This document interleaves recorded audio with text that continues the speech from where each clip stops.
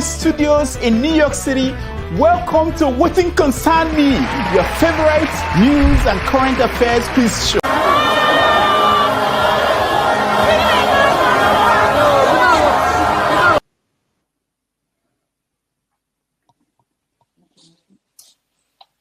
No, this rally make my blood pressure go up.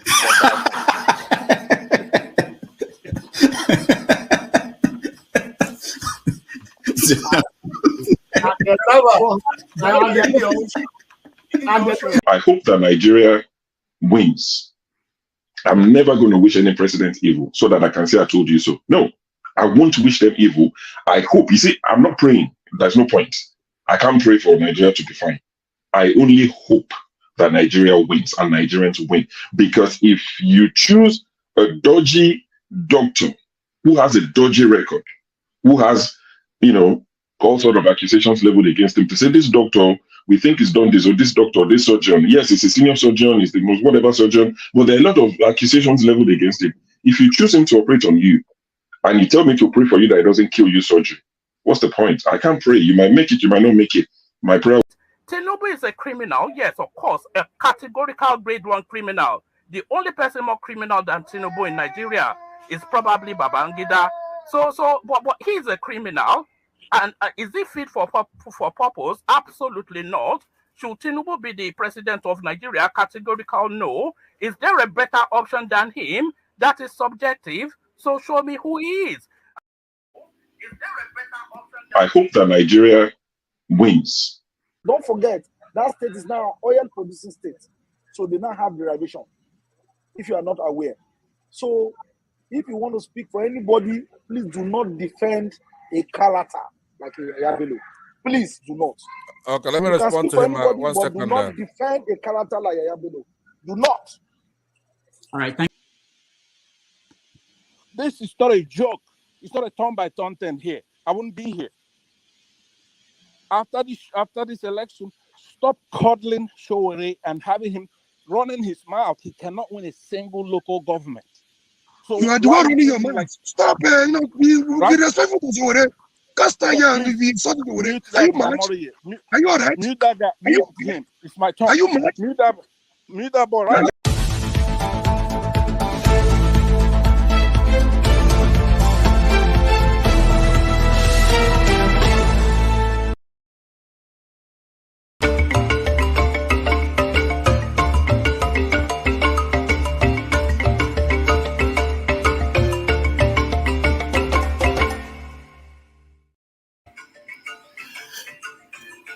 Good morning, good afternoon, good evening, wherever you may be. Welcome to. My name is Manuel Alaba Ferreira, and I'm talking to you here from Chicago on behalf of Rudolph Okonkwo. Have your say. Today we will be talking about the Nigerians' right to citizenship in light of and in view of the impending protest that's been planned across the country. The subject of discussion today would be looking at the topic whether, as ascribed in the 1999 Constitution, whether the Nigerian people have a citizenship. We will be taking a methodological dive into these issues of in Have Your Say today. But first, before I begin, I want to say that Nigeria is bedeviled with several issues since its inception of its purported democracy since 1999. Firstly, the PDP years were hallmarked by rapid corruption and an hypocritical submission to the rule of law. But as time goes by, the APC took over from the PDP, and the defining characteristics of the APC years have been the enthronement of criminal impunity as a tool of governance and a complete erosion of public accountability. Kenya recently have a massive demonstration And the one major lesson learned from the Kenyan experience is that the people of Kenya did not abdicate the most important office in their land, which is the office of the citizen. So the question begs to ask, does Nigeria have the citizenship rights? And that some people are already saying that the government will crush all protesters. And is that right enshrined within the Nigerian constitution? We know a lot of things are going wrong with Nigeria and those who lead it, but the people feel that they can rise above and beat the system the way it's designed currently. Even in the Bible, the issue of citizenship was highly highlighted under Apostle Paul, who, even though was a Jew, happens to be a citizen of Rome. And when he was arrested, he called upon the citizenship rights that he has as a citizen of Rome, and based on this, he was privileged to have a trial, and so his detention. And during his detention as a citizen of Rome was when he wrote most of the New Testament, what we today know as the New Testament. So the issue of citizenship and rights are very vital and should be constitutionally enshrined. But in Nigeria, I'm not sure people actually have this type of rights, and we will be discussing these issues. If you don't have citizenship in your country, you're either a foreigner and you're not entitled to one, or you're subject to the owner of that country's sovereignty. Whoever owns the country, you'll become literally a slave. So that's the key difference between citizenship and non-citizens. First, let me post the link so that we'll have people coming in to join us in this wonderful discussion regarding Nigeria. I want to say also that in Nigeria, there is a constitution. I wonder how many Nigerians have actually seen the Nigerian constitution. How many Nigerians have actually read the Nigerian constitution? And if Nigerians know about their constitution, if most of them have looked at it. I know here in the States, if you go to elementary school or you go to secondary school, high school, a part of the requirement for graduation is that you pass the constitution test. And if you cannot pass the constitution test, you will not graduate, but in elementary and in high school or secondary school. The Nigerian system, does it even teach its children about its constitution? Does it teach the citizens or the people about their constitution? Do they know their own laws? How many Nigerians have actually seen or read the Nigerian constitution? These are issues of interest that we would like to discuss on this panel today.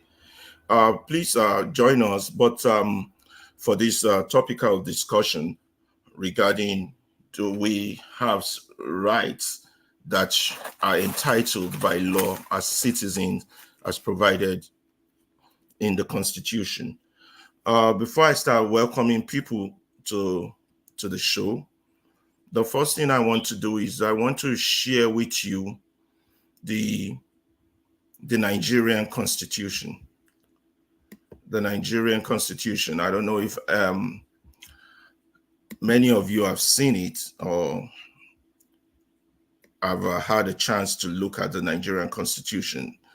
It's here. I'll be sharing it on the page before I start sharing videos and looking at what is contained within this Nigerian Constitution and why is it possible for the government to abuse the citizen rights if these things are allowed within the Nigerian constitution. Now, here on the screen is the 1999 constitution, and it's almost, let me see, 100 and close to 120 something pages of the Nigerian constitution as enshrined by law. This constitution was given to us by the military during a quick handover to civilian rule. And since then, the life of Nigerians has not improved. Their rights have been diminished daily over the years. And the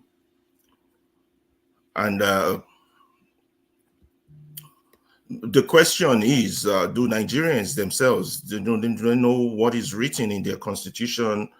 Have they read it? Have they gone through it? Have they looked at it? This is the Nigerian constitution, almost 124 pages, mostly ascribing rules, rights, allegiance, section, subsection. And this piece of material has been a subject of controversy over the years, where some have argued that the Constitution is not duly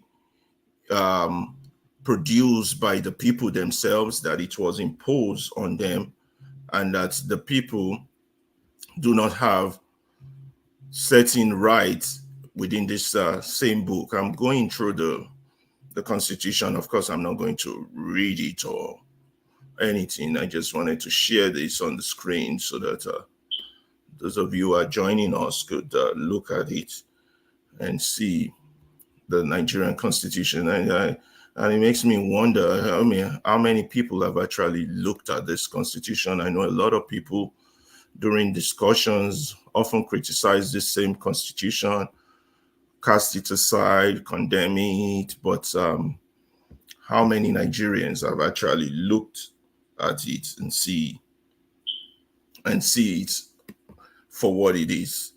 I'll start bringing people on board for this topical discussion. I want to, let me stop sharing this for now and bring people on board. I have Madzi Ovie out there. Anton is also joining us. Let me bring them in at the stage. Welcome, Ovie, Madzi. Thank you for joining us.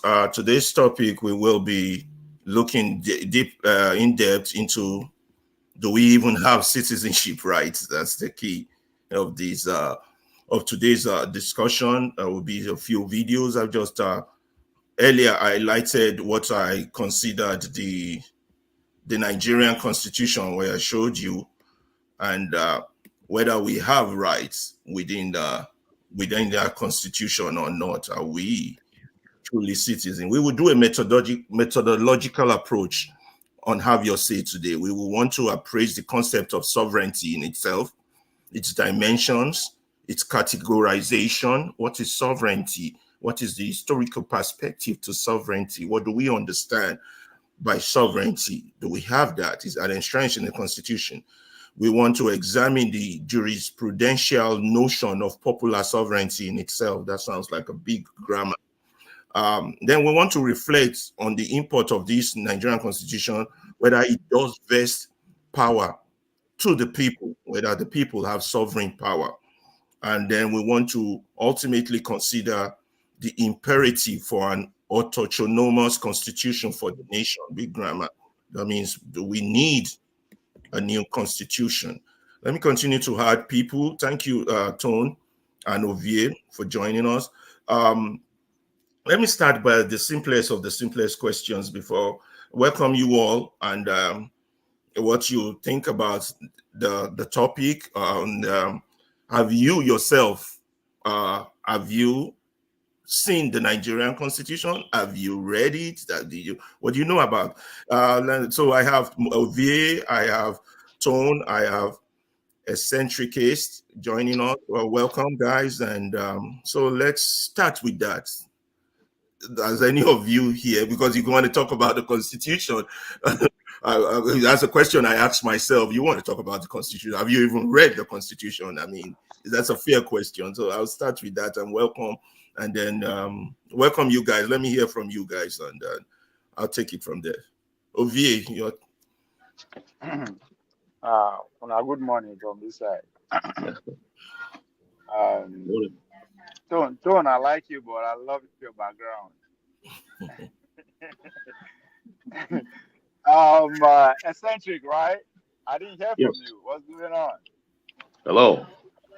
What's good? Hello, Mazi Ovi. Yeah, I didn't hear from you.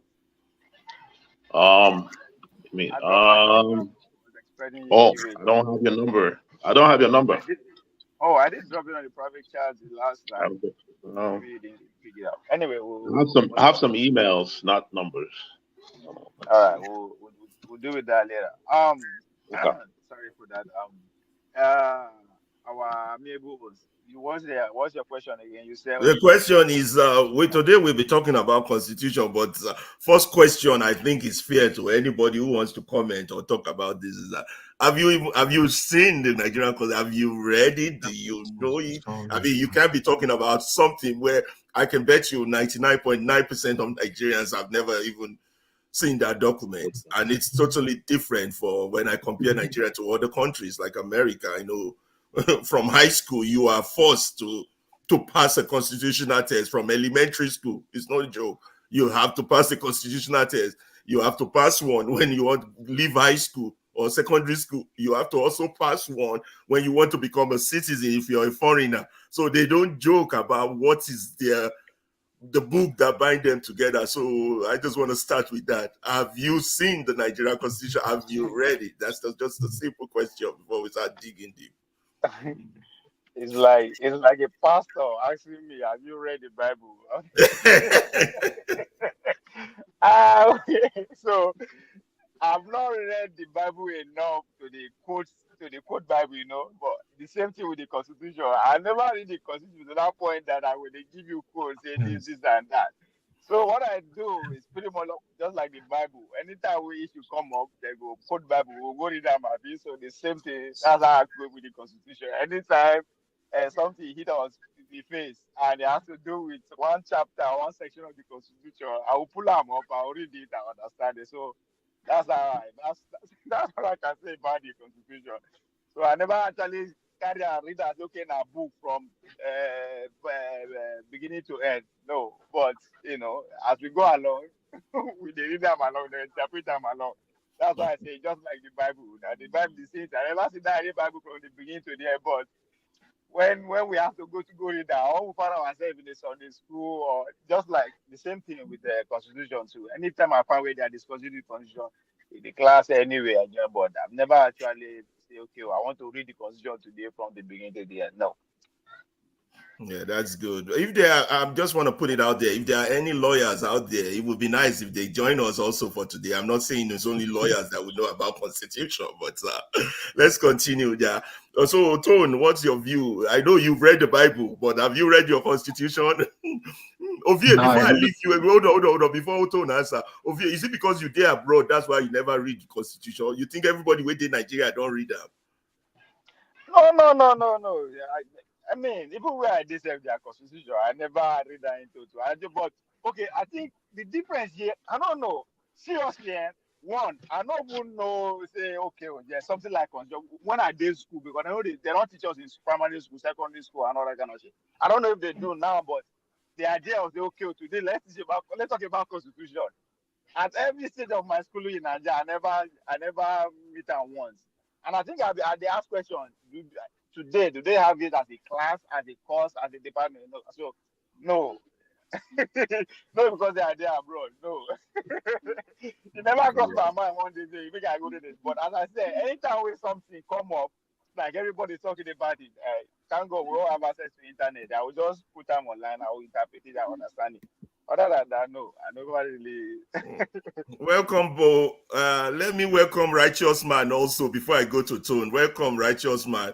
So today's topic is not really about constitution, it's about citizenship. Do we have it as Nigerians? You know, in light of the planned protest that is coming up, does the Constitution guarantees us any rights? You know, so there's no way you want to talk about citizenship that you won't talk about Constitution and you won't talk about the people and sovereignty. So these are all the key terms of today's topic. Welcome, Righteous Man. Let me go to Tone. So Tone, my question, have you read? I know Tone don't read Bible, but whether Tone don't read Constitution, as a former soldier, that one I know. Even in the military, do they give you guys the Constitution to read? Do they train you? Did they? At all. Are you serious? At all. Except the okay. I'll take it from this angle. You know, in Nigeria, like Ovie rightly said, when we're in secondary school, let's just say secondary school, the best we did to know was we had civic studies. I don't know whether anybody is old enough to remember civic studies and government. And that was the closest we used to view the Constitution as some very complicated and very revered book that is only lawyers can interpret. So hey, breaking news. Breaking news. Go ahead. The President of the United States of America has officially stepped down from the 2024 election. Yeah, they've been sending us emails regarding it's that. official. It's official now. Yeah, they've been sending us emails. Who do people want? I've been getting a lot of text messages on my phone. Yeah, boss. I don't tell you that the man no go reach Venezuela like 2 years ago. Yeah, the pressure on him was not too much. He needs too much. Yeah. We go talk about that one. You know, we will talk about that small now because I'm just interested in the lessons to learn from that, right? Oh yeah. I know Ovie is one person that usually. AY. We will talk about it. It's going to be on our major list. I promise you. Because the lesson is important. We learn. The lesson is that when you are running, what is at stake? Is that thing at stake more important than you or your ambition? Your personality. God bless you. That's the lesson. But we will talk about it. Let's stay on track. This will be interesting. So Tone was saying, Tone has been in the military. I know. I just told you guys here in the US, primary school, secondary school, you must pass Constitution test. Nigeria, do they teach it in schools? Do they teach? That's not the question, but let's start with: have you read the Nigeria? Do you? I have family. I haven't read it, but the closest I had in starting looking at the Constitution was when we had the NSAS thing, and we had a lot of charge and bill lawyers pretending to be very important, and I said, okay, let me look up this thing and see. Is it really? Does our Constitution really cater for that stuff? And I saw that. I remember it's Section 40, which when you started, I said, "Oh, interesting thing that Alaba is touching." So I quickly Googled, and it was Section 40. But however, there's an interesting caveat underneath. It says every person. It did not say Nigerian citizen, because this is critical. If you start looking at under legal microscope. It just says let's not start breaking it down yet, Tone. Let's just take that primary question. Have you read it? Does it exist? It's an in-depth discussion. But first, I want to welcome beautiful Omoye Corner. In fact, the mere fact that she pop-ups now, my blood is just boiling. I'm just full of happiness. Let me smile well. Hello. Thank you so much for joining us. So, before you go to the next slide, make a Tone. This thing here, somebody write on the comment section, but you not mention your name. But let me put it to you as a question, right? And to all of us, right? You say no constitution in the military, but Bible. It can't make me.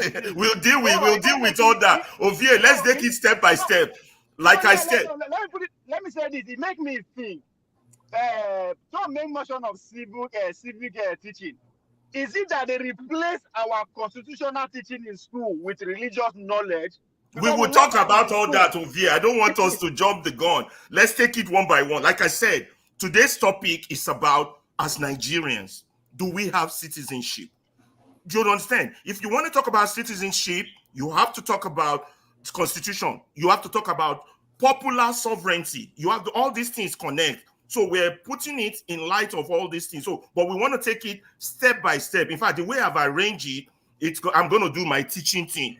I'm going to go into the historical perspective of what sovereignty in itself means.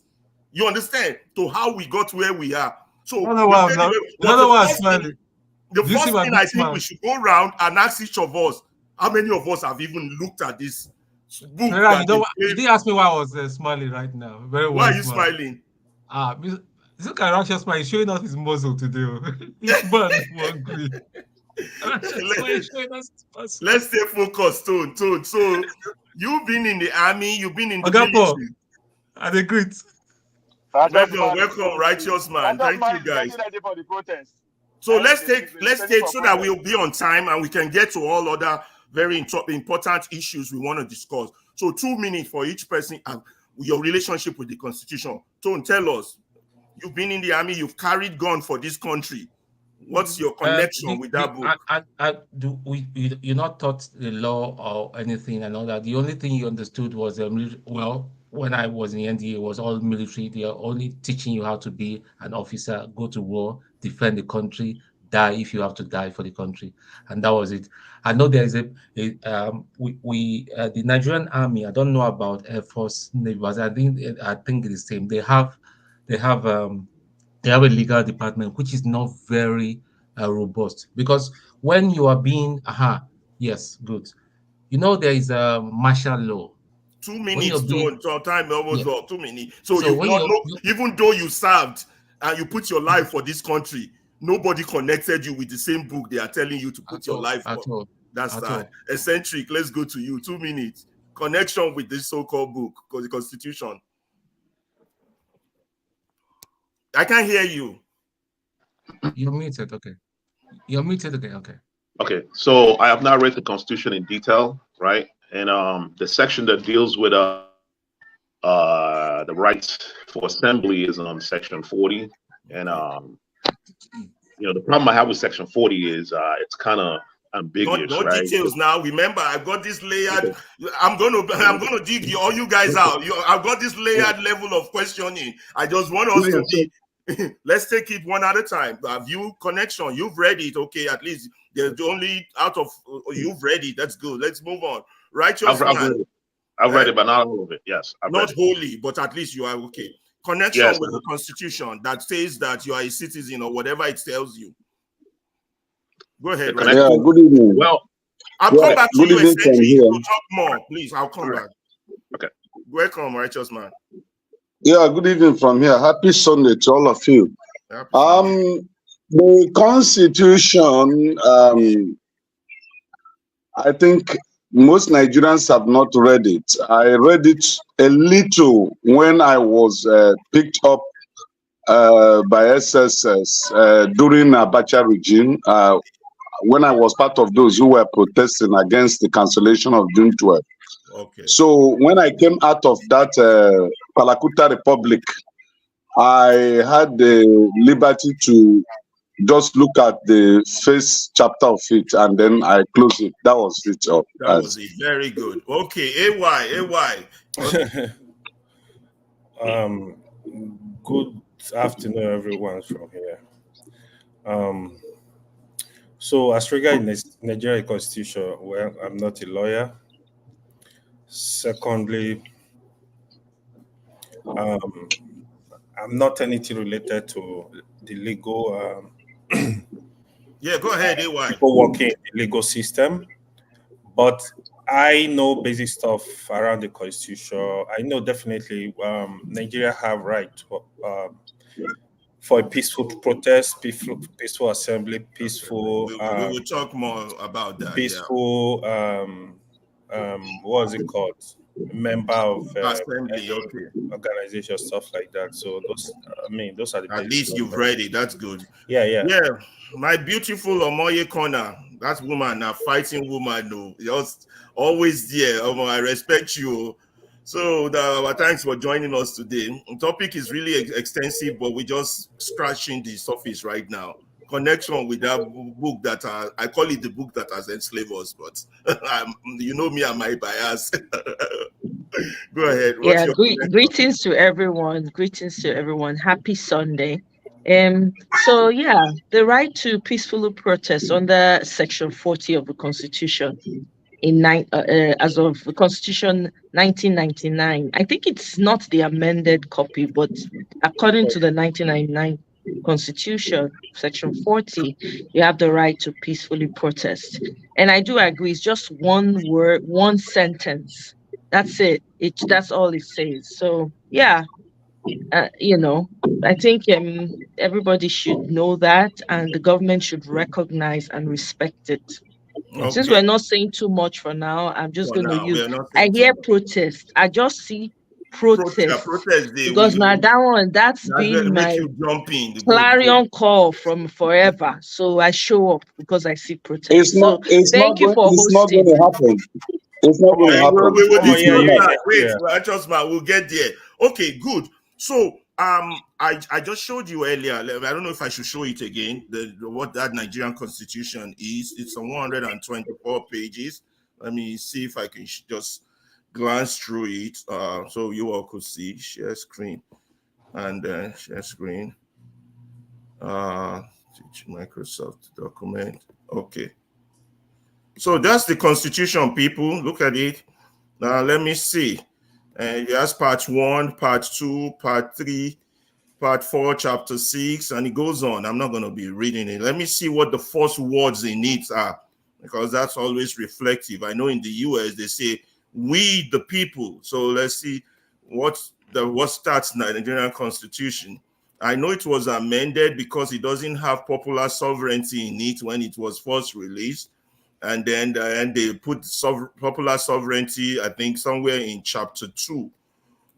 But first, after we look at this concept, let's see what are the few words that starts it, and just we'll take it to the next level, where I want to talk about how in saner communities, what they do. It says, we, the people of the Federal Republic, are finally and solemnly resolved to live in unity, harmony, indivisible, blah blah blah, under God, dedicated from inter-African solidarity, world peace. World peace is even more important than our civil rights, international cooperation and understanding. Do hereby make an enact and give to ourselves the following constitution. Even the constitution right there in itself, that's a lie. It says we the people. I don't know when the people came together to do to do that, or is there anybody here who knows when the people did that? But first, I don't want to talk too much, but I want to go into the history of what makes a country, a constitution, and all those things. The key word is sovereignty. But before I do that, I want to share with you a United States lesson plan for 13 years old. 13 years ago, maybe high school, middle school, about their constitution. I just want to show you guys that lesson plan so you can see why we are all grown-ups. Our country is 64. Barely had any one of us had contact with the book that they always claim we have to obey. But check I know I'm not apples and oranges. We're not trying to do that here, but let's look at a basic lesson plan. What has to be taught in a classroom for 13 years old here in the United States regarding their constitution. I will share that with you right now, and then I'll go through it with you. A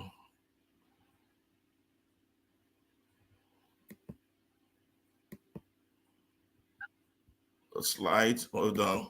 This man's still having.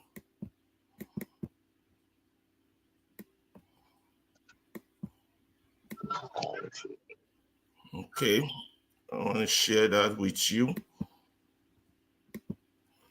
Share the screen.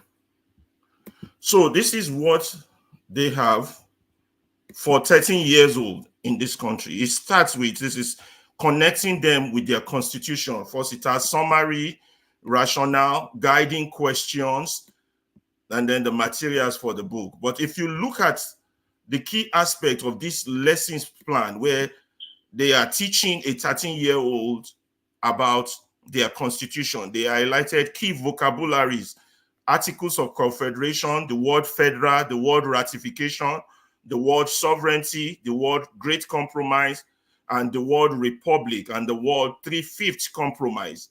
So the lesson plan further goes on, divided into time, and these are the aspects that it outlined for the student in order to teach them. It basically focused on 6 big ideas in their country and how to handle those big ideas, and it has questions. So in those big ideas, they're teaching, remember, they're teaching a 13-year-old about rules. Firstly, it covers their history, it covers what is civic, it covers US government, and it covers topics to be included. So basically, it looks to me like these people are preparing their children for the future, for what they have to deal with among themselves. You understand? And then they outline the 6 major ideas that their constitution encompasses. I wanted to read those 6 ideas, but I'm not seeing it here because it's very important. So, but bottom line, these are people who are serious about running a country. So here are the big 6 ideas. One is limited government. So they make sure they teach their children what limited government means. They make sure they teach the children what republicanism means. They make sure they teach the children what check and balances mean. We're talking children. This is a lesson plan for 13-year-olds. They talk about federalism, 6 big ideas. Then they talk about separation of powers. And then they talk about popular sovereignty. So let me get out of that slide. I just want to ask you guys, I know it might be a redundant question. Do you guys think this has an impact on their society, just merely teaching children these things? And how does that play in our own society? That's my, just basic comparison. Ovie, 2 minutes.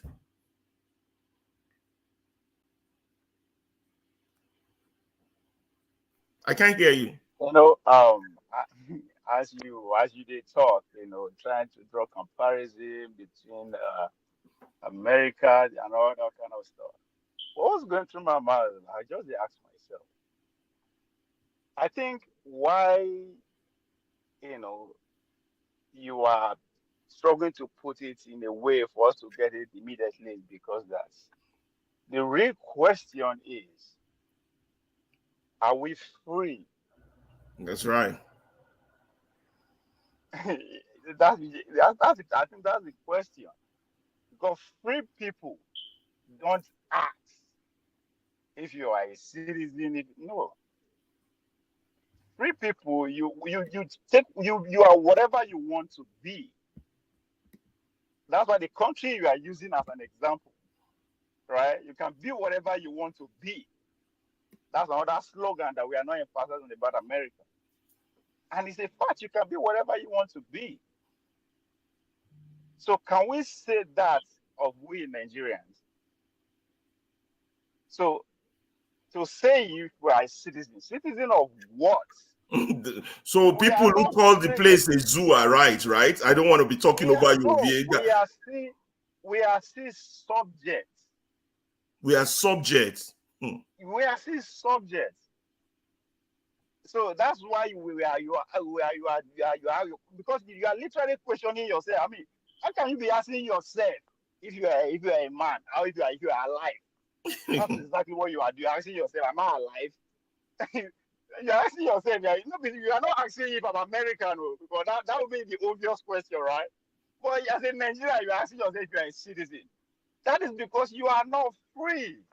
And you are scared to ask that question.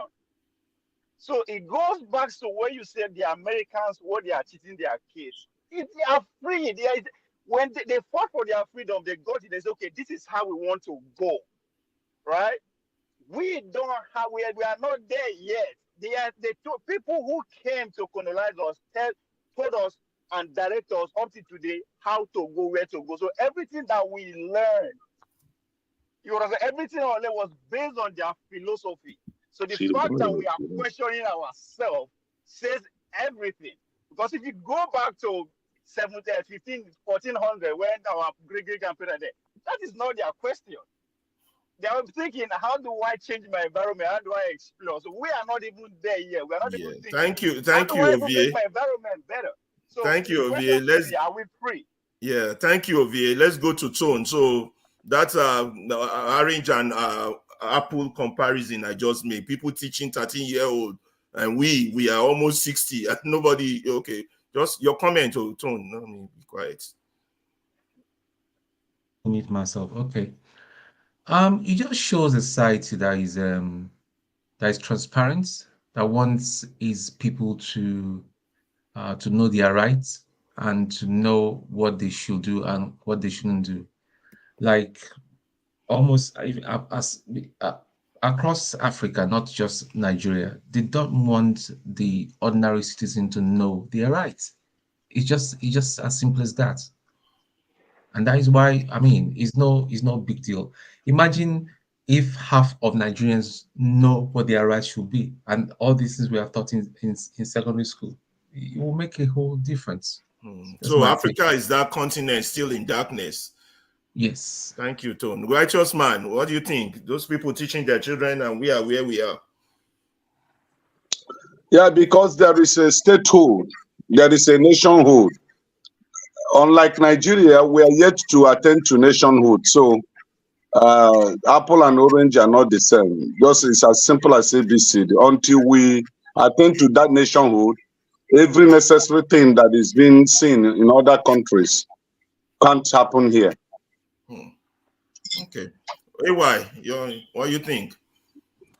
What was actually the direct question? The question is that we're just looking at another country teaching 13-year. I just showed a lesson plan of what they are teaching 13-year-old. Imagine, and what we have. So I'm gonna handle it in two ways. The first one is, I think because first of all, we have a country without laws, where laws are not obeyed. I think some of these people, they think like, why we see our time teaching these people what is not gonna work for them anyway.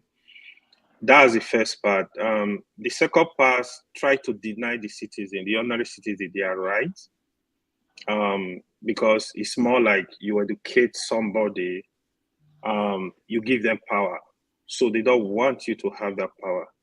And on the issue of the laws are not working, really in Nigeria specifically, like the law work for the rich, for the elites. So that is one thing that needs to change. Along with, we discuss like stuff like politics. We want the political system to work for everybody. INEC should do the right thing. It's issue of the law. The law needs to protect everyone. So if you have to sue the president, you can take the president to court. You know you are within the law, right? Boundary of the law. So those are the kind of things we don't have, but it is an important tool everybody needs to have.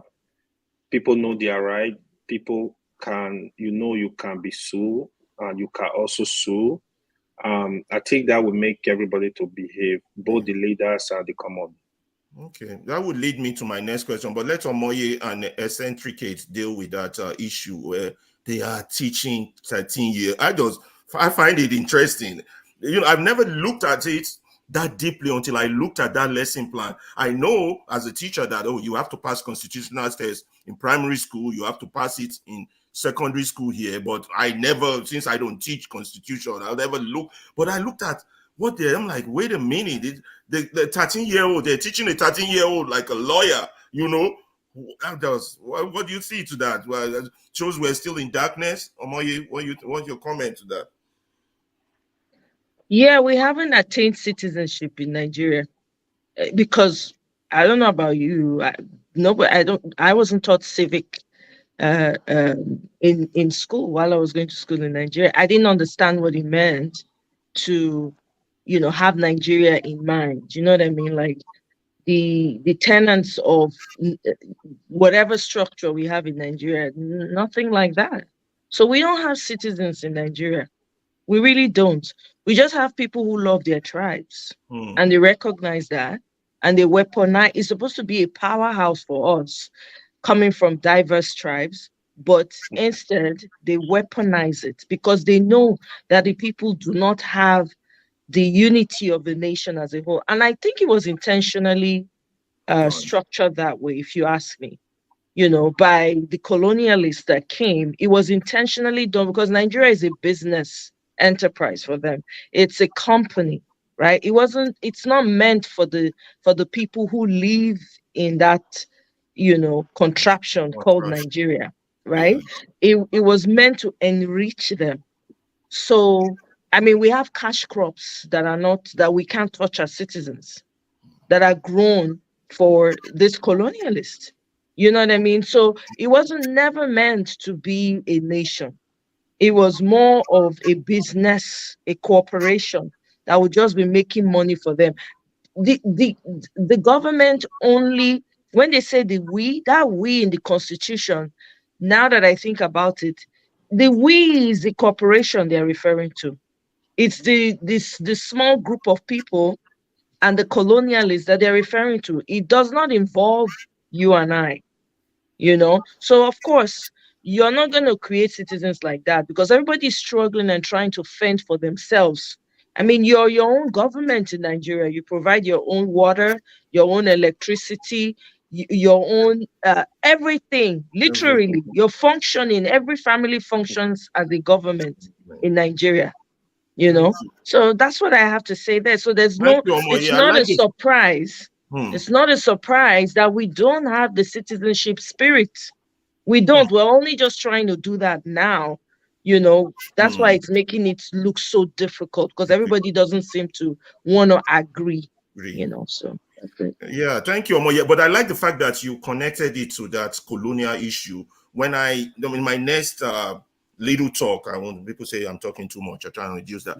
My next little talk, I want to connect that issue of what law, sovereignty, and what you just said. I want to connect it. That's my next bit. Eccentric, your submission on that, the mere fact that they are teaching 13 years old and we are at the zoo where everything goes.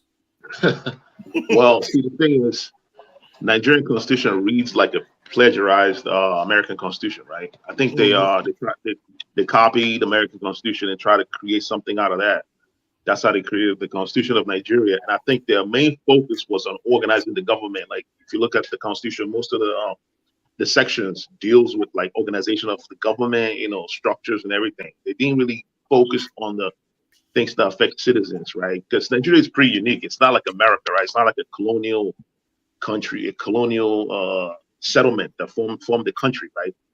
It's very different. Well, if you want to construct the Constitution for Nigeria, it has to be totally different. And the idea that we are a country under God, it's pretty bizarre, right? It's pretty bizarre. Yeah. I mean, what do you mean by God? We don't believe in God. God is a European man construct. That tells you where they got the idea from. That's like a dead giveaway. It's like, hey, dude, you're copying from someone's exam. You know what I mean? That's true. So the Constitution, they need to rewrite the Constitution, right? It's like it was written like. It's like something that they wanted to come up with something new, you know what I mean? And then they just copied, go ahead, copy the section, add something here and there. It reads like American Constitution. And copy and paste. Copy and paste. Yeah, and then they added their own their own stuff in it, right? But it's still copy and paste, right? And so the Constitution, right? Constitutional rights and the rights of the citizens and all that should be taught in social studies. And I know we have social studies in Nigeria, right? In the primary schools and secondary schools. Oh, eccentric, I want to warn you on our social study. The social study we have is to tell you that Mongo Park discovered the Niger. Meanwhile, the Niger has been there way before Mongo Park father was born. That's the kind of thing in our social study.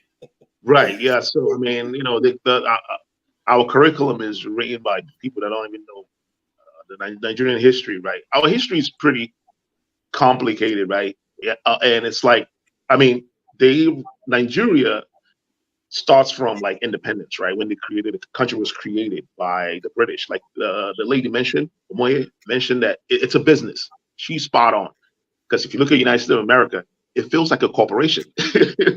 You know, the reason why the British, bring countries together to create different regions together to create a country is to have a market, a large market base, and also to kind of bring in their own system.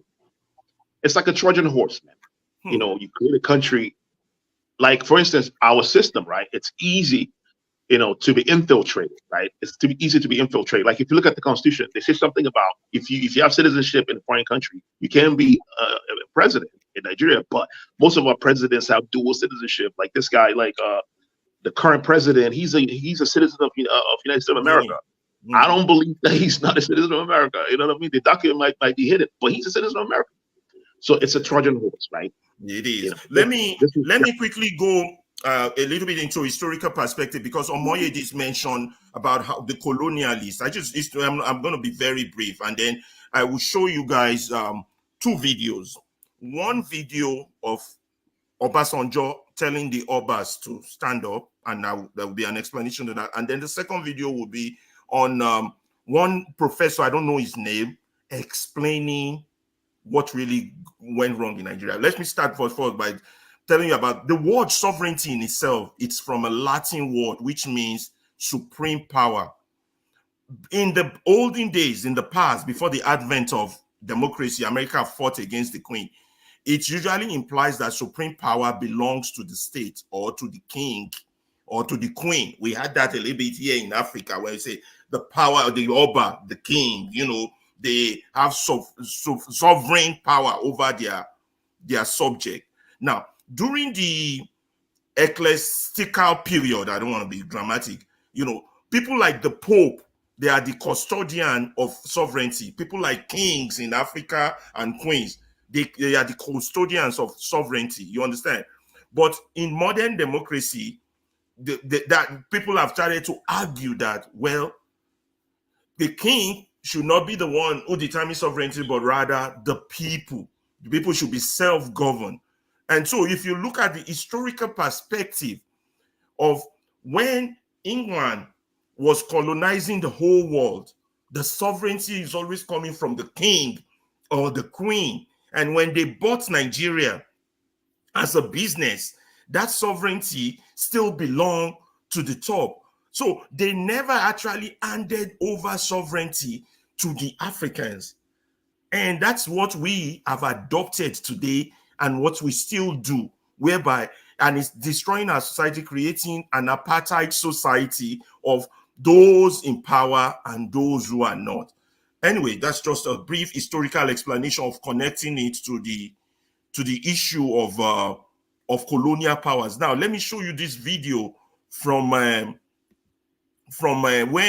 this man, what's his name? Or is it Obasanjo, was giving orders to those Obas and was, yelling them to sit down or stand up, or basically, humiliating the Obas.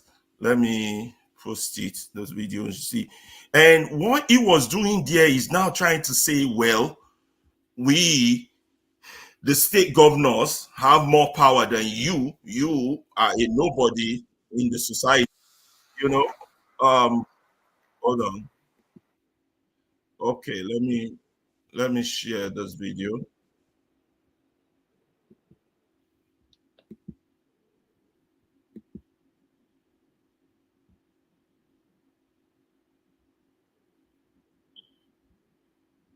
Okay.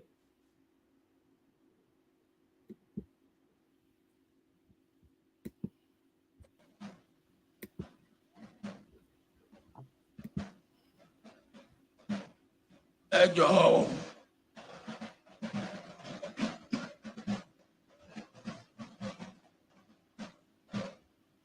Ní àkọ́kọ́ Your Excellency, the Governor.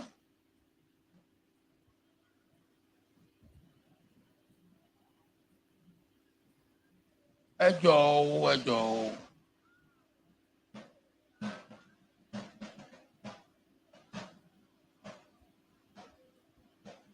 Ẹ̀yin lọ́balọ́ba orí adé mo kí yín kú jókòó. Ẹ ṣé tẹ́ wà ń bí. Ṣùgbọ́n ẹ jẹ́ kí n sọ nǹkan kan. Ibi tí gómìnà bá wà tàbí president bá wà kò sí ọba náà ó ń láti dìde fún gómìnà tàbí fún president. Ẹ dìde.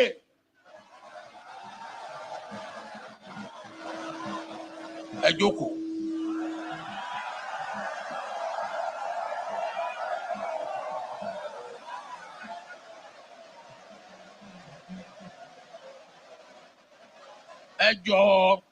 Ẹ jọ̀ọ́ nílẹ̀ káàárọ̀ oòjíire nǹkan méjì là ń bọ̀wọ̀ fún among others age ọjọ́ orí àti ipò. Gómìnà ní ipò tójú tí ẹ ní ọba lọ nígbà tó bá ṣe gómìnà. Tó bá ṣe gómìnà mọ́ even gbà tí mo ṣe president mo ń dọ̀bálẹ̀ fọba ṣùgbọ́n tí n bá wọ yàrá bá ọ dọ̀bálẹ̀.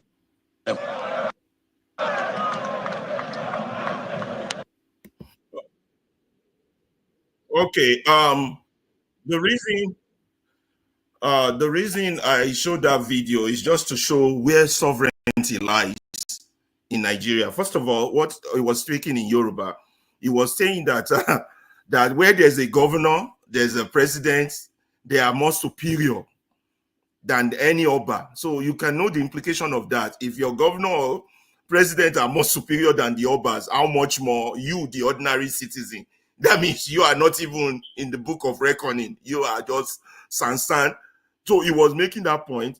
And then there was an error in his presentation there too, that he was saying that in Yoruba land that age and position is what we honor. That is totally not true.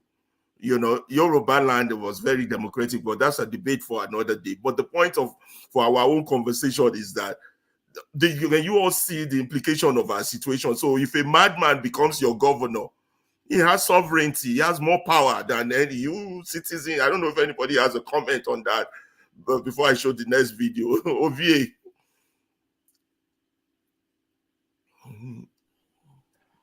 I think I don't know how to put it. Now, turn by turn thing. If you're talking about the historical perspective, before the Obas became who they were, become the feudal lords or then, who were in power before then? They are titans, right? Who get power pass. I think it was not the King of England before the Obas. No. No, that's still the same. That's still the same thing. What I'm saying, agricultural revolution actually changed the dynamics of power to say who controls everything, right? When during the agricultural revolution, it's those that have access to lands, those that control the lands. This time, I have most of the time where you see the titans. The only get power pass, you can acquire the land as much as you want. Then we went from there to the religious leaders, people who believe not them be God, right? That's where the Catholic religions today are pretty much empowered. Then come down to the traditional rulers, those who control it to the point that industrial revolution comes to power. So those who control, when power shift from landowners to industrialists, what happened? Power shift. And that those industrialists are still pretty much in power, and that's the people who people like Obasanjo are representing. And talking about the story perspective, why would they behave the way they behave? If you go into the history of America, there's a state called Rhode Island, which pretty much is the blueprint of how slavery were treated, educated, and all that. It was from that. If you read the fatherless people by Wale Ogun, he narrated how they actually took a book from Rhode Island to actually say, okay, this is how the whole continent of Africa is going to be governed. And if you want to fast forward during the slavery days, The slave who are in plantation are not allowed to either educate themselves or educate their children. But the masters, few of them educated them and gave them power. The same thing in Nigeria, right? We in the southern Nigeria used to narrow our vision to the south. That they were only allowed to educate the emirs, the feudal lords and leave the almanjiris. But even us, yes, we are allowed all of us to be educated, but they control our education and they select people who run everything. And Obasanjo happened to represent one of those selected few to actually exercise their authority on their behalf. And that's exactly what you are saying. That's why when he said, once I'm the governor, I'll be the president, right? I am above all and all that kind of thing. But he has also forgotten that the man that he's talking to, the power that the Oba occupy also was given to him by the people, right? But again, it's still master and slave thing. Mental slave mentality. Both the Oba and the Obasanjo, they are both slave, but they are trying to exercise power. Who get power pass among them? Who get power pass? You understand? So that's it. Beg the question. Well, before Tone speak, I was thinking, do you think when we started in 1960, did the power ever reside with the people, or it was just when the military struck that everything gone dabaru? No, to be fair, as I said, since the beginning of the Industrial Revolution, the power has left the hands of the people. But not just in Nigeria, anywhere in the world. Everywhere in the world. Yeah, so so the power has left the people now. But of course, from time to time, you see history. The people come together and realize who they actually are. Come together and say, "Come, we are going to do this." And the most successful one so far in the history of humanity is still the Civil War, the Civil War Revolution, right? They say, this is what we want, this is how it's going to be, and that changed because of history forever. So from time to time, like the Kenyans, decide to say, okay, I think we have some side of power, let's exercise that power, even though we know they no go easy. So from time to time, the people realize, they say, come on, I think this society, now all of us get down. But if we come together in number, we can assure this minority, because every society is being governed by minority. And now who get money? But now we are now in era of what information. No be saying now power or knowledge now. Information is now with it. That's where the cloud lords now. Those who invested in the cloud, the Amazon, the Facebook, those are the one running things now. And if you want to see the clicker example, just pay attention when Nigeria government they want to join in Nigeria. It almost causes people among we the people. Now just Twitter. How many Nigerians get access to Twitter? But just imagine how the effect it have on us. You understand? In fact, the way we reacted, we not react reach the way we suffer. As we suffer, so we not react the way we react just because they switch off Twitter. You understand? So that's to tell you where the power now is. In other words, the control now, the Obasanjo, their power will see over it. They don't need to come to your village, they shout for you, they sit down there. If you just did Beijing or New York, remote you, sit down there. Well, thank you, Ovie. Tone, what do you think? Power with the people, with the governors, can the people ever sue a governor? Because I know here, a governor cannot tell me to stand up. The power had never resided with the people. Even from 1960? Yes, I believe so. And why? Because the people didn't know what their rights were. It was only the few, very, very few elites then that knew their left from their right and what the Constitution says and what should be done. The people didn't know, but rather our early, I call them early fathers or our early politicians, people like, I'm referring to Nnamdi Azikiwe, Ahmadu Bello, Obafemi Awolowo. These people used the office to their own selfish gains, even though sometimes they presented it as though they were working for their own, not for Nigeria, because like Omoye did say, there's no nationhood. We don't have sense of nationhood. We've never had it from the beginning. It was all tribal. So so sometimes they presented it as if, oh, I'm doing this for my people, I'm doing it for Yoruba people, I'm doing it for the West and all that, I'm doing it for Eastern region or Eastern or Western region or the North. There has never been this sense and say, listen, we've gotten the independence. now let's think as Nigerians, but rather the elites, organize. They what's the word now? I'm just looking for a word now. It just escaped me. They basically manipulated their knowledge to trick us for their own selfish gains. You know, the common man there did not know what their left or their right was. The only thing is that the northerners, they had Ahmadu Bello, they had the premier, what's his name? You know, that was how he was set. Tafa Balewa. That was how he was set off. Then the Easterners had Zik, and that was just how we set up the South. The world is known as the South. Then we had Okutiebo. You know, that is a setup that we all, and that is a problem we have. The problem now has grown. In fact, I dare say that tribalism and bigotry started from back then. It was created from back then, and that's why we have the trouble we have today. All the trouble we have today, it's from then. It was created from back then. Eccentric case. What do you think? Power, a governor has all the power. You can't even sue a governor. Can an Oba? Oh, that's a weird one. Can a traditional ruler take on a governor, for example? Well, yeah, I don't know. So Nigeria is bounded by a constitution, right? So that's the bounding document. So I think that document kind of trumps our traditional government and traditional beliefs, because our traditional rulers are picked based on the on the constitution and everything. It's all shrouded in that document. So I mean, what happened between Obasanjo and the traditional rulers, I think it was just in jest. I don't think it was serious, but it kind of shows a tendency of like of being authoritarian, right? Obasanjo is kind of authoritarian. It kind of shows that, you know what I mean? And I think that's his I mean, that could be actually be studied like thoroughly. Like you can use that. That actually kind of sheds a light about on the relationship between the leadership class and the citizen, the non-citizen leadership class, like the citizenry, right?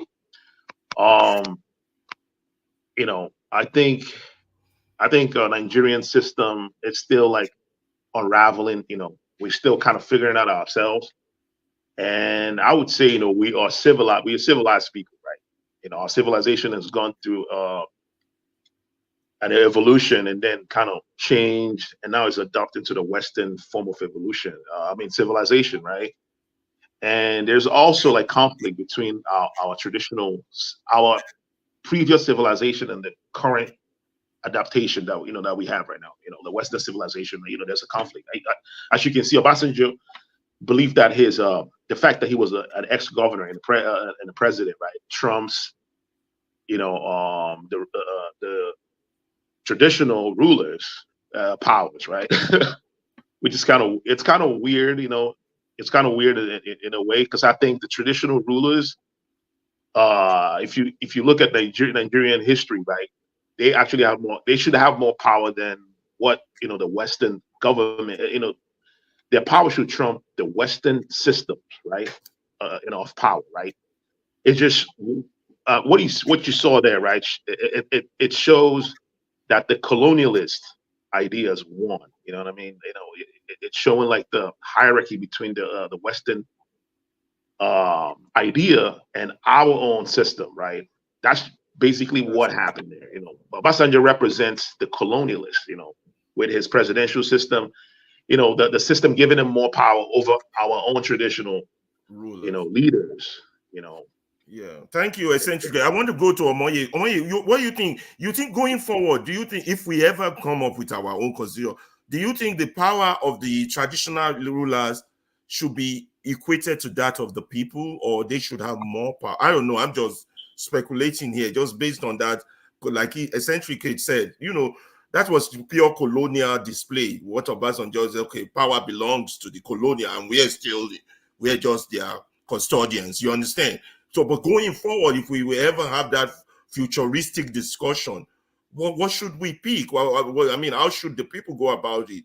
Equate obviously this garbage got to go, but what happens to our traditional rulers? Should we elevate them more than the people, or the people should still have full sovereignty? I think that the people will always come first. Always come first, right? For me, futuristically, right? But our traditional leaders have rules that they should be assigned to perform. They should be given rules because they are directly connected to the people.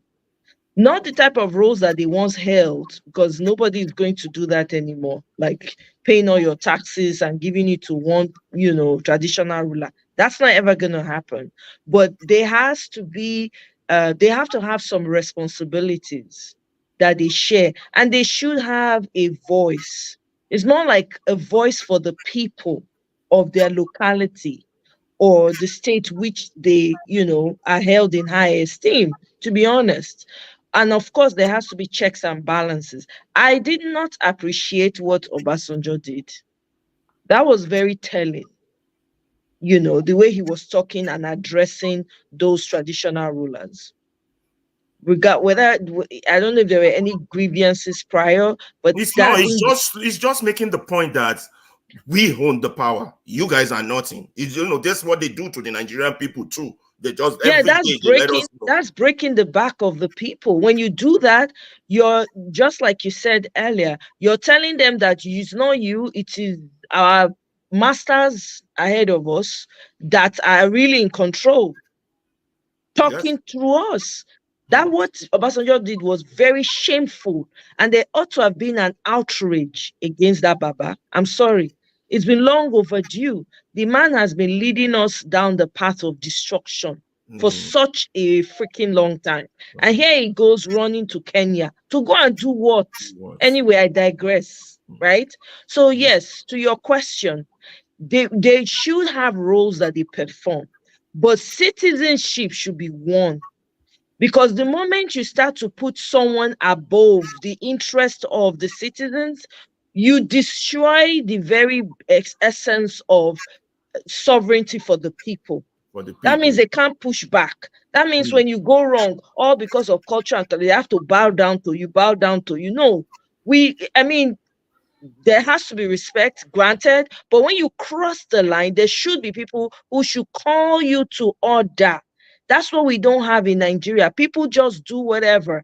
They just go ham on anything and just run with it, and everybody's just looking helpless, And for me, that's why I feel like devolving powers to the state and rendering the federal powerless, and then assigning some of those powers, because when you devolve powers from the federal, right, to the state, you are able to give more responsibilities to people in the local level, like your traditional rulers, your local government chairmen.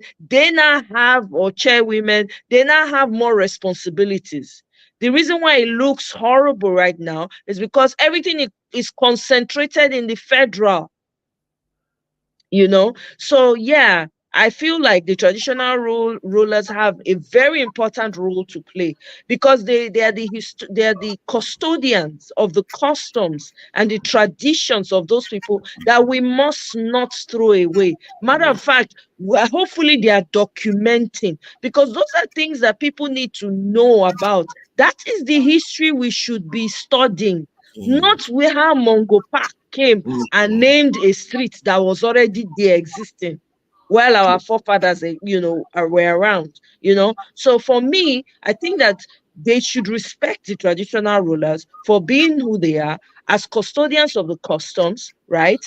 And allow the people to have the sovereignty, the power of citizenship to dictate their own affairs as well. Or however way that's going to look like, we can continue to talk about it. Yeah, that's my 2 cents there. Yeah, thank you, Omoye. Mr. James, before I go to you, I want to see if I could beg your indulgence to show the next video. Although a lot has gone under the water since we started discussion. First of all, connection. I don't know if we are listening in the background. And then this issue we're talking about that we showed an Obasanjo video and all that. But I won't beg your indulgence before you comment. Yeah, because I am. Then you can start and pick it up from there. Let me show you. Yes, I have no objection.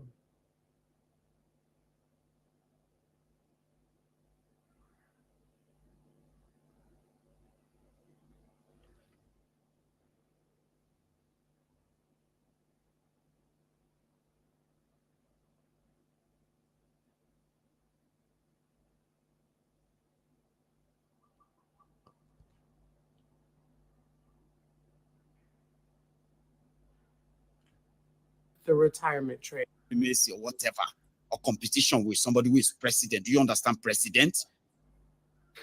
From the Latin contra terra, the land that lies ahead of you. A country is a territory. It is not necessarily a nation. A nation is an association of peoples. And I use that word in the plural deliberately because of diversity. A nation is an association of peoples who identify their shared core values. And on the basis of their shared core values, they give themselves a constitution which will now establish institutions that make up the state. What we have in Nigeria and in most African countries is a confusion where we think the nation is the state. The nation is reduced to the state. We have a country quite all right by the fact that we live within a territory, even if that territory is not secure, as we all know. But we don't have a nation. We have institutions that make up the state. We collapse the nation into the state. If you look at our constitution, section 2 of the current constitution, and you don't find this in the 1963 constitution, it ascribes sovereignty not to the people but to the state. That is dangerous. That means the state has the last say on any question. That means the state is more powerful than the citizen. That is a recipe for impunity. Because as we all know, the state is the head of state, or the governor, or whoever represents them. Whatever they say, we all have to comply, whether they're right or wrong. So we don't have a democracy in the true sense of the word. Oh my God. And until we have that, until we build a nation, we can't even talk of unfinished greatness. And I have to make a critique of the title of Governor Fayeme's book. It presupposes that there is a project that is unfinished. I am saying we have not even started the project. Oh my God. And we need to stop deluding ourselves. What are our shared core values? What are the things that bring us together apart from the super egos? You know,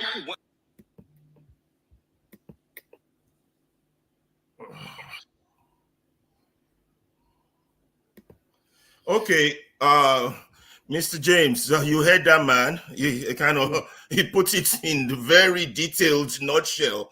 We don't have a country.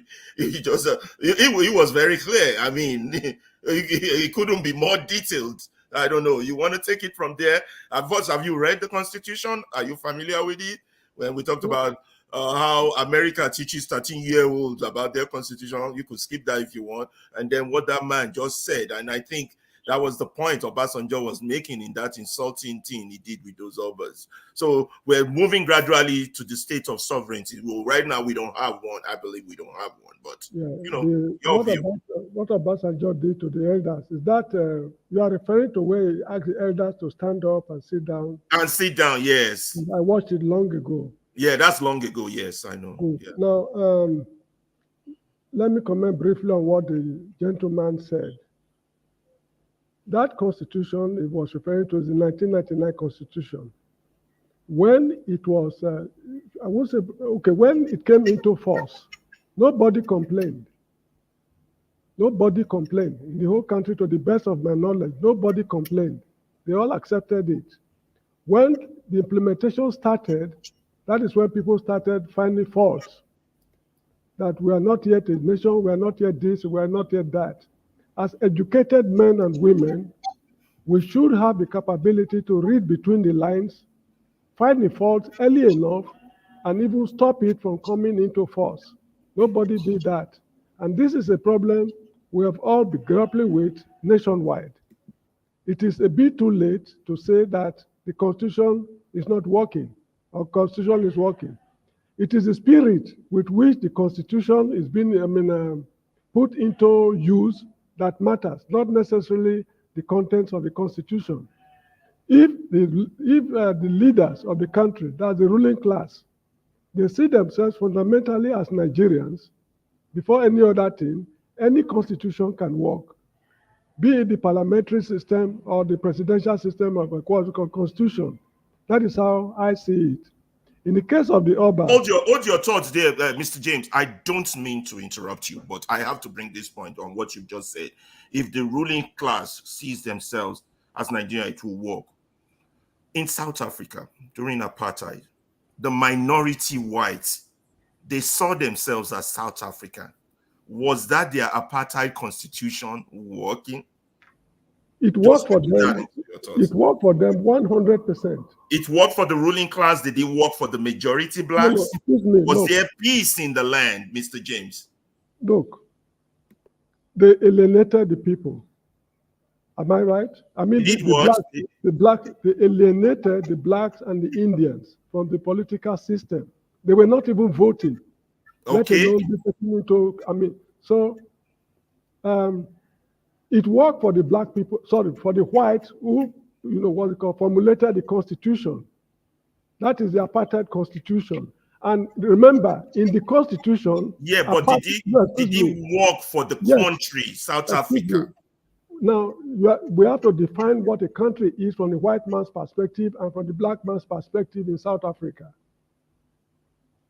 What is so a country? The reason I'm interjecting your comment is that I believe we are in the same state here in Nigeria now. No. The Constitution is working for the ruling class. That's an apartheid based on class. It's not working for ordinary Nigerians. In the case of South Africa had the same issue way back. So you're arguing if we have an apartheid constitution, it should work if the people care enough. The people of the whites in South Africa, they cared enough. They developed a nuclear bomb. They had the best military. There was no peace in the land. There's a remarkable difference between the South African apartheid constitution and Nigerian 1997 constitution. No, we're talking about the 1999 constitution, yeah. Sorry, what's the difference? The difference is, in the case of apartheid constitution, apartheid was an official policy. It's this current constitution that gives sovereignty, hold on, Mr. James, hold on. This current constitution that gives sovereignty to the state and not to the people, that's an official policy. So where were you? Where were you and me? Where were you and me while this constitution was coming into force? In the case the ruling class knew, and that's why everybody been agitating since 1999 that be changed, but nobody goes near it. Every one of them know because it favors them. Like that man said, it creates impunity. They can get away with it. Why change what you can get away with? No, look, discrimination is not part of the Nigerian constitution. It's not entrenched. Excuse me, it's not entrenched officially in the Nigerian constitution. It is the implementation of the provisions of the constitution that, in the course of implementing it, they now introduce discrimination. But in the case of apartheid constitution, officially, it was, South Africa is unique for one reason. It is the only country in the world where discrimination has been officially recognized, that this is how the country will be governed. Apartheid in Africa. So you're saying, let me give you two things in there. I don't mean to interrupt you, Mr. James. I'm sorry, I apologize. 1,000 apology, but it's important for the sake of our audience to clarify. You're saying, like, for example, the Nigerian Constitution, 1999 Constitution, you're saying that these people did not oppose, started with a lie. It says, we, the people, came together and made that constitution. That was not true. So legally, it shouldn't even make the constitution valid. Then you're saying that as long as it doesn't, because it's not official, but within the constitution, there are discriminatory, like that incident Obasanjo did. That was discriminatory, Mr. James. Here in Illinois, no governor can tell me to stand up. No, I'm coming to that. That Obasanjo's action, I'm coming to that. The point I want to make is this. Apartheid in Afrikaans language means separate development. Apartheid, separate development. It is official.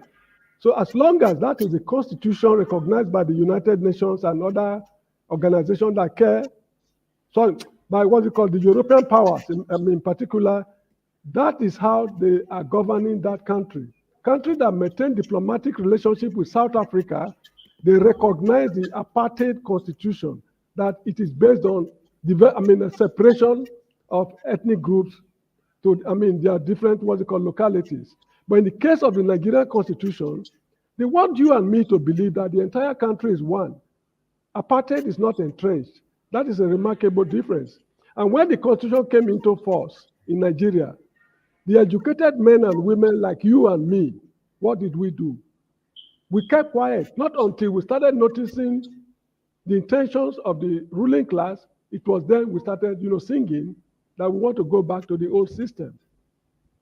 I'm not justifying what is happening in Nigeria, but I'm just trying to make you know that the apartheid people, they were blunt, that apartheid is the official policy. Now let me come to the Obasanjo's action. Now you see the traditional rulers in Nigeria, left to me, that institution should be abolished for two reasons. Number one, for 400 years, they encouraged slavery in the whole of Africa.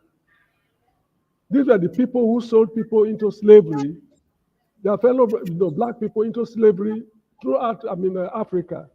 And one thing that bothers me is this. For 400 years, what did they do with the proceeds of slavery? The white man who imported Africans to work on their plantations and build America, they have something to show that this is what we got from the money we spent on slavery. The money African leaders got from slavery, what did they do with it? I have to interject. When I finish, you can interject, gentlemen.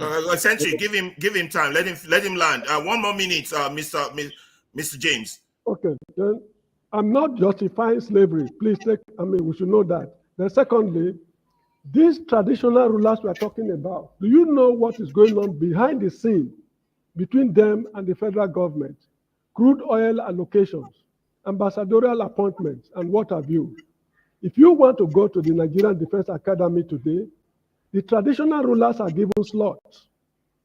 Bring 2, 3, or 4 people to go to the academy. So they are as corrupt as the federal government. Take it or leave it. It is true. Thank you, Mr. James. Thank you very much. Eccentric, you want to interject? There's a point you need to address. Yeah. Yeah. So he mentioned something about the traditional rulers selling people into slavery, and that is not the whole picture, because that kind of creates it's a wrong narrative, right? It's a false narrative. So most of the communities that people were taken from, they were invaded, right? These communities were invaded. Some of the kingdoms were invaded. This is a historical fact. Some of these kingdoms were invaded by Europeans, right? After the leaders didn't want to do any deals with them, they invaded those communities and started wars with them, and then captured the people there and sold them into slavery. And sometimes they used the locals from other regions to kidnap people from various communities and sell them, take them to Europe. Thank you, Eccentric.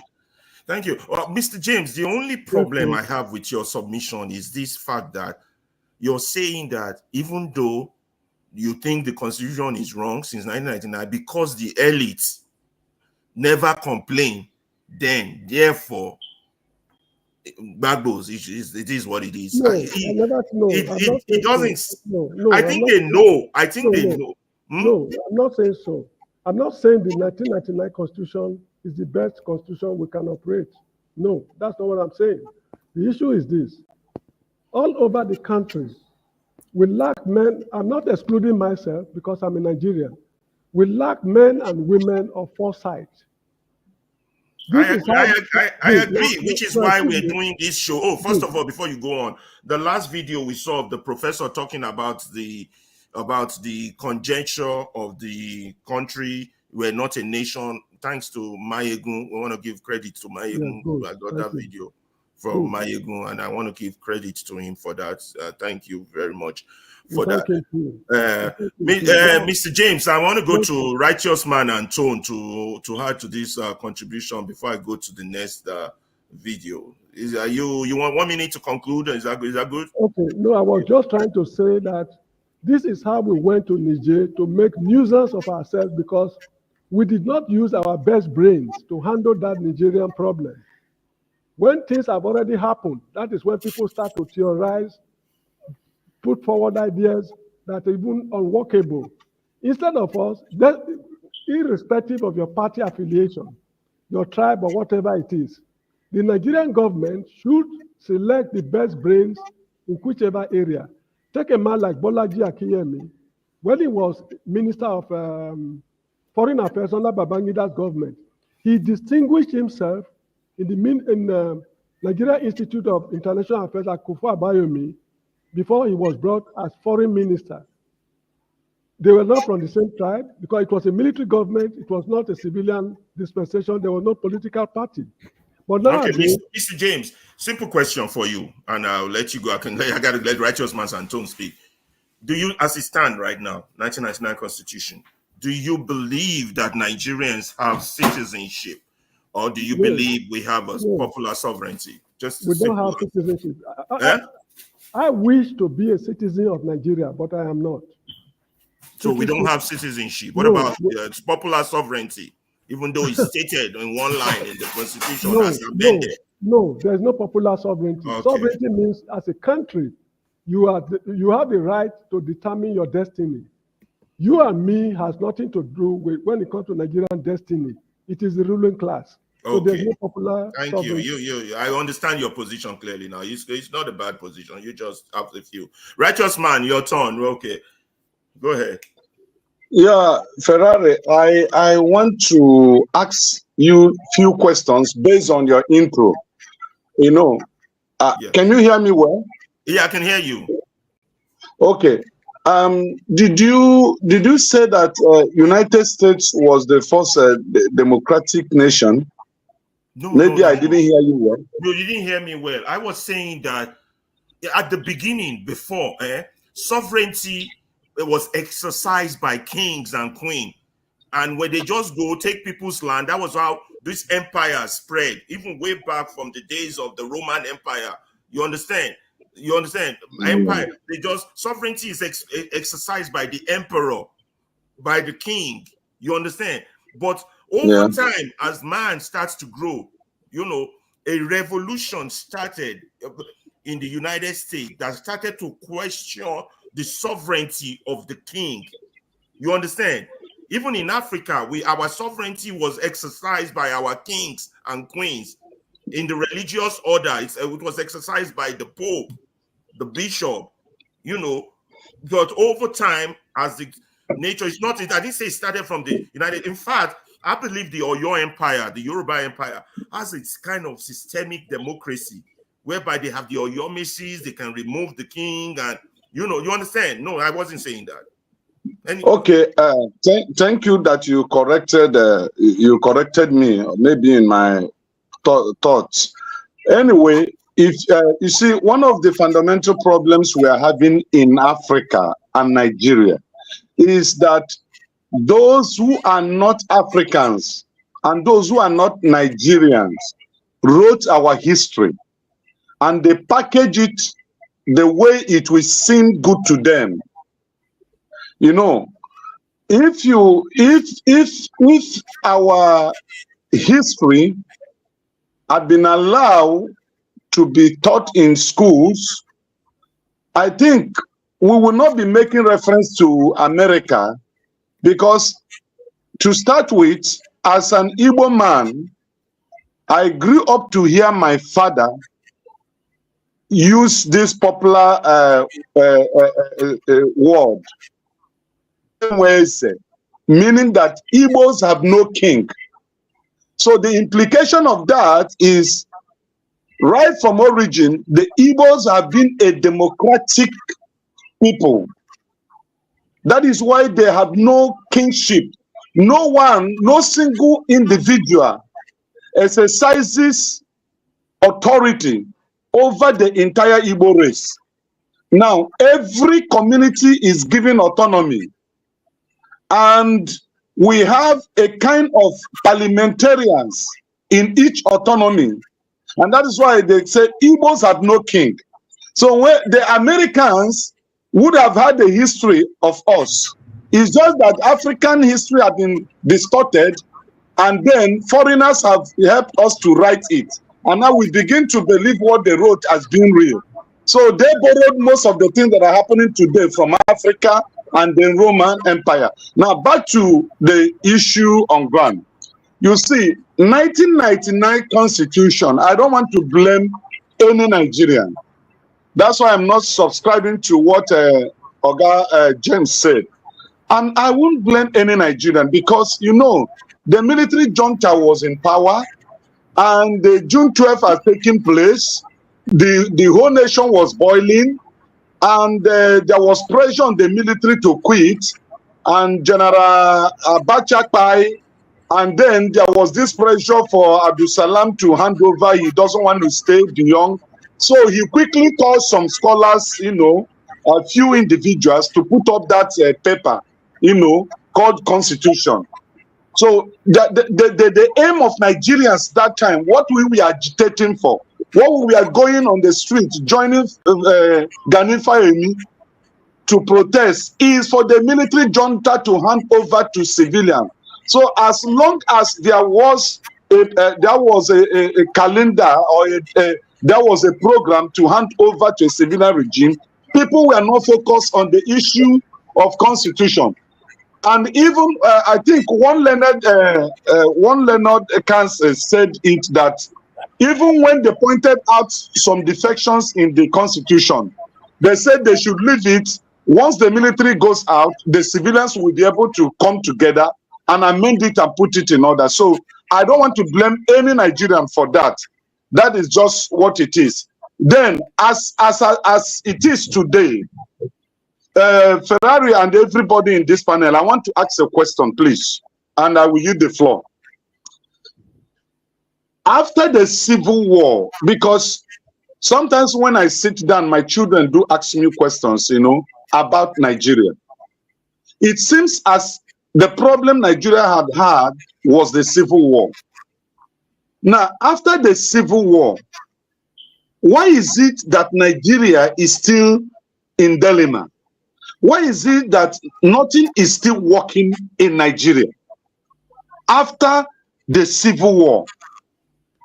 So I just want any of us here, Ferrari and anybody, please, I need to be educated or enlightened on why Nigeria has not yet worked after the Civil War. But for a simple answer for a righteous man, the foundation is wrong, and we've not adjusted the foundation. That's all. You know, there's no need to go deep in that. The foundation is wrong, and that's part of all this discussion, so we can show our people. That's why the issue of constitution and sovereignty is important, because when people realize that you call yourself a Nigerian and you don't have the most important office you need, which is the office of a citizen, then you don't have a country. Let's be honest. So until we start calling things with the right vocabulary, we won't really have a solution. You know, now we want to protest. Some people will tell you constitutional rights, constitutional prevent you. Who do you believe? You have rights to protest, you don't have right to protest. That's simple answer. Foundation is wrong. Now, whole thing got to go down. We got to start fresh. Okay. So if the foundation is wrong, what should we do? That's number one. Number two question.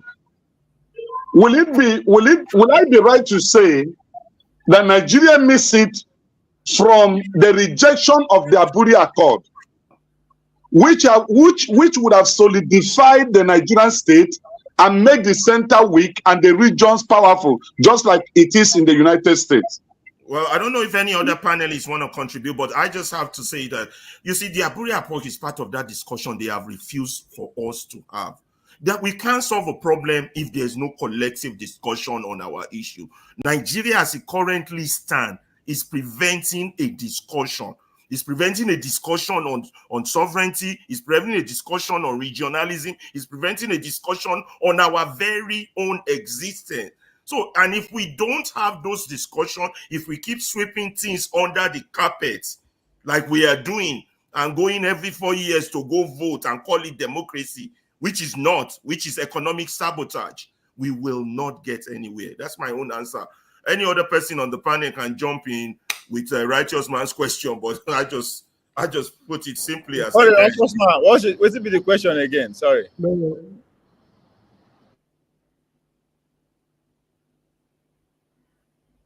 Yeah, he was saying if the Aburi Accord was contributory to the problem we have today. No, that's not the question. No. Oh, no. I say sorry. Yeah, no, that's not the question. The question is this. I said, I alluded to what Ferrari said, that the foundation is wrong. That is why after the civil war, Nigeria is not yet working.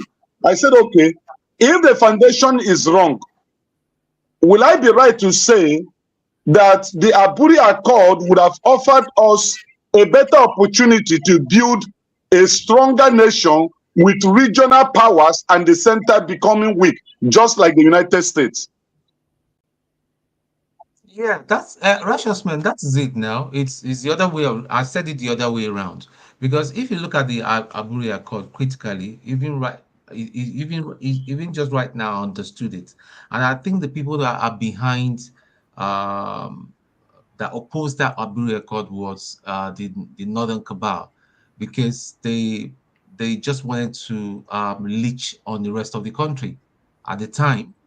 They weren't that educated as other parts of Nigeria, so they just wanted to be parasites and leech on their part of Nigeria. And to be quite honest, Gowon never understood it until he was called to order and said, "Hey, do you know what you're doing? This is the implication," and that was when he rescinded.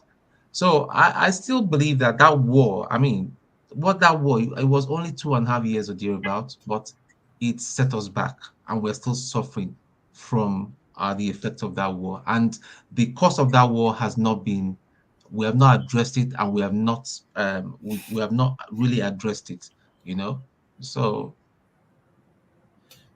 I think I agree with Tone. I think if you started by saying the foundation, so the question is, where can we draw the foundation? Is it from the Aburi Accord? Is it from 1960? Is it so? Where is the foundation, right? Because Aburi Accord is not the foundation. There's been tens, and then what? I think the most important question is that what led to Aburi Accord? Why is there even anything called Aburi Accord in the first place? Right? So I don't think that thing that led to Aburi Accord has been addressed, which is the negotiation that these three regions, whatever the two regions, as you know, then the North and South, the agreement that they have with their ogas. What is that agreement? I think until we know what that agreement is, right? Anything at all that we build is still will be inch on whatever that agreement is. That means they can destroy it at any time they want. So what is that agreement?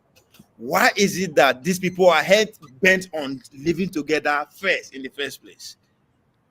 That means whatever that they agree, why they agree to live together, I don't think they actually cement that. That's why that tension is still there. Because if you listen to these politicians, that's why they are still in power. They still inch along that line. So what is that agreement that we have with the people? Because now people can say all they want that, we always blame the other side as a problem. No, because at this point is just an agreement. That's why they see they run our economy. They then report. What is that agreement? because maybe that's what the Nigerian find out. They find out the agreement that their people are having with the French and everywhere. They say no, right? What is that agreement? We, the young people, I don't think we know. So we can talk about Abore Accord all we want, but what led to Abore Accord? If we don't actually trace what led to Abore Accord and actually take care of the problem from there, we are still going to be where we are, because the pillar that is holding us strong is very strong, and everybody seems to be, they come bow to just with whatever that agreement is. That's what I'm seeing here. So even if we go, right, it's as if we know if we tell our next generation. I before Tone and Eccentricate speak and Mr. James, I just want to say they know, the ruling class knows. Everybody knows since 1999 that constitution would not work, and they know they need to change it, but nobody wants to change it because the gain they are getting from it. They know, everybody knows. Let's not be fooling ourselves. No. But we don't know. Me don't know. You know, and then try to point fingers at the white man. No, our ruling class know. Yes. But if they remove this, they know deregulation is our solution. They know. But if they do that, how would they steal oil money? You see, you have to anyway. Tone and Eccentrics and Mr. James, I won't contribute to Righteous Man question before I move on. The issue of the riot is what I want to talk about next. We have constitutionality to riot. I have 3 things to show you before we start that conversation. A short slide that talks about laws and sovereignty, and then 2 videos of one Nigerian complaining and another one. What was the other one? 2 videos anyway, but contribution before I move on. Tone, your turn. Okay. I'll just pass. Let the next person speak, please. Okay, Eccentricate, you want to? Yeah. So on the issue of riot, right? If you read the Constitution, we've not started on the riot topic. I got 3 things to show you before, but that's going to be the next one. But I don't know if you want to touch on what Righteousness was talking about, your foundation wrong, this, that, how moving forward. I just think lack of discussion is what got Nigeria. They don't want it. Some selfish people don't want Nigerians to have discussions about themselves, and that's because they're gaining, and they continue to gaslight, pretend, and will keep going around in circles and never go nowhere. Yeah. So the foundation is wrong, of course,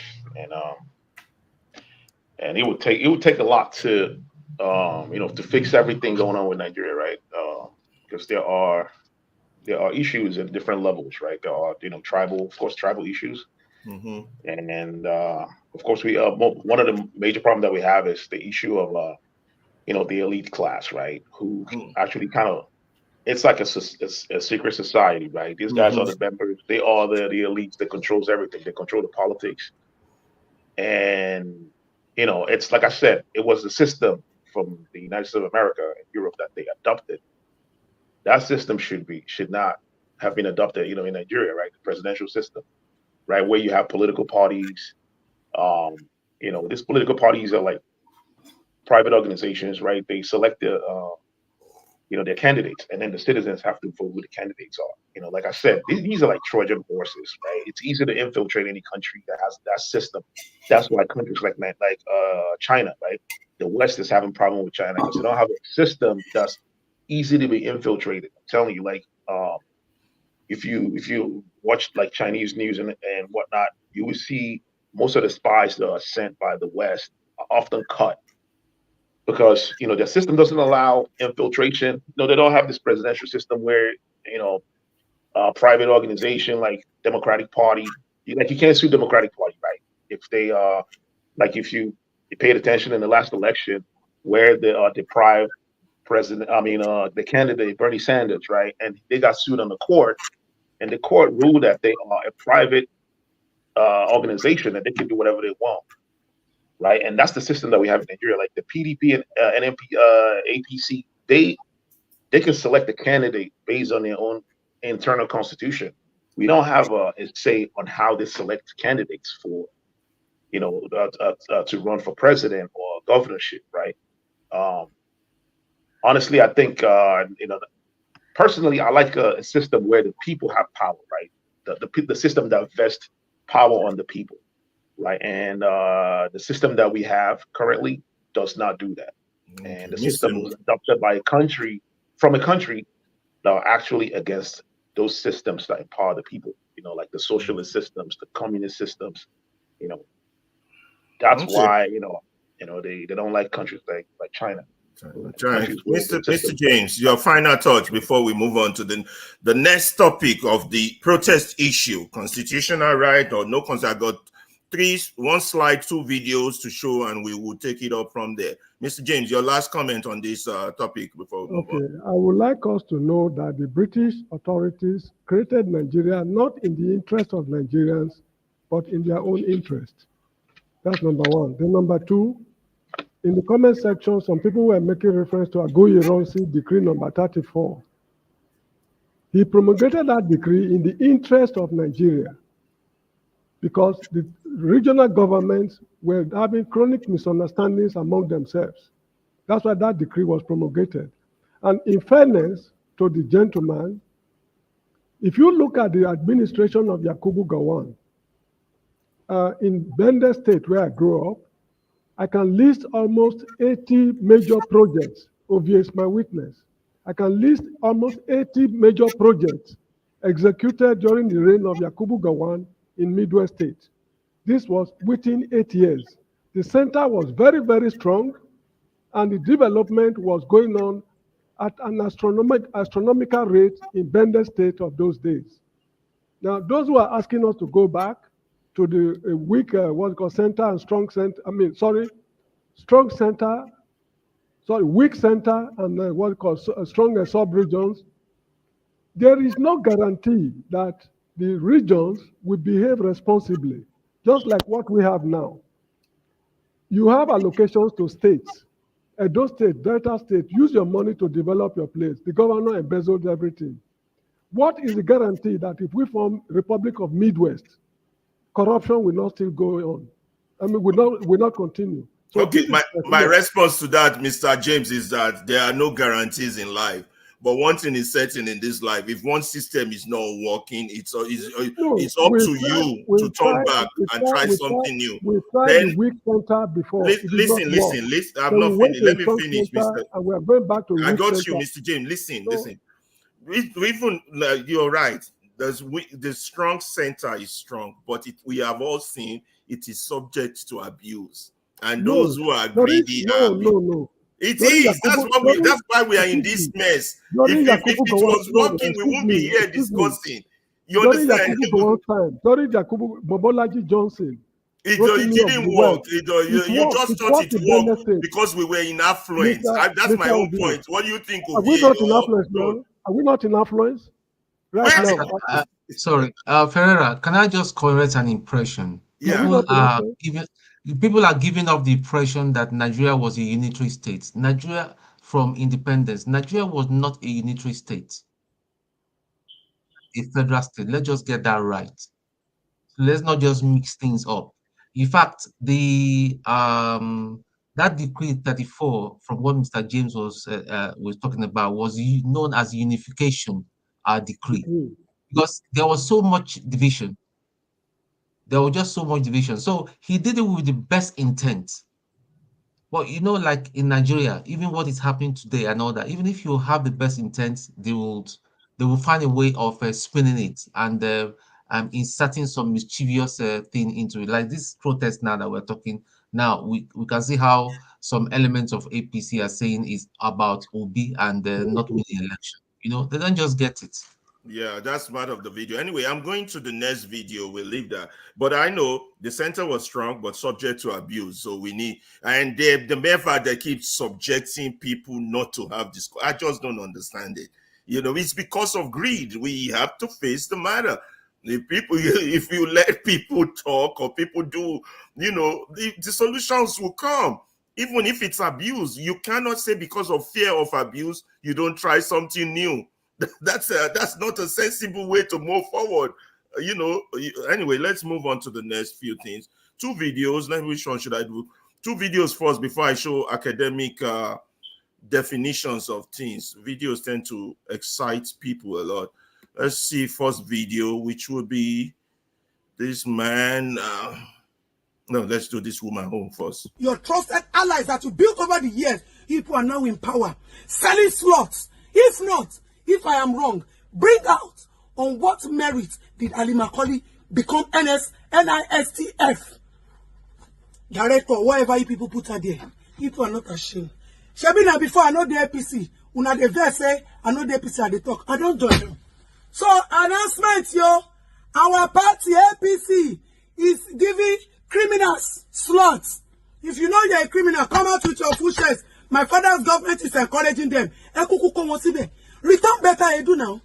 Bring better edu back. What is the essence of chasing better edu away? Let better edu and Ali Macaulay, let them come and compete. Who can steal public funds? Since this government is shameless, or people don't even have an idea of what you're supposed to do. Papa Jagaban, this was not the agreement. The agreement was for you to bring people who can work, people who can revamp this economy, people who can give Nigeria hope, people who can give Nigeria strength, people who can give our youth hope and let them believe and still have faith in their motherland. No, this government is about a cabal of rich people who can buy slots, who get money passed to donate, who get money passed to fund the election. Now them want to compensate. So what is left? Come out with your full chest. Nothing do all of una. If EFCC owe you, DM me, I go come meet you for EFCC. Let EFCC all the criminals. Now, let me shock people. You see this Manny Macaulay, she was the same person who said it on social media that our youths are into drugs.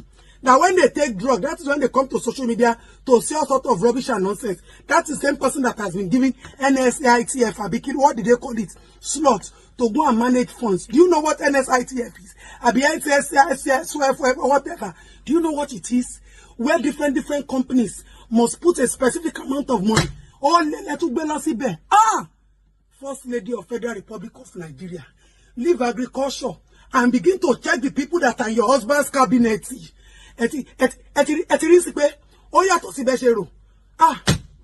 What? Me, I can't join APC. If they not celebrate me, I go welcome myself to the party. So if you are a criminal, don't be ashamed again. There's no point we going up and down again and preaching hope and unity in this country anymore. There's no point we telling our youth to go and read. Education is important because obviously all the education now, now people will sabi crime pass, people will sabi steal pass, people will get confidence that nothing will happen. Now then the government now. So my fellow youth, please, any crime that you are doing, stop hiding your face. Come out. My father's government is encouraging them. Okay, that's one. Let me, so this next one is my slides as usual. Let me go straight to page 8. 5, 8, 6. Somebody was arguing earlier about whether we have federal or unitary government. I just had this in my slide. Well, that was Luke Tone. He said one of great writers, one contend that in a federal arrangement like Nigeria, that it is neither sovereign itself nor part of a sovereign. Its powers have been delegated to it by individual state government.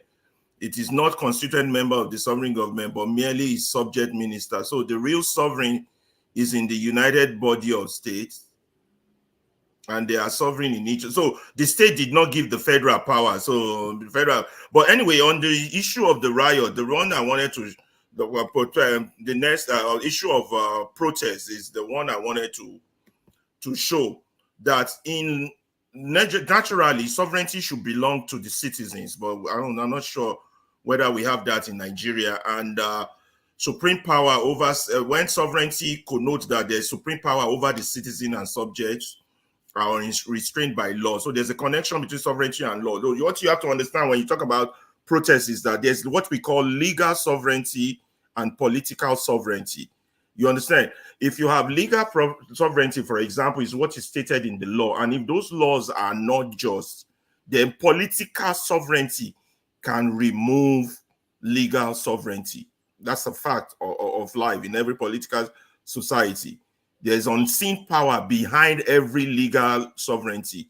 This unseen power is known as political sovereignty, which when it's expressed in many forms, it could be meetings, procession, demonstration, this political sovereignty, it would knock out legal sovereignty, whether the law is just or not. So the issue is Nigeria's constitution, does it allow for protest? And if it doesn't, should we use political sovereignty to remove legal sovereignty? That's just the academic part I wanted to emphasize. If the laws of the legal sovereigns are immoral, this unorganized power of political sovereignty can compel the legal sovereignty to bow down to its knees, to bow down to this can compel the legal sovereign to bow down, though a political sovereignty is usually unseen and is a bigger command, and it's the revolutionary power of alert and conscious people. So history has shown several instances that where political sovereignty have destroyed a lot of legal sovereignty, like in the Tsar of Russia, overthrown by Lenin, and the Chiang Kai-shek of China destroyed the leadership of the Mao Zedong, and in South Africa, where apartheid was eventually crushed. Okay, let's go to the next video, guys, and we can start the discussion on, can we protest? Does the Constitution allow it? Should we protest? And whatever angle you guys want to take that, the issue of the upcoming protest. Let's look at this guy's video. Hello, good evening. This clip is titled, Federal Government Obsessed with Obi and the Obedience.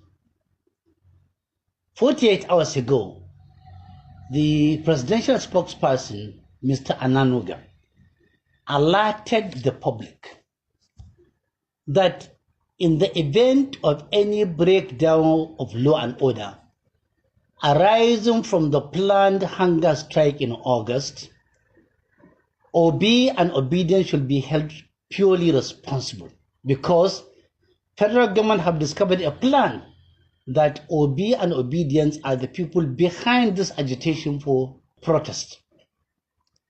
Now, this sounds very comical, historical, comical. Why do I say this? Because he who asserts must prove. Government have all it takes to produce concrete, convincing proofs to the effect of their claim. Short of that, they should please respect themselves and keep quiet. Obi is not responsible for the failure, absolute total failure of the APC government under Tinubu. Obi is not responsible for your reckless borrowings that are not explainable. Obi is not responsible for the hunger in the land. Obi is not responsible for reckless statements. Obi is not responsible for the decline in values. Obi is not responsible for the collapse of businesses. Obi is not responsible for all these derailments, economic and political derailments. Indeed, Obi is a victim of all these incapacities, inadequacies of the current regime. It seems as if the APC government are looking for a person or persons to hang in the event the strike succeeds. Let it be noted clearly that Obi is innocent until proven guilty. Obedience are innocent until they are proven guilty. Unless evidences are made public, we will still assume that this is a speculation taking too far, desperation taking too far, and a total confirmation of failure of a government that is looking and chasing imaginary enemies. Okay, people. I know I talk too much, I beg. This is the part we want to do. These are we constitution. So I've just talked about legal sovereignty, what the law says, and political sovereignty. If legal is not providing you people what they need, the people have political sovereignty to push them out. They have the right to protest. So my question is, does the Nigerian constitution provide for that? Can we protest? Should we protest? I'm giving people a lot of time for this one. So you can go from 5 minutes to 8 minutes. I don't care. I don't know who I should start with. AY just joined. Should I start with AY? Everybody agree? You can go And then the two videos, the lady that was complaining about Tinubu's government, and then the man that was responding to Ononuga's tribals. You see, the government always planting tribal proteins issues onto the people because they want to hold on to power. The Hausa man that was responding to the tribal remark by Ononuga, saying that Obi is not the problem. So you can take all day. You got like 8 minutes, and if anybody needs more time, just let me know. If you do not wish to be interjected, let me know also. If people have interjection, please let us know. This is the big topic. Let's start. Ewa, you want to go first? Yeah, sure. Again, afternoon, everyone from here. So, of course, the Constitution guarantee the right for a peaceful protest. The Mr. Ononuga, whatever he called himself, I think these are part of the people that are actually deceiving the president. Usually, when the president is in that office, there used to be this set of people. I don't know if they are pretty different newspapers for the president to read. I don't know how they are doing it. It happens during the time of Buhari. I think there is something a president needs to really look for a way to reach out to the people, to understand the pain, to understand what is actually going on the streets of Nigeria. The APC leadership calling Peter Obi on this issue, it is very unnecessary. There is no need to gaslight. This is not the time to gaslight the country. We have a problem. They need to face the real issue. They should let Peter Obi be. Peter Obi is not the president at this point. Peter Obi, in my assessment, I don't think he has anything to do with any planned protest. What is happening? There is hunger in the land. I have friends all over the country. I speak to these people. There is problem. The president, what he needs to do, he needs to really recognize this and look for a way to talk to the people. Instead of threatening people, if he set up a broadcast and say, listen, this is what I'm doing, this is what I'm doing, this is the investment we have in agriculture, this is what we are doing by next year, we are expecting the country to be food sufficient. We are expecting for the security all over the country to improve. Give hope to the people. Right now, as we speak, to be honest, there are things I can't say here. There is problem in the country. Even the minimum wage the president is bringing now, good, 70,000, yeah, good, but how much is it? With the inflation in the country, what will 70,000 do for you? 70,000 cannot buy a bag of rice or part of the country. So let's just start from there. So there is a problem. This is not a time to gaslight. My fear on the issue of protests. Nigeria should go protest, but here is my fear. I don't want people to use protests to commit crime, to get involved in this intertribal crisis, which I see is already happening. That is Nigeria for you, especially the three major tribes. The Yoruba are telling you now, oh, we're not going to protest. So if the Igbos and the Hausas and the Fulani decide to protest, you said because the president is not from that region. During Buhari, same thing happened. If the Igbo and the Yoruba decide to protest, you said they hate the Northerners. I'm sure if Peter Obi was the president today, maybe the Igbo will say we are not protesting, it's our son. These kind of issues, we need to let them sleep and really work together to make sure this country is working. It's sad at this point. I know some people will speak, oh, there is hope. I don't know where that hope is because I don't see the government making any plan. The video of the woman you showed, right? What do we need to know? To be honest, the government we have, it is a party government.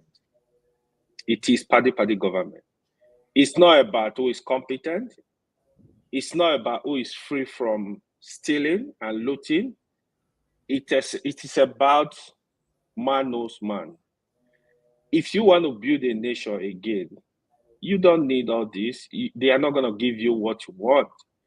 We were discussing some issue this morning, because if you have a problem, you defining that problem is one part of the solution. Looking for how to get to that solution, you are also solving a problem. Looking for the competent hand to get it done. I'm not seeing any of this. Nothing is really going on. So the frustration is much, because Kenya, look at what happened in Kenya. To me, if Nigeria want to start, that's going to be a child's play. That's why, you see, I still think about it, because when you get to that point where I think we're going, where people will just be dying like fowl, like God forbid, you see people you know, your family member, your friends, they die because they can't pay hospital bill. They die because they don't have food to eat. You don't want the country to get to that point. If you get to that point, people think it's going to be like, oh, maybe I'm going to die anyway, so let us just die on the street. When you push the country to that point, it's not going to be funny. The president needs to calm down and really listen to the people and understand the pain of the people. Talk to the people, work with the state governors, not only the president, even the state governors. You work with the people, talk to the people, look for a way, for a temporary solution while you have a bigger plan to get this issue resolved. The biggest problem in Nigeria today is not how to buy a new car, is how to feed. People cannot feed. Basic needs, just basic, very basic.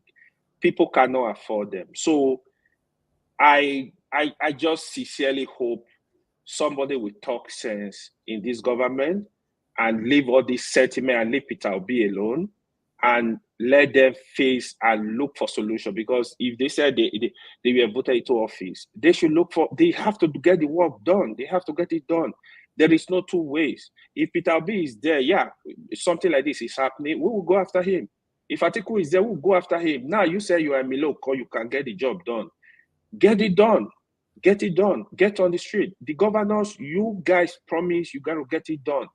Get it done. Work for the people. There is problem. We cannot deny it. Let's leave sentiment and look for a way to face this problem. Thank you. Yeah, thank you very much, AY. According to my screen, who's next? Oh my God. Hold on. Ovie, be like say, am I going here? Be like saying Ovie, Abi is Mr. James. How should we go? Anyway, it's all right. Go with Mr. James. Go with Mr. James. Okay, we go Mr. James. Okay, Mr. James, go ahead. Thank you very much. The man who was talking about Peter Obi, is he not that professor of, is it bone marrow, professor of bone marrow technology or something like that? Am I wrong? Yeah, he's a medical doctor. Yes, good. Yeah. Look, we should be very careful. We should be very careful, because the utterances of this man has been very, very poisonous to the entire nation. This man has been anti-Igbo from the word go. Now here we find ourselves at a crossroad. But on this case, since he's not attacking Igbo, he's defending Igbo. I know. The Igbos are too smart to be taken for the ride. The issue is this: we find ourselves at a crossroad. This man, who has been anti-Igbo, is now speaking in favor of the Igbos. Now here, we have a situation whereby the Northerners are calling for demonstration against Mr. Tinubu's government. The Yorubas, majority of them, from the look of things, they are not in support of it. The Ohanese group in the East, they've made it categorically clear that their people are not in for it. Is he trying to lure them into this uprising? When Buhari was there, what were they doing as a people to call this man to order? In fairness to Mr. Tinubu, though he's not my man, in fairness to him, inherited a monumental problem, which we knew he would not be able to solve, but insisted on inheriting the problems. When Buhari was misbehaving, obtaining outrageous loans from different parts of the world, what did they do to call him to order? Did they call for a demonstration? James, I don't mean to interrupt you. Let me make my point. Okay. Thank you so much. Thank you for your understanding. Now, NSAS was organized during Buhari's time for almost the same reasons as what we are going through now. These very people you are seeing, they lure their boys and girls not to partake in that demonstration. And they never partook. But when they discovered palliatives, the youths who were pretending to be all right, they knew that they were not all right. They invaded the warehouses to steal palliatives. Now, what I'm foreseeing is this. These people, they want to plunge the whole country into a mess for a likely military takeover. This is what I've just foreseen. I might be wrong. And if I'm wrong, please, don't crucify me. But this is what I'm saying. And for the Yorubas to stay away, and the Igbos, another major ethnic group, they are staying away, is weakening their position. This is what is responsible for this man's stand at the moment. This is just how, this is how I can interpret the development. They are luring the Igbos. The Igbos have nothing to lose or gain in Buhari's government. When they were denied the presidency during the 2023 election, what did they do about it? They were all very happy. Now, did the Igbos contract them, or did this very man, did the Igbos contract him to do what he's Mr. doing? James, I have to interrupt here because we Nigeria, I just have to come in. No, I'm a no, host. they are plugging us into a military. You got 5 more minutes. I'm not taking your time. But I have to just interject. This is a potential military takeover. If the okay, I have to interject you, Mr. James. Mr. If James. the country is ungovernable, if the country becomes ungovernable, yeah, Mr. James, let me throw this in. Again. Let me throw this thing because at least on this panel, we try to move a little bit away from this strong, deep tribal sentiment we all have. But is there a way for we Nigerians not to just color anything in terms of tribe? That man was an Hausa man. He didn't see. Let me finish, Mr. James. You still have your time. I'm not taking your time away from you. Okay. But you have just colored his position completely in a tribal format. You know, you've moved totally away from the discussion. You blamed him that he didn't blame Buhari. Buhari is not in government now. You know, it's a big power that is in government that we are dealing with. And the man is saying they shouldn't blame Obi. And there you are. You still went after him on a tribal basis and a conspiracy theory basis. I'm confused about us, Nigeria. Is there anything we don't color in terms of tribe?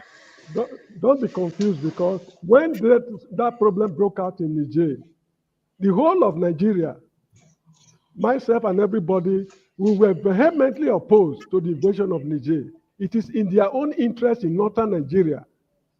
That is why we were vehemently opposed to the invasion of Niger. Nobody accused me of tribalism then. Did they? Nobody accused me. That was a start. Because, look, let me tell you.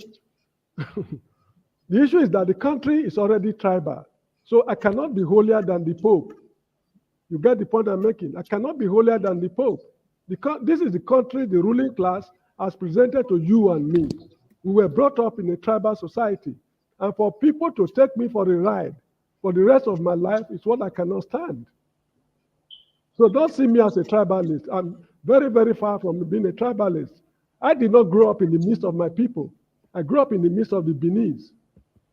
You got the point? So look, my friend, look, the country is finished. Let us, admit that fact. We should be thinking of post-Nigerian republics. This is the point I've been making. The Igbos are too smart to be lured into this kind of cheap. Mr. James, the comment section is angry with you. I'm just letting you know. Let them be angry. Let them know. We have gone through hell in this country since the days of Yakubu Gowon. When that man left office, we've never known peace. You get the point? People should not see me as a tribalist. This is not a question of tribalism.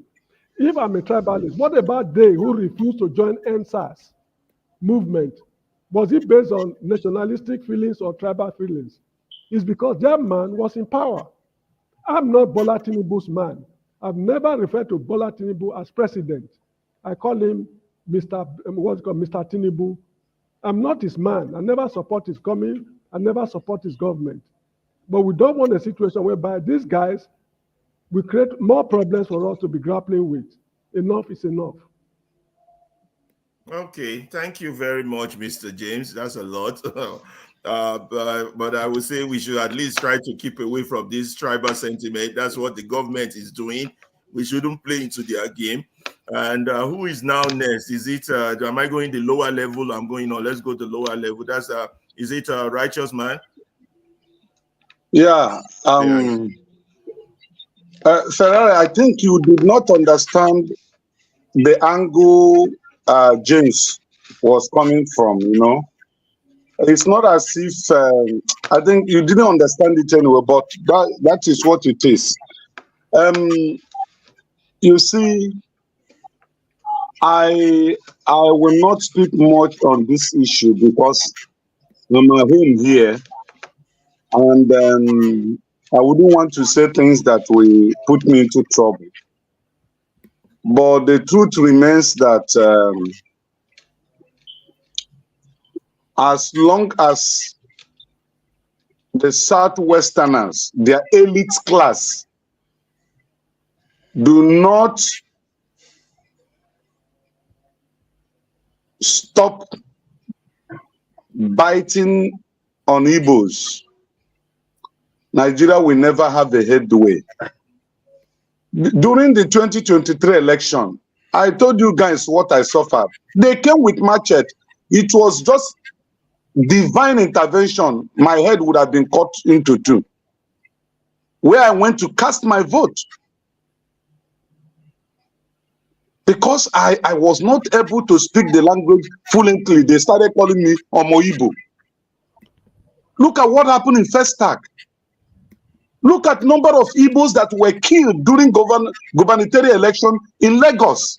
Up to today, this Mr. Onunuga that is farming the ember of war now, accusing Obi. What my question is this: why can't the Westerners, their elite class, why can't they leave the Igbos alone? What has Obi gotten to do with protests? If Obi wanted protests, it would have been during that 2023 general election. But he said he doesn't want Nigerians to die because these people are ready to do anything. He allowed it to be. He preferred going to court, even when he lost. When the court said he didn't win, he still did not make any statement to indict or to cause problem in Nigeria. So why is Ononuga picking on him because he's an Igbo man? Why can't they pick on the Northerners that are organizing this protest? Why are they always after the Igbos? Why? We do business in Lagos, multiple taxation. You build house in Lagos, they bring it down, they call you Omoibo. I don't understand. It's not all the Yorubas. I mean their elite class, their political class. They are looking for a way to drag Igbos into what they are not interested in. And that should stop. If they want to go and protest, the Constitution guarantees the right of Nigerians to go and protest. Whoever that want to go and protest, should do, but don't drag any tribe, any region into it. It's not by force. Righteous Man, which section in the Constitution?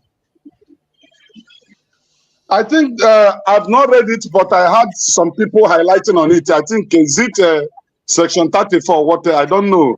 But I had 48. Is it 48 or thereabout? That you have the right to protest. You know, that's what I had.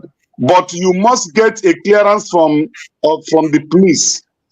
You know that during Obasanjo regime, Buhari was tear gas.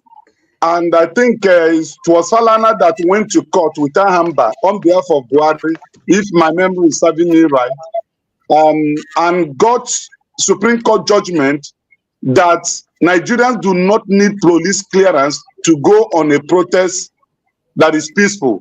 The only thing is that once a protest is announced, the Nigerian police should follow them to maintain peace and order. Okay? So, Ononuga is the one causing this problem. Mr. James, I understood what you were saying, but the fact is that that man, even if he was against the Igbos before, I know he's trying to tell the government to come clear. Let government, if they are accusing Obi, they should show us evidence. Because this hide and seek game, because they are not performing, and the scapegoat they want to use now to cause mayhem in Nigeria is to bring up an Igbo man. I mean, this thing should stop. If they don't want us to be together, then let them allow the Igbos to go. It is time we call a spade a spade. Anything that happened, Igbos are massacred. Igbos are their businesses are destroyed. And Obi is in his own house. He is not saying anything. Atiku is there. He's not saying anything. And now they pick on Obi. Ononuga picked Obi. It was the same Ononuga that found what happened during the 2023 general elections. And nothing happened. Nobody said any word. He has started again. Tomorrow they start destroying our businesses in Lagos. Tomorrow they start buying Igbos. And they will say, okay, let us build one Nigeria. How can you build one Nigeria in the face of injustice? It's not possible. If they know that Nigeria cannot work and they don't want Igbos to be part of this country, they should let the Igbos go. That's my submission. Okay, thank you very much, righteous man. Tone, your turn, no. Now turn by turn, no. Nigeria, now turn by turn. Tone, now your turn, no. I guess we just said everything. You see, at the end of the day, really and truly, the protests, your question was if Nigerians have a right to protest, so right? Protest, yeah, and your view on the two videos I show, and should we protest? Do we even have constitutional right to? And can political sovereignty kick out this legal sovereignty? Those are about 4 questions in one. Yeah, yes, we have every right to protest. Everybody has a right to protest, but the thing is, I can understand where the Southeast is coming from, because it's going to be a bait, and but it's going to be an excuse to give them a bad name and hang them. So if the Igbos are saying they're not going to be a part of it, I don't blame them, because they are obviously, at the end of the day, they're going to be the scapegoat. And is the protest going to be successful? I don't think so. Why it's not going to be successful is, look at what happened during NSAS. We had people looting, the Agbiros and the area boys joined, and all sort of criminality started happening. And they started saying, you see what we're saying. So it's going to be something similar as the NSAS. So, except of course, you see the military going about with carrying out some kind of form of civil disobedience, but I don't see that happening, because all the commanders and the generals have been sorted out. So they are playing, they are dancing to the tune of the piper. So I don't just see that happening. I don't think we are ripe to. We have not gotten to that stage where people are really going to say, you know what, I'm not going to obey my commander. I don't think they suffered enough. So that's just my take. It's going to happen, sure, but I don't see much that is going to be achieved. You don't see its effectiveness. Okay. It's going to send some message for sure to Tinubu, but at the end of the day, it's going to be a lota continua. Okay.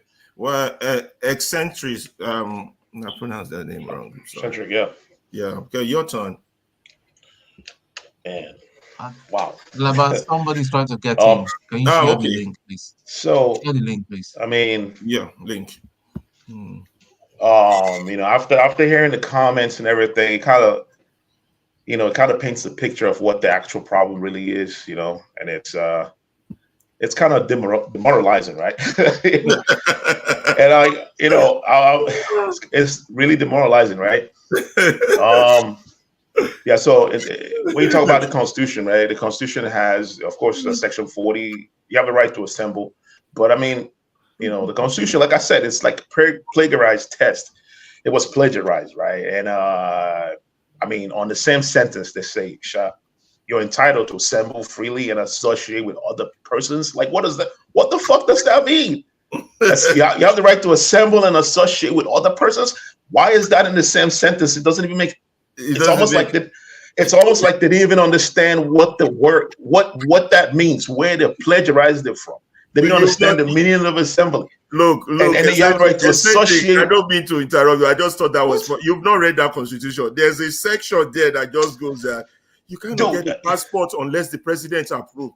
You cannot get this unless the president approves. It's that Constitution is you need to read. It's no. Dude, that's why I said it's plagiarized. It was plagiarized from a different text, and the people that plagiarized it didn't even understand because this is written in English.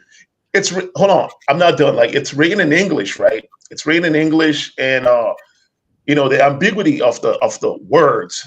They don't understand what they actually mean. You know what I mean? Like, I don't see the reason why assembly and association with other people have to do with it has nothing to do with each other, right? Anyways. So, Nigerians have problems. None of us here can stop whatever protest is going to happen. I don't care what we say here. It's going to happen. It's going to be the same thing as what has happened before. Somebody's mic is on. Let me check. Hold on. It's going to be the same thing. Hold on. As what has happened before. You make sure all mics are off. Okay, a few mics are on. Okay. Like some people are watching the video or something. Yeah. Anyways, the protest is going to happen, right? But the problem is, I mean, we know what the problem is, right? Inflation is the actual problem. You know what makes me laugh, essentially, when you said the comments out here is so demoralizing. That's Nigerian for you. Demoralizing. That was how I felt, right? And after hearing that, it's like, hey, what am I even going to say? You know what I mean? Like, you cannot proffer a solution to the problem from what I've heard, right? Like the guy was talking about, a righteous man was talking about, his shop, will get destroyed, you know what I mean, for tribal reasons. It's a real thing, right? This is an actual problem.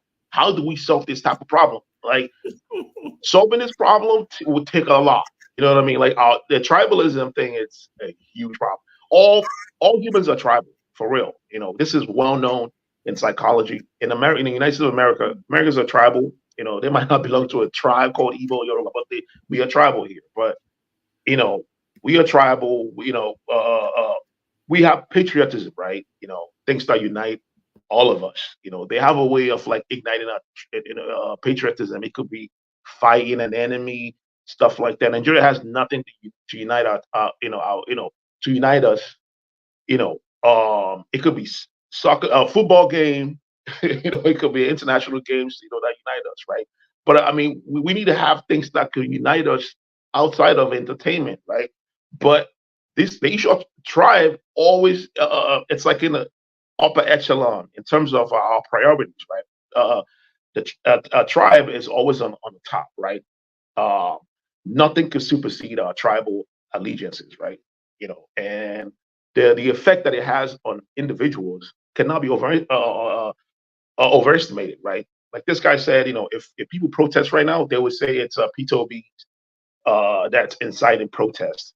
And I read some comments saying that people should go to their own various states and and regions to protest, right? So this is a problem that we need to actually deal with. We need to deal with this this tribal.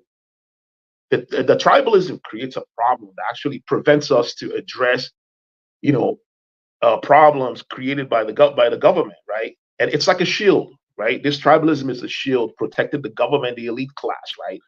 They can always hide under that tribalism and say, "Hey, look, this tribe is against me." You know what I mean? Don't protest with them.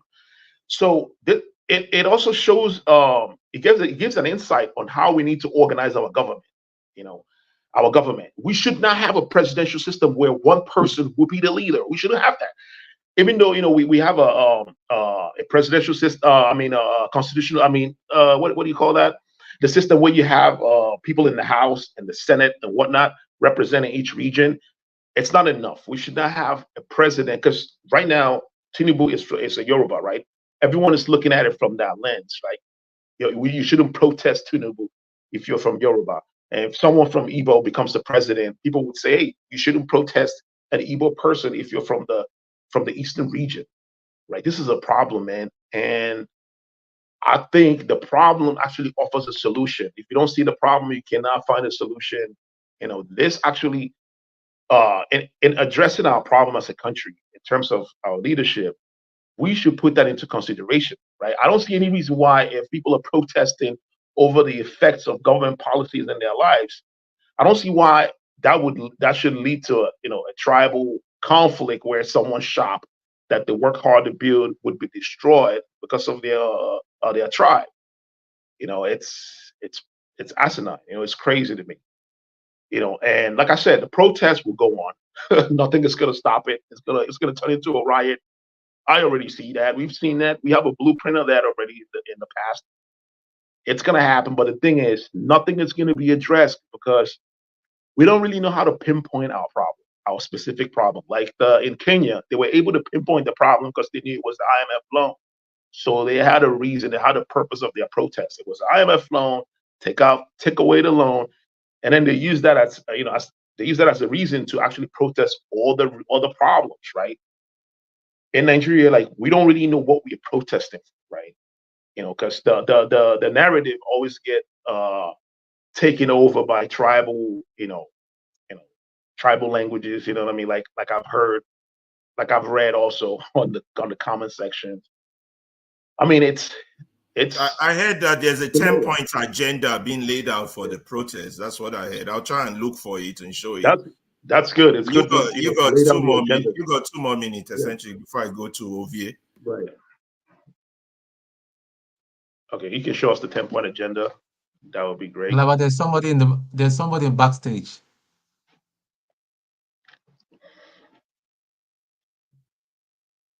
We are united. Let's not pretend. Let me pick the person in the backstage in, and then I'll look for that 10-point agenda. Who's in the backstage? I don't see. Right. Flagship. Who's in the backstage? Flagship. Okay. Flagship, turn on your camera. I don't see you. Flagship. Okay, I've seen it. Anyway, I think I already had him. He just didn't turn on his camera. All right, let me add one more point, right? Okay. Outside of our tribalisms, the things that makes us different, right? There are things that actually unite us, right? And like I said, I always like to break down Nigeria into 2 classes, right? You have the elite class, and then you have the ruling class, and then you have the citizenry, right? Those who are not rich, those who don't have enough money to influence politics, right? And I think this should be a uniting reason, right? Reason, yeah. The working class. This should be a protest of the working class, right? That's what it should be. It's not a protest of tribes. It's not the North, the South, and the East protesting. It's the working class of Nigeria, right? All the working class people are protesting against the elite class, right? Because their policies is what's affecting us. And let's be honest here, none of the people that's been in the leadership belongs in the working class. Obasanjo was not a working class. He wasn't in the working class. Tinubu was not in the working class. Even Peter Obi was not in the working class. These are the elites, right? They are the ones running the country. The working class people, the conductors, the people that own shops, the people that work in oil companies, that work minimum wage jobs. This should be our protest. We should say, hey, look, this is us versus this guys. So we should be able to define, to actually separate ourselves based on that class instead of tribe, or in America, as we say in America, race, right? It's a working class versus the elite class, right? It should be made that way, because that actually trumps our tribalism, right? Because as a working class person, you were affected by the government policies. If someone wants to go buy Gary right now, right, in Lagos State and about the price are the same, pretty much, So we are affected by that, in that way, in that form. So it's the working class versus the elite class, right? Thank you very much, Excellency. Ovie, your turn. Man of flagship, I don't see he's turning the picture on. I don't know if he's still at the background or is he in. Anyway, Ovie, your turn. Go ahead. What's the question? Sorry. Oh, okay. The question was like kind of multi-added. Okay, do we have constitutional rights? Are we going to protest? Is the protest going to work? Then I think something about those two videos of somebody responding to Onanuga's statement and the woman that was also complaining about Tinubu's government. It's quite loaded, and you have like about 5 to 10 minutes on that one. Sorry, we said somebody referred Onanuga as a doctor. He's not a doctor, he's a journalist. Okay. Yeah, thank you. Okay, go ahead, Ovie. Is the question clear or you need more clarification? It's clear, but I don't know that to be asking if we have the constitutional right to protest. To me, is to ask that if we are free. Yeah, well, in light of the fact that I said that legal sovereignty can be overrun by political, so I guess this protest is our political sovereignty. Maybe we can use it as an opportunity to push out our legal sovereignty, which is not good for us. I think that's what makes me to ask this question. Why are we protesting, and what are we protesting for? Now, I'm not ignorant. Of course, I know why we are protesting. At least to average Nigeria out there, life cannot continue like this. To summarize why we should protest, there's no way we can continue like this, right? But the next question is, what are we protesting for? So that means, what do we want? Since we say we cannot continue like this. So if we cannot articulate what we want in one word or in one sentence, then I'll begin to ask so many questions. Why are we doing this, right? I mean, exactly. Ovie, can I stop you there and show the 15 list of the demand and just maybe read a few out? Go ahead. Okay, let me do that. Let's see the 15 list of the demand. Okay.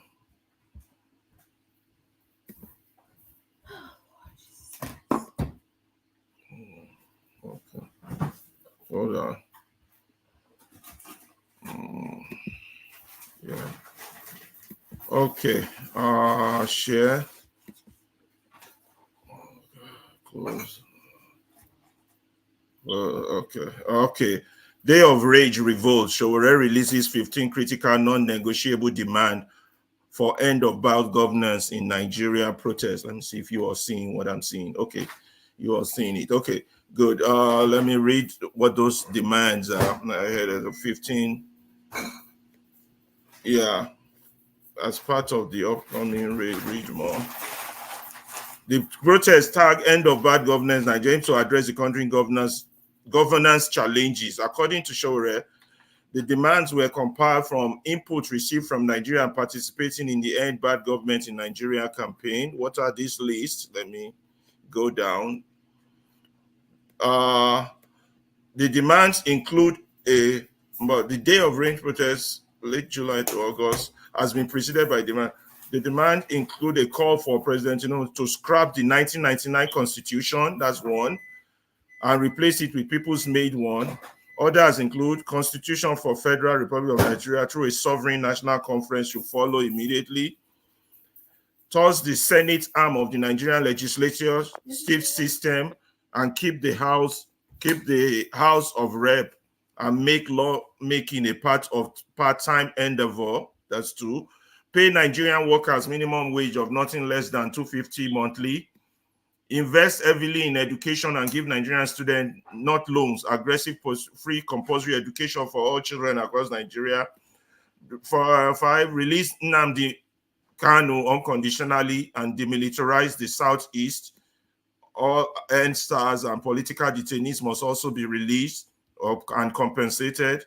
It sounds like a student union list. Rationalize publicly owned enterprise sold to government officials and cronies. Reinstate a corruption-free subsidy regime to reduce hunger, starvation, and multidimensional poverty. probe past and present Nigerian leaders who have looted treasury, recovered their loot, deposited in special account for fund education, healthcare, and infrastructure. Restructuring of Nigeria to accommodate Nigerian diversity, resource control, decentralization, and regional development.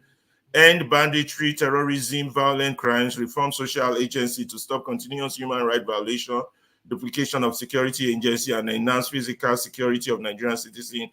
Establish a special energy fund immediately to drive massive corruption-free power sector. Immediate reconstitution of the Nigerian electoral body to remove corrupt individuals and partisan acts appointed to manipulate election. Massive investment in public industrialization will help employ Nigerian teaming youth.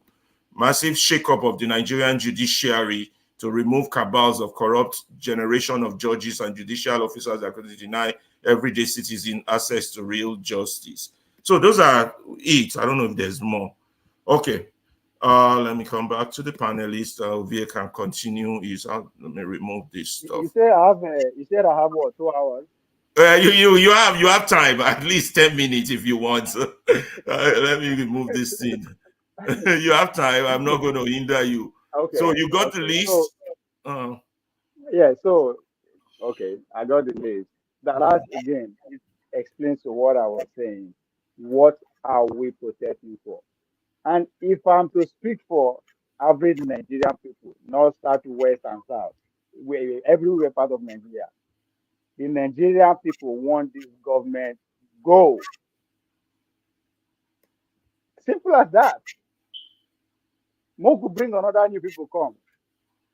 Now, since we are saying we don't want leader now, because I'll come to show where and Obianco. Since we don't want leaders, let's make it easy. Just example, the Kenyans. Kenyans say Ruto must go. Ruto will say, okay, come on, this thing is real. In order for him to save himself, he send a messenger. But they are still saying, no, it's like you guys are not getting the picture. When we say Ruto must go, everybody must go. Right? So what are we protesting? What are we protesting for? Right? Now, goes back to that same list. This list comes to me as if a political leader or somebody who wants to lead. Right? There's nothing wrong with that, because since we have been conditioned to always look for a messiah, so maybe we deserve the likes of Showore, Obi, and Co. And I will come to why I said that, right? Because the last time we can say Nigerians went out on the street and achieved success in the name of protest was during EndSARS. They tell all of us that there's no leaders. But at the end of it all, leaders emerge, whether we want like it or not. Where are those leaders as we speak today? Like today, me and you they speak so. Where are the likes of the Macaroni and Co? As we speak there in Washington, D.C., right? Courtesy of who? One of the oppressors, according to Mama Echo.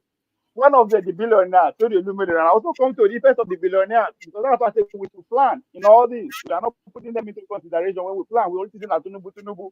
We'll get to that. So the leaders that emerge are here today, and that's what speaks to people as they come. Listen, then they say leaders know they in our life. Now, let's say we have leaders now. Show what they are. The question are we ask, right? Because I'm ready to follow. I am ready to follow at this point. I am not against protest. Protest that we want take this government out. Protest that we destroy this 25-year structure that has been built. I'm waiting for that. But the question I want to ask, how many of them is willing to go all the way like Donald Trump is ready to go for his MAGA crowd? Because that is what it's going to take. The people who are holding Nigeria strong are ready to do anything. It is our history. No, we don't kill our leaders before, or one of the leaders. So how many of these men are ready to go Donald Trump with? The campaign against Donald Trump before last week was what? That is danger to democracy. After yesterday, to quote Donald Trump, he said, I took a bullet for democracy. How do you beat that argument? How, again, just define, analyze the success of that movement. 4 years going strong. because the establishment of the Republicans still don't want Donald Trump. But the people, the followers, I am emphasizing on mega followers because what? The obedience. And there's the difference, there's no difference to say between Obi and Donald Trump. They are all elite. Just that one was born into it while one walked up the way to the top. That is what Nigerians are looking for. We are looking for a leader. Somebody who is ready to go all the way with us. Donald Trump put everything he believes online. They follow him legally. They won't bankrupt him. Everything he's still going. Guess what? Because there is that trust between him and the MAGA followership. The MAGA say, come, we believe in you. The first time we give you our trust, you follow us the way. So we are ready to ride or die. Ovie, you get 2 more minutes. And as far as I'm concerned, our maybe Obi is in that position now. He's lucky. Whether we like it or not, the Nigerian people actually see something in him. Whether I disagree or not, they follow him. But what they are asking for, are you ready to take bullet for them? Because the owners of Nigeria, the power that we want to protest against, they are not going to give it up just like that. But another thing we should be asking for, why I was kind of agitated yesterday about the fight that is going on within the oil sector, right? Between the two cabal. What I propose is that, how do we encourage these two cabal to keep fighting? The Dangote led by group and the two, let them keep fighting. If we are organized enough, we will be the beneficiary of whatever they fight. Those who are saying when two elephants are fighting, the poor people are falling. Yes, I agree. Even when they are peace, we are still suffering. So if the protest will actually focus on that, that's a good thing. But if we are looking for a leader, we now have an example. Now Trump is an example. Can any of those people take bullets for if they actually want us to follow them? Well, as far as I'm concerned, their demand and what Nigeria people want is different. Nigeria people want the whole government go. Let's start afresh. After all, we put in there. That's what they claim anyway. Okay. Thank you very much. Are we going to be Kenyan leaderless and say the government must go?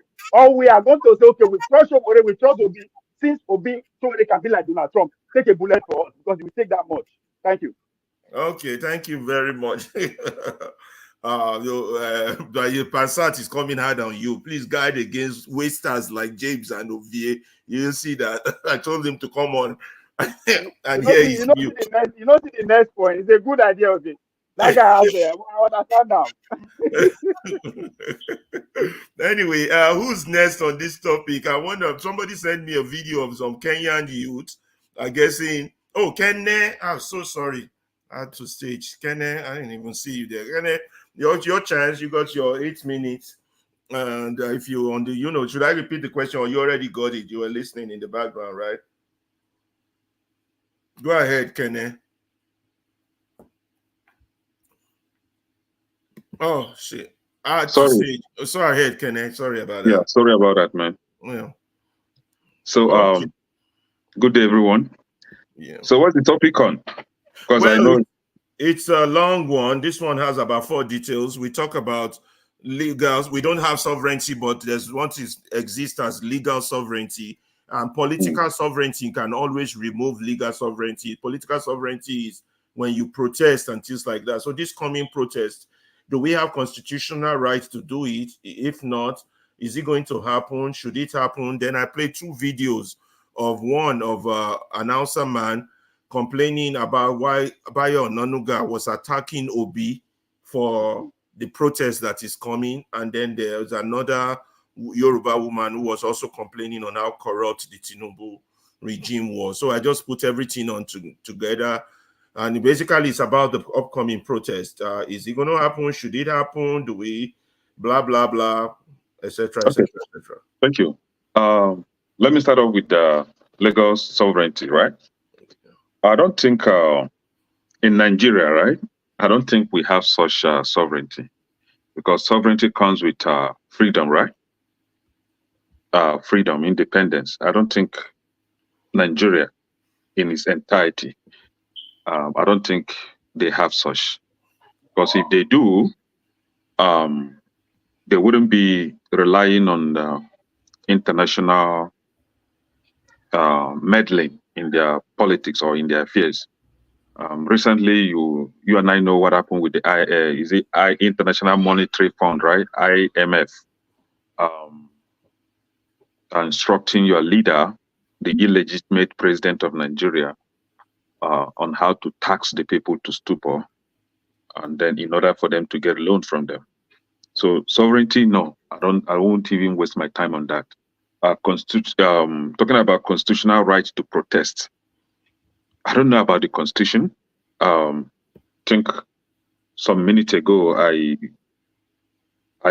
called in. No, I was listening, and I heard you talking about. You were asking a question. If we know what the constitution stated, we don't know. Me personally, I don't know the constitution. I think I read part of the constitution once. That was a long time ago when we were looking for job. Trying to get into Nigerian military. I didn't even know that the Nigerian military itself, they don't even teach them what the constitution says, and you are ready to die for a country that you don't even know what you are dying for. That was unfortunate. And for the constitution, constitutional right to protest, I don't think. I think Nigerians do have such right to protest as citizens. But the problem is, will they be allowed to protest? Would they be given that? Would their constitutional right be guaranteed to protest? There's another thing, because you and I know what happened in 2020 when the citizens came out to protest. A lot of them were buried on the street, and the government denied. The same government went behind and was trying to settle them with money. So the problem is having the constitutional right to protest. At the end of the day, it will not be guaranteed that that your life will be safe after the protest. It's just like saying that you have freedom of speech, but when you make such speech, your freedom will not be guaranteed at the end of the day. And for the Hausa guy that was complaining about Ononuga, and there's one imbecile from Southeast, Joe Ibokwe, two of them, gaslighting the people against Indibo, and then trying to make P2B a scapegoat. I think it's a welcome development that the Northerners are waking up from their slumber. I hope they are real this time, because again in 2020, during the NSAS protests, the protest was supposed to be a national protest. But before then, I think 2015 or 2016, during Goodluck Jonathan's regime, there was a protest. I think it was 2014, either 2014 or 2015. There was a protest, and that protest was a national protest. The Northerners participated in the protest. The Westerners participated in the protest, and Goodluck Jonathan was removed from office. But in 2020, again, we are supposed to have a national protest. At the end of the day, the Northerners refused to partake in the protest. Reason being that their person, Buhari, was the president, so they would not partake in the destruction of their brother's government. So the protest was only held in the South. When I mean South, the Southeast and the Southwest. So at the end of the day, what happened? The same Nigerians turned around and said that the protest was organized by the Igbo people to destroy Buhari's government. They even accused Nnamdi Kanu of inciting violence in Lagos State, because the present illegitimate president, some of his properties were touched, and then they said that it was IPOB. The unfortunate thing is, even the educated citizens that are supposed to know what's played out till today are still accusing Nnamdi Kanu of being the one that incited violence in Lagos during the 2020 NSAS protests. Now, you all know that I am one that I've been advocating for this protest. It's long overdue. since after the rigging of that election last year, right? I have been calling for protest. But thank God the protest is coming up now. However, if you want to organize protest this time, me for one, I will support that. But I will not take part in that protest. And why I should abstain myself from the protest is because I wouldn't want what happened last time to repeat itself again. They said once bitten, twice shy.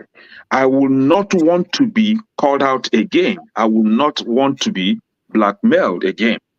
So if the northern citizens of Nigeria and the southwest citizens of Nigeria want to partake in the protest, I will support them. I will pray for their safety, right? Because if the Igbos come out now to protest, what will happen at the end of the day? The same northerners will withdraw. Maybe the southwest will withdraw from the protest and the Igbos will now bear the brunt. See, Nigeria, until we begin to tell ourselves the truth, nothing is going to work in that country. Election was rigged. It was very obvious that this election was rigged. It was stolen. It was grabbed and they ran away with it. Nobody came out to protest because Igbo man was supposed to be the winner of that election. That is, by the way, Nnamdi Kanu was kidnapped from Kenya, imprisoned in Nigeria. Nobody came out to protest. There is one idiot they call Brekete family in Abuja. That moronic Hausa man they call Brekete family, ordinary president of morons. He's not Hausa. He's not Hausa. He's not Hausa. Yeah, he's Gwagi or Gwari or Nupi. I don't know where he come from, but he's from the north.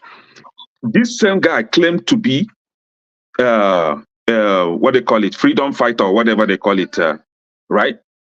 That is against injustice. Human rights activist. Woman rights activist.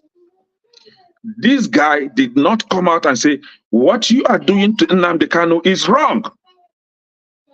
The same idiot was sitting there. He did not condemn the rigging of that 2023 election or 2022 election. He did not. Human rights activists of morons. Now, I heard that he called the Finnish government embassy and was threatening them to get Simon Ekpa back to Nigeria.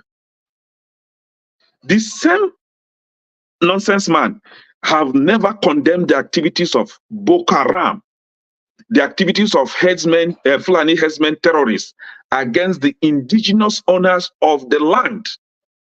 He has never condemned that, but he's coming out to ask for Simon Ekpa's head.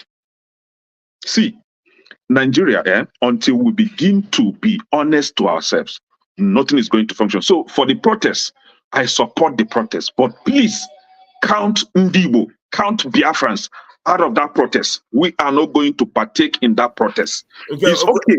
It is okay to protest. I just have a throwback. Count Biafrans out completely. Something, but you're saying you're not going to partake in it. Yes, the reason being that we have been dehumanized, we have been killed, and nobody came out to protest on our behalf. Nobody came out to support us to protest that this injustice is unbearable. Is there anything in that country we don't color with issue of tribe? Is there hold on now. Hold on. The hunger is killing all of us. And yes, no problem. We will all die in that hunger. See, last year, after the election, what has been happening in Lagos State?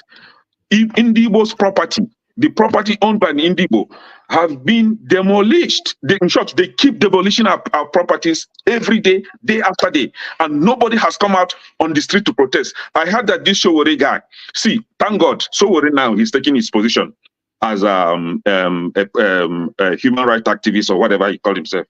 Thank God, I'm happy for him. At least now he has come back to his senses to know this is where he belongs. So he's doing the right thing now. But please, he should remove Nnamdi Kanu's name from his list of demands. We don't want his name on that list. How many years now has Nnamdi Kanu been in that jail?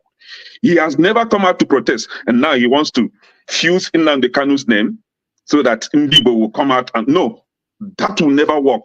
He should remove Nnamdi Kanu's name. We thank him for being nice to us, but at this time, we don't want that, please.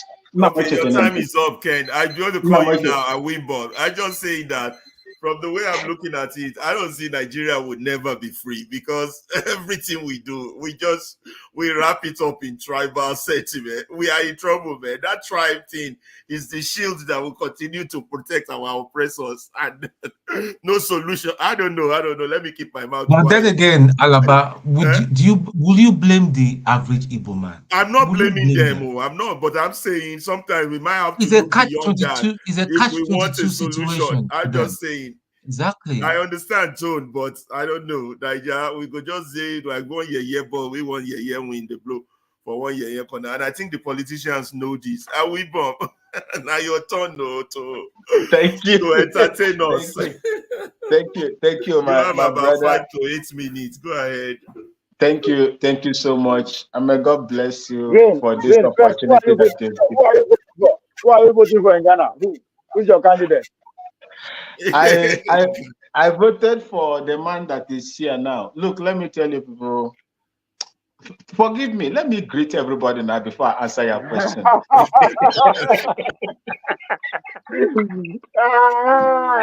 Good evening, my people. My senior comrade. Good evening to you, sir. Namochi, okay? Ekene, good evening, and good evening to everybody that is on this platform and those that are in the comment section.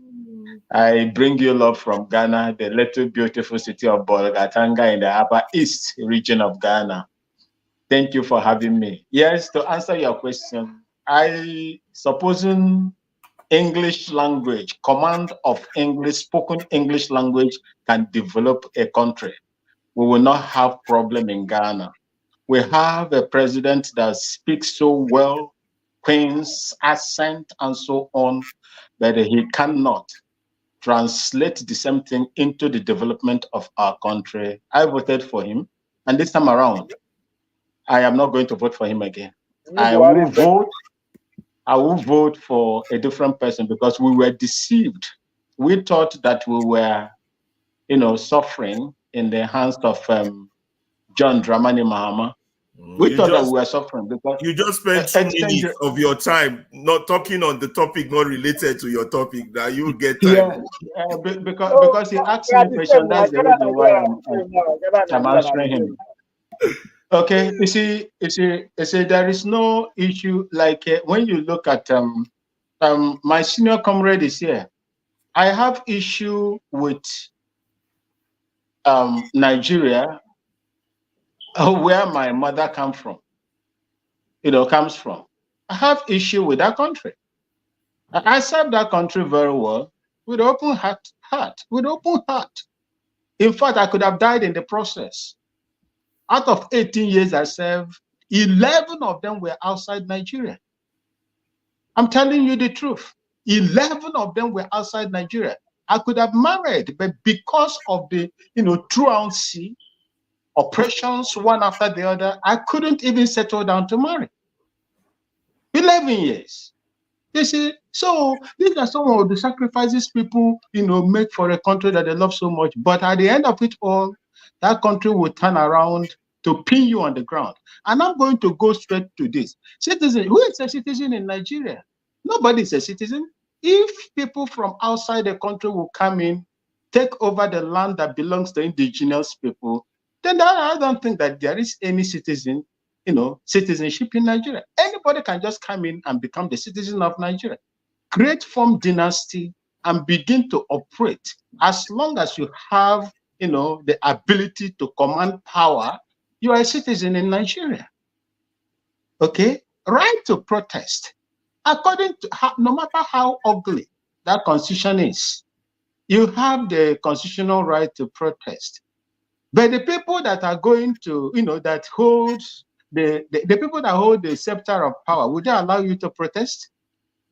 All of us will go back and listen to what Goodluck Jonathan said, even when it cost him the presidency. He said a lot of things that make, that made meaning to the eyes of anybody that was, listening to him.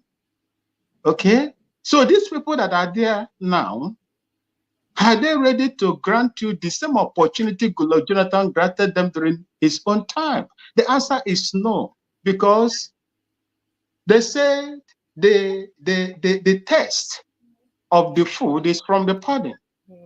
So you look at what is going to happen and look at what has happened before. You will know that it is not going to be easy, in as much as, taking into consideration how this man came into power. And for my my mother's people, I beg of you, and for my brother Kene, Sowore has spoken so well, and he has been outspoken when it comes to Mazi Nnamdi Kanu. Some few times I've heard him spoken about Mazi Nnamdi Kanu, more than some of the notable Biafrans like Igbokwe and Co. Igbokwe celebrated the kidnap of Mazi Nnamdi Kanu, but Sowore hasn't done that. Sowore has, behaved so well more than the indigenous people of Biafra themselves. Remember, it was the same indigenous people that ganged up against Mazi Nnamdi Kanu and proscribed him as a terrorist, an IPOB, before the federal government took upon themselves and played into the script of the, Igbo politicians as at that time. So I'll give it to him. See, my people, Igbo people should stay away from this protest. Igbo people should stay away from this protest. 10 majors overthrew the government of Tafawa Balewa, Prime Minister Tafawa Balewa. Nigerian army officers, my senior comrade will know what I'm talking about. When the army struck, it is not tribal, it is not ethnicity, it is not anything. It is the Nigerian military officers that struck. But all of you, every one of you, terminate Igbo coup. You gave that coup, the action, the overthrow, the coup of 1966 January, an Igbo coup that led to the killing. Yes, that led to the killing of so many Igbo people in the north, that made them to begin to run away from the north and other parts of Nigeria back to their hometown. Till today, none of you has ever had the clout, the temerity to call the subsequent coups in line with the tribe that committed those coups. None of you. It came to, sending the presidency to the south. I think, but you have 1 more minute left. Start rounding up. Thank you, sir. Sending the presidency to the south. The Southeast was politically irrelevant. They can no longer, they have no relevance when it comes to Nigerian politics. But when it comes to protest, you are calling them to come and protest. They know how to starve. They have starved before. These people have been dealt with before. What they did, the Nigerian state did to the Igbo people, the Biafrans, if they do it to you, you will never survive it. They survived it, and they have passed through the furnace, and I believe that no matter how bad the hunger is, they are going to survive as well. Leave them alone. If you want to protest, go and protest. And it's a pity that I am no longer still serving. If I am still in the military, you will come to my place and protest. You will see what I will do to you. Thank you, and God bless you. Okay, thank you so much. Listening to this panelist, before I go on to my, listening to this panelist, if I am Tinubu now, I would just be so happy in my comfortable seat and say, I will rule these people for the next 500 years. There be people, there be Amugo people. Because obviously there's no unity of purpose in anything. And, I would be so happy if I'm his intelligent officer right now. I would tell him, oh my God, nothing they happen. These people don't be remove me. Yeah, look at them, look at their comments. I would just be laughing. So suffer ahead, the original suffer ahead we did for Nigeria. We go continue for as long as we all still think like this. I don't know if Mr. James and Eccentric Case have made their comment on this topic before I go to the next one. I want to show a video of Kenyan youth talking in courts. I never saw this video, but and then after that we go to the U.S. election, which is about Joe Biden dropping out of the race and how we impact that and all the rest. Mr. James, did you comment on Eccentric Case? Yes, I did. Yes, I did. Okay, so we can move on. Let's show this Kenyan thing. I don't know if we want to talk about it, but somebody sent that to me on the chat, private chat, to see. Maybe that will show courage. Somebody once said that I would rather fight a group of sheep headed by a lion than fight a group of lions headed by a sheep. But in the Nigerian context, I see that the Nigerian people are sheep, and anywhere there are sheep, the government would always be their wolf. The government will eat and skin them dry. And we have no common purpose. We have no point of agreement. Our tribal sentiments and hatred are so strong, it blocks us from any form of reason or vision. And we just got to keep trying, keep educating people that they have to act in their own interest, in their own good, or else their condition will not change. Movement doesn't necessarily connote progress. You can be moving around in circle and you're still in the same spot. It doesn't mean you're getting close to where you ought to be. And prayers are not going to save Nigeria. It is only action that will.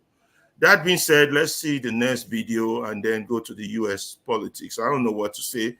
Whether protests happen or not, whether it can change things or move the needle, I don't know.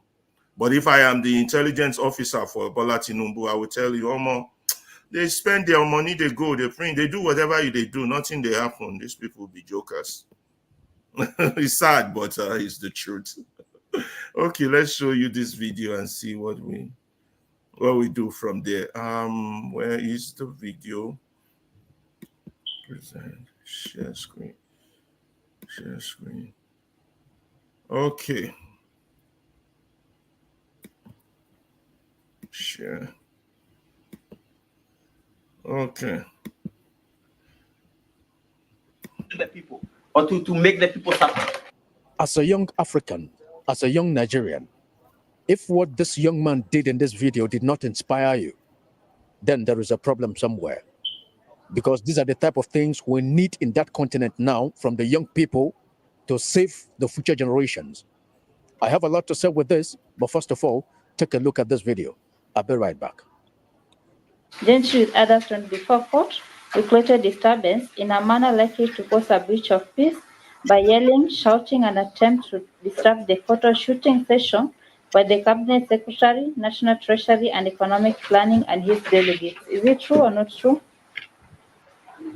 Julius, is it true or not true? Okay, I don't want to betray my concerns. Can you respond to what you're doing? Is it true or not true? You'll be given time. It's true. And as I said, I don't want to betray my concerns. I'm ready to do anything to see change in this country. I'm ready to die for freedom. I'm ready to die for justice. I'm ready to die for equality. We cannot continue living as slaves in our own country, in the land of our fathers, the land where our fathers bled and died to free this nation from the shackles of colonialism. Colonialism never really ended in this country. Even in this court, they use colonial penal codes, colonial laws. That is why I cannot get justice in a court of law. I want to speak myself. I realize that there comes an existential moment in time when you must speak for yourself. Nobody else can do it for you.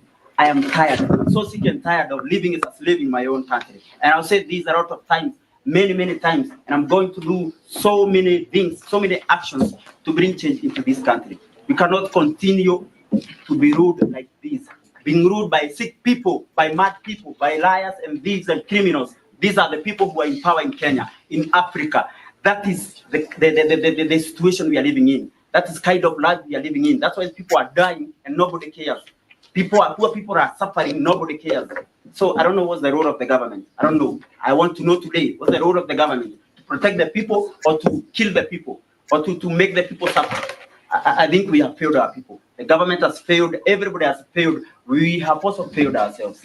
I don't know. My concerns will not allow me to keep silent. And at any time, at any moment, I don't know whether this is going to come up anywhere.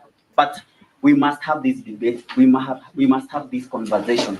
We cannot continue living in fear. I see a lot of fear in this country. A lot of fear in the courts. Just yesterday, we saw a magistrate who was shot by a police officer. I want to speak, my dear friends. I want to speak because when you try to tell me to keep silent, my heart is burning. You know, it's burning because of this country. Because for 60 years, we have been living like we are not human beings, like we are half human beings. We are considered like children of a lesser God.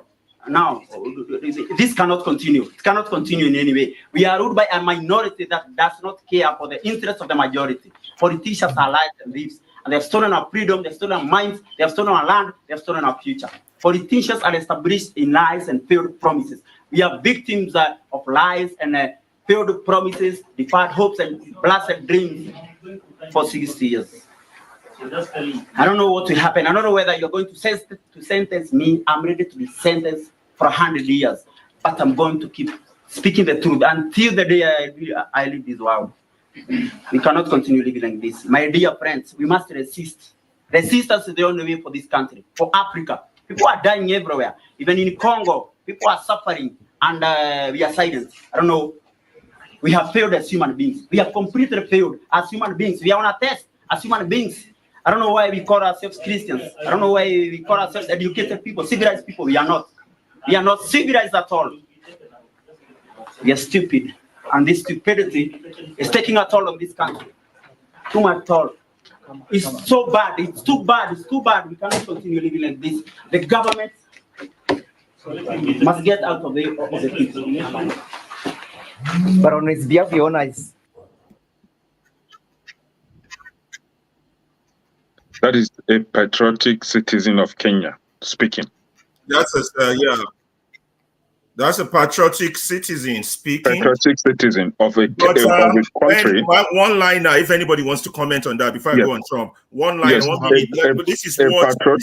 Wait, Kenneth. This is what they call free your mind, and the rest will follow. Nigerians are not there. This is what Fela calls. They don't release you now, but you never release yourself. You don't be colonial human. Anyway, 1 minute each, and then we go to. I love that guy's Nigerians be at that stage. Anybody want to start with Forefather? I love that guy's guts. And this is the way. And then we're starting with Forefather, not your turn yet. Oh Lord. Yeah. We're starting with Forefather. Okay, because he just come in, unless he doesn't want to speak, then I go from top down. Okay, Forefather, your turn. 1 minute, but we've said so many things that you were not a part of. Except hold on. I don't know why you are giving Forefathers free ticket. Hello, can you hear me? He's supposed to wait. Yeah, he's a moderator. Yeah, thank you. I really appreciate that. That's how we abuse Nigeria now. Thank you, this in Alabama for hosting this and having me.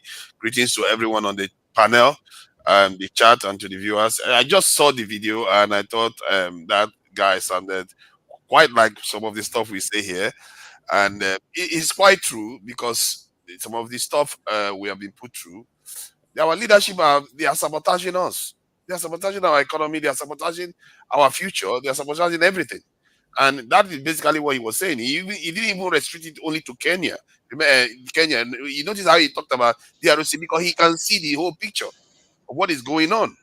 And this is our leadership. We need to call them out. We need to notice when they are doing what they are doing to us. When they march to France, they march to Washington. That is what they are going to do. They are going to sell you. Look, Forefather, how can we call them out when people like Kenyan are saying, well, I support the protest, but I'm not joining?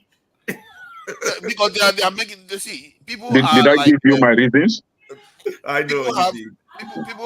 Some people are like Jabari tribe. You've seen Black Panther, the Jabari tribe. Some people will join when the people that have spearheaded it are already moving on. Some people have their reasons, but it's all populations. It's never everybody that starts off in a given direction. The ones that believe have to go forward. Like that young man now, he was in handcuffs. He was ready to stand on his own and speak his own truth. He doesn't care what anybody tells him. He was willing to say what he felt. And I think that's how we probably need to approach this thing. It's not about expecting everybody to join you. If you believe strongly about this type of ideas, you have to start pushing it forward and say, no matter what happens, if you arrest me, arrest me. If you want to kill me, you kill me. Because after you do that, some other person is going to replace me. Because it's not about me, it's about the need. Somebody's going to need that stuff to be fixed. Somebody's going to need us to have good electricity. You remember what he said? I think I saw a video of somebody saying, we don't have security. Because that should tell you that your nation is compromised. One of the areas you can use to tell how African nations are compromised, black nations, by the way. Forefather, how do you get Nigerians to be like that, man? That's the question. That's tough. I think we have them. We have them. It's just that they are not coming out yet. They will come out. See, this government have done so badly. If things don't improve, they will start showing up. And you can kick them, you can beat them, they will still speak their truth. And this type of stuff, it can inspire people, because when somebody hears this young man saying what he's saying, you can see that, okay, he doesn't care, because he has to speak his truth. Someone like me, that if you put me in chain like that, why would I care anymore? I will speak my truth, do whatever, I do your worst then. Because that is all you have in this life. You are still going to perish anyway. So you might as well speak your truth to help the next generation. He is calling their leadership out, how their leadership are selling them out. And this is what they are doing, actually. Because this government got into office, they had everything in place to run a good government, but look at where we are instead. They wrecked it. This one, I saw it with my own eyes happen. Day by day, they just wrecked the economy themselves. Not because there was no way the Nigerian economy couldn't have grown. If any other nation had that is not black, that is not African, they will be up right now. You have 4 refineries that you are fixing. You have a major refinery that has come on stream. You have a subsidy that you are removing. You have money in your pocket. How did you manage to screw the economy up so much that we have 35% inflation rate? How did you manage to do that? Question for you in relation to this topic. Do you think we have citizenship and do we have sovereignty? With all, well, I don't know where you were listening in the background, but I got to go to others. We should have sovereignty, but we've not exercised it. We as a people have not exercised our sovereignty, and because of that, our citizenship is compromised. In other words, we are just being raised to serve other people. You heard what he said. He talked about how the education system and the laws that they are following. These laws are meant to fulfill and meet the needs for other people, not for us to actually progress. That's the problem. So I will leave it at that. I know there are other people on the panel that wants to respond. Thank you. Okay, eccentric case. Your turn on that bravery of that young man, and how can you get your fellow Nigerian brothers and sisters to be like him and not talk about tribe? Yeah. So exactly. Yeah. So that's why I said we need a working class movement. That's what I saw there. He didn't mention his tribe. I didn't care about his tribe because his tribe doesn't mean anything to me. You know, he clearly said what the problem was, and that's something any one of us can relate to. We can all relate to all the things that he mentioned. You know, we need a working class movement. That's what we need. We need a working class movement. We don't need a tribal movement. You know, like Ekene and the other guy, what's his name? The guy from Ghana. What they were prescribing. The guy from Ghana said, if he was in Nigeria, if you protest in his area, that he's gonna kill you. We don't need this type of people, man. Anytime we have a revolution, you guys got to go. We got to get rid of you guys. He said, but we need to move forward. But his people should not join. I don't know. We need exactly. Yeah, we need a working class movement. Exactly, we don't need. That's not exactly. If you can, please quote me rightly. Yeah. I said, if I were still in the service, quote me rightly. If I were still, I didn't say, if you come to my mother's place. I said, if I were in the service, yeah. That was protest in the area. Correction noted. Correction noted. Let's move on. Correction noted. Yeah. So yes, we need a working class movement. You know, we need to unite under the working class umbrella, not under a tribal umbrella. And the people that are fixated on their tribe, you know, the tribal allegiance, they got to go, man. We need to get rid of them so we can move forward. That's it. Do you think it's because they don't allow people to express their tribal pride is why it's turning into tribal hatred for others? Do you guys think see the tribalism thing, it's a defense mechanism, right? That's what it is. It's a defense mechanism. You know, people like to bring up that, like for instance, in Igbo land, right? An Igbo person, when it comes to the national issue, they will bring up their tribe. A Yoruba person will go, "Oh, I'm a Yoruba. I'm not Hausa. I'm not Igbo." but inside their own so-called tribe, right? They all have conflict within. Igbo people have conflict within. Ungwa people does not agree with people from Omaha, or people from the Bende Republic. You know what I'm saying? So there is division even within the so-called tribe. You know, it's just a front. It's a front. You know, it's the people that don't want any progress. They always, you know, push their tribe forward. You know, because within their own enclave, they have problem. Even if you go to like Imo State, within Imo State, there are, you know, division. There are conflict between the small hamlets and families. These divisions exist there. So this tribal allegiance thing, it's not real. Let's be honest, it's not real. What will unite us? What will unite us is the working class agenda. We need to have a working class agenda. We are all working class. The guy that's the conductor, the guy that's driving the bus, the person that's working in an office, the person that owns a shop in Alaba, these are all working class people. We need to be united under this umbrella. And we know our problem. The problem is the elites, the political class. We know who these people are. They are all in our so-called tribes. You know what I mean? We know who they are. They are the problem. They siphon the money, the funds, and they send it overseas, send their kids to foreign countries in the best universities. They take all the money out, you know, beautiful properties in the United States of America, in the UK, and they create Nigeria is kind of like, they're like pirates. These guys are like pirates, man. Yeah, they are pirates. Thank you, you know? So much, Etrikes. You made your point. Like they are the problem. Like I said, Etrikes, if I am Tinubu's chief security advisor, I will tell her, no problem. We feel rule these people for the next 100 years. You're right. Mr. James, right. Your turn on the bravery of that Kenyan man. Please don't take it tribal. No. Look, let me express my thoughts. I don't want people to, totally guide you. Yeah, I'm sorry for that. The issue is this. If Ndume, who has been eating and drinking with the government, the former Senate president, who went back to Senate surreptitiously, this so-called professor of bone marrow, what's it called, professor, I don't know what they call him. These guys, if they are singing a different tone right now, you should suspect that there's a greater picture behind what we are seeing. It's not just ordinary demonstration. This is one thing we should know. And I do not want us to get out of this problem and get into a bigger problem. This is what is, shaping my thoughts. It's not that I enjoy being called a tribalist or whatever it is. No, in fact, I've never lived in the North. I don't know much about them. And I mean, the country is tribal. I'm not the cause. And if people want to use tribalism against me, against my future, I should speak up. Don't say because I won't say because I don't want to be seen to be tribal, so I should play along with them. At the end of the day, I'm the one to suffer it. So, if the situation is becoming...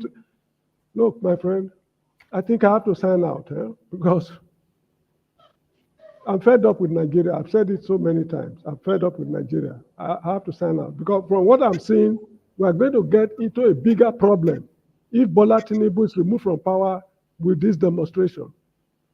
We do not know the dispensation that will come. When Bola Tinubu and others were fighting the military, Mr. James, is that not fair you're expressing that if he's removed, we're going to be a bigger problem? I'm looking ahead. When this same Bola Tinubu was fighting the military, did you know that it would be like this? Yeah, but we can't say because something has gone bad in the past, it can be better in the future. Look, we shouldn't be based on fear. The Wolof people here in the Gambia have a saying that an elderly man who is sitting down sees far more farther than a young man who is standing. How come all our elders from the 60s who are in their 80s and 90s didn't see this coming? How come we are in this mess if they are real elders? They saw it because it is the same class of people who have been mismanaging your life and my life that are still in power. They knew what they were doing and they will continue doing it. You got 1 more minute to round up, Mr. James. What is the guarantee that tomorrow, you and me, if we find ourselves in government, we will not be like these people? Because this is the example we've been experiencing all along. We criticize those in government, and when it is our turn, in fact, a man like Wole Soyinka For him to make a U-turn in the middle of the road, you know that fundamentally something is wrong with this country. So let's leave it at that. Kindly allow me to sign out. I have to go home now. Thank you so much. Okay, yeah. Thank you, Mr. James. Thank you for your contribution. But I don't share your fear. I think we should try something new. It wouldn't be as bad as this. Righteous man, your turn on the bravery of that Kenyan man. When will you become like him? Instead of giving us price of tomatoes and onions and yam. Ferrari, you should be paying, this platform should be paying for me going to the market, risking my life to interview people and get the prices of this thing. I am doing you a service so that those who are stingy that are in abroad, when they are giving money back home here, they will know the amount of money they will give to their people. So I'm doing you a great service, you know, because I know many Nigerians abroad are very stingy. If you don't give them the accurate thing. So go ahead, Ferrari. Go ahead, yeah. I've the little I could do, I did it during June 12th. I risked my life. So I've been detained close to 2 months because of the cost of this country. So I have paid the price. So please don't go that way you want to go, please. I'm begging you. Because I say there are many things. I'm just cracking a joke. Do you okay? Yeah. Serious question, righteous man. Can Nigerian youth be like that Kenyan man? Is it possible? Or can we get there? Yes, it is possible. Now listen.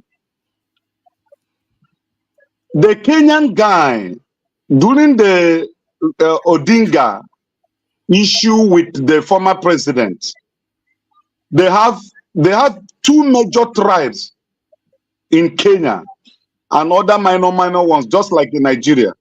Now, during that Raila Odinga crisis with the former president, Kenyans were killed, not measured on one particular tribe or section. The killing cut across each of the tribes. But in Nigeria, it's never the case. For example, the last election, people that were targeted were people from the southeast. That is the difference. God bless you. Okay, and now, if you have targeted me previously, and by divine providence, I was able to escape, you are asking me again to go on the street when I know I will be the target. The people planning for this protest are the Northerners. They are not Southerners. They are the Northerners. They call people planning for this protest. They are Northerners.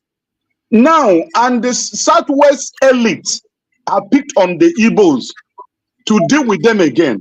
After just 2023 that just passed by, that we cried and nobody responded to our cry. I mean, we can't be that stupid. We can't. I know what I have lost in Lagos because I'm an Igbo person. Don't you think be that stupid? Divide and rule for this government of Ononuga to be picking on the Igbos. So if they attack Igbos back out, and then that way the protests won't have any. I don't know. I'm just playing devil's advocate here. One more minute left for you. The Gen Z, the Nigerian Gen Z generation, they are ready to take up the fight. But remember what happened in NSAS. The NSAS, nobody knew any tribe. Nobody knew any religion. It was the Gen Z generation that stood up and said, this nonsense need to stop. But what did they get in return? They were massacred. And up to today, the government is denying that nobody was massacred. So the issue of Nigeria, I think, Nigeria, let me borrow the word of Obasanjo. If you bring an angel from heaven, the Nigerian situation will defeat that individual. I think since we do not want to forge ahead and meet up with what other countries are doing, look at Rwanda, look at Angola, just look at Mauritania. After they will say they are small countries. Okay, if we being too large is our problem, then split it. Split it. If being too large is a problem, split it.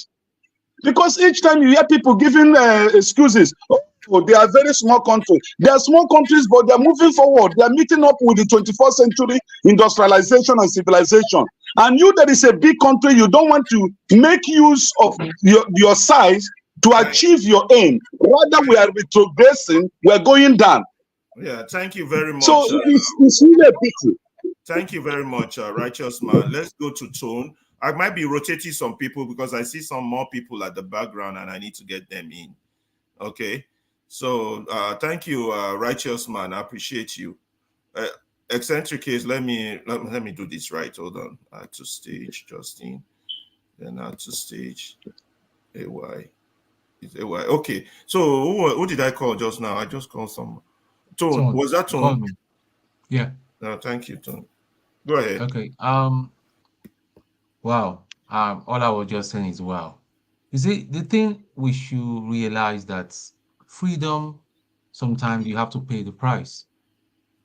And that is what being a soldier is about. Sometimes you pay the ultimate price by being killed. Sometimes you lose a limb, you might lose an eye. That's the ultimate price. But the thing is, we're so afraid of buying, which is a natural thing. I can understand. But until we come to that place where we say, we live, we die, we die. These people, I keep making this statement here. A lot of people do not understand. They think I'm advocating for a military coup. I'm not advocating for a military coup.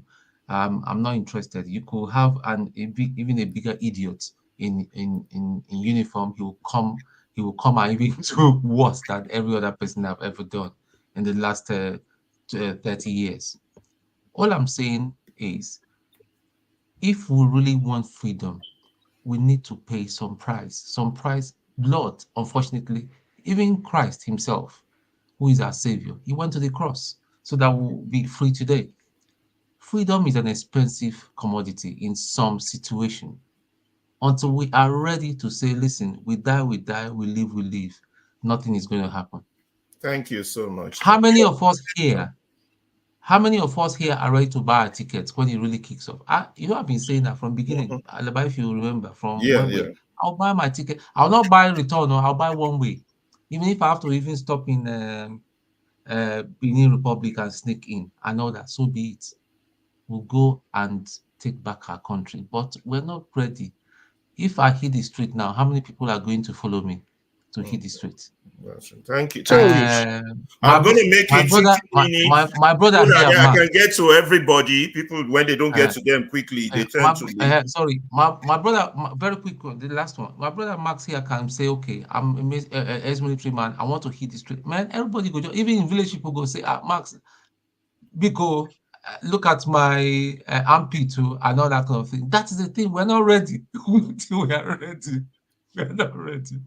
Unfortunately. Thank you. Okay, Ovie, your turn. No, I don't peg them to 2.5 minutes for everybody so we can go around and I can jump on this US Biden thing. What are you? We'll see the first round. Who wants to be in the background? Who? Oh, you don't want. I said, what are you passing around? No, I actually thought you were asking who wants to talk. I didn't hear you. I thought you were asking who wants to talk. Never mind. Are we on Donald Trump yet? No, it's Ovie that wants to talk. I'm going. Let's go to Trump. Let's go.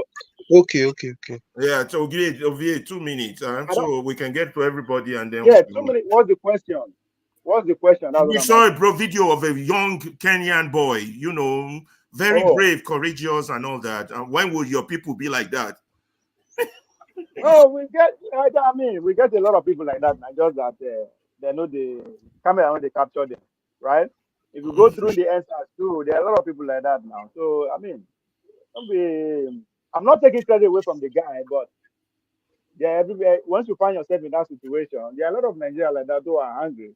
And I think the idea of somebody has to lead is the one that actually shadowing a lot of these people like this. You understand? So I don't see anything. I commend him. We know what we want. That's the spirit that we want across the continent. But they are bound everywhere. Everything is trying. It's just that Now that we have camera everywhere, we will see that as time goes on. So there's nothing extraordinary about the guy in terms of that we are not going to find those kind of people in our own society or in our own community. I don't believe that. So Yeah, thank you, Ovie. They're everywhere. Thank you. Kene, Can I when speak are to? you going to be in front? Yes. Thank you. So for those of hold our on, Kene, somebody was calling me. So what do you okay, want to sorry. say? Yeah, me. Wait, can I just, because I don't want to forget what I was about to say, to be honest. Don't worry, write it down. Kene, you want to give him No, chance? no, Let write him it down. Okay, I now wrote turn by mine down. turn. No. Write it down. Nigerian Okay, Limited. No vex, bros. I No, equally want to go run away. go on. So the thing is, for our patriotic Nigerians that want to participate in the protest, I want to ask you a very important question. What are your plans towards that protest? Are you planning to go to Nigeria to join them in the protest?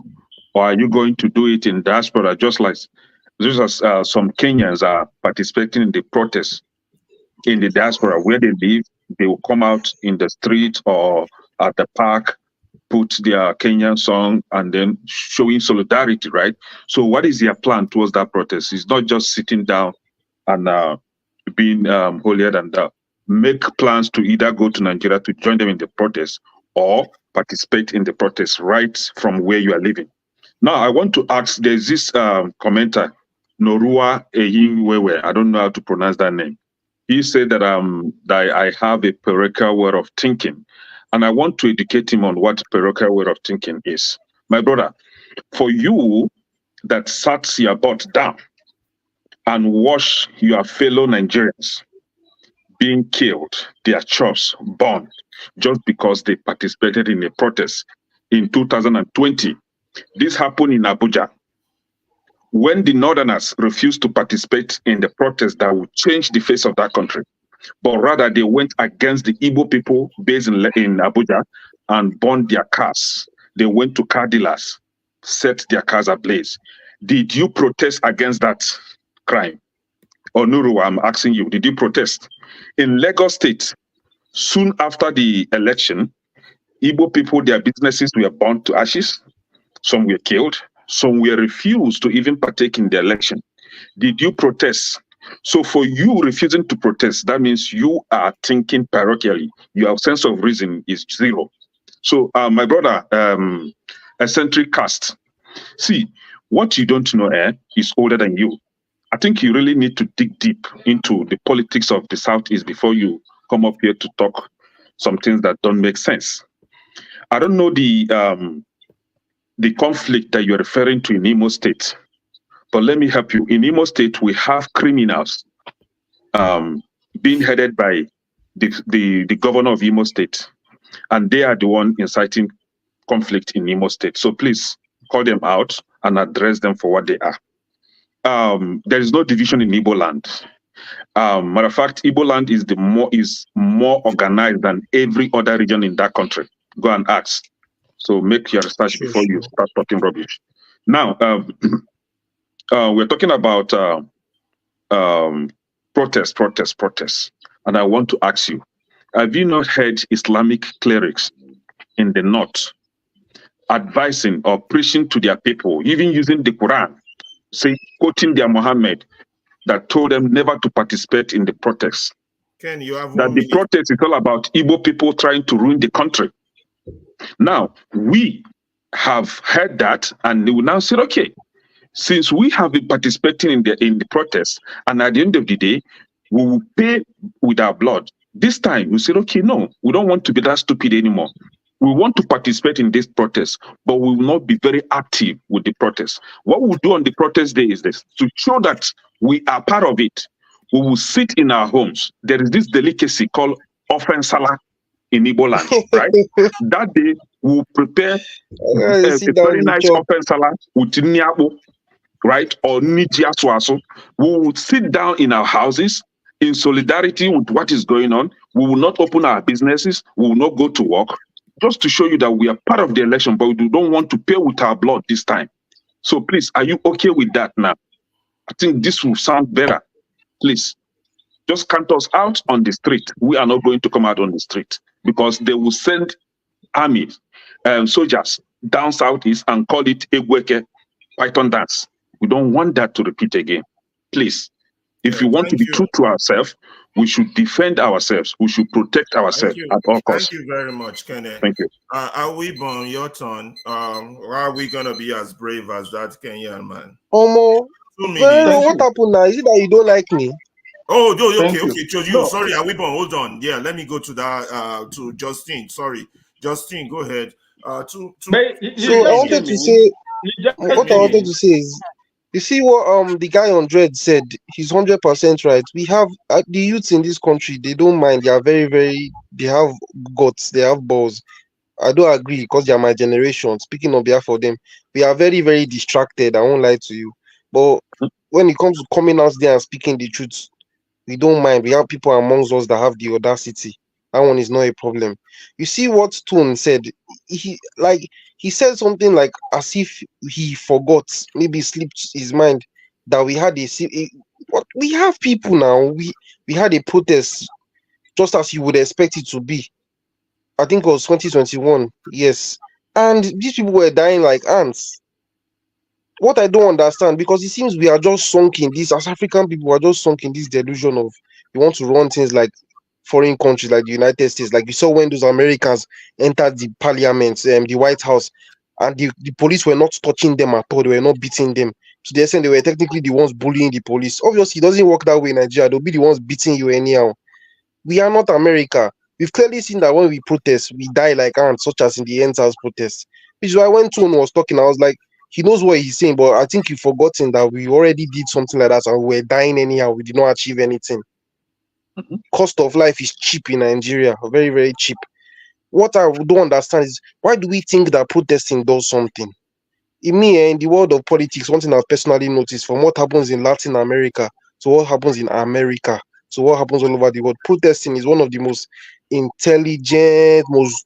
intelligently stupid things anybody can do. There's no sense in actually protesting. If you want to rebel against the leader, fine, do that, overthrow him, put somebody else. Though that does not, we've seen so many times that does not mean you would have actual change. We've seen this many times in the past, in history. Does not necessarily mean something good will not change. Though we've seen good things come out of it in history, like the French Revolution and all that. But at the same time, protesting, I just feel like it's not necessary. We've never really asked ourselves as Nigerians, what is your aim, what is your goal in protesting? Are you trying to convince the government's mind? If you are, let me remind you that even influencers came out to do the exact same thing with all their following, such as Mr. Macaroni back then. And they literally, I would even call it kidnapping. They kidnapped this guy, put him inside keke, and the police, they were bullying him. You need to understand, we know this already, we just find it hard to admit it to ourselves. They don't care. They don't, let me spell it out. They do not care. The military, the government, they don't care. Protest all you like, they don't care. It's to get rid of them, full stop. How do you get rid of them? You only got 15 seconds. Oh, my bad. To get rid of them is just the truth. We need actual rebellion. That's just the truth. We need actual rebellion. For real. In Nigeria, we need to overthrow those people. That's just the truth. Okay, thank you very much, Justin. We go now to Awibon. Awibon, thank you for your patience. I'm sorry. Oh, let me turn on Thank you. Thank you, Ferrari. What I would say is this. Ferrari, I would like you to Google the inflation rate in Kenya. I would like you also to take into consideration the electricity coverage in Kenya. I will also, ask you to look at their level of education and the education infrastructure in Kenya, the medical, the road network, the distribution of potable water supply in Kenya. And now tell me why the Kenyan boy will not speak the way they are speaking. He is so patriotic because what is happening has never happened to them before. If you look at the inflation rate, I think the last time I checked, it was, single digit. It was around 6 or 7%. So that will make you to be patriotic of your own country. When things are not moving on well, then you strike. You come out to defend it. But in Nigeria, with all the wealth Nigeria has, inflation is 30-something%. You power your house. You went in at one of the major crude oil producers, exporters in the world. You cannot. You power your house your own self. You dig borehole in your own house. If you can do all these things that the government is supposed to do for you, what makes you think that you will be patriotic to such a system? I don't think so. The guy is patriotic. If you go through what I've listed now, you will see where Kenya is. And that will make anybody to be patriotic about his or her own country. Thank you so much. Okay, thank you so much. So same old same, going around in circles. We've had bad experience, but the key to how do we change the system? I speak. If not now, your turn. No, speak. Speak. You got 3 minutes. That boy was so brave speaking. So you know the question. Go ahead. Hello, panelists. Thank you. Good, so you want me to be as bold as the guy that was speaking, right? Yeah, when my people serve, they fear too much. They always get reason to fear. They know what die. They know what quench. I get what child. Mama dey for house. So policeman go slap your face. You know go talk. Tinubu go chop all your money. You go they look like donkey. When are we going to be brave to change our situation? But I don't think God is coming down to do it for us. So we need to do something. If not now, when? Yeah. When will it be? I've always studied that the Nigerian politicians are very few in number, but they are very smart. Yeah. Smarter than the rest of us. During the political time, they will all use tribe and religion and stuff like that to divide us. But then the few of them that come from different tribes will still be united in their common purpose of corruption. Then this time around, the time to hold the government accountable, they have also come again to use their tribe and religion and everything to divide us again. And that is why Onanuga is playing the template, And unfortunately, the people from the southeastern part of the country, they're going to do exactly what Onanuga expects them to do. And I get it. I understand why they are sounding the way they are sounding. I wouldn't blame them.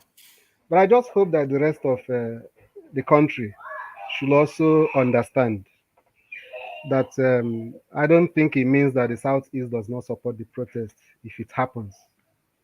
And who knows? If the other people should show much courage, they may even come back and join later to move the same cause. But I think they just want to see it started first. That was a smart thing for them to do. For the guy in Kenya, I think we have many people like that in Nigeria. You may not know it yet. For every Showore, there are more than 100 or 1,000 people like him that are still there. And maybe this is the time to discover if we still have some of them left. We are not going to give up, no matter how many Nigerians that are going to come out. It will still send a message. For people that are saying that protests will not achieve anything, I don't really believe it. It's going to achieve something. And for the fact that the governments are so afraid right now, shows that they know that whenever we decide to come together as a people, whenever we decide to keep away the things that divide us and stop seeing the person that the cabal selects to lead us as, Yoruba president or Igbo president or Hausa president, because if you go around the southeast now, the southwest now, you're not going to see any special benefit that have accrued to any southwesterner because Tinubu is the president. Me and you know what happened in what's this state? Buhari's state. Lagos State. No, Buhari when Buhari was there. Katsina. Katsina State, when Buhari was president. What benefit did accrue to an average Katsina person? So these things are just game, chess game that they are playing. And we don't even understand it. It's our people, it's my people. You have nothing to gain from any of them. Nothing. Nothing. But they know how to use us against us and continue to prolong our day of suffering. May God help us. Thank you so much. I was about to go to AY, but I want to welcome Mama Echo. Since AY has turned off his camera, I'm going straight to Mama Echo to give us. We've said a lot today. I don't know if Mama Echo been in the background listening, talk about constitution, citizenship, sovereignty. We speak too much. In fact, we talk Oyibo passing English, man, today. The type of Oyibo we talk, nobody feel understand. We speak big grammar today, Mama Echo. Your contribution to what's on the ground. Do you need any background on anything, or you're good? Okay, well done. Welcome. You know, say 99.9% of us just here say we get constitution. They not teach us, so we don't know. Now, once in a while, they come with one verse when you talk about this and talk about that. But what really moved me here today is my brother and my pikin Ekene outburst. He accused Showore. He not do this, he not do that. But that's not the truth. I know say before Showore was arrested, he met one-on-one with Nnamdi Kanu and they had a great discussion. Before he came back, and they tell us now revolution now they arrest and no. It is that discussion. Then I want to ask us one question now. We had 36 state governors in Nigeria. Is the Southeast governor, are they deprived of their allocation monthly? Is it that they don't collect their allocation and other states are collecting their allocation? Is it not the same evil those state governors in the Southeast are doing to their people with those allocations? Is that not the same thing that is applicable in other states? Even when Peter Obi came out for the election, did some of the Southeasterners stand against him and call him names? The vote he got that was stolen, was it only the people in the Southeast that voted for him? No. How many times the issue of the Southeast has come into this platform that other people from other tribes turn their ears against it and they speak about it? And the anger and the hurt we are bringing, is it coming from what happened in your generation or my own generation, or it is what happened in our father generation?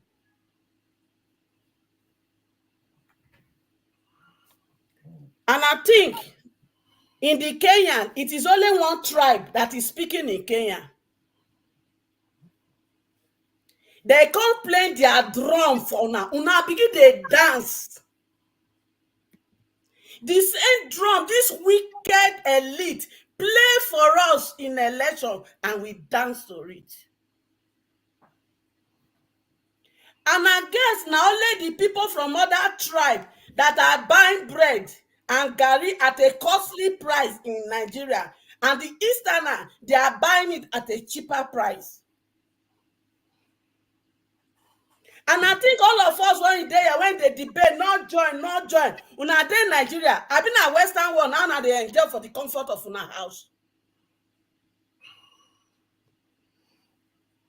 I said one thing yesterday, that the past can never be changed, no matter how we cry and drum.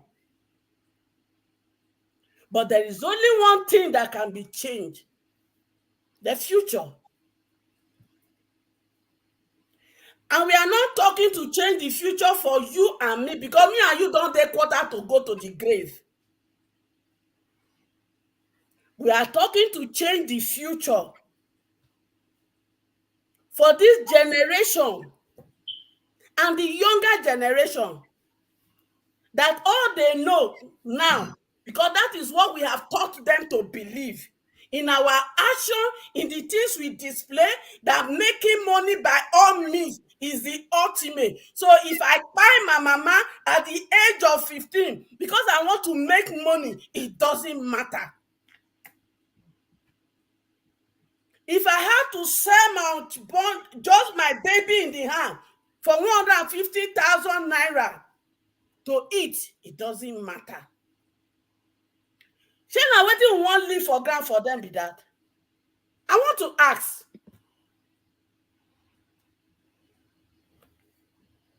who are the people sabotaging the outcome of Nnamdi Kanu coming now? Is it not the Igbo elite?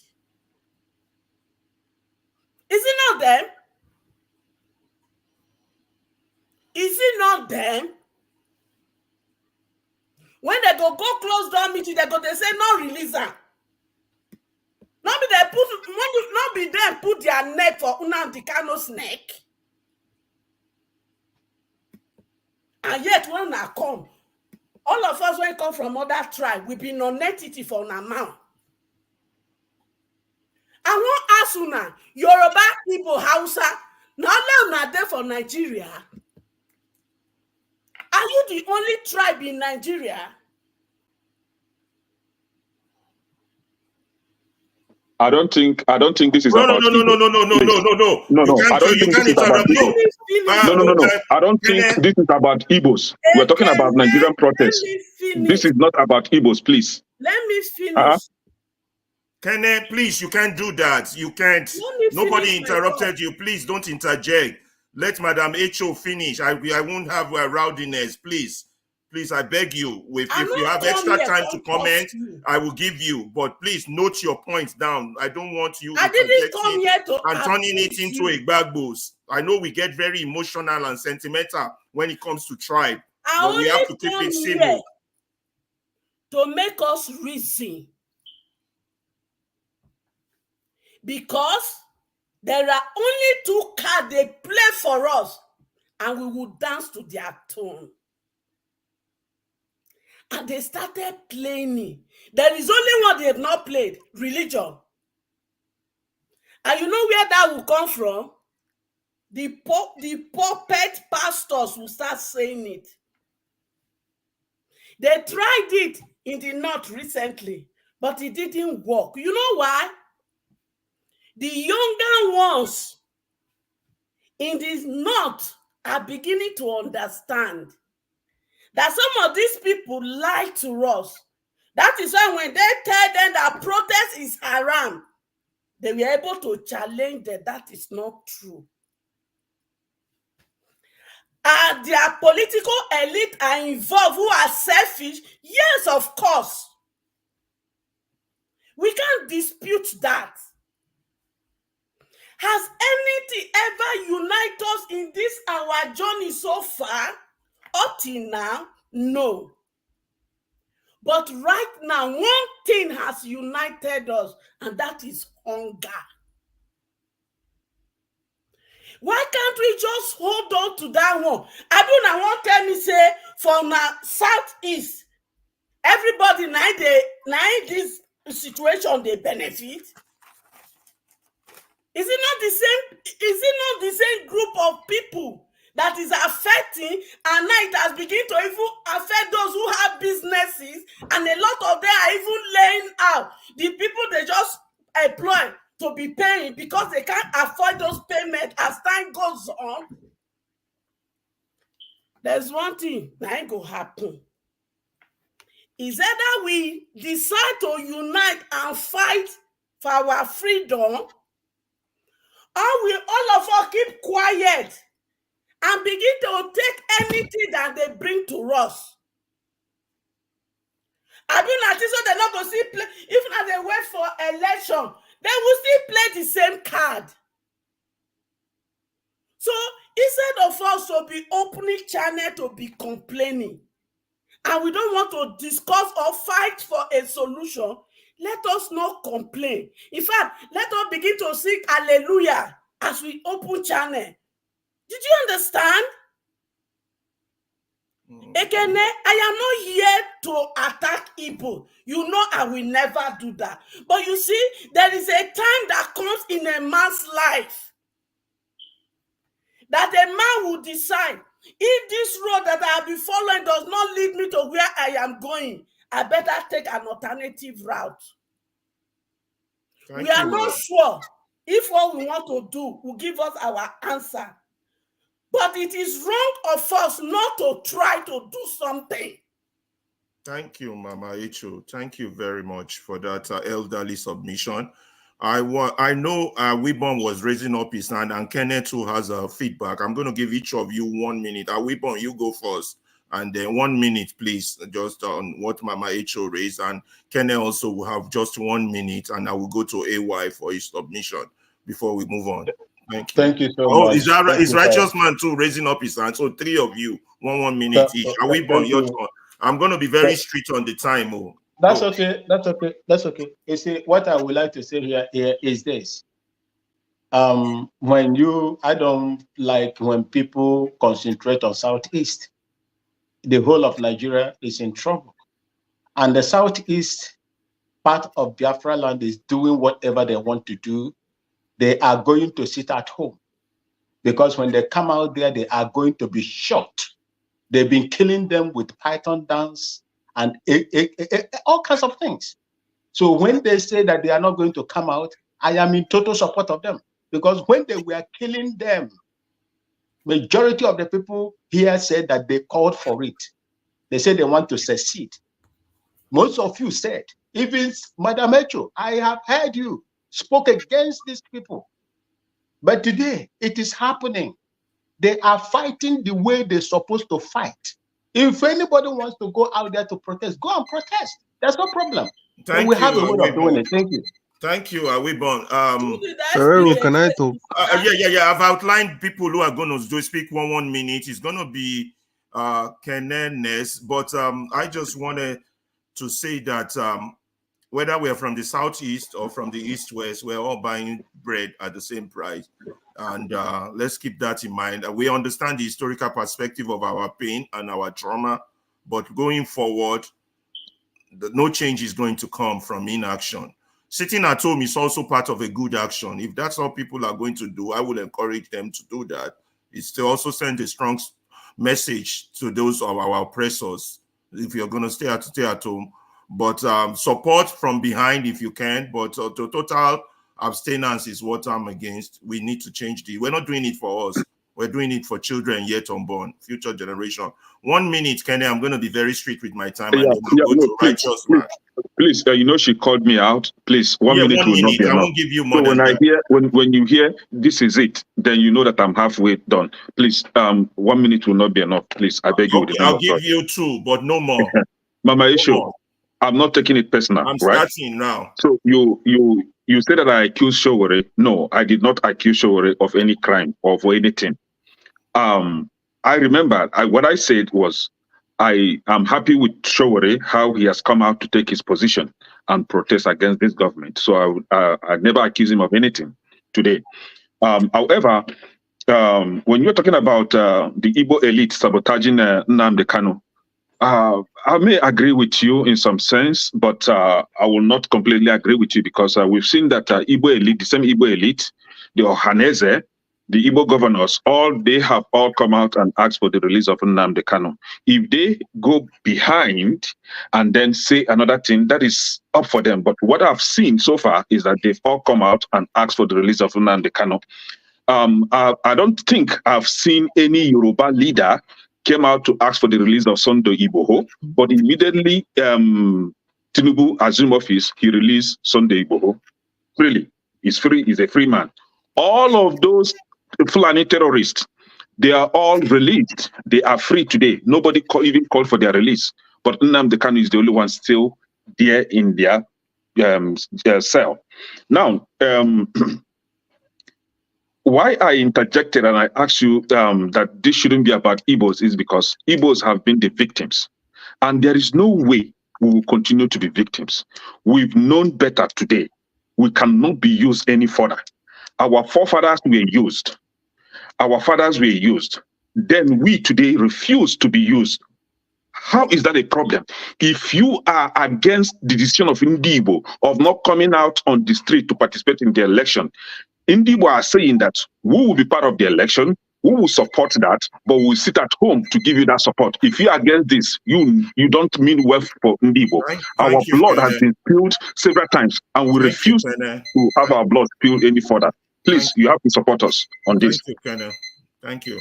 Okay, I'm going to go to Righteous Man, 1 minute also, because and then we'll move on. Righteous Man, Mama H.O., we love you. We appreciate you. You are a big mommy. God bless you. But Mama, this issue is not as if the Igbos are exempting themselves from the troubles and challenges that we are facing in Nigeria. No, that is not it. The truth is that 1966 coup had happened. They blamed it on Igbo. 1967 Biafran War and Civil War, 5 million Igbos were massacred. Again, other religious riots have taken place in the north. Igbos were beheaded. Nobody asked question, why were they killed? Just few years ago here, NSAS, Igbos and other tribes were killed. 2023 general elections, our shops were burnt. Our boys and girls were killed, macheted. Nobody came out to say, why must you kill these people? Are they not Nigerians? Today we have learned lessons and we will no longer go on the streets. It's not as if we're not going to be part of the protest. We will sit at home with pounded yam, ofe egusi, ofe nsala, ofe onubu, and then we celebrate whatever that is happening. We are going to sit at home, but we will not hit the streets. Thank you, for Righteous Man. What if Righteous Man? What if the rest of Nigeria decides to sit at home? Thank you. Sitting at home is a good protest. Thank you, guys. Sitting at home is a very valuable protest. 2027, but listen, don't play into Ononuga's tribal game. Thank you, my brother. Protest, by the way, please, plead with you protesting. Let me finish. As a symbol of the protest, have a tree, a leaf, a grass, something green. Put it in front of your house as your flag, a symbol that you're in support. Stay at home, but do not play to this government tribal bigotry. Don't be their chairs. We have our Biafran flag already, Pereira. I'm going to go to AY now for him to make his contribution. Thank you very much, Mama H.O. and all the others who counteract. We'll go around, go to AY. Thank you. Yeah, thank you, Ferreira.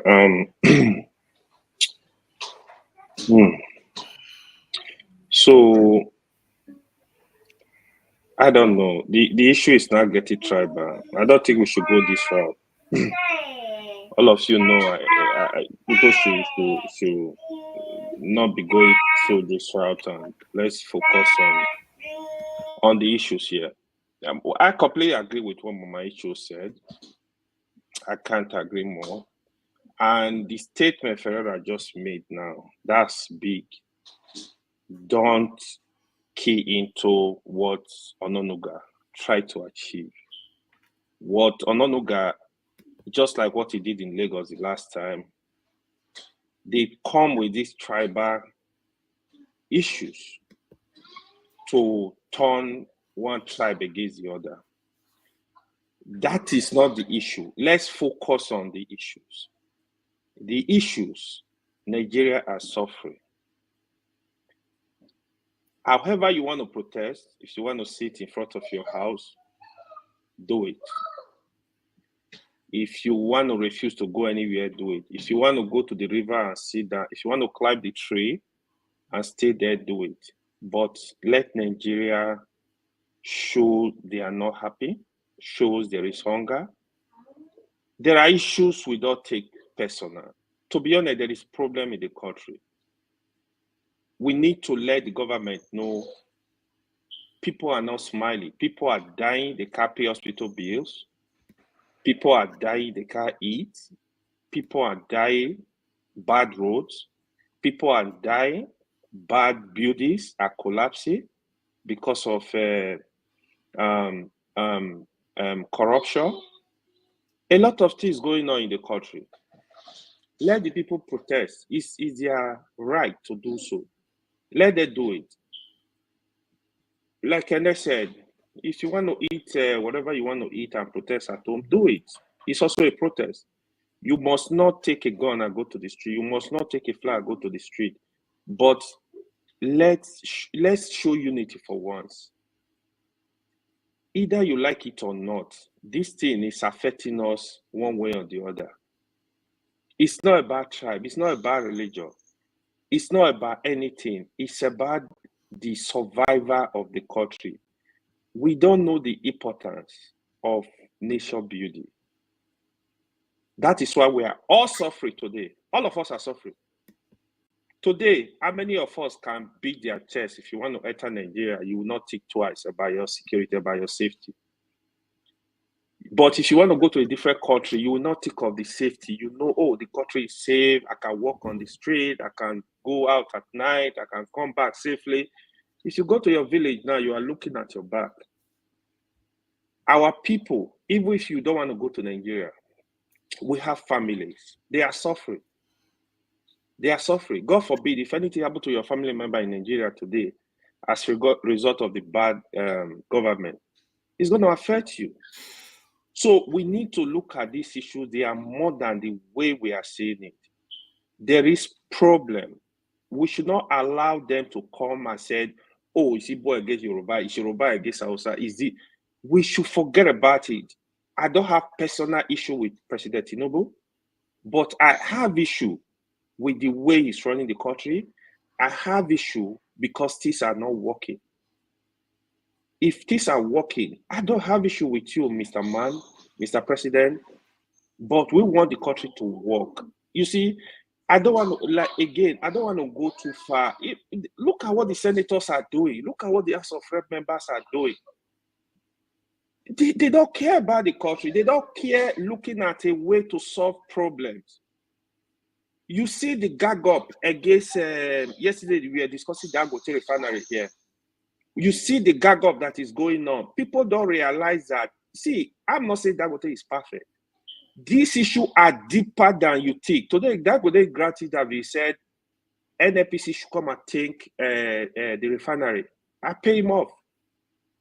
Give him the money.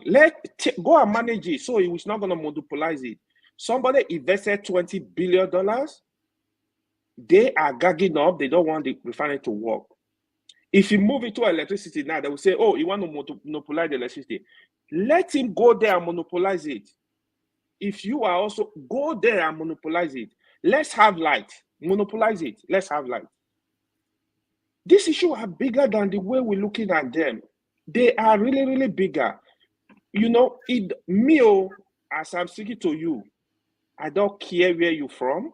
If you do things that will create jobs in that country, if you do things that will save the life of the people, I don't care the governor, I don't care the state you are ruling. If you are working for the people, trust me, 100% I'm with you. I can contribute financially. I just want the people to have peace, to live a normal life. Let people live normal life. Our governors, the president, the senators, the rep, they need to wake up because anyhow they will see it, right? They might think, oh, Nigeria are scared, they don't want to die. One day they want to die. Oh, it's not joke. They need to take this seriously. Nigeria don't want to die. Like I said earlier, until thank you very much. The people cannot pay for hospital bill, people are dying, people are dying of hunger. By the time people will get on the street and say, we will die anyway, let's die, they will be shocked. It will be big shocker. They should leave issue of sentiment and leave Peter Obi out of it and face the reality of it and solve problem for Nigerians. Thank you. Thank you so much, AY. I'm going to put my last comments on this topic and then I'm going to move on to the next one. I personally believe that no country is going to change if the people don't take action. There are different types of action you can take. Everything is not marching in the street, Aluta, solidarity forever, and all that rubbish we do in Nigeria. In fact, sitting down at home is one of the most effective protests you could ever have. Cut a Thank tree. you. Let there be a symbol of representation of support of this protest. Have a plant, a grass as a symbol. I remember one time when Babangida must go, I think it was green plant we were using. Attach it to your car, put it in front of your house. Go on the internet, type in against bad government. Let hashtag bad government, let it go viral. There are thousands of activities you can do. I wouldn't encourage anybody to endanger their life because we do have irresponsible people in governance who are very determined to destroy their own people.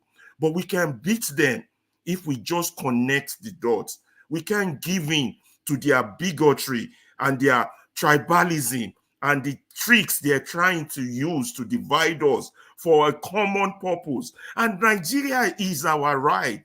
That is our father's land. It doesn't belong to them. It belongs to us. And we owe it to them to let them know it belongs to us. And this is all we are doing.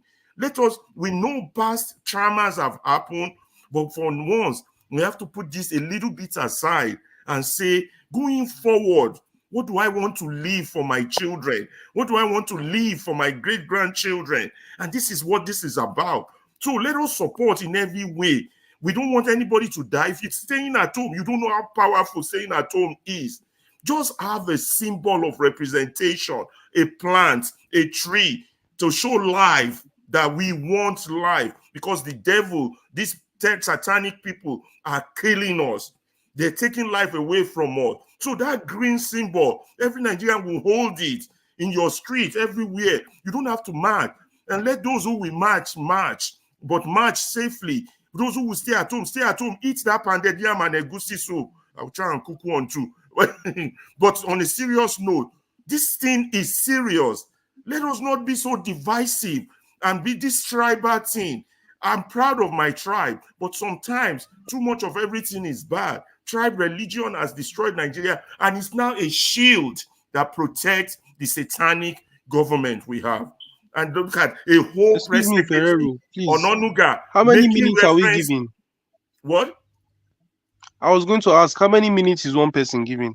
No, the time is over. I'm just concluding this topic. I'm about to move on to the next topic. I'm just giving my own contribution. Why? You still want to add more to the topic? We've discussed the topic. Yeah, I wanted to say something, but also I asked because I also noticed AY was speaking for like almost 5 minutes plus. Oh, well, that's not relevant right now because it's finished speaking. I'm moving on. You just interrupted my thought. But I'm concluding. I'm rounding this up. I think it was because AY just came in, so he was giving more time. AY just came in. Yeah, just thank you again for that. So this thing, we have to be together, but connect the dot. If you're staying at home to watch TV, be at home, be on your computer, typing something in support that goes viral. Don't endanger yourself. Whatever you do, your children will be proud of you. Not the rubbish that labor leaders did to go agree on 70,000 when they know that is not going to be enough to take them home. Not the rubbish that those in INEC that call themselves professor did. Not the rubbish that those that call themselves educated judges did. All these people are just, they're so greedy and thinking of now, they're just destroying their children's future. But there are things we can do and send a message to these people. We will not take this anymore. That's all for that topic. I'm going to leave that alone. I want to move on to the topic, unless there's a strong objection. I want to move on to the topic of Biden dropping out, and then just show you the headline on that one, and maybe we'll talk about that. And then if our father should be ready, maybe in an hour, I want to be signing out, and then by 6, maybe if our father wants to continue. But to share the latest news headline, share the screen.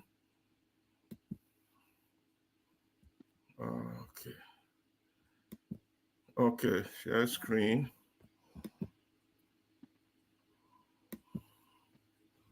Okay, they said, I'm going to read just briefly out of the headline. Biden's dropout of the 2024 race. Can you all see that? Let me see the headline. I don't know if that's showing. It's not showing. Oh, it's showing. Good. They said Biden is dropping out. Let me read it. Drops out of 2024 race. Harris vowed to win nomination. So I don't know how the system works when somebody drops out after primaries, but I'll be learning more about the U.S. Constitution and how that works, what they're going to do in their convention. I believe their convention is going to be in my town here in Chicago, so it will be interesting to see. With Biden now, Michelle Obama will be Donald Trump was self-inflicted nightmare. That's an opinion. So we don't know how the Democrats are going. Is it going to be Harris? Is it going to be governor of California? Is it going to be the governor of Illinois? Because those are popular people. I'm trying to see if I could read a little bit out of the article. I think he endorsed Harris. Oh, Biden endorsed Harris, but I believe Harris will still have to fight for the nominee, right? I think everybody will still have to fight. I don't know how it works. I got to try and figure this out from their laws. This is a new. No, it's not a free lunch. It's not free lunch. Everybody will still have to fight for nomination, right? Yeah. So I think those will be the four contenders.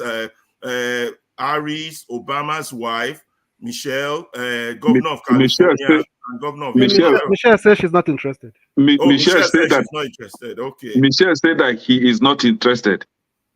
Okay. So President Biden announced Sunday he's pulling out of the race, a week-long pressure campaign from fellow Democrats.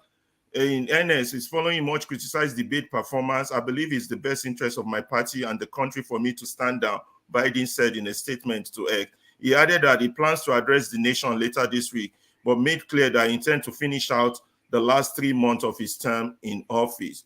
One lesson before I continue reading is that you see how this country, sometimes they let country's interest override personal interest. In reality, he could have stayed on that thing for selfish interest. But if you're trying to push an argument that Trump is a danger to democracy, and you know you're a weak candidate, why are you running against him?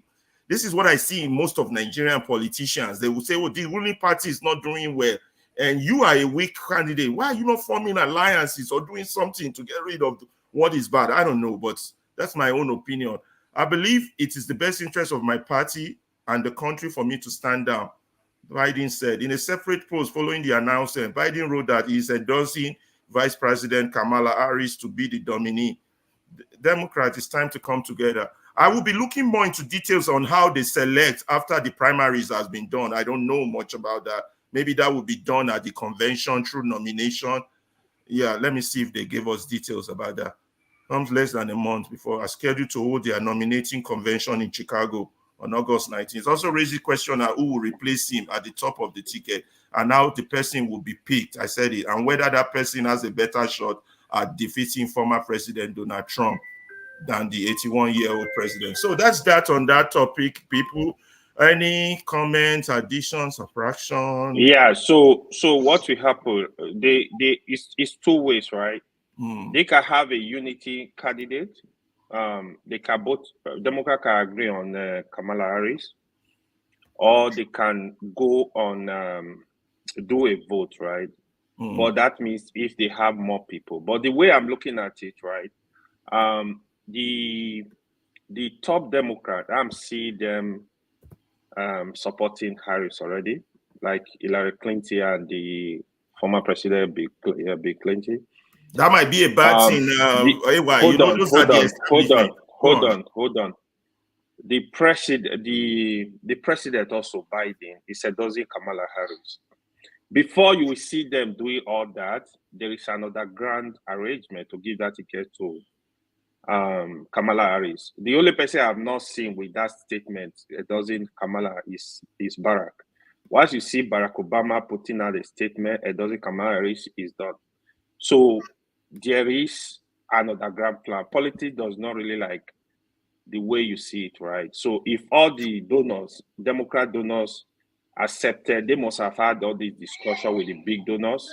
They agree they're going to sponsor Kamala Harris. Kamala Harris will just move with the ticket. But however, Trump needs to go. So Democrats need to give a candidate that is that the people will accept. I wish Michelle Obama can come in. I don't think she's really interested. I don't think anybody will push her. I don't think she's interested. But Kamala Harris, again, is a lesser evil than Trump. Trump needs to go. So I think the swing state now, they will be much interested in the election.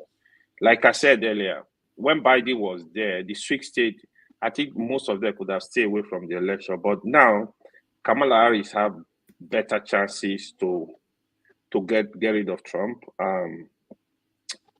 Those swing states, most of them will decide to vote for Kamala Harris. And I think Kamala Harris will likely be the next president. Trump needs to go. He's also old. He's also old. It's just that his madness is less than a lot of mistakes Biden was making. He also make mistakes too. He's too old. Let him go. America don't need him, and it's trouble.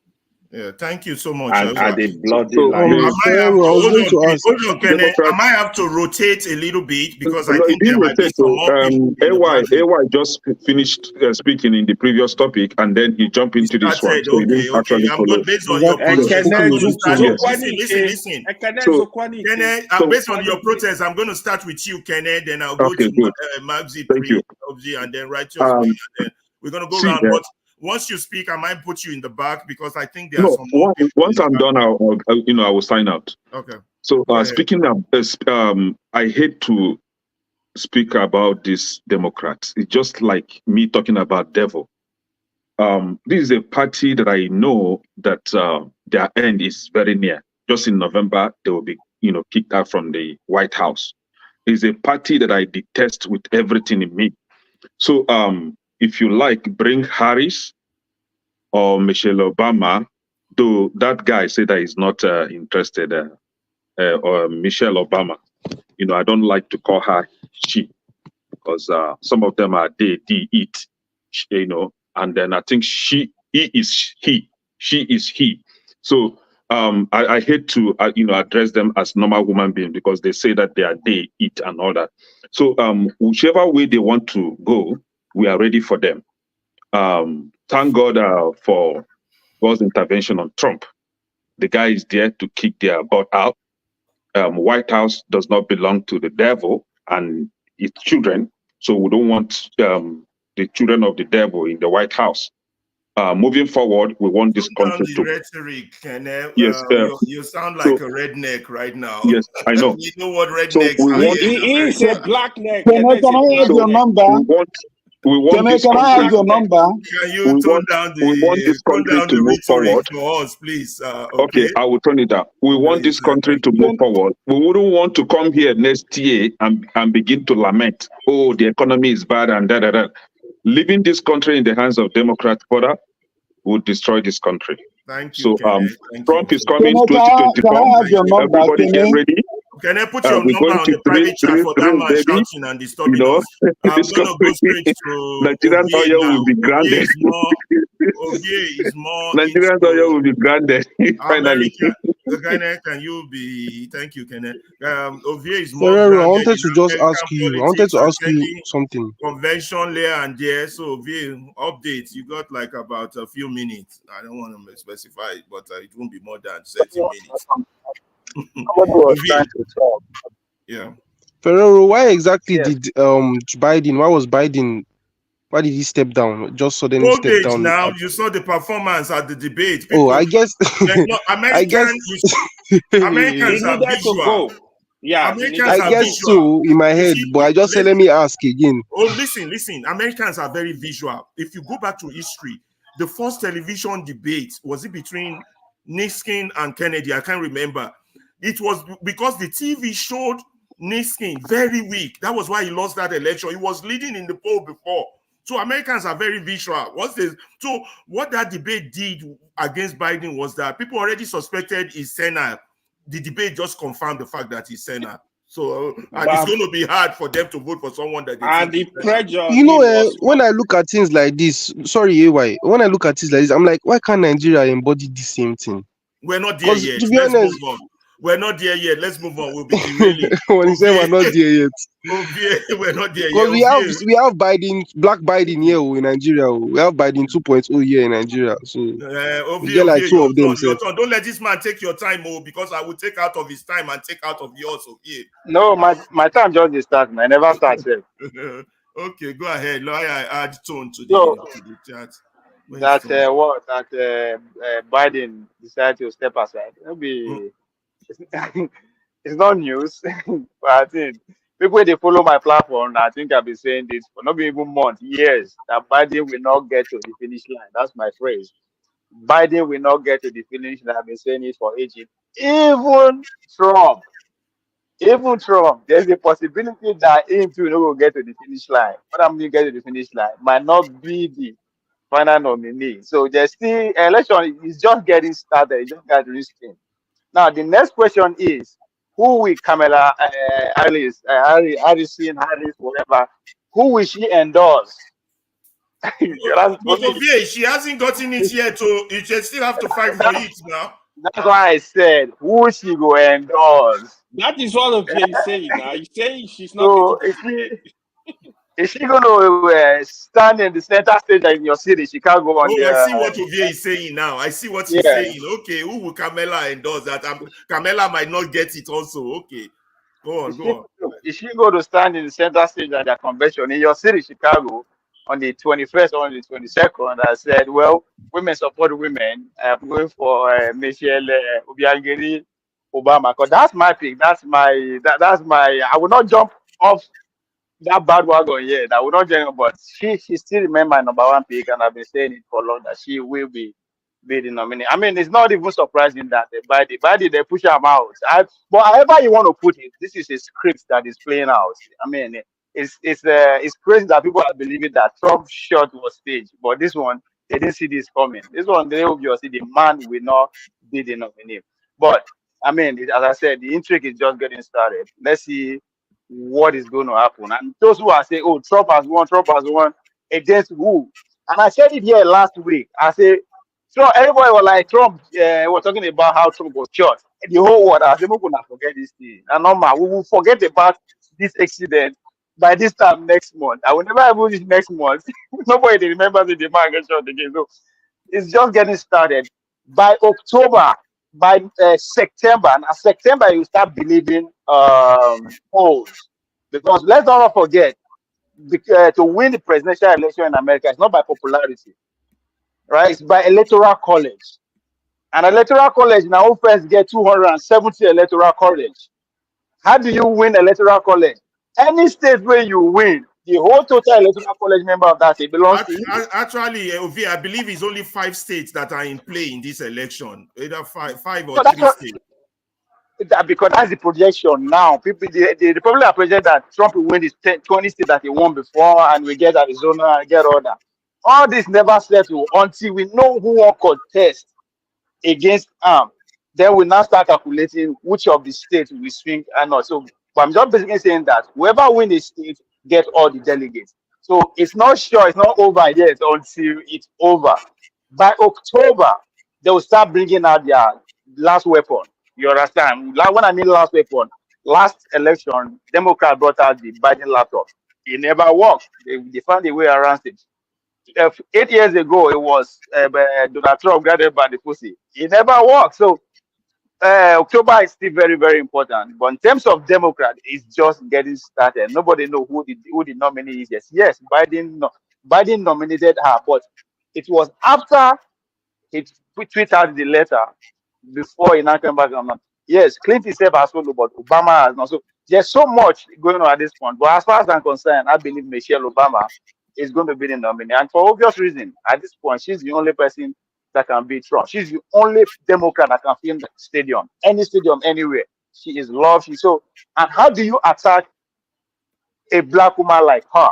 Know who Trump is. So what they are trying to do is to set the Democrat and push them to one corner. Regardless of who they bring, even if it's Harrison, how do you criticize her? Right? Remember, the storyline that is coming, this is going to be Wakanda and a women's time. That's how the Democrats are going to play it out. Right? How are you going to fight that kind of? and abortion is on the last. So many things that is going to be on the favor of women. So you're saying you're saying that down the line we're looking at a battle between Michelle and Harris. That's my Michelle. What do you mean, Michelle and Harris on the same ticket? No. You know, to tussle it out among themselves. That's my prediction. I believe it. It doesn't even matter of tossing it out. For me, I think, as I said, it's a script that is playing out and it's already said that is how they're going to run her.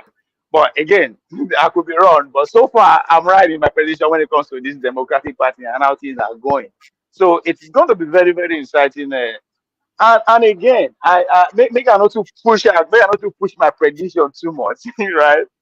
If let's say that is the case, that panel between Michelle and Harris, Michelle is going to win, and not because at this point we all agree that it's not about the candidate, about the machine. Because if at this point Joe Biden, people see the believe they don't know where they who's running the government, right? So you are running against the machine here. So whoever would they decide to put there, be rest assured it's going to be a good fight. It's going to be a very, very, very tough fight going to the election. And again, why I'm saying that Trump might not necessarily be over for Trump. He still get court cases.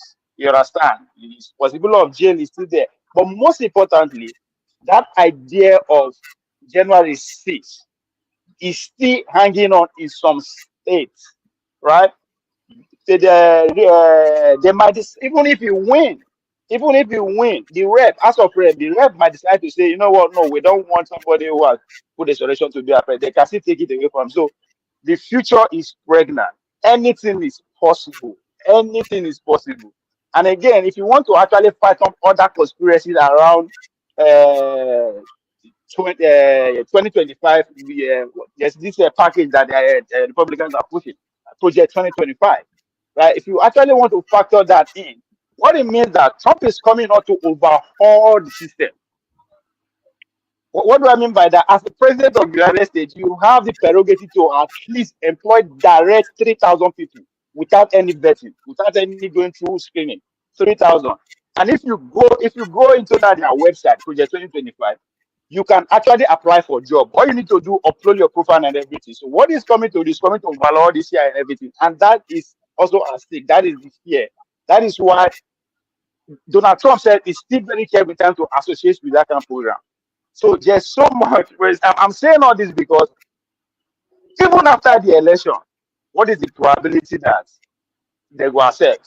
We are there. Yes, America will there. We are there now, right? And again, they're also deliberating to actually alter the constitution. What does that mean? The future that we are stepping into is unprecedented. Anything can happen. Just like the changing that is happening around the world is also a play within our own local politics here. So there's so many interests going on. There's so many things that can happen. So you can wake up tomorrow morning, you hear another thing. But as I said, it's very wrong to judge who is going to win. It's just American politics now festival. It's a fiesta. It's just something. Expect anything. But most importantly, they know exactly what they are doing. I said it before. As a Democrat, there's so much at stake that I don't think they are just acting out of right now. They know what they are doing. But we'll see. But I'm still sticking to my guns. Michelle Obama will be the nominee. But again, I could be wrong. Okay, Via, we'll call her. We'll call her to judge it. I think the next person is a righteous man. Are we going? What am I doing? You've been jumping. Know what I'm doing? Is he righteous man you've or been jumping around? You've been jumping around. I know that's not fair. I'm supposed to be following the screen. Exactly. Okay. See, so you reach the people you don't like, you jump them, and go to people you like. Well, yeah, I know I'm going to be accused of that. You jump me and CM. Okay, you guys just have to stay jumped for now, because if I try to rectify that, I will get into more problems. Let's go to righteous man, then after that, Mama Echo, and then back to you. Ferrari, it's like you drank kunu today, honestly. Are you talking about the American election now? Yeah, is that what you guys are talking? American election. Well, I'm not waiting, but let everybody go. I'll go in after everybody. Righteous man, hit us with what is next. Yeah, so I would have wished Michelle Obama contest. Is my favorite. I love that woman. You know, she's so disciplined. She has everything it takes to be a president. But the question is this: Americans, are they ready for a woman president? Are the Americans ready for a woman president? Because if this woman was, that's a good question, and I think they might still convince her to run if they see that the polls is not favoring Harris. That's what the leadership does. They will go get her to come in. You understand? I think America is ready with everything that happened in Me Too movement, the Wakanda movie. There's so much that happened over the last 4 years. You know that they are preparing. I kind of think they are ready too. I think they're ready for my president. Yeah, yeah. You know, in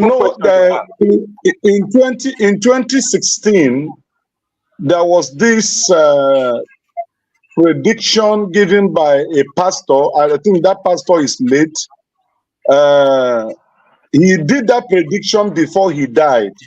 He talked about a woman, a dark in complexion woman that was going to come. Here we go again with the Nigerian pastor. Here we go again. We are ready. No. We get problem. I'm telling you, we're talking polls and facts, and the righteous man bringing pastor vision.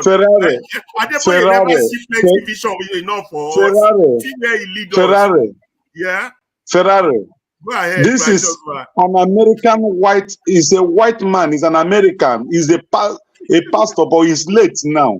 He did the prediction of a black woman, you know, who will become a vice president, and something is going to happen on you know, while election was to be contested, and that woman will later be elected as president of America. I will go back to my this thing and check my archives and check, and I will try to play it back. He's a white pastor. He's an American man. He's not Nigerian. So that is not an authority. Let's stay on issue. Let's be factual here. That's not an authority. What do you mean, pastor? I agree with AY on righteous man. Let's stay on fact, because we start dabbling into pastor say, pastor that. Now you're making John Abba upset. You know that man is a pastor. What of that Babalawo that said Tinubu will be president? I know. Please don't make John Abba upset, so I can't afford him to be angry with me. Let's talk about polls. What the poll says, not what pastors say. The Bible says that God ruleth in the affairs of men. So irrespective of whatever that is happening, we must acknowledge the existence of God, whether we like it or not, okay? And God still speaks to people. I believe it. So you wouldn't, because you're in the Western world, you now say rubbish anything about God. How come all those that predicted Goodluck was going to win? Peter B was going to win. How come? I beg, let's discuss it, Joe. Righteous man, you get 1 minute. You get 1 minute. This pastor talk. They carry us go where we don't know. Righteous man, they carry us go where we don't know. Ferrari, you set me up with AY to take my time, okay? Two of you, I've seen what you are doing. Two of you, Ferrari and AY. So back to the issue. If Americans are not yet ready, and when I talk of Americans, I talk of the owners of the land, and you guys know what I'm referring to. If they are not yet ready, considering the foreign policies, their interest, who is going to defend it? I'm telling you, even if they bring Mitchell, she might not win. And again, looking at the condition of the whole world today, the crisis that is erupting, you see, Israel is having a kind of a battle now with Houthi in Yemen. So rockets are being fired, strikes here and here. The world needs somebody that will come to calm this issue and kind of bring a relative peace to the world. So many things will be looked at before the final decision. Those who owns America and who decide who becomes president, before they will take their final decision. Remember in 2016, nobody, no pool, no, even analysts, political analysts, including all of you in this platform, was saying that Hillary Clinton is a sure banker. But at the end of the day, how did you know? How did you know that's my stand? How did you know that's my stand? How did you know? How did I know? Yes. How do you know that I supported Hillary? How do you know that Hillary will win? How do you say all of us on this planet? How do you know that? Did you know me for 2016? Ovie, he don't tell you, say pastor talk, say now don't the carry us go where we no know. I'm going to have to give this man 30 seconds left. How you go just accuse all of us? They will say Hillary go win. How you say no? You know. Now they carry us go where we don't know. Let me give righteous man 30 seconds to round up so I can go to Mama Echo. Yes. Ferrari, why I know there. When I remember me today, no wahala. So in a nutshell, what I'm trying to say is this: American election is unpredictable. You can never say who is going to be. Those who owns the land, they know who is going to be the president of America come November 2024. That's just where I rest my case. Okay, thank you, righteous man. Mama Echo, I beg, no carry us go where we don't know. Pastor say, na polls we want chop, na statistic we want chop, no be. Just man, the only time I believe that Trump no go win, I be this one. I actually believe he was going to win last year, but he don't win. So Wait, hold it to you until let Mama Echo speak. Then I see. Let me see if there's any other person in the background. I might rotate, but I don't know if there are people. Oga CMD there now. Oga CMD background. I never had them. Oh, you see, okay. You dey see, so I have to change glasses. Okay, go on, Mama Echo. We are here talking about American election. An election that there will be no bloodshed of innocent citizens. We dey here, they clap hand. Trump don't draw blood already, Mama Echo. I beg. No, Trump no draw blood, though. He took a bullet for democracy. Okay. Sorry, no, Mama, I don't want to distract you. Sorry, let me, and I just joke I did. Go ahead, continue. Share blood when they say bullet hit ear and ear not split anyway. Now who did they deceive? Now me.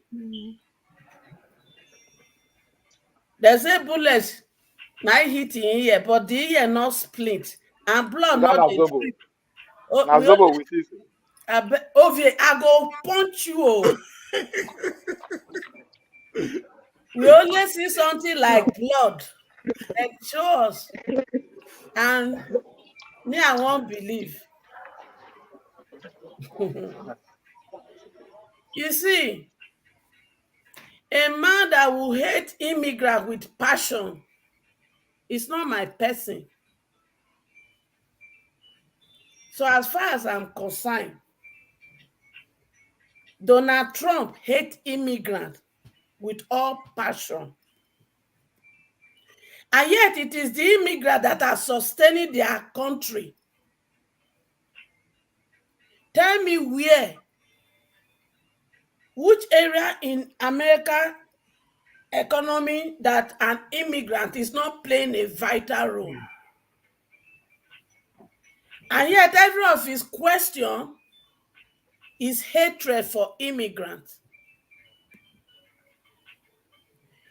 Yet his wife, they are immigrants. Generation of immigrants. Now, not say make una not vote for her, make it come into power. But make it come. And none of you should complain. Because the bulala when go bring her, he go whip everybody. Just like Tiff Tinubu they do. Because he's coming to reverse everything that he can reverse. He's coming with a vengeance mission. And it will affect you and me. So there's no case. But for now, my concern, now where they born me. Nigeria. Thank you. Yeah, thank you, Mama Echo. Okay, if not now, your turn before I go to Pastor John Abba and CM. Mama Echo, you live in Colorado. You never turned MAGA. How come? No. We have to work on you. Who have not done MAGA? Ovie. I thought you're MAGA. You are not MAGA. Me? I'm neither Obije nor Maga. If not now, you spend 3 minutes of your 4 minutes arguing with Ovie. I won't give you extra time. Oh, okay. Full disclosure, I am not a Democrat and I'm not Republican. But I think the withdrawal of Joe Biden have given people in my group a kind of a choice. Because for some of us, we did not want to vote for either A or B before.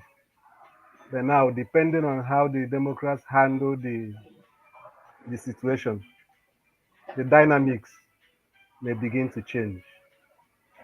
And depending on the choice they make, those deficits that Biden has, that has to do with the Arab community, that has to do with the young voters, it could be reversed. You know, but it's still too early, like Ovie said, to judge where the pendulum will swing. But the only thing I can tell our Republican brothers is that their joy or victory song have been cut short, unfortunately. So let them be patient. Let's see what's going to happen within the next 2 weeks. That will decide where the center will go. Because it's actually the center that wins the election in America. God bless all of us. Thank you. My friend and pastor, the one who delivered me from my demonic forces, dip my head straight inside water. John Paul himself, Paul Abba, your turn. Thank you, my brother. How are you today? I'm fine, Thank you. Good evening from here to everybody. Yeah. I think yesterday I attended those young ladies show and they asked me to take medication before I go to bed. So when I took the medication, it took me to Wonderland. So those girls know what they are doing. They are trying to kill the old man on time, but Jesus is Lord. On the issue of American politics, if election is held today between Kamala and Trump, of course Trump will beat her. She's very unpopular, so that is it. But we are just starting. It's a new chapter now that Joe Biden stepped away from running. So I think it will be interesting in coming days. And I don't think the governor of California, I think Trump will use mouth on him because there are some certain things that he did not do well in terms of handling. John Abba, what about our governor here in Illinois? My governor, Joe Pritzker. That's why I'm pushing him. Yeah, you know, there's a lot of the groundwork. We'll see in the coming weeks and days. It's going to be a lot of energy. Uwe say something. I think is working today. I think he said that it's going to be a dynamic of change because it could have been a straight handover to Trump under Joe Biden. But now I don't even think Harris will be the final one, but we'll see what happens in coming days. I know that our husband have a lot of resources, so we'll see what happens. Before we go on that, I don't mean to take you back. Were you listening in the background when we were talking citizenship, constitution, this, that? Yes. Any major comment on that before I go to the next person? You know, protest, citizenship, constitution. Do we have citizenship, sovereignty? The whole yada yada. Just you have 2 minutes on that one. Yeah, I think we may have not exercised it to the fullness because of all the corruptions and all that, but I think we do have it. It's only the divide and control strategy that have worked over the years that is keeping us from being full to exercise it to the fullness of citizenship. But I think we do have. Your view on protest? You guys have summarized it. I don't even know why Righteous Mind say he will be eating Nefushala everything. He doesn't seem, except AY send him some change. He doesn't look like that. You say you can't even afford yam. How would he sit at home and be eating yam? I say you want to eat every salad, white soup, and everything. Oh, well, AY, please, get his number and send him $100 on behalf of me so he can eat all that and watch it. I watch the protest from his Righteous room. man is a millionaire. Or he just a prepare I know. John Alban, So, John Alban, I will be taking kunu. now, Brukutu, no, Brukutu. That's another way to support the protest. So send up Yeah, money so home for yam. we will see. I wish and I pray that no life is lost. We know Nigeria is very chaotic, and well, you cannot undermine souls of human being. But I don't think I've reached to that level that they are between the rock and the hard place now. I think it's a little too early to that level. They can start the protest, but I'm talking about the protest that you made up your mind that if I stay here, I die. It's better I make a move. It has not gotten there yet, but this one we see how it play out, and I pray that all Nigerians do well in supporting each other. Whatever the sign of your own protest, sit at home like righteous man, eat a fish salad, bring water to the people that are protesting. But my advice to the youth, do not vandalize anybody's property. Those are poor people like you.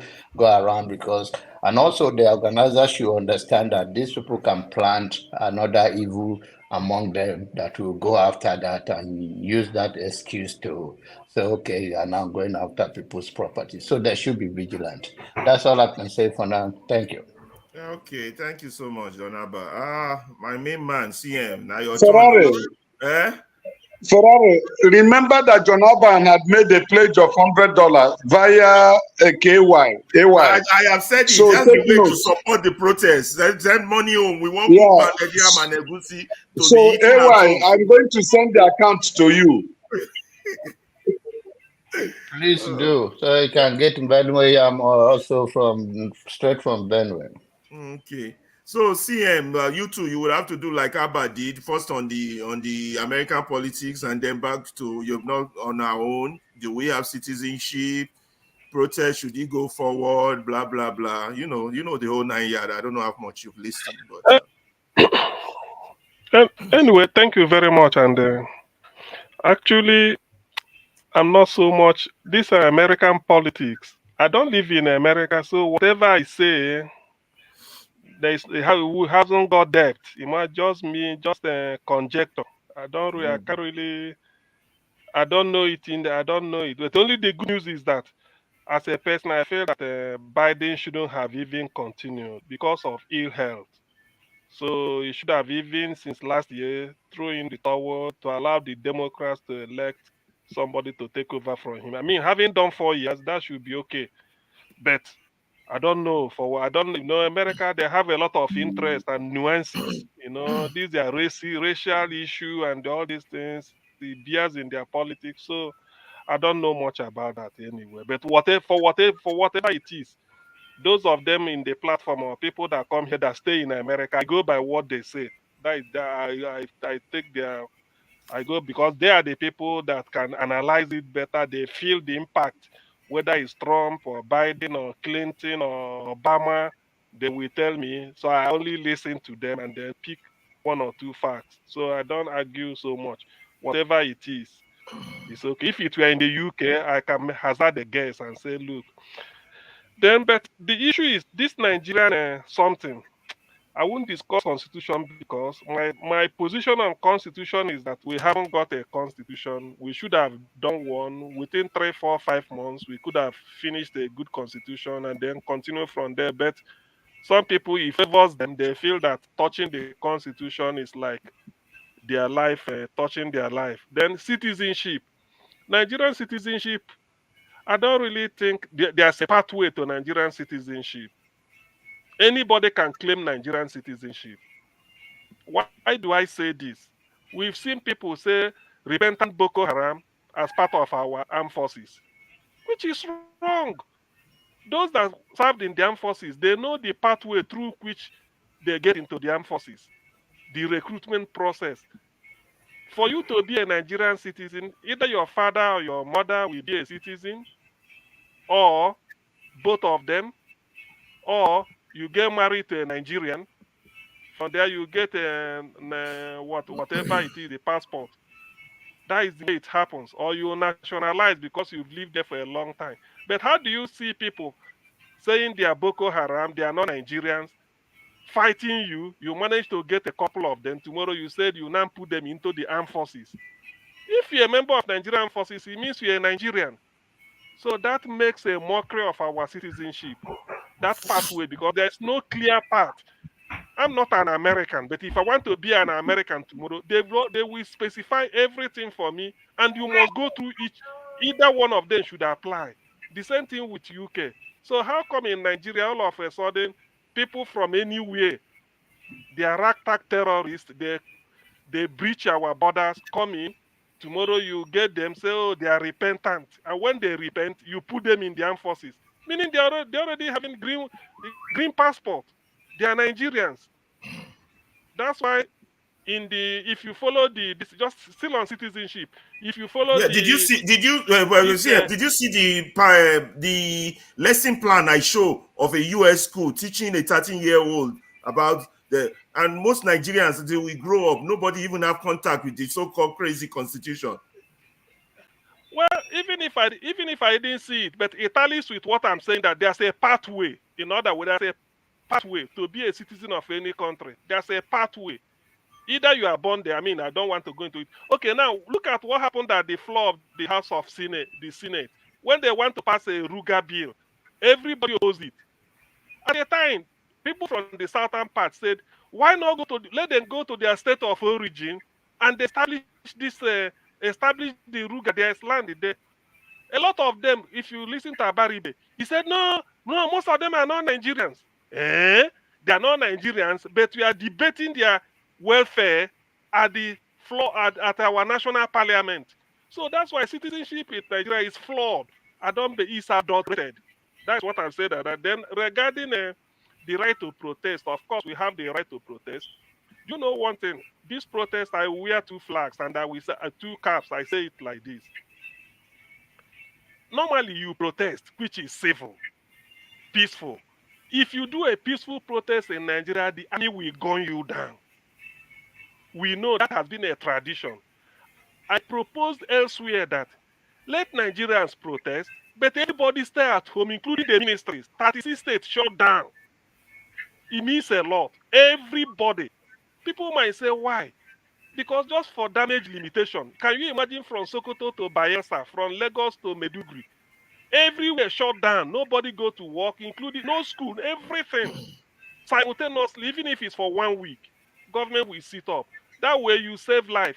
However, if that is not enough, I give another alternative. I'm glad that the protest now is being organized from mainly people that claim that they are in population in the north. They are the people organizing it. So let them take the lead. And they will also join, and they will also say this. The likes of Wole Soyinka, Femi Falana, Pastor Yedepo, Bishop Oyedepo, Kumuyi, and all of them, they should join. Because they are the people that protested against Jonathan Ato or Jota and then brought the government down. So let them go and protest. We will join. Let them go and protest. It's not that Nigerians is long due for what they call a mass action. People should protest. But in trying to do it, can they organize themselves very well and do it without being infiltrated and then trying to play one tribe against the other? According to the timetable, he said it will start in August, if I'm not mistaken, 1st of August. Already, Bayo Ononoga is singling out Peter Obi as a man to be held responsible that they want to burn down Nigeria. When Showore is the person who is even coming out openly to even advocate for it, Ononoga is already pointing towards Peter Obi. What does that tell you? What does that tell you? So, you see, there are a lot of complicities in this. Yes, Nigeria is overdue for protest because the people have been taken for granted. But in trying to do it, I will like those people from the north. Even El Rufai is out. I don't know why Bayo Ononoga is not confronting a Rufai. Why is he singling out P2B? But P2B CM, didn't you even know say they're anything. trying to play the tribal card. You know that. The question is, Of course, should the people fall to that trick? You know that. Me know that. They're trying to play the divide and rule tribal card. Yes, but in the end, the people that declare that P2B, you know, when they want to say anything, they say obedient, from obedient to IPOB, and then they will start to do. Some people will lose more than the other. That's why in this protest, I'm so happy that it's originating from the north. Let me see from Zamfara, Borno, Medu, Sokoto. It's originating from them. Hunger is much more there than in the south. So let them take the lead. That's what I'm asking. Let them take the lead. Let's see how it goes. By the time they do it 2 days, 3 days, it's sustained. The entire country will join. After all, when we did NSAS, which everybody embraced, over there in the north, they were doing pro-SARS. So it's like two countries. This time that they are taking the lead, I will be watching, to be honest with you. And it will be a very nice development. For the first time, the people in the north are taking the lead. They are what is it called? Their preachers in the mosque are already saying it, that they will do it, they do a peaceful protest, which is good. Let them protest for the first time so that they understand that we're doing it in the south. We are not pulling down Buhari's government. When you want to protest, you want to pull down Buhari's government. We are not pulling down Buhari's government. It's not Buhari now. Let them do the protest and let them be convinced by what they are doing. And not tomorrow, they will be thinking that they are doing it because they want to help somebody. So to me, you just have to watch out and see how it goes. Every day I'll be monitoring commentaries to see what people say and how people perceive it. Let me stop here for now. Okay, yes. So we've talked about US politics and everything. I think we've covered virtually most of the things I want to cover. I made a list of about 16 things that were currently wrong with the Nigerian constitution. It might be a bit boring to read through it. Well, that's my last topic if I have any. But if there's any other topic other than tribal problems that anybody wants us to discuss, maybe encourage people to come out for the protest. These things I've not mentioned. Maybe we can use that. Let me ask CM a question. Okay, CM, you have a question. CM, I'm surprised. Do you really believe that? Okay, I'm not. I know. Do you really believe that those who are leading or to be leading the protest, organized protest in the north, so you really believe that they're in, or they are just doing to satisfy all righteousness? Because the negotiation that Bola Tinubu just went through the last 2-3 weeks, it's all in their favor. So I don't know. Do you really believe it, or you are just waiting to see what happened? To be honest with you, Ovie, I don't believe it, to be honest. But because, do you know why? About how many days ago, they were giving Ministry of Cow for animal development. What else? So they were the Fulanis has been pacified with a ministry because of their animal livestock development. So if they are protesting against Tinubu, who they believe is better than everybody, I wonder. So it will be interesting to watch and see what they do. But if they fail to do it, it then goes on to confirm that all through Buhari's regime, despite the harshness of that regime, they didn't say anything. They're only attacking Tinubu because maybe Tinubu is not Fulani like them. That's what I can only say. That is the way I look at it. Okay, guys, I'm thinking of signing out at 6 Chicago time, which will be 5 New York time.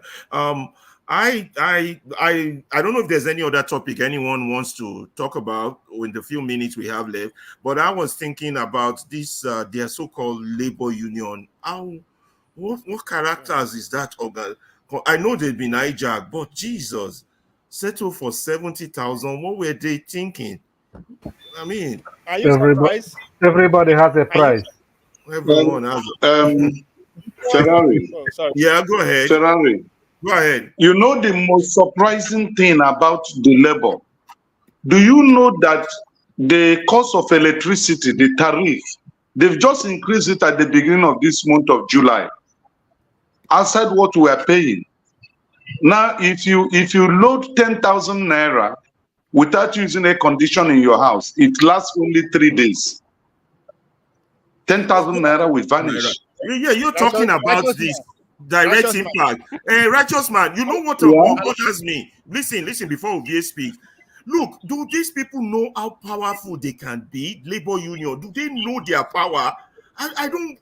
Do they even see as themselves as powerful, or they just think, okay, let me just go collect my envelope and it's over? Maybe my HO would have comment to that, or anybody. I don't know. Alaba. No, first, righteous man. I told you like 3 months ago, Abi, say now 70,000. Maybe way more than 3 months ago, sir. And I cited example. Yes. When I said that, I give reason why I said that. I said my senator Oshomole came out publicly on channels saying that 65, I've been at 7,009 they pay in house help. Couple of months later, a friend Obaseki came out and said now 70,000 now they pay minimum wage. And I said that is it. But what they did, I said it here, I said English go kill all of us. What they did, they changed the thing as if saying that new people they negotiate, they use the word tri-party. To Alaba, what is there between Tinubu, the guy that is leading labor, and the private private sector? Are they not the same? Right? So, yeah, but why betray? I don't understand. You labor, if you know that they are very powerful too in that country, why betray their conscience like that? Labor man won't become labor chairman. Labor man won't become labor chairman. He's a politician. Let me say this. The labor NLC, Nigerian Labor Congress, they messed themselves up. That moment that their leader was Tina Timo State, they should have changed him. The man is compromised. Why should they have a leader like that? That is the thing. Why should they have a leader like that? It surprised me, pass. The man they struggle to be party of a chairman party, and all of us they look up. Everybody. Let John Abba speak. Yeah, say drop what. Mama H.O., you can jump in anytime. I think we don't need the Gbagbo section. Okay. Yeah, drop what Pansat is putting after my name, because Pansat is good. Only one thing I do better than him will be honest and be transparent. What he said does not represent what I said here today. I do not against protest. I'm not hostile to any Nigerian progress. So you can come here and challenge me in person. That is underwriting. Stay by the background because he was kicked out of here because of character issues. Stay away from me. If not, it's gonna be another level. Thank you. Pastor, did you get that message? I won't let you in for Agbagbos against John. No, I won't let you in. So the fact that when they look these people, that they fight Labour Party, and all of us just they look, and when they say that they negotiate on our behalf, like what is wrong with all the followers now? This when they sign finish, that they celebrate. But waiting you want the people when know the executive of Labour Union go to do. They are being represented by idiots. I don't know. That's what I'm saying. No. The organized labor, Ferrari, Alaba, the organized labor, they are and TUC, the officials, they have not given a general statement. They have not made a general statement on this 70. I think this week they will make. They have rejected it anyway. Some of the news I read, they have rejected it. I think they are coming up with something. I think they have seen that their leaders betrayed them. Okay, let me welcome Masca while I go to Mama H.O. She's raising up her hand to talk. Masca, welcome. We have a very big topic today. Where you go one. Thank you. State labor chairman, he just hide. On his state, now be labor chairman. Maybe hear Mama H.O. The truth is that the Labour Party has not represented the people, because the money he accepted, is it for transport or is it for bread? Or is it for house rent or school fees? Or is it for pure water? Because he knows and understand the current cost of living in Nigeria. And he understands the pain of the people. But if he collect brown envelope and accept what they give him, maybe they even like accepted that negotiation or that threat. Because if you look at the music they be playing for us, anything to stop the protest is what they be playing. Meanwhile, the protest was also supporting their demand. But the federal government is playing heavy music to stop the protest. And the so-called Labour Party leaders, they agreed to it.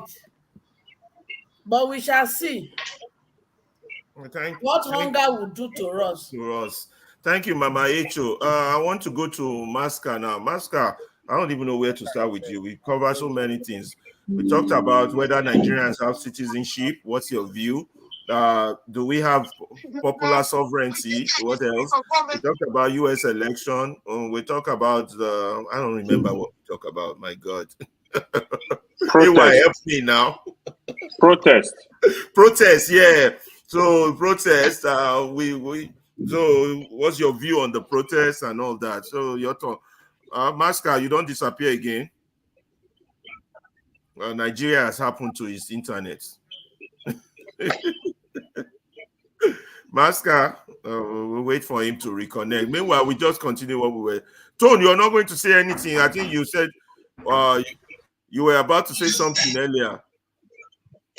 Tone. Waiting to be called. You are waiting. I thought you were waiting to be called. Okay, go ahead, Tone. Okay, what I was going to say, I mean, well, I guess we finished touching about the protest, internet protest. No, you can still mention it. We're still talking. Well, there's nothing more to mention. Everybody have just touched every angle of it. But personally, I don't think it's going to. We're not ready. That's just the thing. We're just not ready. How did you reach that conclusion from the comments you hear today, or just the state of things, the lack of preparedness of the organizers? It's the feel of the people. I mean, like that the chap that came earlier, I think he's in Nigeria, I'm not sure. He said they are going to be shot anyway. Listen, like I said earlier, freedom is costly. Is a costly commodity. You need, sometimes, unfortunately, blood may be shed, and that's what it is. That's what it is. But if you're saying that because I don't want to die and all that, some people, you see, that fear will put you down. That's just the thing. Until we are ready to do something, there must be something dynamic. Like you rightly said, if you were intelligence officer, you'll be telling him to just somebody's mic is at the background. Let me look at whose mic is that.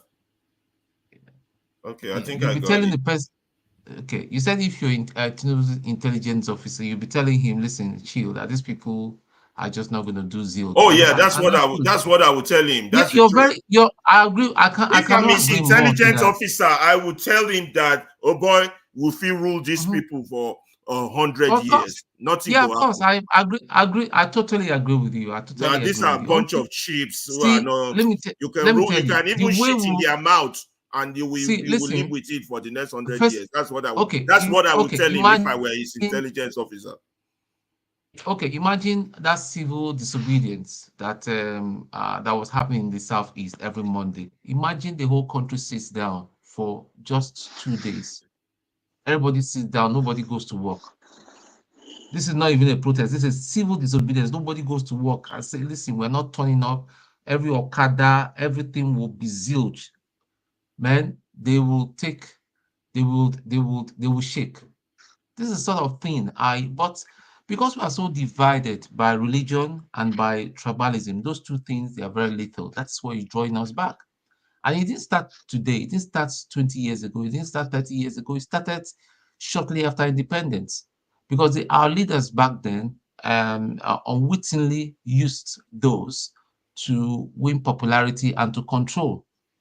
Zik used it, Awolowo used it, Ahmadu Bello used it. So, and we're still reproducing the same. It's a ripple effect. We're still playing it. There's no sense of nationhood. It's about you're from South South. You're you're Yoruba person. You're Igbo. You're Calabar man. That's all we know. We don't have that sense. Say my Niger. Like it's the only time we have a sense of a bit of sense of nationhood is when we leave the shores of Nigeria. Because here, to be quite honest, my few Nigerian people that I associate with, I know that we don't see ourselves as say Yoruba or Igbo or anything. We see ourselves as my Niger party, my friend or party. That's it. It's only why should it be when it comes to so I would bring Masca in because his network keep going off and on, so he can speak. Thank you, Tone. Masca, go ahead. You hear the background thing? You keep going on and on. Yeah, I'll give you preference now before I go to flagship. Go ahead. All right, thank you, Mr. Ferreira. And I would like to say it's good to see Mama Echo back. Well done, Ma. Thank you, sir. Yes. Now, I personally feel a little bit different about the protests. I do believe that people have the capacity. You don't need anybody to give you the right to protest. But be that as it may, I'm not too, how do I put this in now? The solution to the problems in the country, or let's put it this way, the problems in Nigeria are way too much. They can't just be solved by any kind of protest. But I like the idea of the protest because whatever it is that would bring the people together, I think it's a welcome development. I'm only hoping that the people planning the protest should lead the protest as a primer to a fundamental change, not to a piecemeal change. Not to ask for, well, they should ask for a specific, they should come to the table with a specific ask, but with the understanding that, yes, when the ask is given, the idea is that that is not the end of the game. The whole thing should be premised around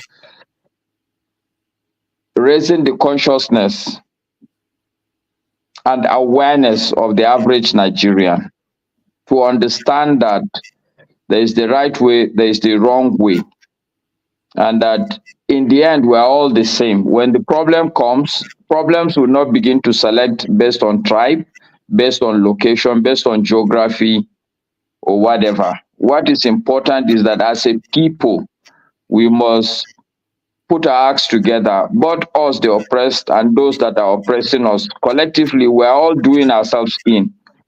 Because I constantly reiterate on this platform, the fact of the matter is not how you see yourself, but how the world sees you.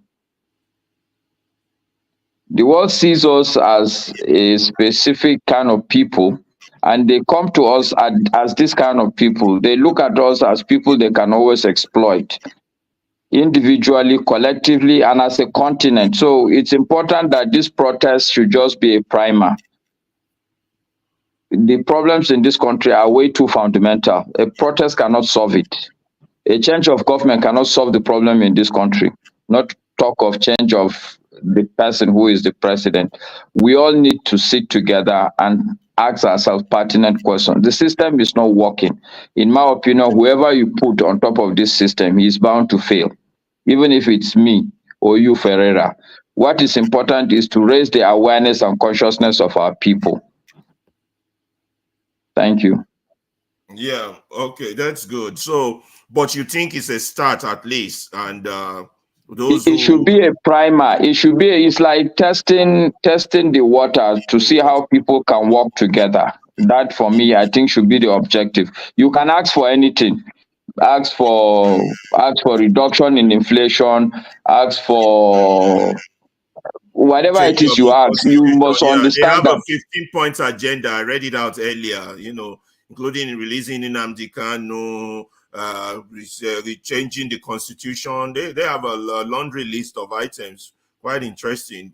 But like you said, like primer. What's your view on people not supporting based on the fact that they've been traumatized in previous protests? Well, I think one of the problem in the country, I hear a couple of people speak, they come from a tribal perspective, but I can debunk that argument because I know somebody like Dora Akunyili, who is an Igbo person. He has been on the street severally. I don't think people will come and castigate her because she's an Igbo woman. The reality is that, yes, this tribal agenda is sold to us. Some people have bought it, hook, line, and sinker. There's nothing like being traumatized before. Life is a constant battle. You can't say because I've tried a business, I failed, I'll never try business again. You go back and try it. You try it and try it. Okay, it's the same thing with protest. It's the same thing with building a country. It's the same thing with building a family. You talk to your kid. I'm sure, Ferreira, you have a kid. You can't talk to your kid today, tomorrow, and you say, oh, no, the kid is not listening. Oh, I've been traumatized by my kid, so I won't talk to him again. It's a constant battle to the end of this, till when our time is expired. And when we are gone, other people will definitely carry it. This is my opinion. If you say you are traumatized, so because you are an Igbo person, you don't want to protest, I think it's just unfortunate. It's just that you bought a dummy. That's what I would say. Okay. Thank you, Maska. Let me go to Flagship now. Flagship, long list of items we've covered. We've been listening in the background. U.S. politics, which we were brief on. Nigeria, citizenship, do we have it? Popular sovereignty, do we have it? The protest, is it constitutionally mandated? Can we go forward with it? Several days. I think I'm getting drowsy. I think I need my Guinness, but let's not focus on Guinness right now. Flagship, go ahead. Thank you. Can you hear me? Yes. All right. Good evening, ladies and gentlemen. Ladies being those in the comment section, and to Mama Hecho, who's on the screen with us, and to the rest of you gentlemen. Yes, I've been listening in the background, and I pretty much heard the majority of what was discussed. I shared a video. I think I'll take, and I'll be brief on all points. Yeah, your video was a major point of topic. When are we going to get our people to be like that Kenyan guy? I'm glad Did you show that video? I did, and awesome, he started the conversation. I did show the video. It was amazing. Right. When are we going to be brave like that? When are the sheep going to become lions? Yeah. I think I guess I'll take my shot from there. Until we get to that point where we say it is either a change or we die here, though we can't go no further. We are not ready to pay the price. We want freedom, but we are not willing to pay the price for it. These changes that we're asking for comes with a high price. And the folks that are holding on to this power now are people that do not understand the language of policies or diplomacy, conversation, rational thinking or reasoning, not to mention logical reasoning. They believe in putting their claws on it and just grabbing all they can and not caring about what consequences it costs to the people of the nation, whether the kids that are there now, those that are yet unborn, and for those who are still leaving, including the elderly. You know, the Kenyan revolution started with one request. They had a myriad of issues that they were dealing with from their government, from the time when they started looking at them as just being subjects, 2 years into the governance of this present administration that they have. But when it got to that tax increment, that was where they said, no, we can't take this. It has to stop. So we have, what, a 15, 20-point agenda that they want to protest about. In my opinion, this is me now, I think we will go nowhere if we approach it that way. Protest is needed. Revolution is needed, however way you want to come about it. Whether you sit at home, whether you get on the streets, whether you do direct confrontation, it is very much needed. We just have to strategize on what action plan will work best and give us the needed result that we are looking for. This is what I think. If we can come up together, and good enough, a lot of us here spoke on unity until we are all together on one common purpose to say that this is what we want.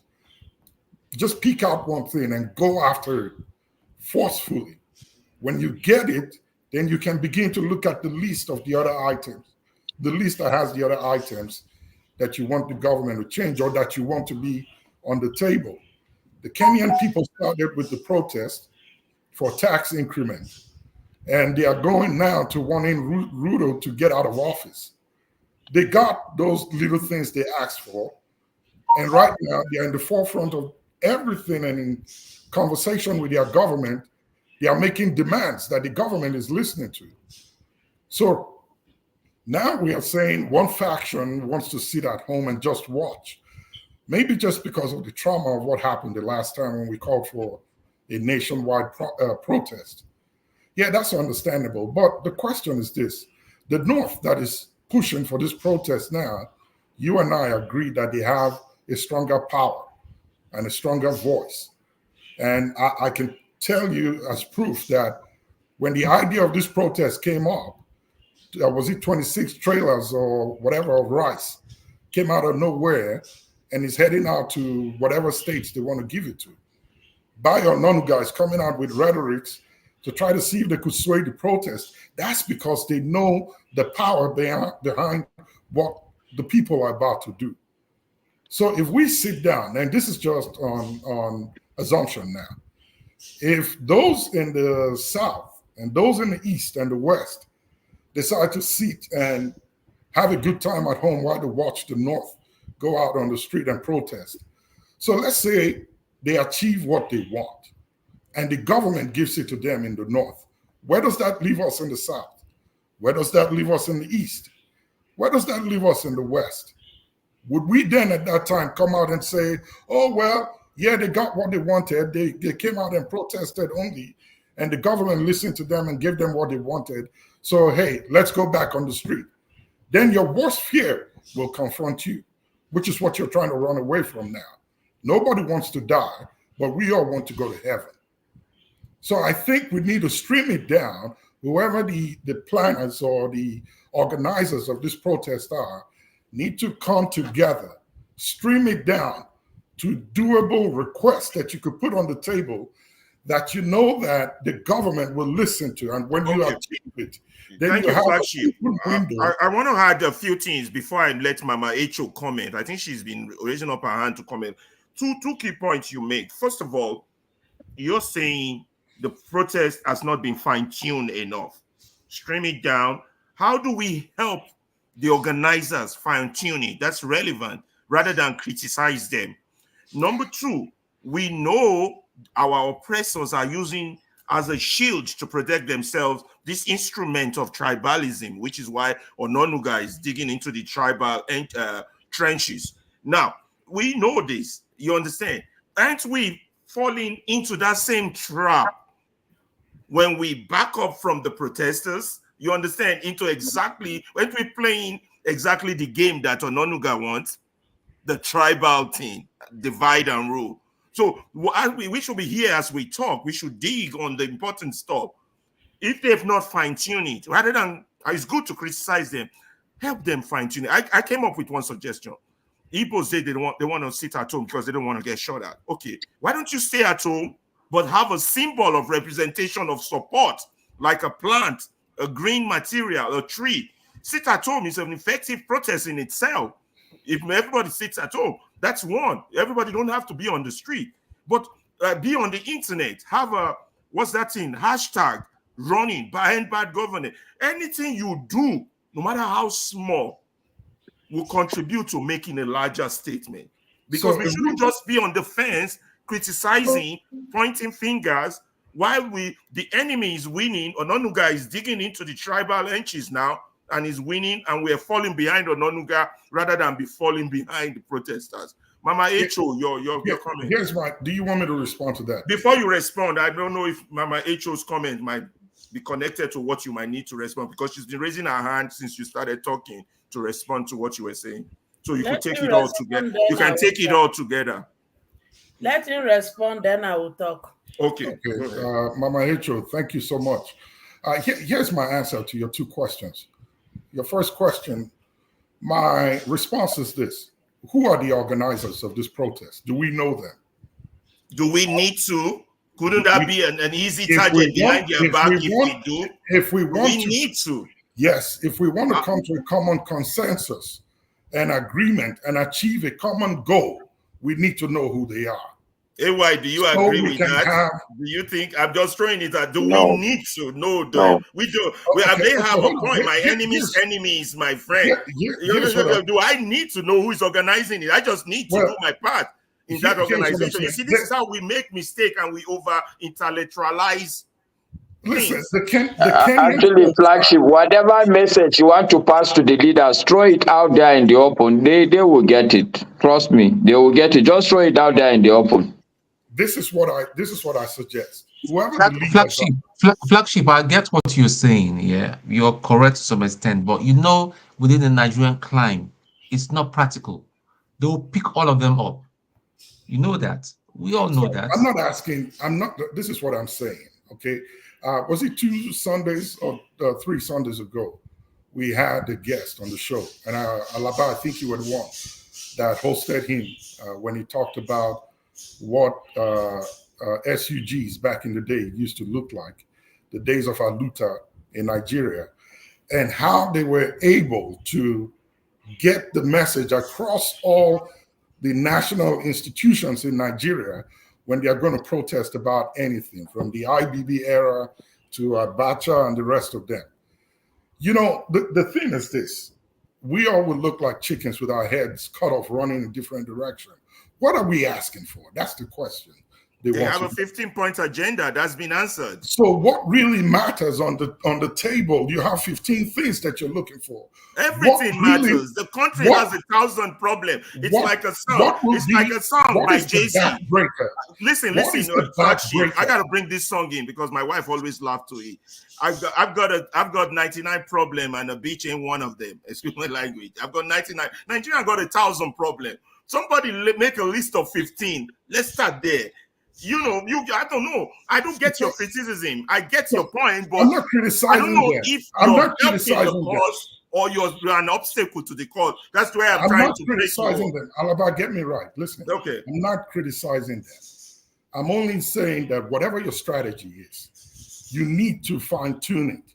You need to come up with a single agenda. No, flagship. Okay, let me. Sorry, Alaba. Let me help flagship. See, flagship. No, don't worry. So no, it's good. You just listen. Just listen. No, I'm not asking a question. I'm not asking you a question. I just want to make a point on the 15 agenda you are saying. You said. I will forget what I'm saying. If you could hold on, please. Okay, go ahead. Go ahead. I'll write it down. I appreciate it. Now, what I'm saying is this. The pain that Nigeria is feeling now is no different from anywhere, from the north to the west, to the south, to the east. We all feel the same thing. And as we all commonly say, if you go to Kaduna and to Port Harcourt, you buy bread at almost the same price, which is almost unaffordable for everybody. That pinches everybody almost in the same spot, okay? When you talk about the common people, that could be one common agenda that they could put on the table and run with.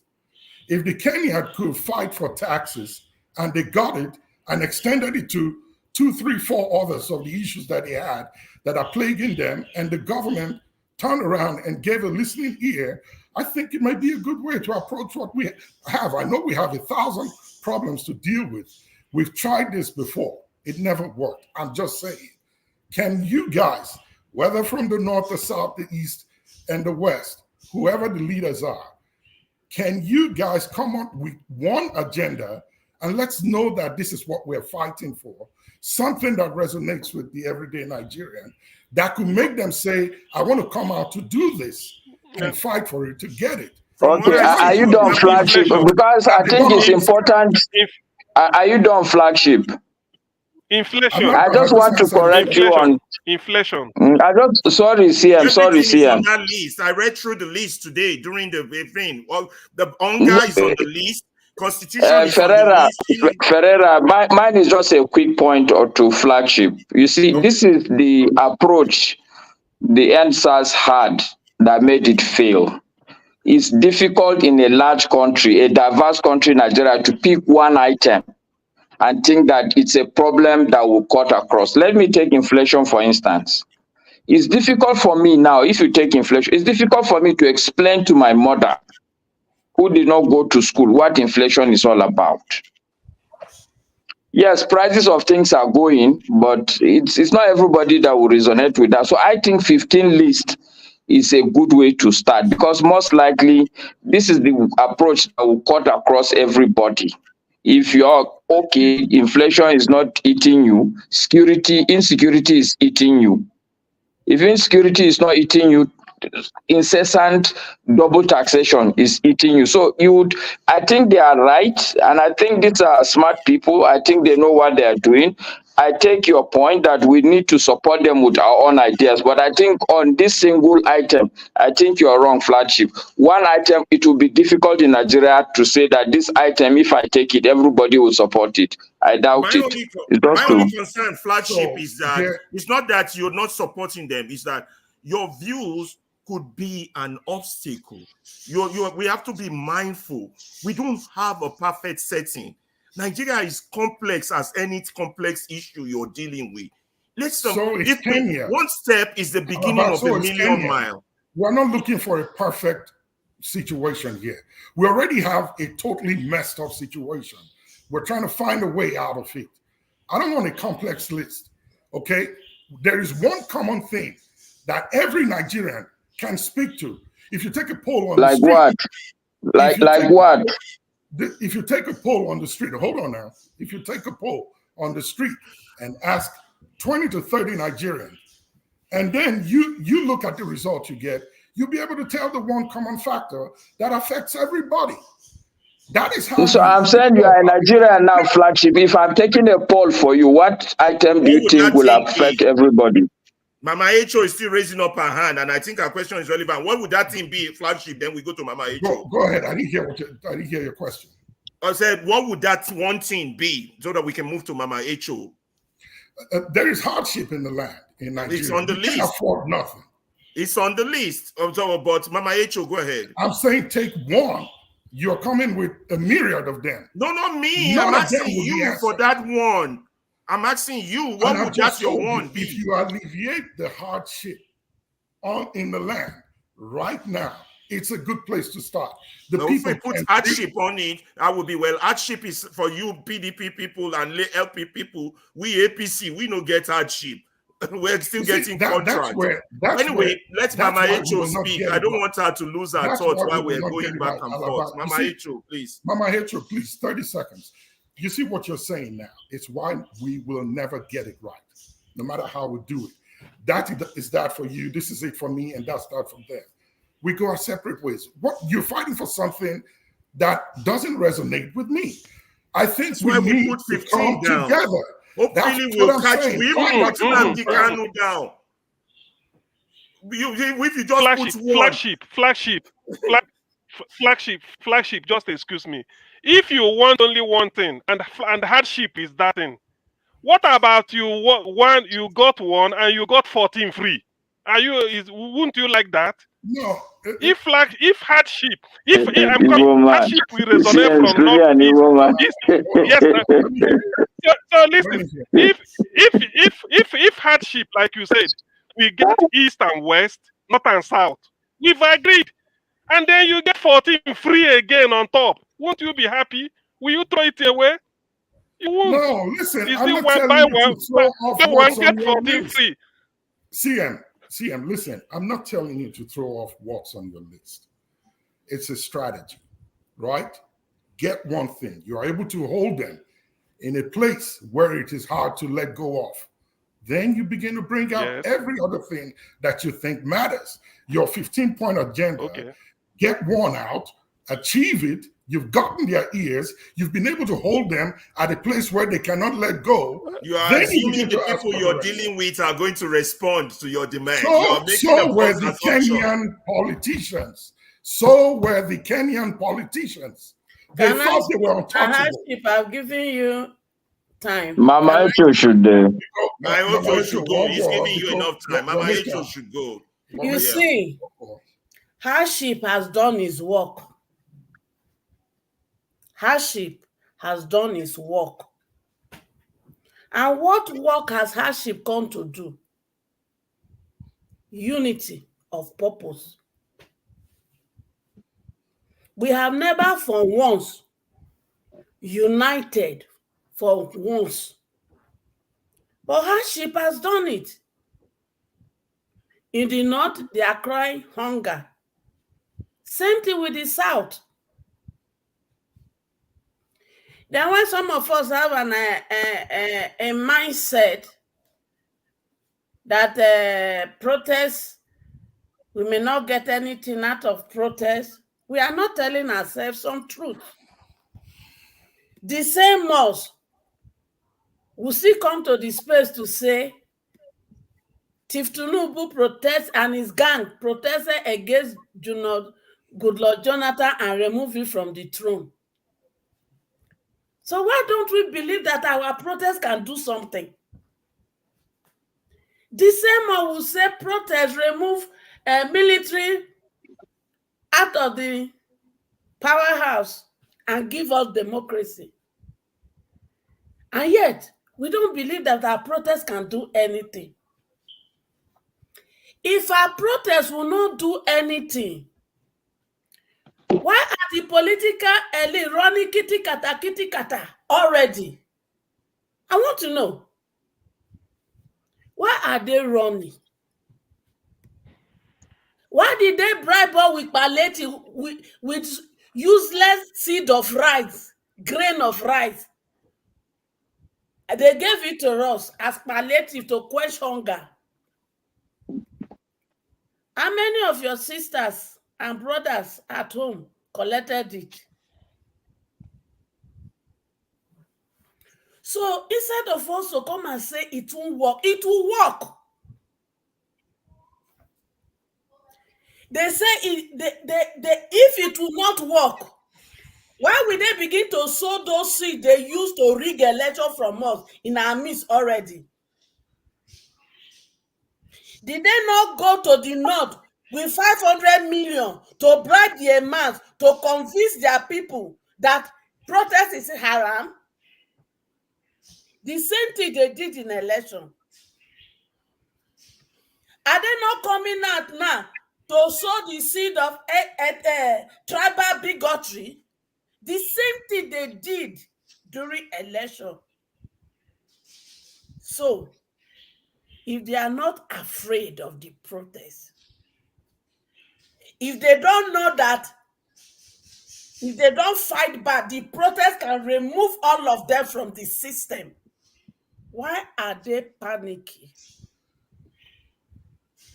Why? And those people, if you have collected money from there and begin to prepare for counter protest, don't worry. Some of you now go be the dead body. See, we are in an era that even our military soldiers that are sent to the north, sent to this place, they are tired. Our police people, some of them are tired. But you see, when they got those jobs, they signed they cannot protest. So they are depending on us The only people that will come and fight us from those regions, they are going to be those who have already collected brand envelope to do that. Not because they are coming to fight us, because they don't know that what we are going to fight for does not affect them or affect their relative or affect their children. One way will not give us victory. But let's start somewhere. Yeah, thank you, Mama Echo. I just want to add this. 14 or 15 agenda. You may not connect to all the 15, but at least you connect to one. We are connected with one. Yeah. So that is the reason behind all this. Flagship, before someone else say thank you, Mama Echo. I just want to add this. I always like to quote this thing I noticed during the Second World War, and a group of officers were about to strike against Adolf Hitler. They know they might not succeed, but there was one major principle that pushed them forward. So that even if we fail, at least we can tell the whole world we are not all the same. And it was an important message as at that time to send from Germany that they are all not the same. Now, whether these protesters, organizers are doing it right or not, let us not be the obstacle in their front. Let us be behind them. However we be behind them. Those in government want us to be obstacle, want us to show them why they would fail, why it wouldn't work. Even if we know this, we keep this to ourselves. We stand behind them. Because at this stage that we are in, inaction is complicity in this crime. You understand? Even those who are traumatized don't want to be on the street, be at home. That's a contribution.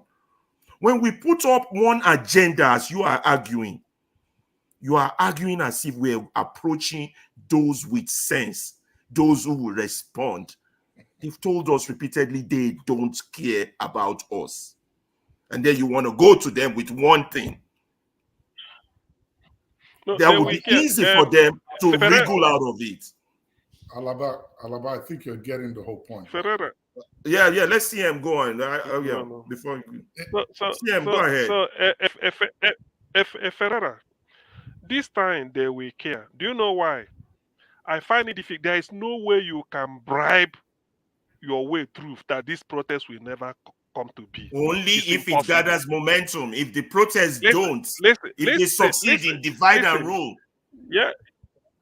No, listen. Labour, NLC, Nigerian Labour Congress, is like a pressure group you are dealing with. You can get the head, bribe them, and then you are just like a segment of the society. This one, because, before, I cannot say it maybe henceforth. I used to agree that what unites Nigerians is football. We are agreed to that. But today, the second thing that unites them now is hunger. And that hunger is very, very timeless now. This is the time. So I don't see, although I know I've heard about them using money in the north for them to preach is against haram. The same Gumi came out to say that non-peaceful demonstration or peaceful protest is not a haram in Islam. They do it in Tunisia, they did it in all the Arab countries, and it's working. So there is no way you can stop this. There is no way. Even if you are a member of APC, the hierarchy, you can't. The only thing is that somehow they can't admit defeat easily. There's that type of braggadocio. Let's see what we can do. If tomorrow this thing starts, I believe you to stop it will be very difficult because the people are hungry. Everybody knows it. The only thing that can stop this is if the people turn against themselves. As long as they did not turn against themselves, if they want it to last for 1 year, it will last. As long as you did not turn against yourself, if you want it to last it can last as long as. In that case, government will be saying, and this is, for instance, if they are saying this, maybe during that protest, you said you want the National Assembly to be part-time. They are willing to do it immediately. You want henceforth National Assembly reduced. They will know what to do. So a lot of things will take place. And to me, and let me even say this, I pray it succeeds, because this will be the first time since recent history when Nigerians, I've seen something that unites Nigerians, apart from midnight football, when Nigeria conquered Brazil in those days of Olympics. When you hear, when we are in Lagos, you say in Meduguri they are awake, in Kano they are awake, in Warri, everywhere people are rejoicing because of the what is it called, this thing, the dream team. So this hunger, that is what everybody is talking. So whoever you talk to, everybody is annoyed. There is no way it won't succeed. There is no way it will succeed. They can't buy their way through. They can't. They cannot. Yes, you can give some people money, and those that are giving money, are you really sure they're going to do it? They can use it to solve their own problem, and then just do you 419. But in the end, the people in the street, and then there's a political undertone too, but that is mild. But the major thing is hunger, and the cost across the land. Therefore, this thing must succeed, whichever way it is. And then, if it starts, only the people can stop it, because you can't stop it. And you cannot just crash the price of foodstuff within 2 days. It's impossible. You can't crash it within 1 week. It's impossible. That's why it will last long. So they had better be in for it. Thank you. So in addition to that, Alaba, my point is not saying that the protest should not hold, nor am I trying to stand as an obstacle. I'm offering a suggestion and an advice to whoever the organizers are. We need a common purpose, so everybody will be in sync. And like CM rightly said, the one thing that we all know is hitting Nigeria from every geographical region is hunger, the hardship in the land. If we take that, that has a huge cascading effect that will roll up into many other things that will change. And I bet you everything in your 15-point agenda will be covered. So we have to come with a unity of purpose and together have one voice and one song. That was the secret behind the Kenyan protest that made it successful. If we are speaking different languages being, we are asking for different things, everybody's doing what they like, we will not succeed. Because that division, there's a good tendency that one sect can be settled and the rest left aside or alone. So between now and when the start of the protest is, whoever the organizers are, they don't need to show their faces. If they are doing it by texting, we want to know that this is the direction that we are going. And let everybody sing that one song. By the time we achieve this, everything else we can get. That's my proposition. And that's how I think if we consider implementing, may give us a headway in this protest. Because right now we are at a standstill. And my question to those who want to sit back and watch the others doing it is, how bad do you want it? And how bad does it affect you? If it doesn't affect you that much that you need to get out of your comfort zone, and like that video showed, get to the point where you can stand before those that have the power to lock you up forever and tell them that whether they lock you up or not, this is what you want and it has to be done. They are humans, they have consciences.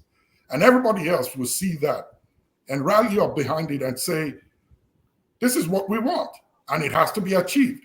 So we need to come to that common ground where tribe, religion, and all that stuff that we're talking about wouldn't matter. If football can get us all together, I think this common purpose to fight against the atrocity that these people are committing against us using hunger, we can achieve it too. Thank you. Yeah, righteous man is raising up his hand. Forefather, are you in the background there? Yeah, About to sign there out. is a breaking news. There is a breaking news in Nigeria. What happened? Yeah, Dangote has offered his refinery to an NPC. He wants to sell it off. He says he's no longer interested in running it. Oh my goodness, that country, man. Oh God.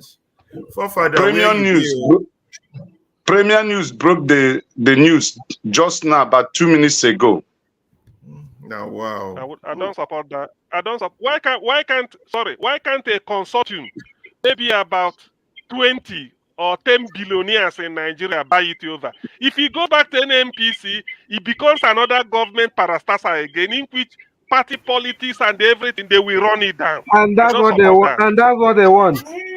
That's what they want. That's what they want. That has been the They problem. can't even buy it now. See, righteous man, me and you were here in Nigeria. All this is, you know how this, what do they call it now? Sensationalism. Is it easy like that to offer a refinery, the largest refinery in the world today? Who want to buy it like that just as a Premier News, backhand transaction? Masker, Premier News is not Gotham journalism newspaper. Premier See, News, I didn't say Premier Gotham. Times. Every newspaper, I quote me, righteous man. Every newspaper in Nigeria is sensational in nature. Go and quote me. Hold on, Masker, let me say something. So, Dangote actually granted that interview. What he's saying, they are accusing him is want to monopolize everything. He's telling NNPC should take it and maintain it. The truth is, we Nigerians are part of Nigeria's problem. A man cannot spend $20 billion to build. That is the single biggest investment since independence. You have to protect that refinery. Yeah, what do you mean by we Nigerians? Hold on. Huh? What do we mean by we Nigerians? It's the elite. It's the fight among themselves. Yeah. Because some of us here, we also speak against all this stuff. Whatever we say here doesn't matter. It's the fight. Hold on. So let me finish. Forefather, can you hold on, AY? I got to leave, and if Forefather don't take over, I would have to end the stream, because I think I've exceeded my time. Forefather now, where come out? You came in earlier, so you're ready to take over, Forefather. They're talking about Dangote, one of your favorite topics. I'm the one speaking, so now AY speak after AY, then we go to CM, then Mama Echo, because Forefather go dabaru everything using metal power. I've not spoken since, So, Forefather, let me finish. I'm just finished. Ferreira gave me 10 minutes. So let me start. I said you gave me 10 minutes. I did give him 10 minutes for real. Don't take his time away. Okay, carry on. So what I'm saying, right? What are the differences? No matter what is going on, $20 billion is not a joke. If you take $20 billion and come to America, you will build a refinery. The government will support you massively. Dangote has been shouting. A few days ago, he granted interview telling them, even the land he built refinery, worth $100 million. That's a lot of investment. The question some people are asking, he's going to sell fuel at the normal price. Let him sell fuel at the normal price. Dangote refinery is going to create thousands of jobs for Nigerians. The woman that will sell pure water across the refinery, around that environment, is going to benefit. People are going to build hotels, roads are linked to the cities. Hold on. This is a refinery where a man singularly built a port for access. We see. We need to leave all this our sentiment, all these issues. Is the same thing I'm saying, AY? Hold on. Hold on. This issue I'm taking it very personal. Hold on. So just give me 1 minute. Okay. Any Nigerian that is able to invest his hard-earned money in Nigeria, we have to protect all those investments. How do you want to build a country? People are saying, it's monopoly. Go to electricity, the energy industry, and monopolize it. Go to steel industry and monopolize it. Go to other industry and monopolize it. We should stop this issue. I'm not saying Dangote is a strength. If there is anything, if he's showing the Nigerian government, showing the Nigerian people anything, let him pay for it. But on these issues, we need to understand that this is for the people of Nigeria, not for Dangote alone. Dangote is almost 70 years. He does not really need how many years is he going to live again? 30 years? They say he's too old. But again, we need to learn to protect our own. That refinery, to me, must be protected at all costs. Any Nigeria that is investing in Nigeria, Nigerians need to protect it, no matter where that investment is. We need to take this thing seriously.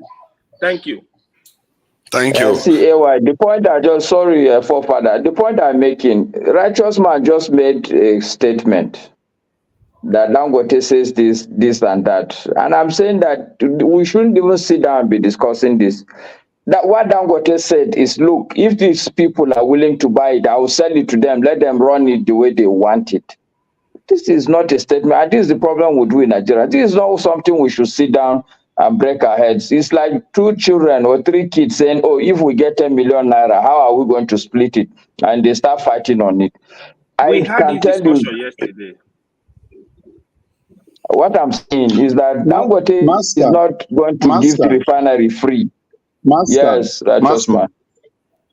Dangote said he is willing to offer it to NNPC based on agreed price. He wants to sell it off. So it's not a big language. It's not an ambiguous language. No, that's not it. No, you are misrepresenting.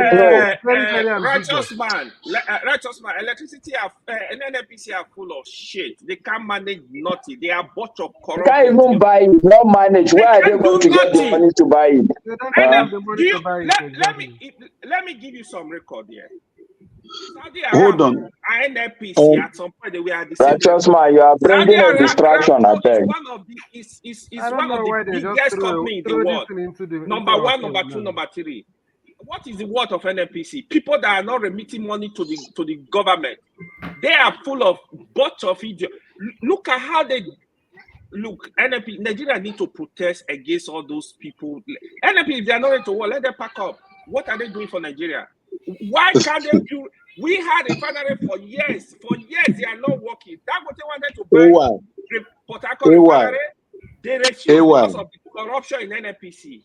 Now you are insisting Nigerians should be importing fuel into Nigeria. Where Dangote is building refinery, one refinery is preparing to open in Akwa Ibom. We have modular refinery. Encourage your own. You don't want to encourage it. They are coming out because of the that are running Nigeria down. They don't want Nigeria to get the benefit of nothing. The institution that is in charge of PMS in Nigeria says that Dangote refinery is 45% completed. Then that the fuel that is producing is inferior, full of sulfur. And who is going to say, debunk it and say it is a lie? This is a government parastatal. This is a government-owned. Don't do a propaganda here. Listen, what is the process of refining crude oil? Go and listen to. There was a petroleum engineer on this today. Listen, hold on. They are a bunch of liars. They don't have lab. Ask them where the lab is. Tell anybody here where they have lab, where that test was carried out. And that is a lie. Dangote, they've actually denied it, that their petrol is 80% better than the one that they are importing. Want this thing down. It's a cabal. It is a cabal. Can I say something to you about this issue? I came in because of good day everybody on the panel. I've been watching you guys at the background. I just want to say something to what you've said.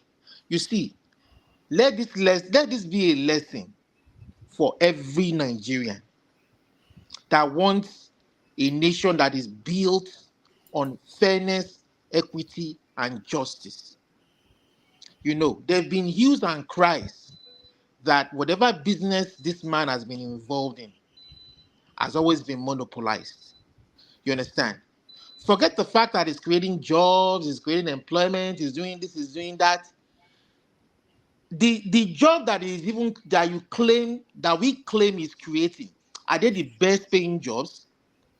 Are his employees getting good benefit from the employment, or are they just scrapping daily, living daily, trying to make a living, day by day with the little they get from the business? That aside, I don't know. That is why competition is good. When you have 2-3 companies out there competing for the best hands, employees can get paid better. This is what obtains in this part of the world. That is the standard. Now, number 2, his business is a private business. So if he's having problems now, it is none of my freaking business. If he's invested over 20 billion and he's not going to make any dime out of it, that is his freaking business. That's what you call private business. That is why government, when things like this happen, you need to be open. You need to be transparent. You need to allow players an open field. Now, there was a report in Arise News today. If you guys think you're not following, there was that news of the Nigerian government saying that it was a 45% completion or something. He countered it. He called in this house, the Speaker of the House of Assembly, and countered it. And he wanted them to set up a committee to look into the situation so that he can get his full license. You understand? Which is okay, which is fine. They did well in that aspect. Now, there was another report by another agency, independent private agency, saying that the intrigues playing out is the fact that he wanted fuel, he wanted oil. You understand? Supply to his refinery to be refined and be sold. Now, the quantity of barrels that is requesting per day, I don't know the specific number, to refine per day, per month, over the month to the year, they don't have, the government cannot supply him that oil.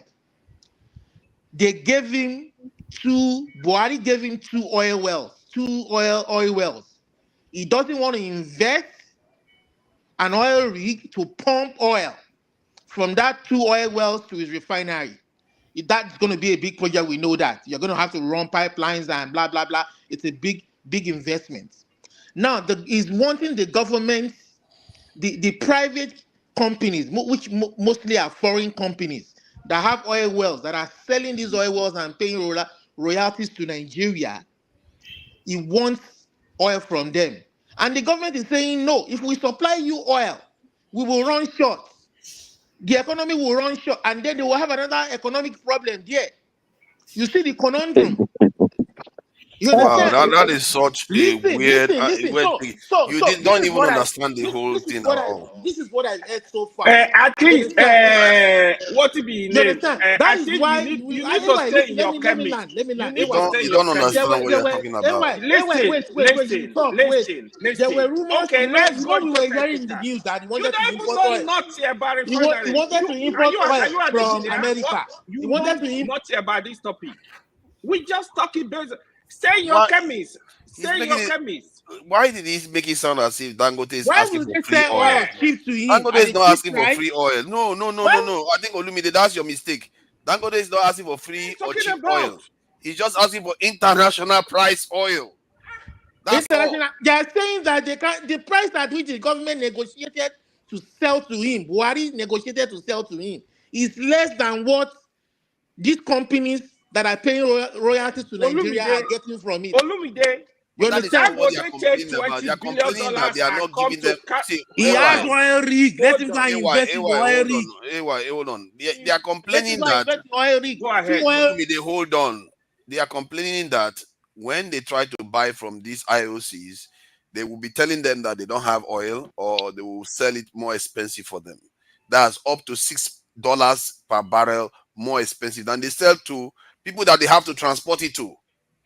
You see what I mean? So is it not up to the government that should have prepared by now that they know that the refinery? And I finish talking, I will put you back if you keep interrupting me. Is it not up to the government by now to let Dangote know? Can you stop? It's good. Let's hear each other out so that the viewers, people that are listening, so that it's not chaotic. Don't worry, talk. So is it not fair that the government that the government make arrangements so that by the time his refinery came on stream, that they can be able to supply him crude oil?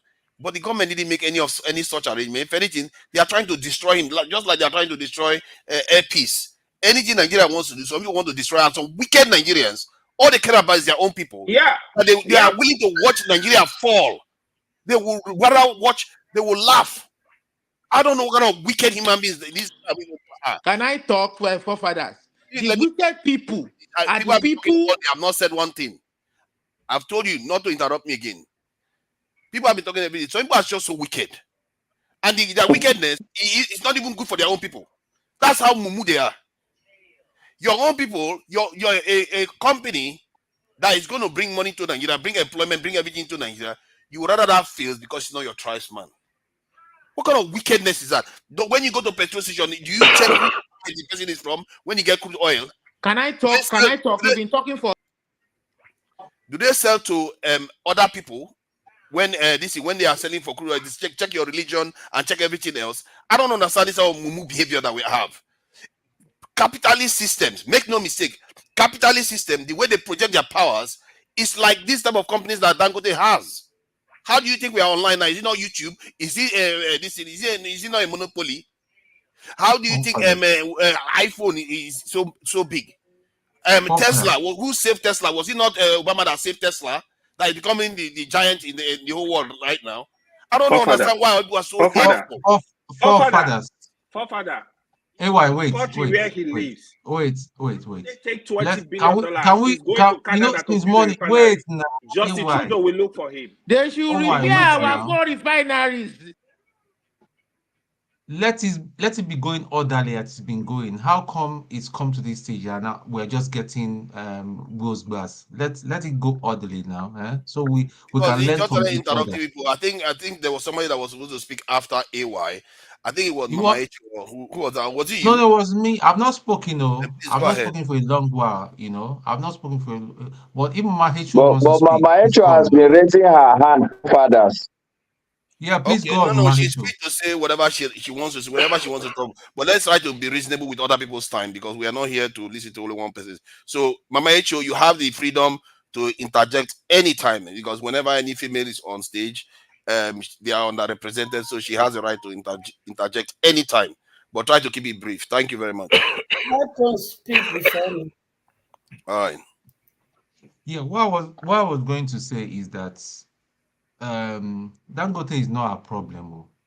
This is just a deflection of the real problem. It's not our problem at all. The man was sitting judging on his own. He saw opportunities and he took it. Anybody could have taken it. He could have even been an Igbo man that was in a position. So I don't think all this one that we are bashing Dangote because he's a northerner. It's not fair, my brothers. It is not just fair. I'm not bashing just to add, this northerner, sorry, it's not interruption. This northerner went to the south and put that refinery there in the south. I'm not. Why didn't he come to Kano and put it? For me, if it is based on tribe. I'm not bashing, Tone. I'm just saying that we should be transparent. For me, I don't. Tone has not even said how many sentences has he said. Everybody is just interrupting again. Can we allow people to talk? All I'm saying, guys, and Olumide, please listen up. All I'm saying is that, and AY, my brother said very well. This is one of our national treasure. We need to support each other if we want to build a nation. We've been talking about nationhood from the beginning of this program, and it was a brilliant topic. The way Alaba attacked everything and we dissected everything was brilliant. The day we will stop thinking in terms of tribe or Masca is from this place, I am from this place, you're from this place. That is the problem. That's the only problem we say we have. That's the problem we have. The day we start looking at ourselves as Nigerians and start thinking globally, I can go to somewhere in the north and buy land and all that. I will not be saying, make this northerners go call my head because I've been young and all that. And you know, there are a lot of Igbo people that are living up north that are quite happy. They are happy. They've been living for years, living second generation. They will stop all this, man. We can't go too far. This guy, it is a major, like Masca did say, he would have cited that thing anywhere in the north. People, that time, I sure they would say, Buhari, that's the money that Buhari stole. He gave to his brother. Now look at what he has built. Let us support, because if Nigeria is good, guys, especially for us in diaspora, I don't like this place. I don't like sitting in this place all the time. I want to come to Nigeria, even if I want to come for Nigeria, spend about 7 months, 6 months. The weekend I'll call Mask and say, oh boy, I won't come Abuja. I won't come spend weekend for your place and all that. We hang out. That's the way it should be. We don't have to worry. We can take a ride, go out and all that, go and enjoy ourselves at 2 a.m. in the morning. We're not worrying about police stopping us or harassing us or somebody stray bullets. That is the country all of us. Abi, am I lying? That is the country we want. I beg, leave Dangote. The guy that chop breakfast. Please, Mama Echo, go ahead. When are we going to stop this tribal war? I want to know. Because the federal government and its cabal are frustrating job opportunity for our people. And we are here fighting with tribal bigotry. Do we really want, are we really in our hearts ready for our country to change for good? I want to know. Because the truth is this. What has the federal government, what have they been able to tell us which we have proven to be truth? Is it the crude oil? Do we know what exactly is, what number of crude oil do we really get in a day? Do we know? The one that we're exporting now, we're exporting 1.5 million barrels per day. Wait. Is it not the same APC government that went to commission the so-called Dangote? And a Miloko come and start from where he stopped. And he's coming to tell us that 45% is what is completed, which they never disclosed to us. And here we are beating to that drum. And they're also telling us he's producing inferior. And we are dancing to the tune. Really? Has our federal government ever been truthful to us? Are they not the same people that tell us that inside they did not buy anybody? Are they not the same people? And here we are happy. Dangote is going, the refinery will not work. You want to close down, and we are here clapping. Really? But your brothers and my brother, at least somebody is collecting one salary there, feeding his or her family. Please, if we must go forward, if we must solve our problem, we must not allow tribe and religion that they always play to us. We must not hold on to it. Because you know why? In their very camp, this thing does not play. They eat together, they dine together, they marry themselves. So please, we shouldn't be rejoicing. Because the truth is this. Other people go and collect lances and build refinery.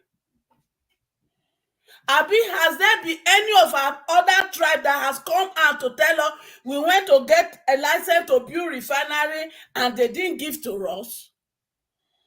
Exactly. Have we?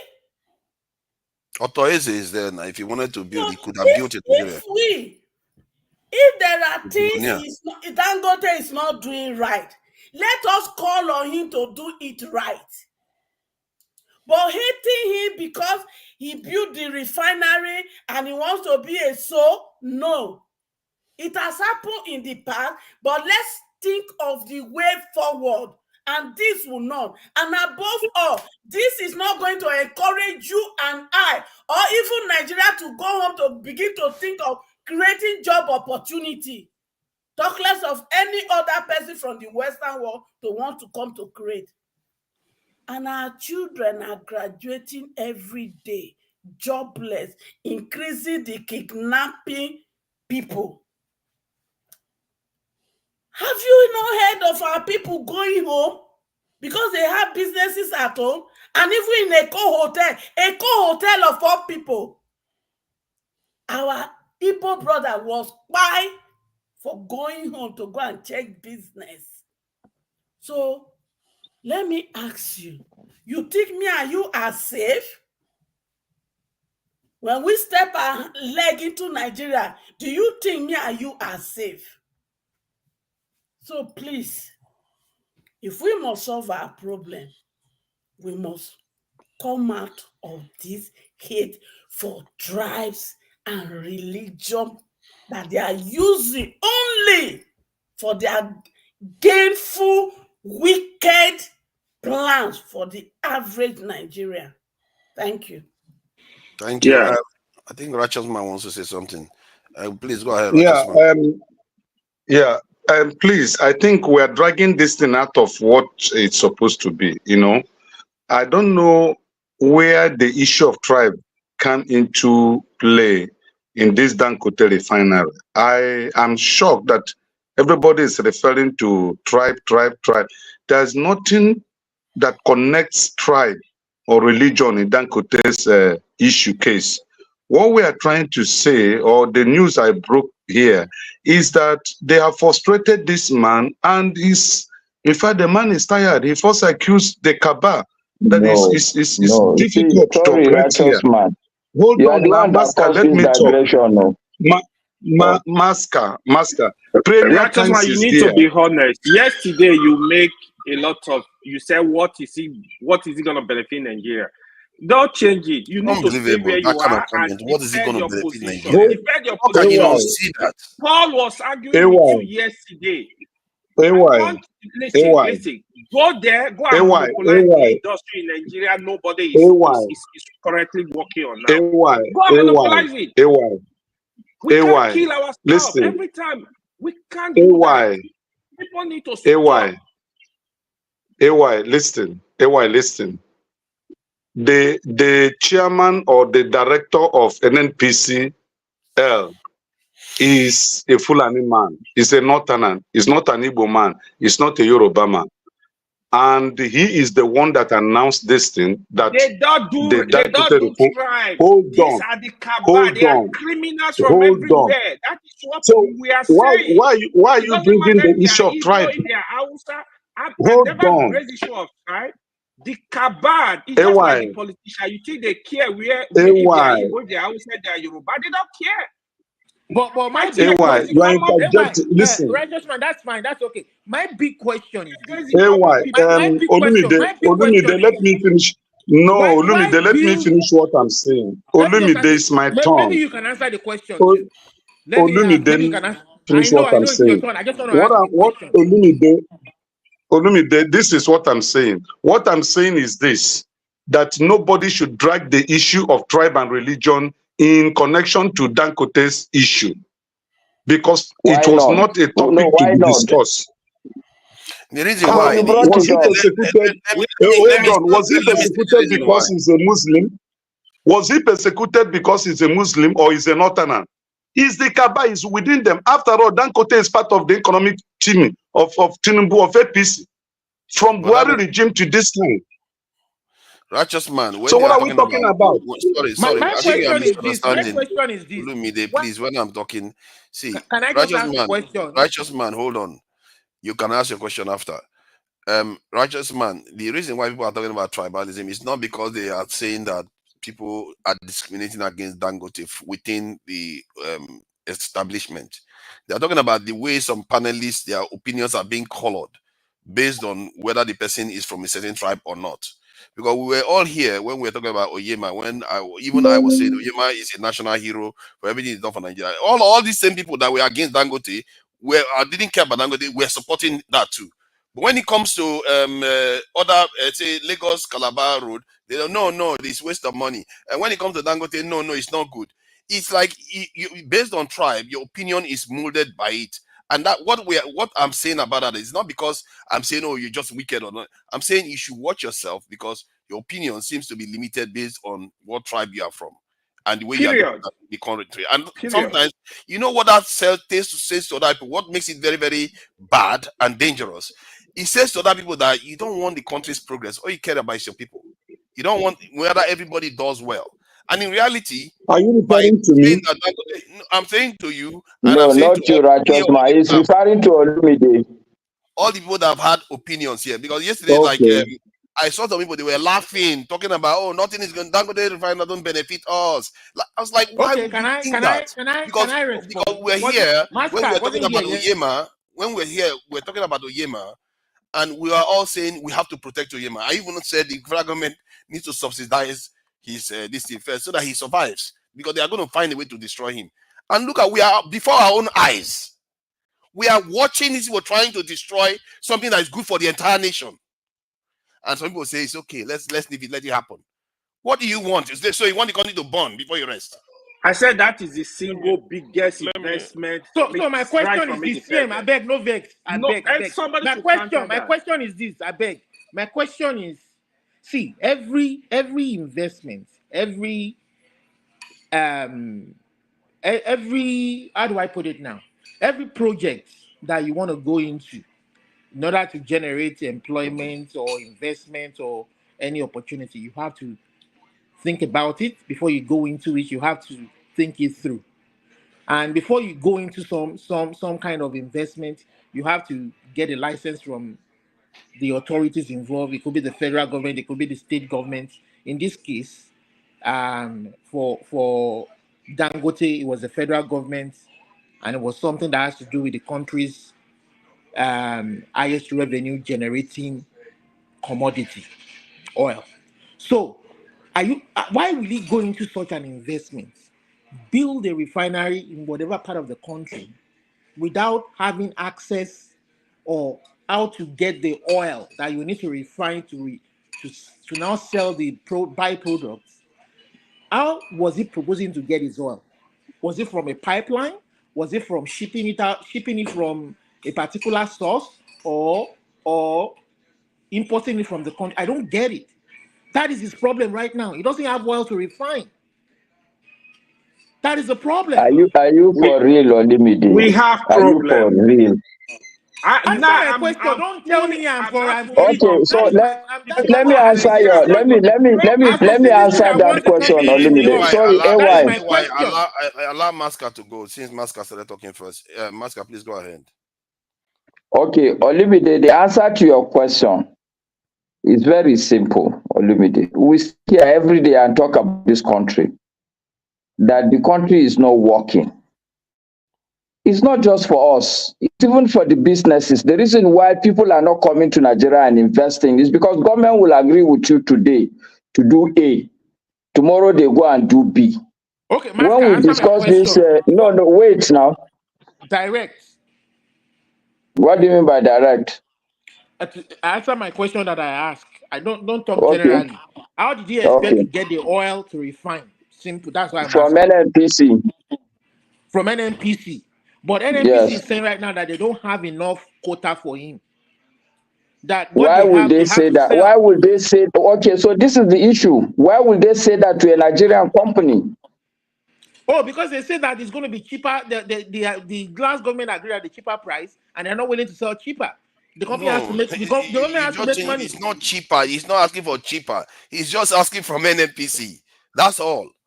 And personally, if I was NMPC, I'll say, you know what, those IOCs, if you want to take me to court, take me to court. We'll be in wrestling in court for how many years, while I will be giving Dangote the oil and giving it this is supplying the Nigerian market. Then by the time you do the balance and everything, whatever the damage that is caused in court is not going to be that significant. Even if they charge you money, you say, okay, the difference between how much these companies would have earned versus how much they actually lost. Because remember, when you take the oil from the IOC and give it to Dangote, you are still going to be paying the IOC. So it's just that the only thing the IOC is going to query you for is that you breach their own contract, or the amount they are supposed to sell it to whoever they are going to sell it to overseas, that it costs them such amount. You be willing to pay that money.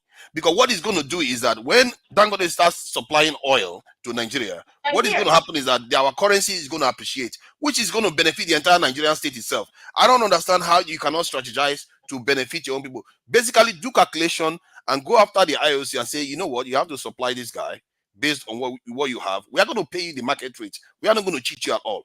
But if you are going to have issues with your contract with other people, we are going to look at how we can settle you with your people. But supply this guy first. That's our priority. And that is something they should have done before now. Which tells you that the Nigerian government, something is wrong with your head. How is it that you didn't prepare? You know, in the Dangote Refinery, they all attended it. Tinubu was there. I want Buhari it to was there. work. And they didn't prepare. I want it to work, but there's something they are hiding from all of us that we don't know about. That everything is just falling apart right now. What they are hiding is... I want it to work. What they are hiding is that there are actors in the world that don't want Nigeria to start producing, refining their own crude oil. That's what they are hiding. They don't want to tell us that. Why is it that the IOCs will not rather sell oil? Not only outside, forefathers, inside the country, the people that have been benefiting from all this, what do you call it now, subsidy, they are the people who are fighting all this. And the truth is that we as Nigerians, we never get our head right. The issue on the table today in Nigeria is not even about Dangote. For me, the issue is about exchange rate. The issue is about inflation. We know that in Nigeria, almost everything we consume is imported, which means that inflation rate and exchange rate, they are tied together. So anything that can bring the exchange rate down, we should welcome it as people on the street, because we should know that this is where our pain is coming from. I don't want to know Dangote who he is, but if he is going to produce petroleum product in this country, meaning that we don't need to use dollar to go and buy petroleum resources again, I will support it. This is what every single well-meaning, well-thinking Nigerian should understand. The issue about Dangote Refinery is nothing for me more than the exchange rate. We are no longer going to go and buy petrol outside the country. And today, this is almost 45% of the thing we use dollar to go and buy outside the country, which we have crude inside Nigeria. Why are we even having this debate? Sometimes it beats me as educated people. It's really sometimes... Can you imagine 40-something% of our foreign exchange demand is for this oil that we are in, petrol that we are importing? Can you imagine if we get rid of that? Nigeria has a lot of... The Nigerian currency will appreciate very significantly. But please go ahead, CM. Okay, yeah, thank you very much. Actually, on this Dangote refinery, yesterday I brought it up. Oh, thank God, Paul is in anyway. So I remember this is my own... from my own observation, I said, this Dangote refinery, they are not telling us the real truth about what really is going on. I said it yesterday. Why do I say this? We've had case of one time, they've commissioned it, in which all the political party leaders went there. It was shown. We thought that it will start bringing crude oil. Nothing. At a time, I heard that Dangote will now be importing crude from USA and Brazil. As a layman, I asked, what is wrong with the oil in Delta and the Bayelsa and Rivers and Akwa Ibom? Lay pipe there to Lagos. Is it not nearer than to go and import all the way from Brazil or this? That was why I said I don't know what is going on there. It's not clear.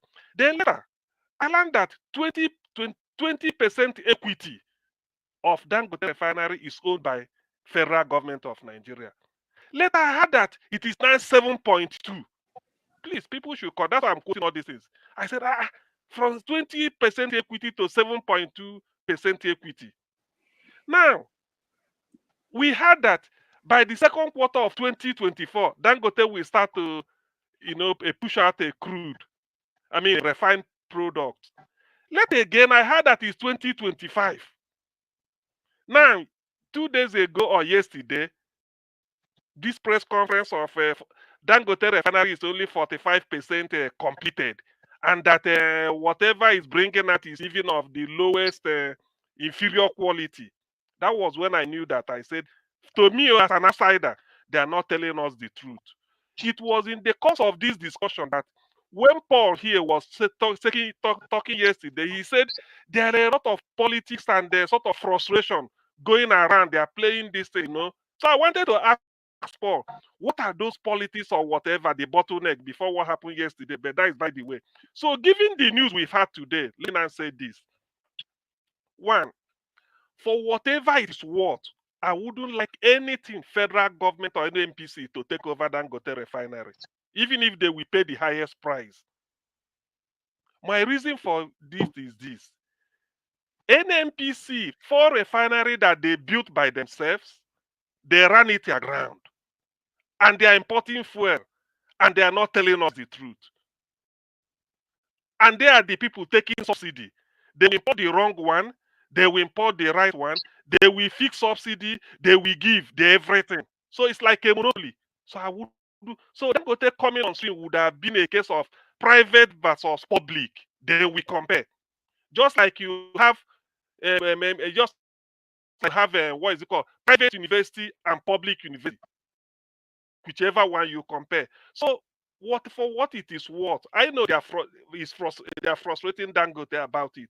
And who are those? Maybe the people they call the cabal, those that claim they own Nigeria. It's unfortunate the man is frustrated because I listened to his interview. For him to call the pressman, I listened to Babajide Kolado Titoju, the third round, and he started disputing all those things they are saying.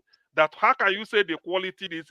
They showed one lab full of computers. He said before they will refine their own and bring, I think he said they could be able to do it here. So what I'm saying is this. If for any reason Dangote feel that they want to sell that, if there are no consortium of Nigerian billionaires that can take it over, I wouldn't mind the white people running it. Let it be private first. Why I say this is that it took MTN from South Africa for us to have Glow. They are competing. We know Glow is made in Nigeria. Glow is Nigeria, fully owned by Adenoga. MTN is foreign from South Africa, but they are competing.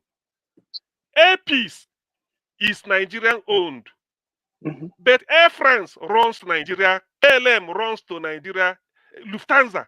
So I want competition. I wouldn't want any NPC to, because if any NPC takes Dangote Refinery over, they will cannibalize it. Sell anything they want to sell. All it takes is for party colleague. They do it the way they always do their something, and then we'll be in a bigger mess. As much as it is, I had wanted Dangote Refinery to succeed because it is private. Just because it is private, it's as simple because anything private, since it's not under government control, you can't bring party politics to it. You can't even bring what is it called, the tribalism to it. For instance, look at APIS. When the APIS was running, the managing director of APIS, MD, okay, CEO, is an Igbo who owns it. But the overall person below him is a Yoruba lady. And look at the thing is working. But if you had made it that it is now federal government controlling it, first you will belong to APC, or you switch over to APC or the ruling party. So that's why this thing is very. I don't think anybody being happy that Dangote crashed. I don't think so. He's just laughing at it because it's purely a private affair. Nigeria invested $20 billion. It's a big amount of money. So for whatever it is worth, on no account should any NPC take it over. That is where I'm against. As long as if it's another private entity is taking it over, yes, I'm happy because that will be a very big shame. If any NPC so want to run a refinery, they have all the money to bring up Port Harcourt, Warri, and the Kaduna refinery. So they can do it. So for this Dangote refinery, I wouldn't like it if he leaves Dangote's hand, let it go to a private ownership, whether a foreigner or a Nigerian. But NNPC is a no-no to me. Thank you. I Yeah, think I think it's you my support turn. that now. Oh, go ahead. Yeah. Who's Yeah, let turn? me say to you AY, Who's you turn? just spoke AY now. again. What is your one turn? AY minute, again. one Can All I minute, has speak, said AY? anything. 1 minute. Can I Okay. speak, AY? I love what CM said. CM, the reason they I love what changed you said that before, AY. percentage Can I talk now? from 20% to 7% is because the year NNPC they could not even fulfill their part of the agreement. We don't have two ways right now in Akwa Ibom. Refinery is coming up. Boa Refinery is coming up in Akwa Ibom this year, next year. NNPC, the least they could let them fix our own refinery. At least let us have 10 refineries, so we are self-sufficient in that. Just like what happened in telecom, even in airline, Alan is doing perfectly well. Go into that place, go and develop your own airline, compete with Alan Oyema. Go and build a refinery, compete with these guys. Where do you guys want us to go? I'm shocked. Like when Nigeria are talking, I said $20 billion. If you take it to America, you will get all the incentive to invest that money in that country. You will get all the incentive. So what they are doing, they are playing games. NNPC, they are a bunch of miscreants doing nothing. Our refineries that are not working, do you know there are people working there collecting salary? Ask them what they do there. There are people working there, they're doing nothing. Yep. They just come, collect salary, and go home. We have a lot of problems. In fact, government don't have business with all these all those companies. Privatize even the refinery we have. Do it the right way, or go into public partnership and let private companies manage them. Even if Port Harcourt refinery is working today, they will kill it to the ground again. This is the problem we have. We need to understand. See, these people don't care. It's just so painful because if you can treat Dangote this way, if you listen to Dangote interviews, you will understand the mess we are in. If Dangote with his billions can be crying, who am I to go invest $2,000 in Nigeria? That's a very, very point. In Thank you. Mind. You're looking for investor. Then here is investor now. You will not give him platform to perform. You're looking for investors all over the world that will not come and invest nothing. Thank you. Thank you. I agree with you. I think the two previous speakers have spoken relatively well. If not now, please go ahead. You guys have had no. Please don't interrupt now. I beg you in the name of God. Please. Yeah. Please go ahead. Yeah. The reason why NNPC cannot fulfill their obligation of the remaining 12.8% is because they're entering another oil back loan. So they're going to be selling crude again in advance to make 2.7 billion. This is a government that is not ready to make sacrifices, because it's not as if all the loan they've been taking before, there's anything they can show that they use that money for, which is quite unfortunate. I want you to understand that the issue of Dangote refineries, it has nothing to do with whether I like Dangote as a person or not. I don't like it. You understand? But this one is beyond Dangote. This is about Nigerian economy. But our government know how to self-sabotage. If you look, American government don't joke with their multinational companies. They can do anything to defend it. You can't toy with any of their multinational companies. And that is why, even after COVID, it was about 54 billion that they spend on their airlines. They've bailed out Ford. We know how much Joe Biden brought out for the CHIPS Act for the manufacturing of semiconductor in America. The government, even at the point that Dangote needed the most, you know what it means to make business plans around money. At the time the Dangote needed them the most, they pulled out for selfish reasons, not in the best economic interest of Nigeria. You ask yourself, what is the exchange rate today? And what is the impact?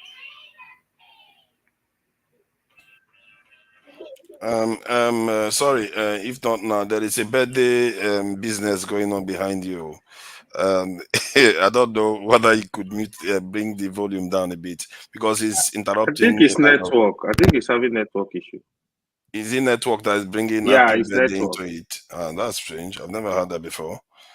But it's okay. You can carry on.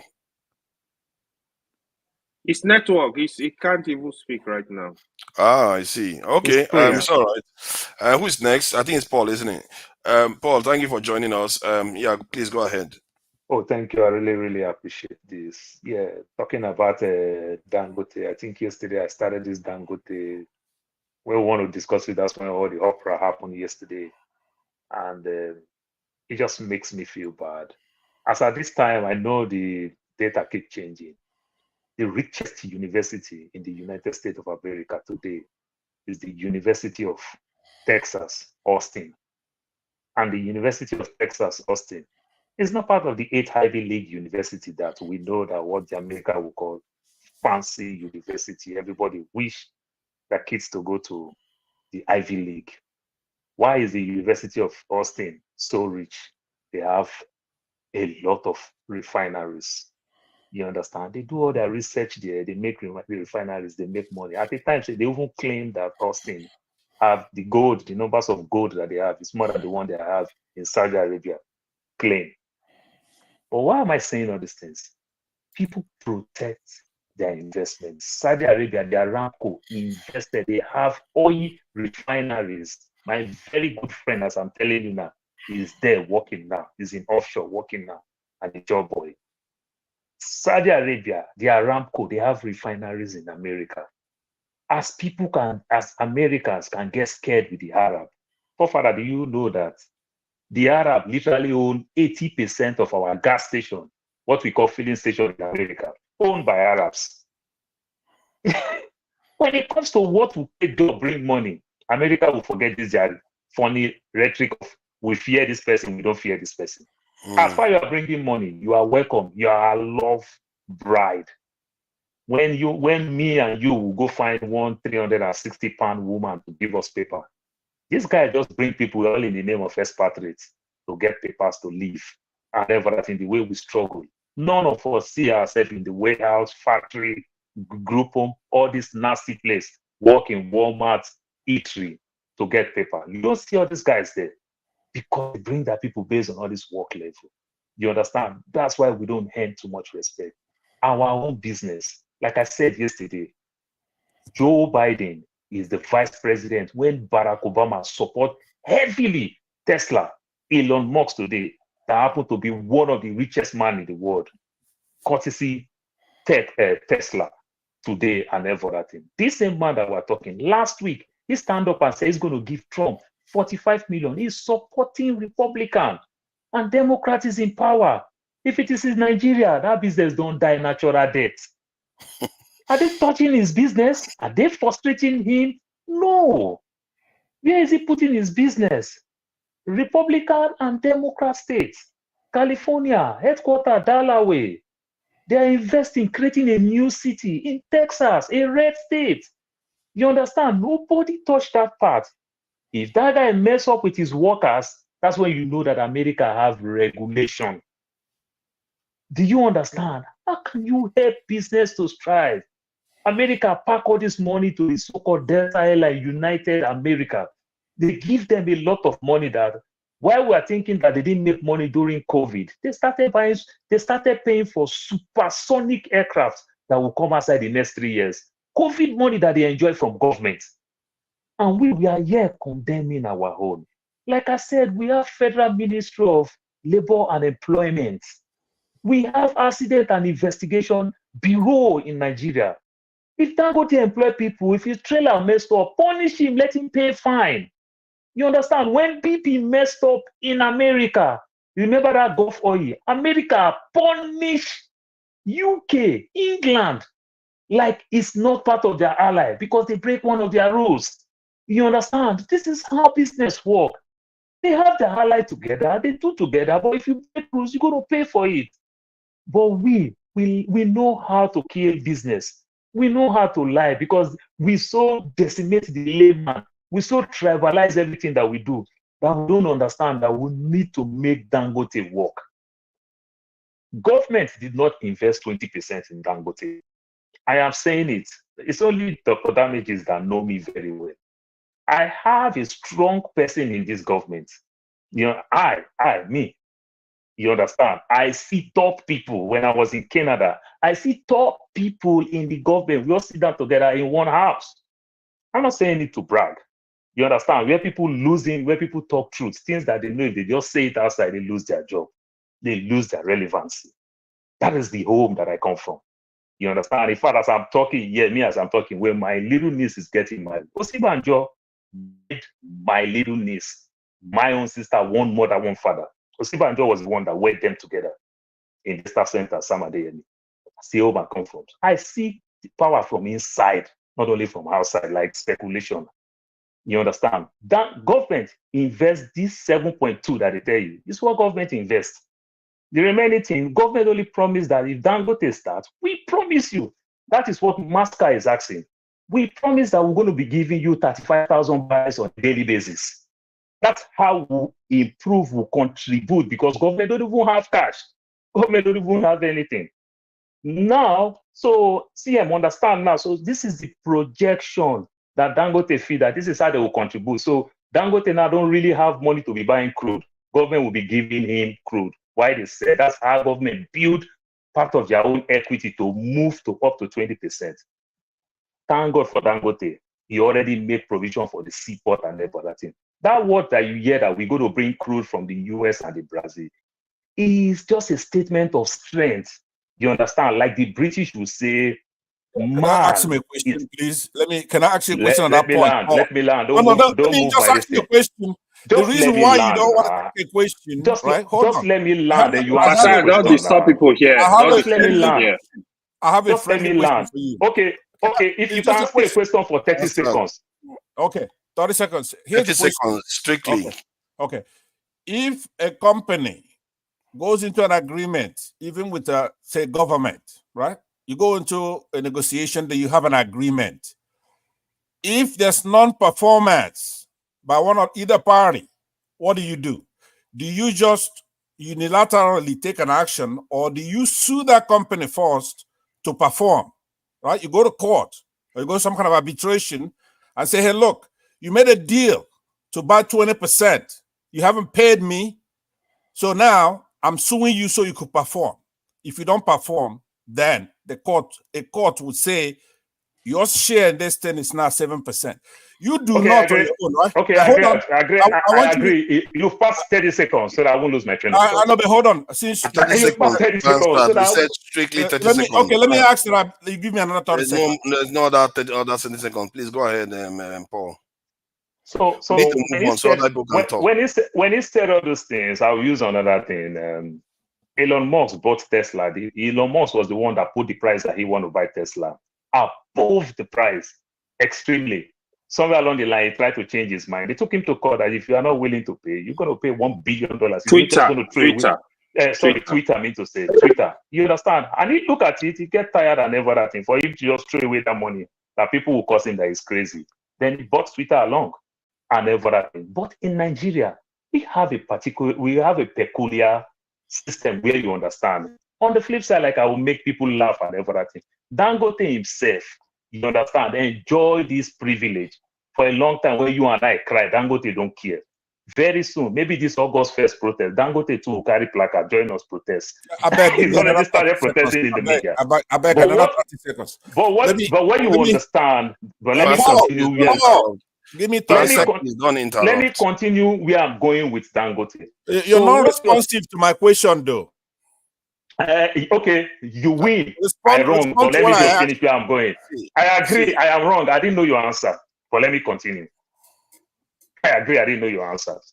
But how do we protect our own? How do we do everything? The NNPC come outside to say they regulate you for every 3 months.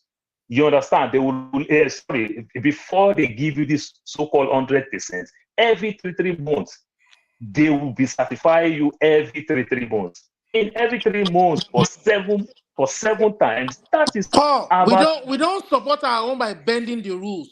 We bend the rules a lot. That is the this problem. business is just starting. So if this business is just starting, what rules are they bending? Okay, forefathers, let me Oh my ask God, give me a couple of Just minutes. say, you people are just making Your me audio, my your point of audio, thought. your All audio we is just do, up let and us down. just blame and every other thing. Forefathers, 2 minutes and I'm gone. Give me 2 See, minutes and I'm Pastor, out you of are here. being disruptive now. It's not nice. My Let's. brother, let us just learn here. Would you give me 2 minutes or I'm gonna leave? I don't need You your go ahead, can leave. I'm go sorry, ahead, you can go leave. ahead, You and I can leave. strongly believe it will not be 2 minutes. But go ahead. If you want to leave, no, don't give him. You cannot it's handle if not now there. It's if not now there. I think your image is moving all over the place. If not now, Yes, I'm here. please go ahead. You wanted to say Yeah, something. to summarize, yeah. What I'm saying is that I'm actually more interested in the multiplier effect of Dangote Refinery, than the personal benefit that will accrue to Dangote as a businessman. You understand? And when you look at the multiplier effect and how it will affect an average Nigerian, you know that we stand to benefit even more than Dangote, but you may not see it that way. You know, the way the How steel do? industry, How? I'm coming. The way the steel industry affects every facet of the economy is the way the petroleum industry, a good refinery that is the capacity of Dangote refinery, will do the same thing. All the byproducts of the petroleum refining will fuel the engine of industrialization when it comes to petrochemicals, medical manufacturing in the medicine in the medical area and pharmaceuticals. It comes to fertilizer production. When it comes to uh, this, what is it called? These are lubricants and stuff like that. So there are so many other industries that are going to, spin up if Dangote refinery becomes a success. Have you asked yourself how many jobs, forget about the job that refinery will create, how many jobs those emerging industries are going to create? It's huge. When you think about, okay, how the thing is going to help us to improve on our foreign reserve, because it will conserve it will make our foreign exchange to improve. The benefit is a lot.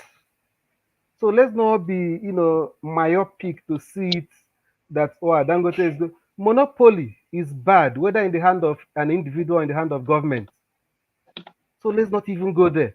Even monopoly in the hand of government is bad. But what is the duty of government?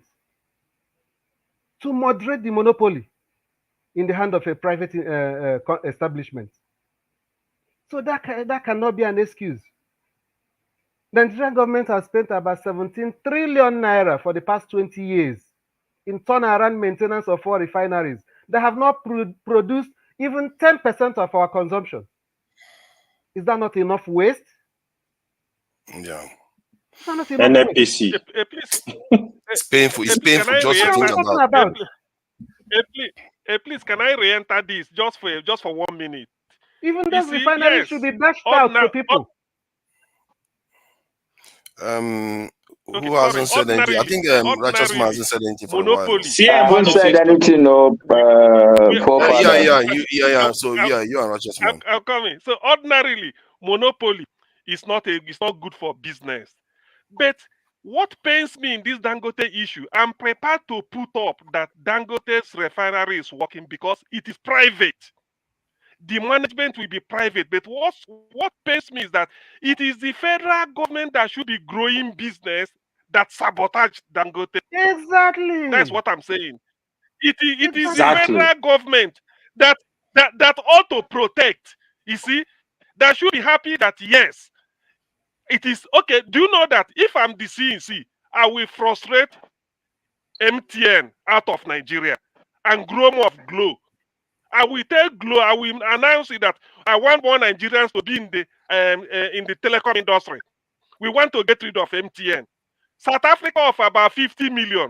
Nigeria 200 million. But MTN makes more money from Nigeria than they make in South Africa. It's a shame. So it pains me that it is even federal government of Nigeria that is even frustrating Can I ask a product question? where they Can I they ask a invested question? money. Bottom line, allow a free and fair. Very quick question.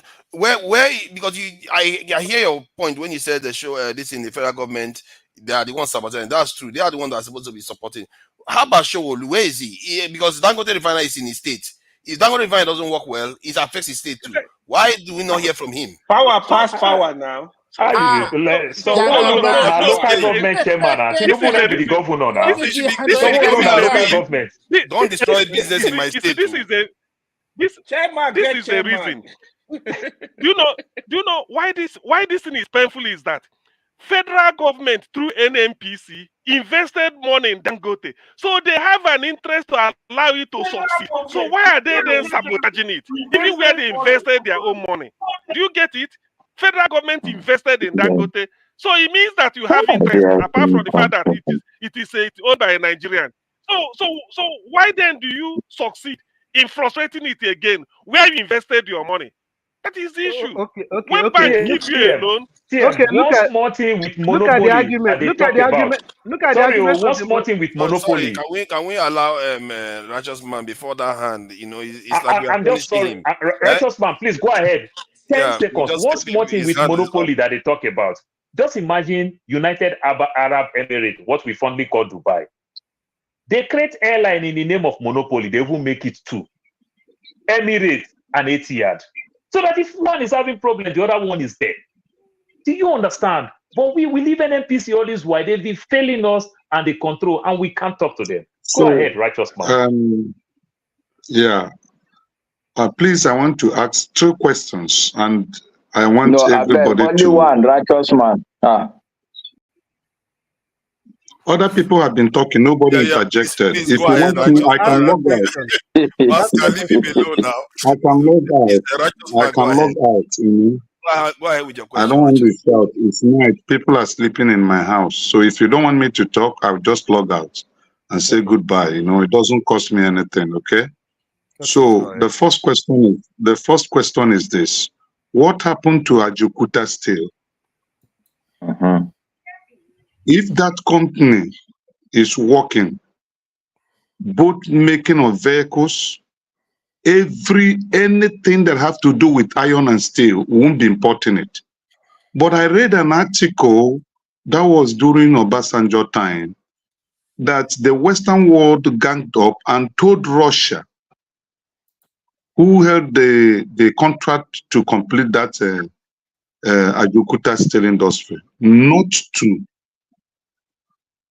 So you see that indirectly, the Western world also are playing a negative role to see that Africa remain underdeveloped. That's number one. Number two, who is the petroleum minister in Nigeria? Who? Who is the petroleum minister? The president. The president. Good. The president made Dangote to be part of his economic team. Now, why is the same man, because he is the head of government today, why is the same man through NNPC trying to sabotage the effort of this independent investor? We have a lot of things that are hidden that we need to dig out. Then my third question: who is the beneficiary of sabotaging this Dangote refinery? I yield. Righteous Man, since you are changing your mouth today, I'm really surprised. Let me what we are saying, right? If AY, just hold on for a second. Let me just add information. You will say it's monopolizing it. People, other people should why? look Come at on now, can't you hear me? I don't okay. know. I want to share You know, information about what I just I'm just passionate I just about saw this something stuff. just now. I Thank don't know you. whether anybody's aware of it. It says Dangote abandons steel plant project amid monopoly accusations. Dangote says firm will drop plan to invest in Nigerian steel industry to avoid monopoly accusations. You see, this sort of stuff we are doing, who else is stepping up? Where are all the useless billionaires we have in Nigeria to come and do this? They don't want to do anything. And the only person that wants to do it, they are chasing him not to do it. So that the useless people keep running around and killing the industry. I don't know what we want in Nigeria. Do you want to get out of the mess you are in? I don't understand it. We should support anybody. It's risky. This business is risky. And I'm sure maybe if you notice, it was when Dangote said he was looking to go into steel. That's when all this trouble started.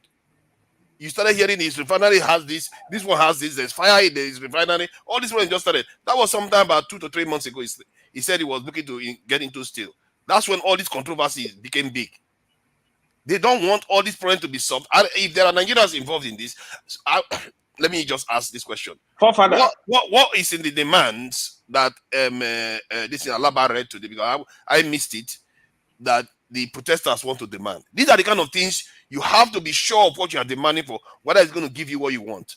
Because if you don't demand, like refineries have to be on stream, and you have to give us report every day. There has to be, instead of to getting a ministry for this thing, livestock. Maybe they should be thinking of ministry for petroleum that will be giving us updates for publishing information to Nigerians every day to let the Nigerians know what is going on with our petroleum industry, what is going on with our Jakarta steel. People need to account for what is going on in those areas because they are important to our economy. Without those things, we are just grasping at straws. You have not mentioned electricity or forefathers. I'm just mentioning some of all those items. Electricity too. All of them. We should put all of them on the list. Look at how laughable the situation is. Government said that Dangote wants monopoly of the oil industry, and you have opportunity of taking 20% of the same refinery, and you reduce it to 7%, and you are the one saying that he wants monopoly.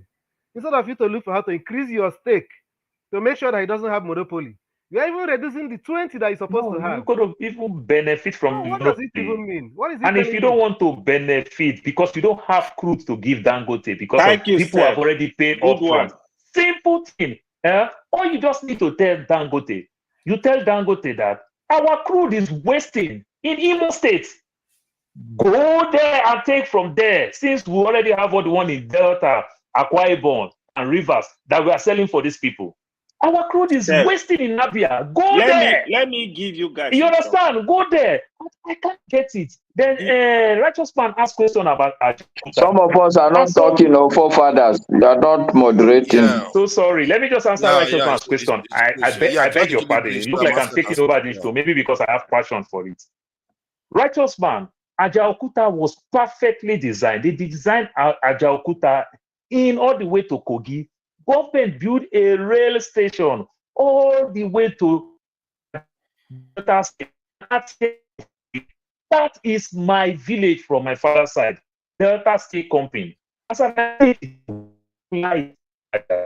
you understand? As 1982, my uncle showed me where people are changing workers. 12,000 shifts. They are running 3 shifts connected to the sea, so that we can even export steel mill. We can do everything. Alaja, steel company, Delta, is still there. They build schools, they build the research center, they build everything. Look, the Western country that you are talking about that say they make frustrators because it was Russia that built this thing. It is simple, but oftentimes, like I said, we accept defeat without fighting. If America frustrates you, tell America, come and build a replica. If you ask me not to deal with these people, put another one. Why would Shell be taking all this gas from our country? They don't have refinery in Nigeria. They don't have no filling station in Nigeria. Why would Chevron be taking all these things? And you cannot make them to say, you must put a refinery here. You must set up, you bring this thing from the way you take this crude all the way to finished products. Then we'll take it all the way to America and bring it back. My brother, our people just like bribe me and let everything flow as it is. That is what that nonsense man is doing. Go ahead, the rest people, I beg. Yeah, thank you. Maska, please go ahead. You see how Maska kept quiet to see what I was missing? Okay. No. I know you will not miss me. You jump me, I enter Moscow. Okay, AY speak. I'm not going to enter competition with you. Speak. I don't mind AY. Did he jump you? AY has spoken. I don't mind him. He always does this. Please go ahead, Masker. Actually, I will not have allowed him, but anyway. I'm not happy, and I'm not happy with righteous man that I'm not happy with, because he has created this whole discussion is a digression that righteous man has caused on this Dangote refinery. The starting point, the man is just responding. If you are not happy with the way I'm running this thing, buy it over from me. It's not a statement that should have caused any problem, but now that we are where we are, I just want to draw our attention to a couple of things. The idea also that a government should support its business is not a new thing. It's not an African thing. It's not a Nigerian thing. A lot of us should remember during that, the time people should cast their mind back to is during that 2009 financial crisis. The American government supported their banks with 443 billion naira. You can imagine that. These are banks like Citibank. What are the other banks now? You can imagine 443 billion naira. West Fargo that create the problem. AIG alone, American Insurance Group alone, the American government gave them 85 billion naira, $85 billion to support them. These are private insurance companies. To give a company $85 billion just to support the company. So this is how governments actually that know what they are doing support their own indigenous business. Donald Trump, all he has been saying that made him popular is America first. And when he says America first, what he's saying is that Americans should buy American product, at least buy from American companies. This is what the man has been saying.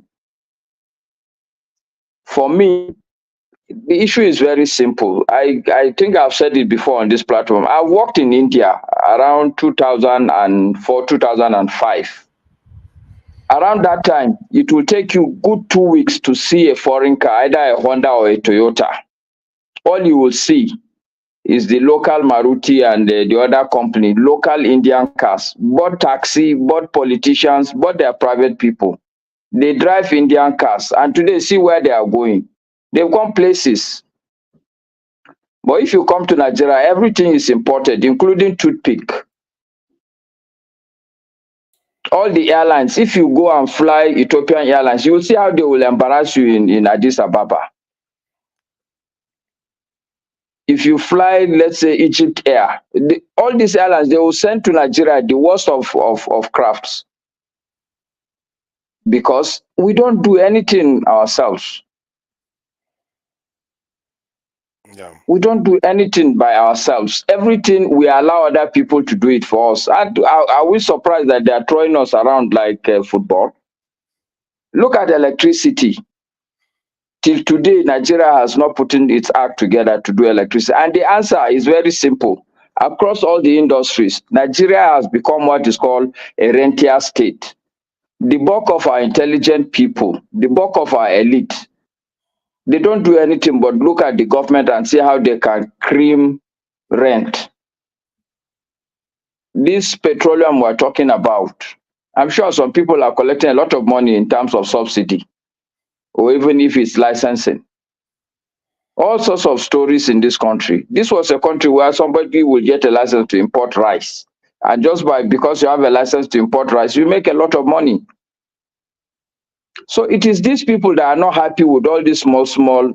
I'm tired. All these issues, they are very painful to talk about. I remember when this GSM line started, MTN was telling us in Nigeria that they can't do per second billing. It was Glo, a Nigerian company, that started the per second billing. Once they started per second billing, every other company has to start, including MTN. So this is 2 years. 2 years. Yes.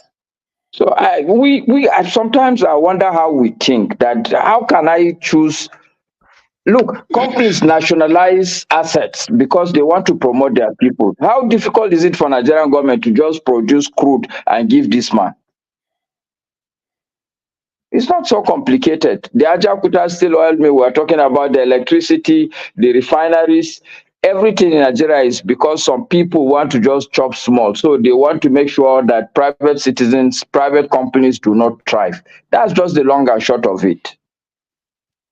And when we say federal government, it's not the Tinubu himself. It's the people even outside the government that are benefiting, that are creating all this havoc. That is true. The man inside NFPC that is collecting salary, they will go and see, Masca. What people, the question people should answer or take home is, why should a government sabotage a business you invested in? That is the question. Why should the no, the answer, this is what I'm answering you, CM. So the answer, CM, is not the government. For instance, now Tinubu is not the person who is going to sabotage Dangote. But there are people outside who are importing petroleum products today into the country that have made a lot of money. They are willing to go and bribe people inside NMPC to start doing all these macabre dance that people are dancing. Exactly what this is how it works. It's not so complex. It's not the people in National Assembly. So what would the Minister of Petroleum do? Righteous what would the Minister of Petroleum do? Let me ask a question. That's a simple question. You see this okay, thing that you guys this issue, this is okay. So, righteous man, my answer to your question, the issue, and this is where I will rest. This is where I will rest. We know that our government is not a good government. All I'm resting is that we Nigerian people, even if our government will not do well, we should know who to support. These are the kind of things we should come out on the street and say, no, give this man crude oil. Give him crude oil because it will help us. If you look up to government to sort Dangote, nothing will happen. We need to show the government that we ordinary citizens also, we know what is right and they should do what is right. We should demand for what is right. Look at airpeace for your audio has the country called That's South Korea. That is right. Their own money with only two investment. Hyundai support and of these good businesses They because protect you know our government will not do the right thing. I raise my case. Thank I you. remember the last time I was on this live. There was a time I was on this live. Sorry, Justin, let's confirm it's your turn to speak. Were you here before the Blackstone? I think the Blackstone was here. I was here before him. Was here before. Yeah, the Blackstone, please go ahead. Thank you, Mr. Forefathers. Thank you for joining us. I not joined. Good evening, good day to everybody on the panel, and those on the watching us on also commenting. Anyway, this issue of Dangote Refinery and everything, sometimes for me, it's very sympathetic way it's being treated in Nigeria, actually, right? Because if a country cannot support its own, that means that there must be something underneath, under it. And I think one of these issues that Dangote is facing is that the big guys or the criminals are ready to make it possible that if I don't work. Somebody told me last year, she said, I can promise you that for Dangote refinery to work in Nigeria will be a miracle. That's a common person in Nigeria who said it last year. Because if they are fighting him, Dangote, this is not the only business of factory, a manufacturing he has in Nigeria. For you to cry out and say, this is what I'm going through, that means that it's like he has seen what he's going to go through. And this is the problem with most business in Nigeria. One thing I asked myself, I said, if a landlord cannot even maintain his own house, cannot renovate his own house, So how do you expect that kind of person to be in government and expect to care for anything in the country? All our industries they're all down simply because we do not care. Right? When Dangote came, this issue actually started when Dangote came and said NNPC could not pay or could not complete their share, that 20% share, they could not pay the total amount. That what they were able to pay was 7.2%. That's when the issue started with NNPC. And when that man came out and said Dangote is only 45% completion and everything, I want to ask, did he did an audit on Dangote company to come out and say it's 45% completed? He is working with NNPC. All the Nigerian refineries are down. You cannot even hold yourself responsible that what we are doing is not even working out. Now coming out to say he has no license, doesn't have this. Dangote has been a businessman for years. How can he start a business that knows that he doesn't have a license to operate? How can he say it's 45% completed? On Monday last week, Dangote give a media briefing. He invited every media to come to the refinery for them to come and see. All of them went there. Then I think 2 days later, 3 days later, this man came out, is 45% completed because Dangote revealed to Nigeria, to the whole world, that NFPC could not even meet their share, could not pay complete for the 20% share they're supposed to hold. They have now have only 7.2% share. That's where all this problem started from. So in fact, if you try to do this in Nigeria, they will fight you. Like Ngozi Ewala said that if you fight corruption will fight you back. That is what is happening to what is happening. If you try to establish a business, the criminals, the corrupt people, those who are already gaining from the system, they will fight you back. They know that if Dangote money come upstream, the importation of a petrol will go down, will reduce, and probably the government will not pay subsidies again. That's why they are fighting him. That's why they don't want that money to come upstream. Like if not Nan said, there are many things that goes along with a refinery, the petroleum products. There are so many.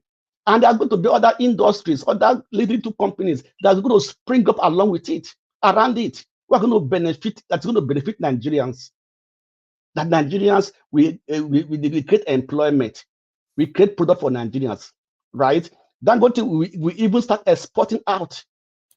This also brings revenue back to Nigeria. So when we love to destroy our own thing, for me, it is a shame on the Nigerian government and every other people who are involved in such a thing. I can't believe it. That Dangote's refinery should be a pride to Nigeria. It should be a pride to Nigeria. The second largest single stream, I think the largest single stream refinery in the world. Second single stream, right? In the world. That is something that should be a pride of Nigeria. Why are we then not standing up to destroy it? Why just because maybe they are making money, they maybe is blocking their way. When it comes upstream, there's no more going to block the proposal of making money. I want to ask a question. All the people that have an oil well in Nigeria, have they built a refinery?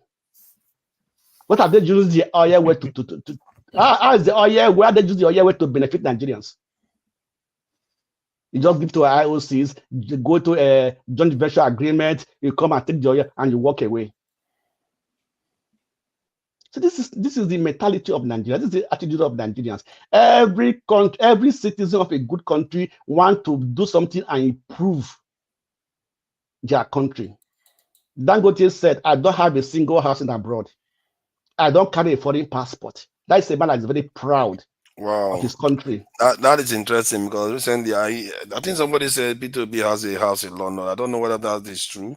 If Dangote doesn't have P2B house, he lived there before. Yeah.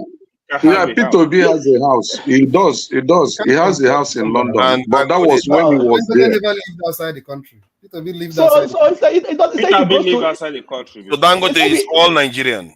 All Yeah, Nigerian. it's all If he Nigerian. travels out, he stays in the hotel. Why must he be having the husband is not staying over there? He carrying Nigerian passport. He doesn't have a foreign passport. That's a man that is proud of his country, and they want to destroy him. They want to sabotage him because of their own selfish interest. It's actually painful. You people should ask the petroleum minister. Ask the petroleum minister what is going on. Righteous man, the position of the petroleum minister in Nigeria today is a ceremony. The president can't do the work of president and petroleum minister. It becomes ceremonial post. Paul, from what I can see here, it says making it the largest single train refinery in the world. Yes, it's the largest single train refinery. It's the largest. Father, Wow. I don't think people know. I don't think people know the investment that is here. People don't even know how many single projects do you think worth $20 billion in the whole world. Elon Musk wanted to invest just $2 billion. India president welcomed him with all the incentive. Look for that information. He gave him a lot of tasks. He was encouraging him to come. $2 billion in India. Sorry. Do you know why? Do you know that all Dangote businesses are being the C-level employees are all foreigners? Because it doesn't have trust on Nigerians. The directors, the managers, they are all foreigners. Because they have trust on Nigerians. If Dangote worth $28 billion and he has invested $20 billion, he's left with $8 billion. Is that what you're saying? No, it's not like that. That's not how you calculate net worth. Remember, consortiums of banks put together. That is a borrowed money now. That 20 billion is a borrowed money. So we're telling you the investment is 20 billion. How important? So that does not mean that it's his own money. But I hold exactly. Nick picking. So you guys will not let me finish my own talk. So like what Steph said, you like Dangote, you don't like it, doesn't matter. I don't even want to know who is Dangote. Let me just assume. But that refinery, that company, it must work because it's going to benefit the people more. The woman that will sell pure water around that refinery, do you know how that is a good investment? We are talking of, if you think of the indirect job that refinery is going to create in that region, it's not, I'm never talking of direct job, indirect jobs. People don't understand. That is not that area. Mortgage has gone up next year. Houses that they are building. It's our company. I've never heard that somebody will invest money in an organization and then go ahead to sabotage even where you invested. NMP.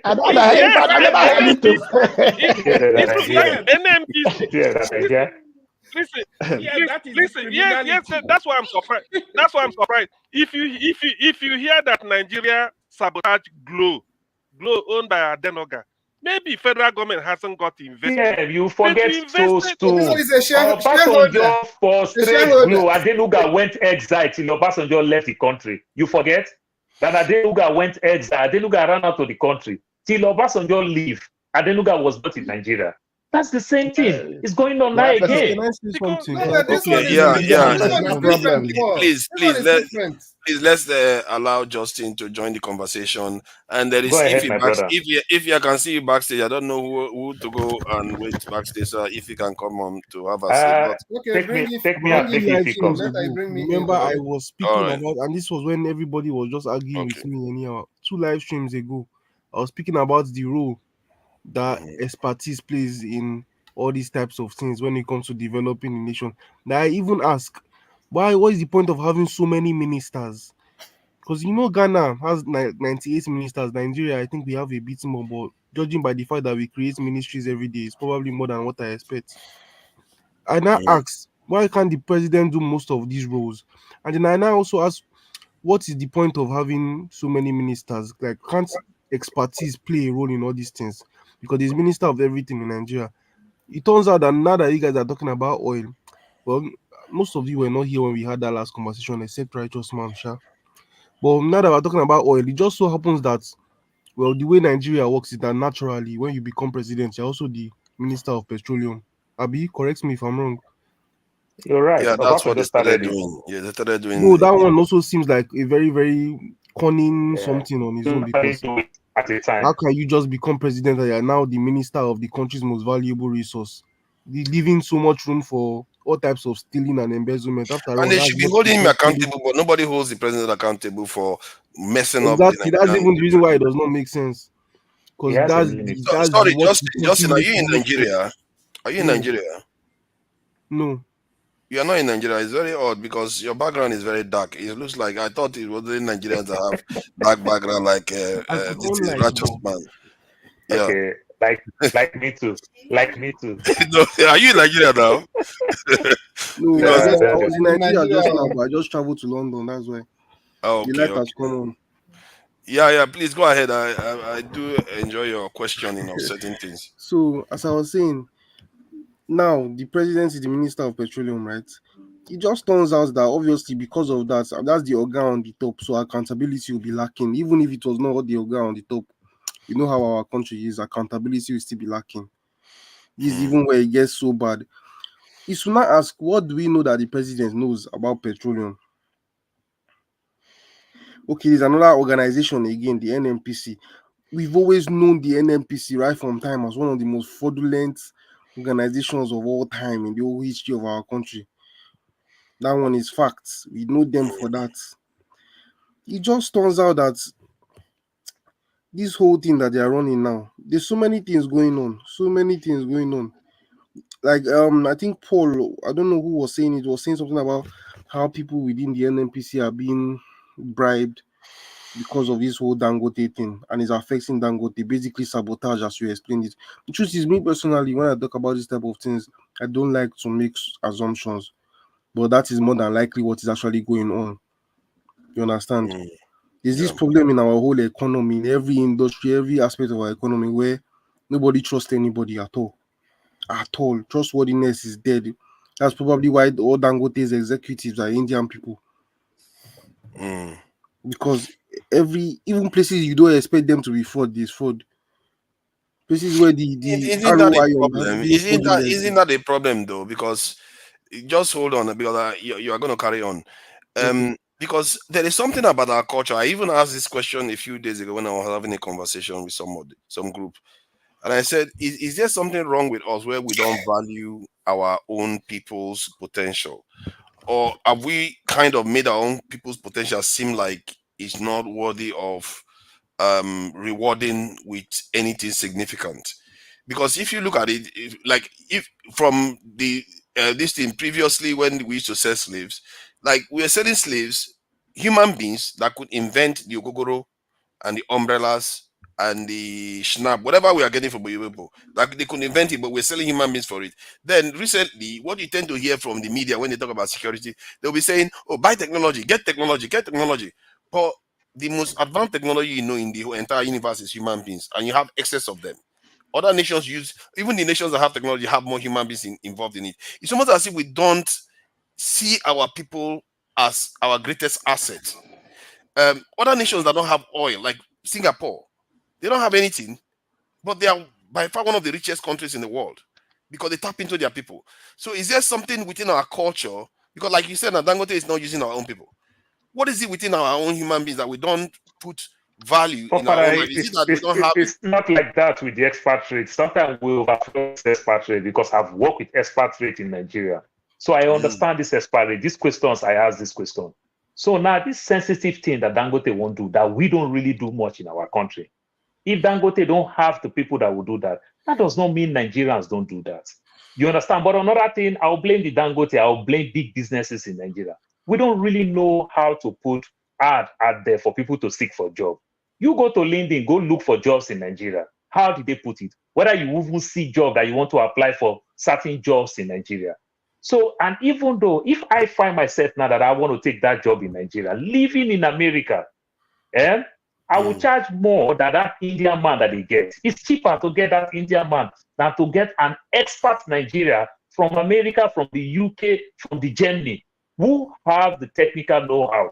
You understand? We Yeah, feel and they'll more be expecting. expensive. He's right. You understand? They'll So be that's why they expecting get big mass Indians. So salary, let's of not course. flog the thing like, oh, he just like to get Indian. The Indians to some extent is still cheap labor.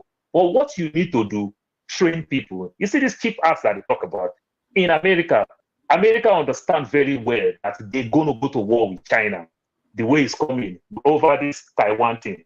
America is investing heavily because Taiwan is the biggest country in the world when it comes to cheap art. So America is investing so that that problem they can fall back on their own. Why they bring this business to the state of Arizona, where I am right now? They give the University of Arizona 100 million. They give the Arizona State University another 100 million to start training people. They don't even have people to do it in America. So they bring a lot of experts from Taiwan. Why they are doing that? They are training people and they now put it into the curriculum in the university in that same state.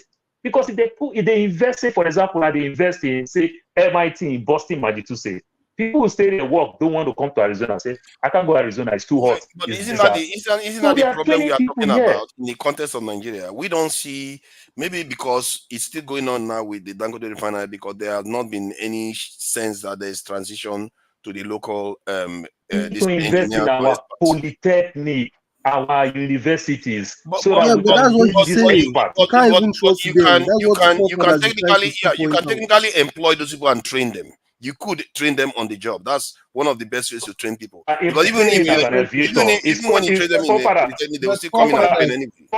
In my training as an aviator, if he talk now, if he is there, you train people oh my God, hold on now, please. Let Paul, please round up so that we can move it back. So Fofara, I will round up immediately because if he's here, it's called OJT, on-job training. You work with direct experts so that you get the practical expert. You don't exam. You get the practical knowledge. So if you bring this Indian guys side by side, you employ Nigeria. Why you also employ Nigeria like this kind of Dangote who understand the sensitive nature of this thing? Invest heavily in, say, maybe Unilag.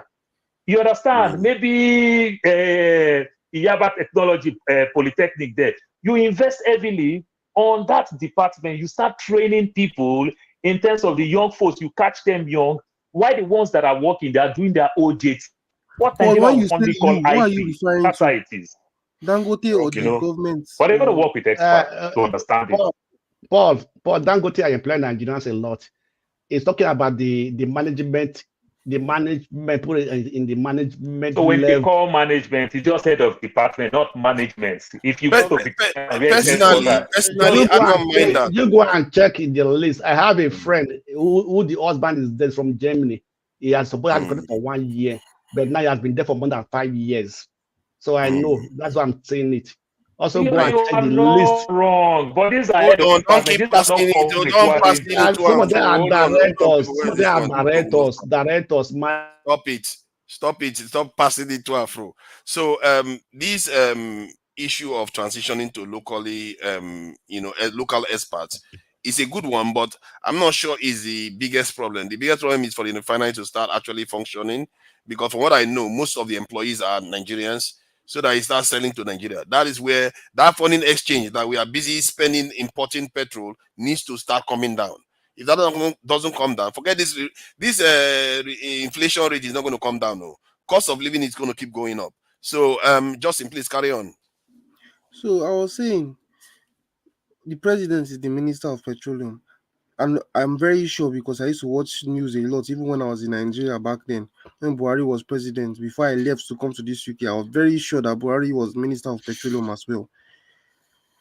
It was not just even knowing that. Is that not even very, very fraudulent and cunning? Why couldn't he make himself minister of transportation? Why did you make yourself minister of the country's biggest stuff, the country's biggest source of moolah? That's like the most perfect place you can put yourself to chop money anyhow.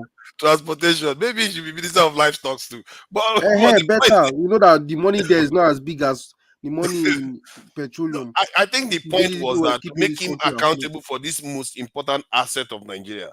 But the problem is he has the position, but he's not accountable. That's what I find problematic. It's not just even accountability. There's this level of knowledge that you just expect from somebody that has worked that would have worked in that industry for years, as opposed to somebody that He just has a became minister president of and just put in. Tinubu worked in he has, Ajib. Tinubu worked in Ajib before. he has a minister of state for petroleum now, and that's also there. And he worked in Ajib. Have you guys forgotten? Which one is that? What is IG? ExxonMobil.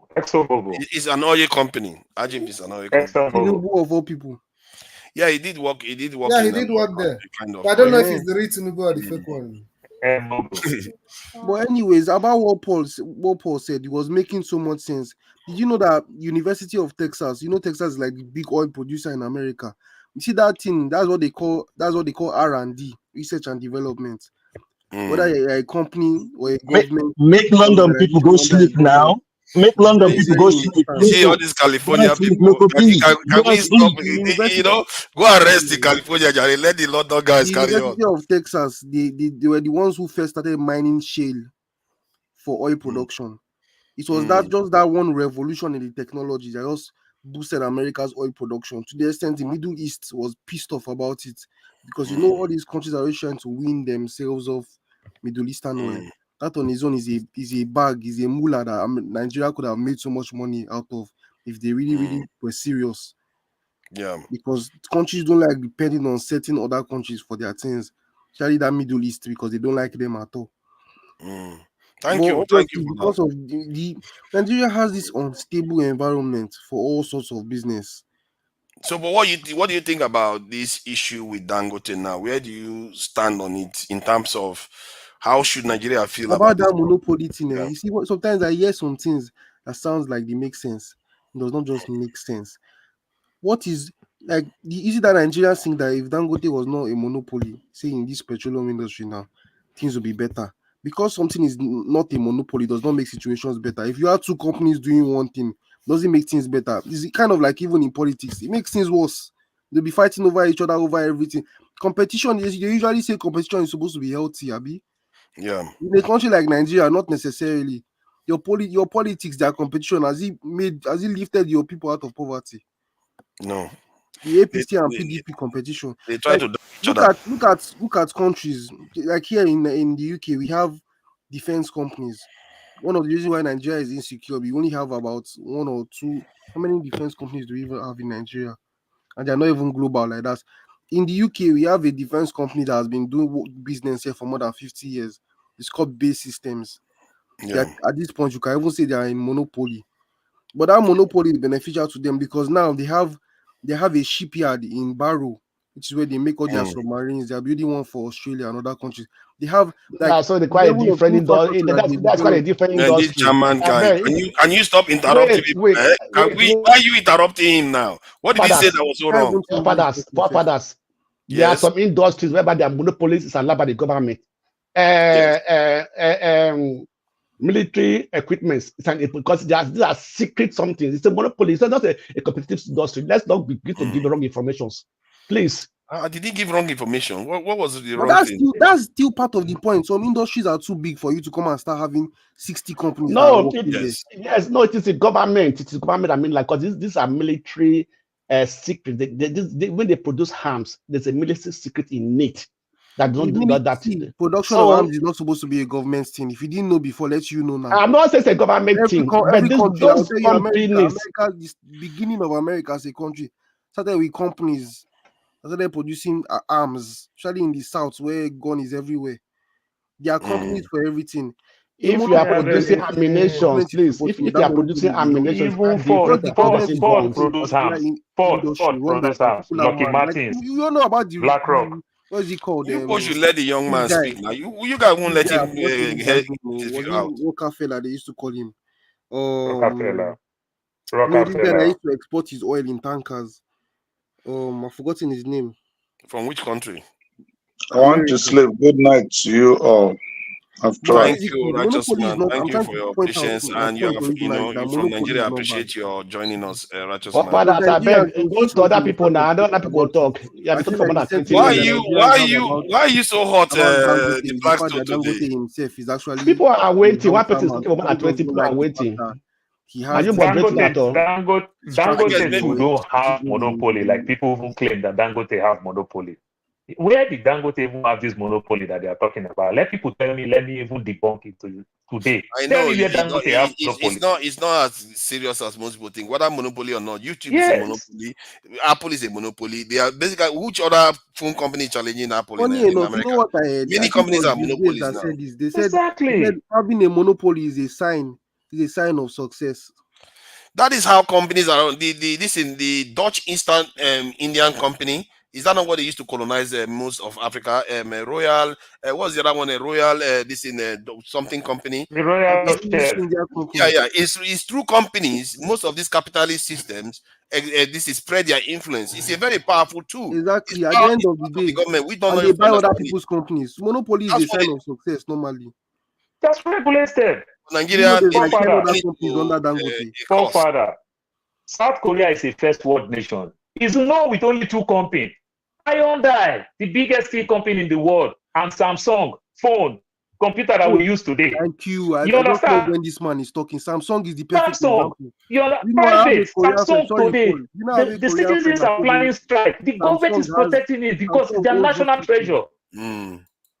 Samsung owns everything in Korea. They have hospitals. They have Just their own regulate it. toilet brand. The Like they have brands that produce let people win everything. They have their own sneaker brand, Samsung. Yeah, look, Monopoly is not bad if you are just doing it properly. personal thing that make people hate Dangote. Dangote trailer will fight people on the road. Nothing will happen. This is where you blame government. In fact, Dangote trailer is supposed to be something that people will be praying that if Dangote trailer touch my motor, I don't hammer. My own don't better or because it's regulated. That's how it's supposed to work. You do breathalyzer test for the driver. You check the driver's history. You check his health status. How long has he been driving? Rest on the road. If they fail all these things, you sue. People make money. As we are here today, you understand? People pray that American police will abuse us. Every time that you see all the media, everything, the police will go set to pay you millions. Set to pay you millions. People love to sue the government. That's the thing. So whether monopoly or no monopoly, let him do monopoly. The biggest grocery store in the world is Walmart in America, Canada, everywhere. It's owned by a private family. It's a single family. They are everywhere. You understand? And the states that don't want them also frustrate them so much and everything. But you must create alternative. Because people see, we want Walmart because that things are cheap. So if you don't want Walmart in your city, shut up your mouth if you don't have anything to contribute. Don't talk too much, Paul. Shut up your mouth. Don't insult me. What is wrong with you? Paul, hold on. Okay, I think this I want to learn from you than be let's blaming. allow other people to have. Let other people talking. Let you just carry the whole platform. They talk since morning. My brother, talk. I love to learn from you. Do you think No, I don't know people contest? no, let other people talk. Listen. Let other people talk. People are there and never got spoken since. Give them a chance. Thank you. The Blackstone, you are on one side of your image. So when we reduce the size of the screen, you just disappear completely. So maybe try to move a little bit towards the center. Blackstone is a enigma. Escape man. We don't even know him. We even know forefather more than him. We don't even know him. He's an enigma. Why must you know me in the first place? Why must you know me in the first place? Can we leave that now? Can we leave it for now? Can we leave that one for now? Let's allow the honorable guests that have joined us today from London and from America. If anytime you want to say something, you are free to say something. Any of the women are free to say something. As you can see, they are very, they don't like to say too much at a time. Even if he talks, he doesn't talk too much. So let me go to Loco P. I'm not going to see if you want to speak, you can speak now. But if you are not ready to speak, I'll go to Loco P. Justin, I must say, I do like the way he comes across, the way he is trying to ask questions and trying to understand issues. I think there's nothing wrong with trying to, and he's making some good suggestions too. Loco P, are you there? Yeah. What do you think about this Dangote business? The guy, it looks like he's being frustrated now. And since January, he's been talking a little bit too much, actually. And now he's saying he's abandoning the pursuit of steel. He wanted to go into steel. Now he says he's not going to go there because they accuse him of monopoly in Nigeria. That's what we have. What do you think? Okay. Hello, guys. How you doing? For me, I think we Nigerians sometimes, I don't know, is it that we are hypocrites? Put his hand on his head. Oh no, because what's the country you guys are just discussing about Dangote? Sometimes you guys you shock me sometimes. But the Dangote, yes, is the government is guilty of making him the only person in charge of whatever he's doing. You understand? And if he's complaining of sabotage right now, I think he is one of the forefront of saboteurs trying to sabotage other people from producing whatever he think is producing because he's scared of competition or whatever. He just wants to be in charge.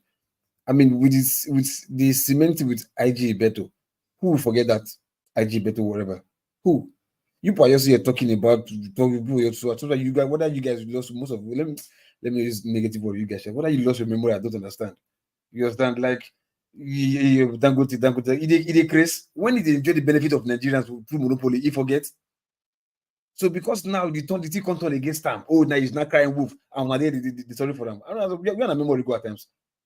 I know. I understand sometimes. Yeah. I mean, this monopoly. He's mad. He's crazy. If not for Nigeria, will he have been able to garner more whatever he's doing on Nigerian resources to build that what is called refinery right now? That is one of the biggest in Africa. Would he have? When they say somebody is telling you that he's the richest man black in Africa, coming from one of the poorest countries in the world, we don't really think at times like how it rhyme? How it rhyme? So let me ask, because I take it that you are not happy with the idea. Can you please do the research of Flour Mill Nigerian PLC, Smith? Yeah, it is older than Dangote 2 times. And Flour Mill Nigerian PLC is still there. They are the major supplier of cement to Julius Berger. So where do you get this your monopoly story? There is standard flour mill. Okay, now let me ask him now. I wanted to ask him now. Listen to yourself. Hold on. See, sorry. I just wanted you to make it smooth so that we know, because I know that you are making some points that are maybe actually accurate. Maybe Dangote did some practices that drove other businesses, so that he will become dominant. Not necessarily the only business, but dominant. But just because he had those practices, where does the Nigerian state come in terms of the benefits that he's providing? Because hold on now, let me finish the question. Let me help you this. Nigerian state failed. Yes, me with the question. Let me ask the question. State failed first. They failed Nigerians. You understand? For allowing him to do what he's doing. Okay, good. So if this man has a track record of running the companies relatively successfully, making money, and then he wants to now go into petroleum, which we as Nigerian government have not been able to run very well. He wants to go into petroleum. Is it not up to us now to say, you know what, let's allow him to actually do it, because he's good at doing this thing. For whatever you want to accuse him of monopoly, Nigerians are not looking for cement. He provides them cement. For whatever you want to accuse him about monopoly in sugar, he provides Nigerians sugar. So does he not provide people? I don't know why the monopoly. Hold on, when it comes to food, right? We have alternatives when it comes to food. Not only Indomie with the shop, not only sugar with the shop. So you say monopoly for Indomie, sugar, whatever. No, that's not there. Cement that has to do with infrastructural development. Cement is the major stuff. You understand, for him, which he monopolizes. You understand? Does he have monopoly in cement right now? Let me finish now. There's been IG Ibeto trying to establish all this while he couldn't. Why don't you blame Flour Mill that is there older than these two companies? You only blame your own brother. What's your problem? What do you mean and cement? What do you consider flour consider cement? I don't understand you. Flour Mill makes cement from cement. I have to come in. I have to come in and put a stop to Paul's misinformation. I just have to. Can I say something on to Flour Mill? If you please go ahead. No, just hold on. Let if he finish, then you can go ahead. You know how the arrangement. I am from Unewi. What arrangement now? So make another. Don't worry, you will speak. Don't worry. Okay. Paul, I am from Unewi. Okay. Ibeto is from Unewi. Ibeto will never forgive Dangote for shutting his business down. Okay. The politics of Nigeria was the reason why Ibeto Cement is no longer in existence. He said it and he spoke it so loud. And everybody, if you are from around my place, he will tell you that. Okay. There are things we don't know and we will never know in this platform. Just like Loco said, when Dangote was enjoying all these benefits and people were crying, he didn't say anything. Now he's hitting everybody. Which people were crying? Another millionaire was crying, or people were crying. Now he's hitting everybody. Let's not businessmen were crying, not ordinary people. No. I'm just saying generally. Now, this is the one thing. Remember, he's among the Economic Council Tinubu put in place. So what happened? There are more things we don't know about these things going on. And we will never know. Because there was a contract signed with Buhari's government regarding that. But along the line, we don't know what happened. So this is the part of politics. In a real life, let us just assume everything is right. We won't hear about anything going on in terms of an agreement between them and the federal government. So something must have happened, or somebody behind him. That's why he's crying all this, talking now, and people are listening. But let me tell you something. In terms of monopolization, remember when they shut the border down? What happened? They opened the border for what's his name? For Dangote. For Dangote, your son. When Nigeria was in the middle of they don't bring anything from the company. If that's a mistake, let me tell you something. From the border. If they give me license now to import rice, let's say 2 or 3 of us, under one year, I will be a billionaire in dollars. That is true. I will be a billionaire in dollars. Did they give it that everybody, let's assume that we have 200, let's say 100,000 people with license importation of foreign rice. What do you think will be? Competition. How can a country move forward without competition, capitalization? Nigeria is supposed to be a capitalist country, right? But if you look at it in real sense, it's like we have a group of certain people that monopolizes the economy of the country. Okay. So, realistically, every country is like that is now. something to do with Thank you, Ife. Thank you, Ife. Let me tell you. Hold on. I just want to correct. Sorry, Ife. I just want to correct some misinformation that has just been put out here by Paul. Forefather, protect Ife to talk now. I don't want this medium to be a joke. Ferrari, maybe you should allow Ife to finish. I thought Ife has first finished. But I don't finish. What I'm trying to say is listen. If he has finished, she says she has not. How can you hear she said she has finished. I don't know what she has not finished. Okay, let her conclude. If he have you finished, just give her 10 seconds. Just one more statement. Okay. All these things we are here arguing about this Dangote stuff. All it will take is just to have a conversation with Tinubu. Case closed. That's all it will take. If Tinubu gives an order tomorrow to say release how many millions of barrel crude oil to this guy, it will happen. He is the president.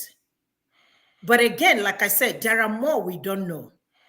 It's not a part of those that are go by what we know, not by what we don't know. This idea. That's what I'm saying. Yeah, that's what I'm saying. There are a lot of politics going on. It's Tinubu not a family, not a part of those that are importing oil. Let me finish. Okay. Can I correct some misinformation to get our record straight, please? Let me finish. I don't want this medium to be. Hello, I'm saying let me finish. Okay. Let me finish. He just said that Dangote was Can't in you hear? competition. Let me finish now. You guys are talking. Ferrari, let this in Loco. He was speaking before. Look, let me tell you. Look, you people will learn how to be good Nigerians. You will learn it here. I don't know what's wrong with people sometimes. You will learn to be Nigerians. Nigeria no good. You can't even coordinate yourself for here. You can't even learn how to be orderly here. Yeah? You go just wasted 3 minutes of your time. Finish. See, as I was saying, right? Before you say, maybe say if you get to talk for like 5, let me finish. The thing is like, look, Dangote has been enjoying this monopoly whatever since. You understand? So if you should shut up now, you just shut up. If he wants to do whatever he wants to do, he should go and do it. Not say because say Nigeria complain about Modu. Yes, you are guilty of it. Case closed. There's nothing you're going to say about that. You understand? Your other stuff that you are doing, yes, because it's food, everybody can grow farm, can do whatever. You understand? You can even import. You understand? Because it's small. But when it comes to like infrastructure, because government can give you contracts on that kind of project. If you are getting like maybe doing roads, bridges, or whatever, you will be the sole sole supplier of cement for infrastructure, road, bridges, buildings, offices, complexes, ministries. You understand? Renovations. Now you didn't come meet to collect, so that's where you are getting your money from. You understand? And the government is backing you. And look, I'll tell you this: this Dangote refinery you were talking about, many Nigerian politicians' money, Nigerian money, the majority of it is donated to that refinery. Before you hear these days, politicians they are stealing money taken abroad. These days, Nigeria don't steal money abroad anymore. They steal money and give to Dangote. Dangote now will help them clean the money. That's what they do. But money will you know. You understand? All them. How are you sure? How do I tell all these things? Let me finish, my friend. Let me finish. It's a question. How do you know? Money, Obi Kubana, all these people you see some overnight successful billionaires. That's what they do. They clean money for these guys, for the politicians. They don't take money abroad anymore. Dangote the same thing too. You understand? If Dangote tell you he wants to do any business, give him his investment. Look, when he was opening the refinery, who did you see there? Even Dangote enemy. But apart from politician, I give him money. He go there, go say the refinery is working 247. Now that Nigeria cannot produce crude oil now, this is Nigeria that before Dangote refinery came to life, they were exporting crude to refine.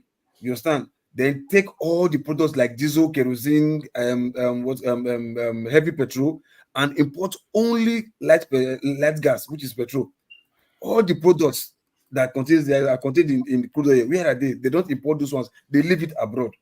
That sell and give the pocket the money. If then carry only for a comeback. Nobody's crying about that one. You understand? Now that the refinery don't come and play now. Nigeria no see crude oil give the guy. You understand? There was something that went and played, like if you said, underground agreements during that refinery that did not come to fruition. That's why federal government refused to supply Dangote the crude to refine. That's why it's having problem. So it's just do me, I do you. Neither go to the cry for. Because federal government cannot cry that Dangote is sabotaging, because a company individual cannot sabotage the government. It's not possible. It's only the individual that can cry that the government is sabotaging them. That's why Dangote is crying. So he should just shut up, push his mouth. You understand? Because what he did to Ibeto. Anyway, at the end, who surpasses it? When two elephants are fighting, at the end, who surpasses it? And keep quiet. You understand? No, I said at the end, who surpasses it? That is his own opinion, because he doesn't care about the Nigerian people. They just let me tell you. See, your question at the end, who surpasses it? I'll tell you the truth, right? Nigerians know these things. That look, this monopoly has been given to this guy is too long, too much. Ibeto has been crying. I want die here. No, the stupid Nigerians that are complaining right now that no, what they are doing to the Dangote is wrong. Why did they cry that what they are doing to Ibeto is wrong? No, it's not like it. Federal government, you must empower this guy. You must empower Boa Cement. You must. Where's elephant? Elephant cement tomorrow. Where's elephant? You must empower, but nowhere. They all died natural death, and nobody knows what happened. Do you know the difference between now and Ibeto? We had other cement suppliers, and besides, Dangote is a cement supplier too. But right now, can I finish? Can I finish? You've had your say, please. All of them died. Can I finish? You've had your say. But now, Nigeria doesn't have any oil processing plant in the country, no refineries.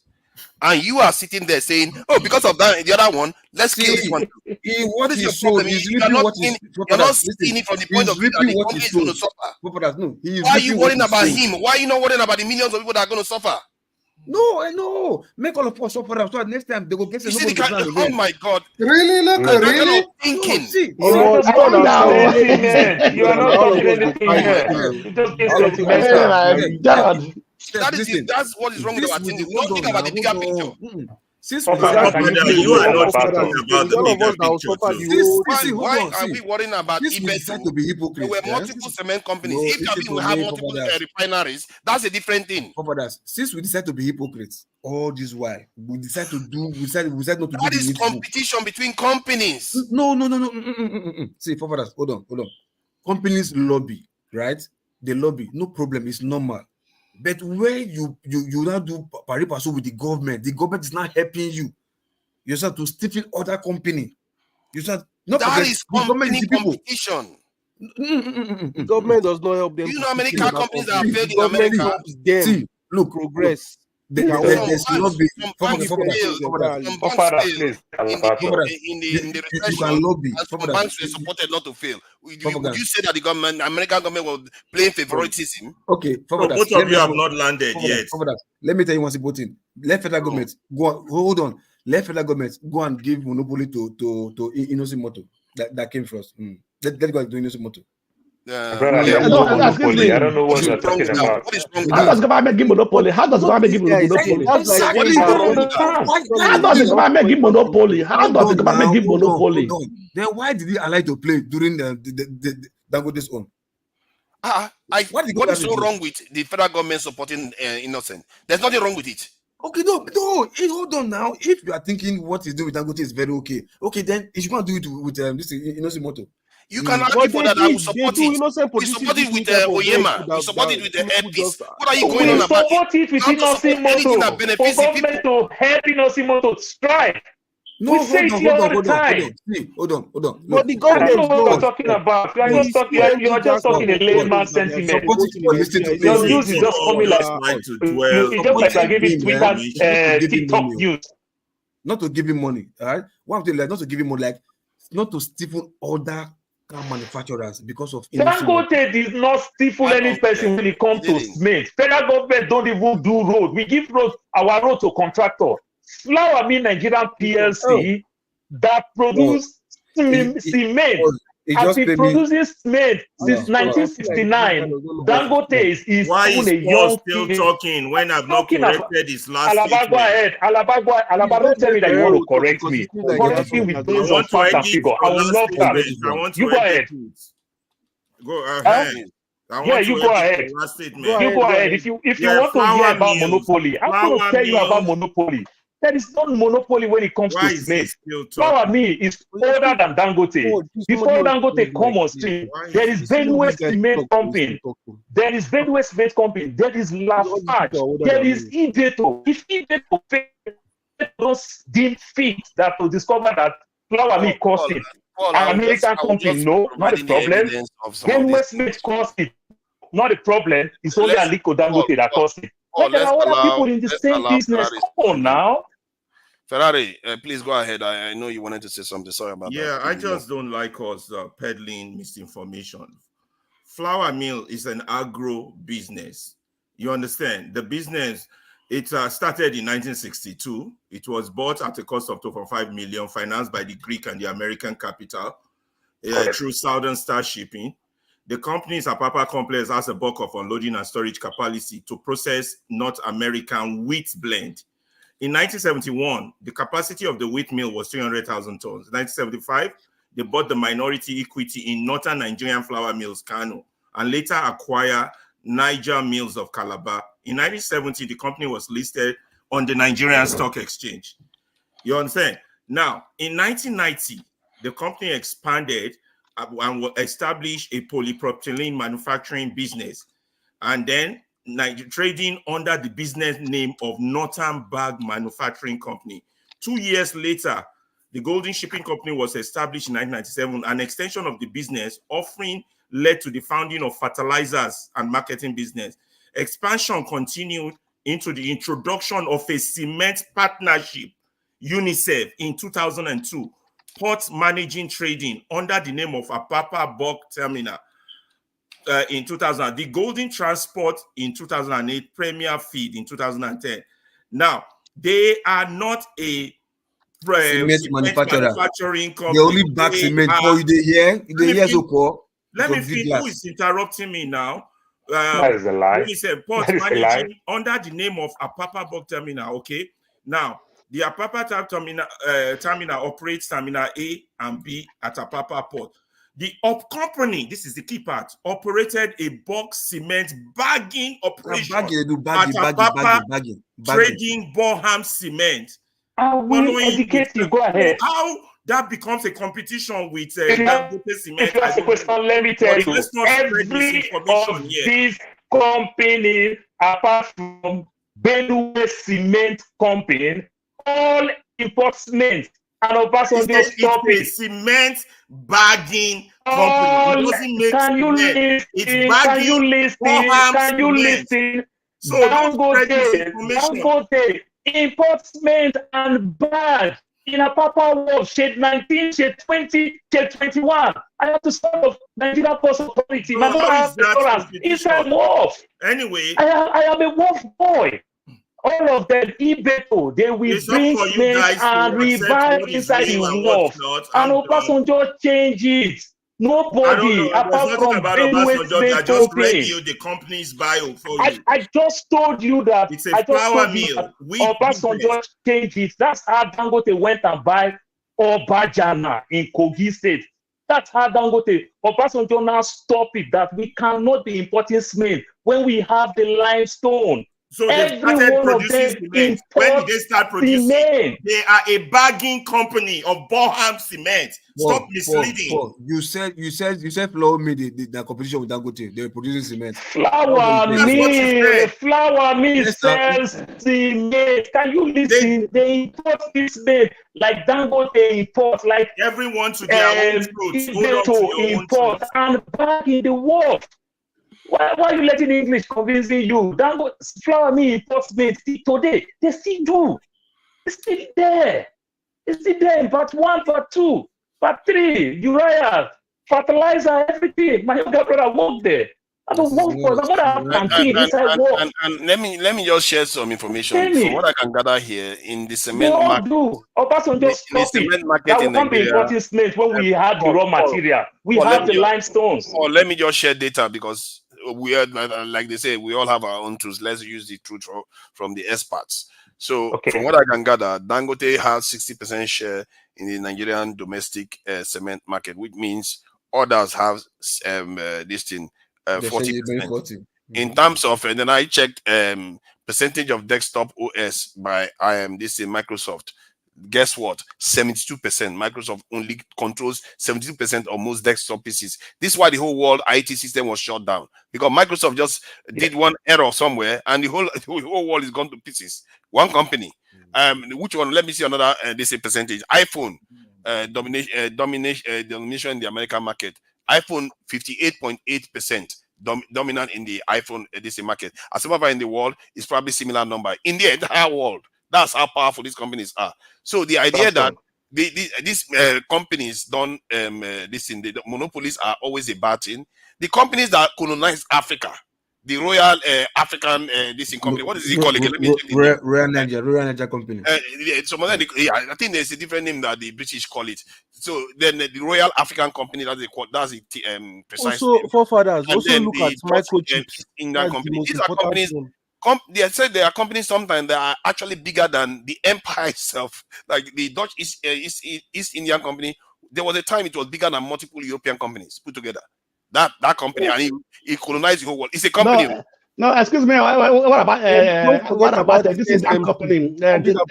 What about Taiwan that they are about to fight over? What about that in India? It's the same thing in India. You have monopolies. See, what people misunderstand with monopolies is that they don't understand that corporate establishment in a capitalist system means something different from like a socialist system where you have to share everything equal. It's very, very don't mix things up. Monopoly is different from competition. Monopoly means that you only player in the market. I never said that. Don't just enter here and just only wait for your turn. That's not the wait for your turn. Any of the competition may have a larger majority share of the market. There's still competition, right? You can so to you, Olumide Dangote is not a monopoly then. There are other companies involved. Some aspect, he has been a monopolist in the past. Some aspects of the market, he killed competition. But he controls collaboration with the government. Hold on now, but he controls only 60%. So does that make him a monopoly anymore? In some, I'm saying that in some certain aspects, it might be competition. In the same way, in every country there are some element of monopoly by every company in every country of the world. Look, yes, right. It's not that Don't mix monopoly things is up. really a There's bad not. It's thing either per se. monopoly or there's But if you competition. put the people, Monopoly means first, you are the only right? player. You are the only. If You you are the put only the person people in the first, market. like you said, like Samsung and Hyundai. Yeah, good. So look, if you put the people, you understand, first, even in your monopoly, there'll be no really issue. You understand? Because if you not complain, if I'm monopolizing the whole thing, and I put everybody here first before the monopoly. That's what I'm the one producing everything. But I make sure your satisfaction comes first before my interest or my benefit. You will not be complaining, except it's jealousy. Why because they give you now?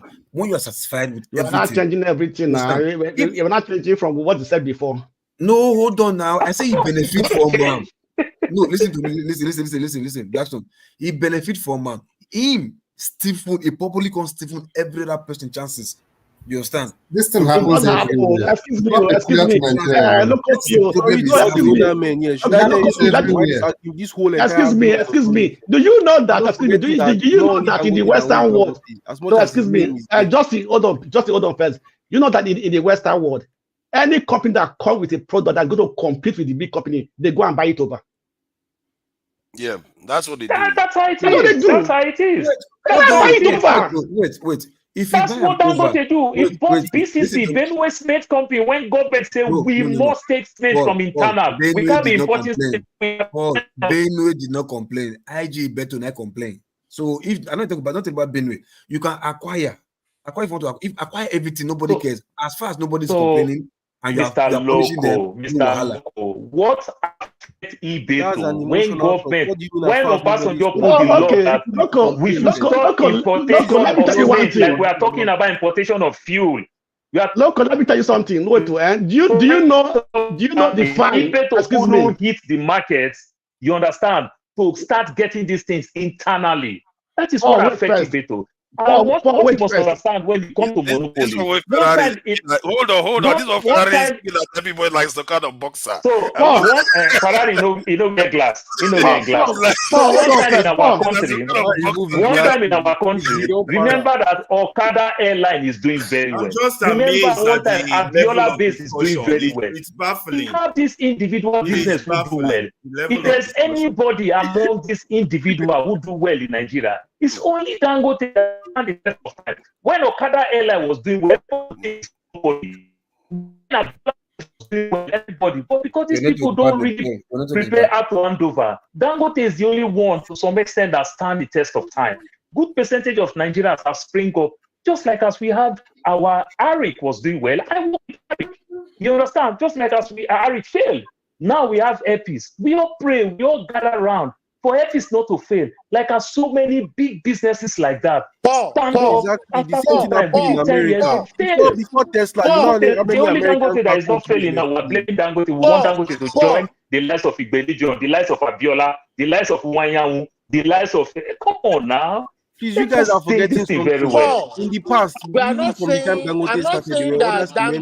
other companies for everything. But with all these things that happen, like rapid inflation, the economy generally dying, that, you really expect a lot of these companies to even still be alive? Forget government. No, Justin, now the problem start. They don't die since 10 years ago. Not now. They've died since that. But rapid inflation has been existing before 10 years ago. It is not. Do you know how much of government money they are pumping to Dangote to keep it afloat? That is it. Dangote will work straight into tax other companies. Olumide, cement that you are talking about, government don't even do their own road. Government gives to contractor. Government don't even buy cement from Dangote because government don't do nothing. Listen, they give Dangote tax break a lot. That is true. Because of the number. Hold on. Because of the number of employments, they think just few people you employ. They say you employ people from Nigeria. Local. They give up because they say give Local. Let us grow. I use Walmart now. It's the biggest grocery store in the whole world. Now this Walmart struggle to enter certain states. So many states, they are everywhere. What do I mean by that? Okay, now Dangote Ibeto is an Igbo man from Nnewi, from Anambra State. It's not people from that five southeast states can frustrate Dangote and say any contractor that will give road must buy products from Ibeto. Do you think Ibeto will die? See, to blame is the most easiest thing. It doesn't work. So if people can be strong in Southeast and not be strong in some other places, you can play the game anytime you want to play the game. But the most easiest thing we can do is to Father, blame. can you moderate and let other people talk? When the what's it called? When it's true, you know, Mazi hasn't said anything at all. It's been sorry, let me say it for this phrase. When the preferable is not available, the available becomes preferable. That's Nigeria for you. You understand? They cannot tell you, I want build house. They are going to say, no, if I don't see IG better, I know build house. Whereas I want build house, stay show off. Like government, they build house. You understand? So if government won't give road, the whole road they do, as government claim that they do construction infrastructure in their state and give contractor and say, get a product for it, just to grow your indigenous business. What is wrong with that? You don't know how to do business. We don't find what to gain. Even when they since have you are to not going to do it turn by turn and let people talk, I think we all should be talking all at the same time because this seems to make more sense. I just want to appreciate something. Let me tell you all, you all having the wrong conversation. Hosting this thing. The wrong conversation. Forefathers, you should let Massey Prince talk now. Moderate. Okay, please go ahead. This in Massey Prince. Thank you for joining us. Apologies for the delay. Can you hear me? Since other people they join hosting, it doesn't lose touch of hosting. I just wanted to appreciate 4 hours ago, you guys. 4 hours ago, Pharaoh was the one hosting it. He was using a timer. Everything went smooth. Let me it was actually just perfect the way the team was running. I was even surprised the way everybody had decorum. Everybody was just doing one by one in such a comported manner. Justin, you are new to the house. Don't worry. You are new to the house. We used to be better than this. Don't worry. You could not hear me. Everything. What do you mean? I didn't scatter anything. This is very orderly. Listen, when you don't have time to hear me, I want to tell you all you're having the wrong discussion. Let me tell you, none of you care about that country. And if you think you care about that country, you'll be having the right discussion. That discussion you're having, it's a wrong discussion. And I tell you why. When you have my daughter's car, somebody hit it from behind, and then the insurance company totaled it. Perfectly nice car, nothing wrong with it, just the bumper fell off, we thought. When we asked them why they wrote off that car, they said the frame was damaged. The frame. That is the structural foundation of the car. So therefore, that car was total and written off. Now, the same thing with a building. I mean, a government, a system, a country. If your frame is damaged, if your structural foundation is damaged, no amount of business you put on that structural foundation is going to survive. So you're all having the wrong conversation. The system created Ajaokuta Steel Complex. We know the result. The system created NEPA. We know the result. The system created Nitel. We know the result. The system is creating Dangote Refinary. We know the result unless we want to fool ourselves. If you all don't start thinking that this system must go, then you're having the wrong conversation. The system must go for any business to work in that country. You are just fooling yourself. Some people will benefit temporarily, maximum 10, 20 years or 30 years, and that would be it. It will come crashing down because that system is what will hold the political structure of that country. And if that is not, and it's nothing but sabotage from beginning to the end, economic and treasonable sabotage. And you all keep having the wrong conversation about Dangote this, Dangote that. Can I ask a question? Do you think if they use this Nigerian system and they transfer it to the Americans, it's going to collapse their system into the way Nigeria is right now? Exactly. If you take hold on. When you say systems, we have to agree what systems. Yeah, let's agree what system. My definition of system is this. Paddy put them together. You see now you are talking about something that you see. That's why it's am I talking about something else? He's making because sense. You're understanding how am I talking about something? What makes our system? He used the word system. Alaba used the word system. That's why I was trying to clarify before we start going to discuss it. Alaba used the word system. You understand? So if he defined his own system as paddy, you should go with it. Not like then the question that I asked was irrelevant then because exactly. So maybe you had the wrong. That's why anybody. Let me say one thing. I want to log out. Let me say one thing. Anybody that thinks anybody that thinks the system is bad should go home and try to make the same good for us. See, if you have a better idea. That's why we spend hours on this program. No, not here, because not here. How many people is watching this program? How many people in Nigeria is watching it? That's why we keep telling you what you need is a So, medium. go and join the politics in Nigeria. Let's go and join the politics in Nigeria. Not only talking, actions rather than words. So we know this. You cannot join the politics of a structurally wrong system. You can change it. You are going to change it. You cannot. But you join the system now. Let me deal with that system thing that you described. That's why I don't. Maybe you should find a different language to describe the system, because the paddy this thing is a better way of describing it. Because if you use system, people would think it's a democratic system or capitalist system you're talking about. That's the mistake. So regarding that structure that you're talking about, frame of a vehicle, you see, we have to be careful with analogies, because there are some frames. If you don't have the resources to go and just scrap and start all over again, you have to repair it. You don't just tear the whole thing down. Like there are pyramids or there are structures all around the world that they fix. Even the Ted Millam Bridge was fixed recently. You don't say because the structure is damaged, you just throw the whole thing away. Because there are certain situations that is different. Repair it. Keep talking.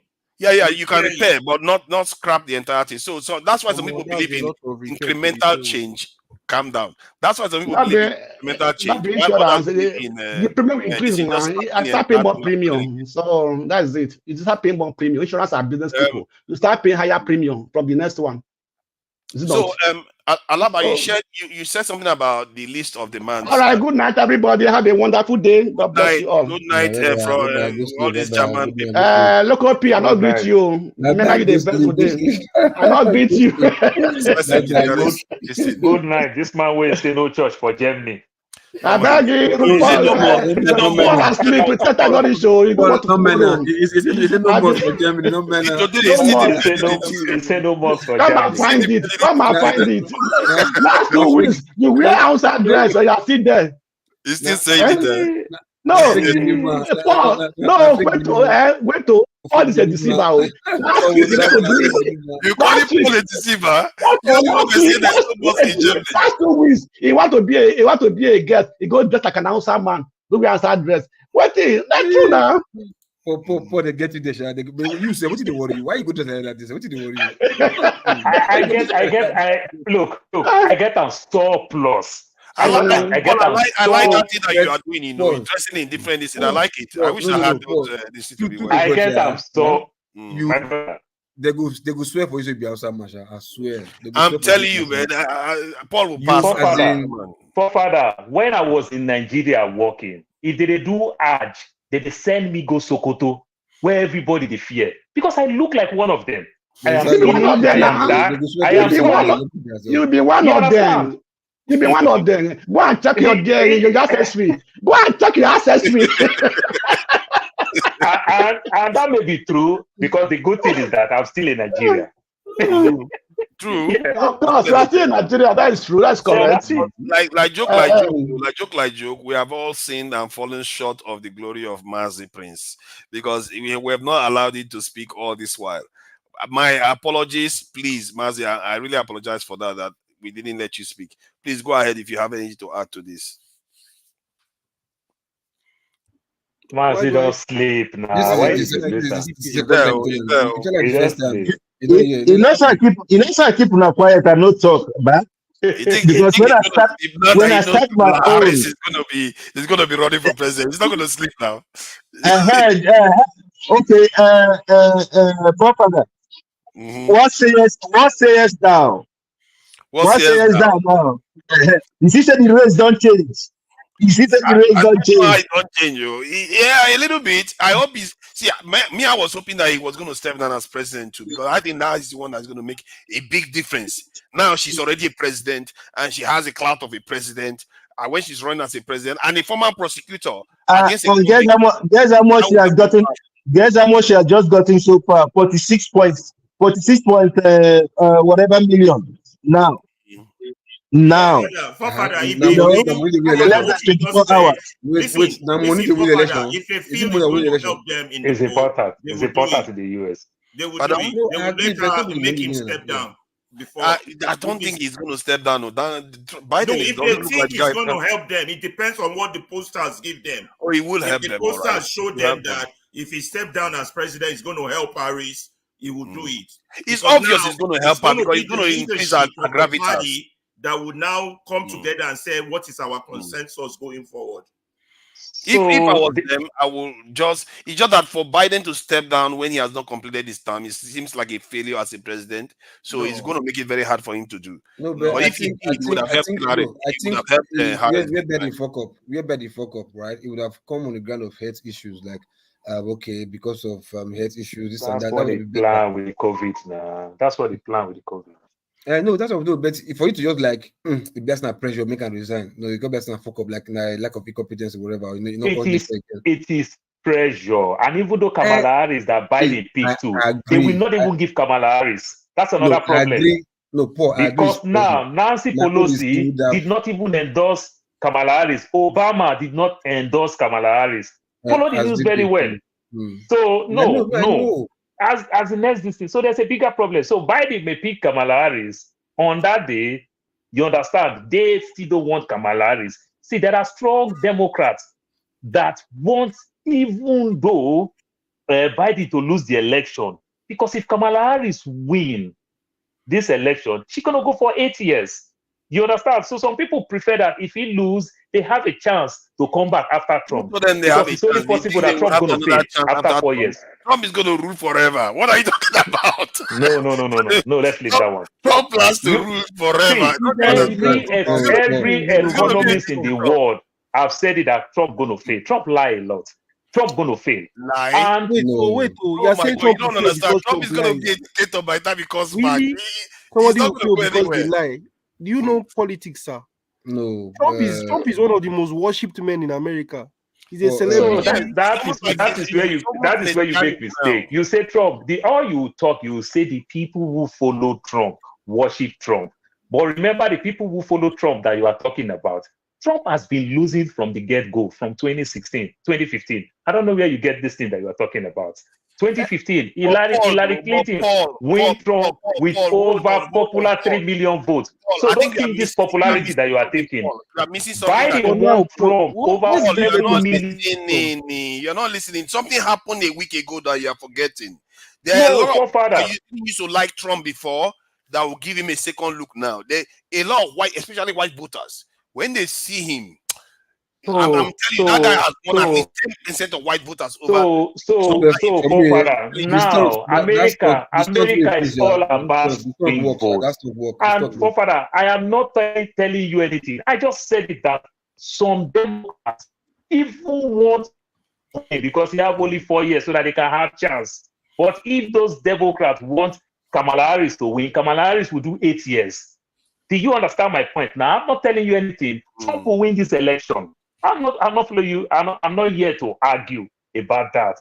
But people don't want Kamala Harris within Democrats. So there's still internal problem and greed. So it's not about pushing Biden. Pushing Biden simply means they still want to also push Kamala Harris to go out. I want to win the election, but I'm not too sure he's going to win because personally, I feel like it's obvious you win. Because Kamala Harris is a prosecutor. Trump is a convict. And Forefather, because of Democrats' internal problem. Do you get my point? The House is divided among themselves, just like PDP the last election. Do you get my point? So there are people. Okay, I now don't see division right now. I don't see division right now. Forefather, you go back. Thank God you're on the screen. You go back. As I'm telling you till this minute, Obama did not endorse Kamala Harris. Nancy Pelosi did not endorse Kamala Harris. It's only Bill Clinton and Hillary Clinton, husband and wife. So there is still division in the House. Obama. I know. And these people, the reason why they didn't endorse her is because one, they don't want to just close off the entire race like that, make it look like they coronated her. Because it's not something that there are other people that will be there that will be thinking, why would you just go and endorse her just for the sake of it? Father, do you know they're going to lose all their money, all their campaign money, because the money is tied to only Biden and Kamala Harris. You understand? But where I see it, Biden, this is Obama and Biden. They are they are vice president and president once. They are like the same, like that. They are the same. So to think that because they didn't endorse her now, no, Father, they don't get along because Biden did not even pick Obama did not pick Biden and pick Hillary Clinton. You understand? For that 2015 race, that issue has been going on. Since you are seeing this issue, did you see Obama talk anything?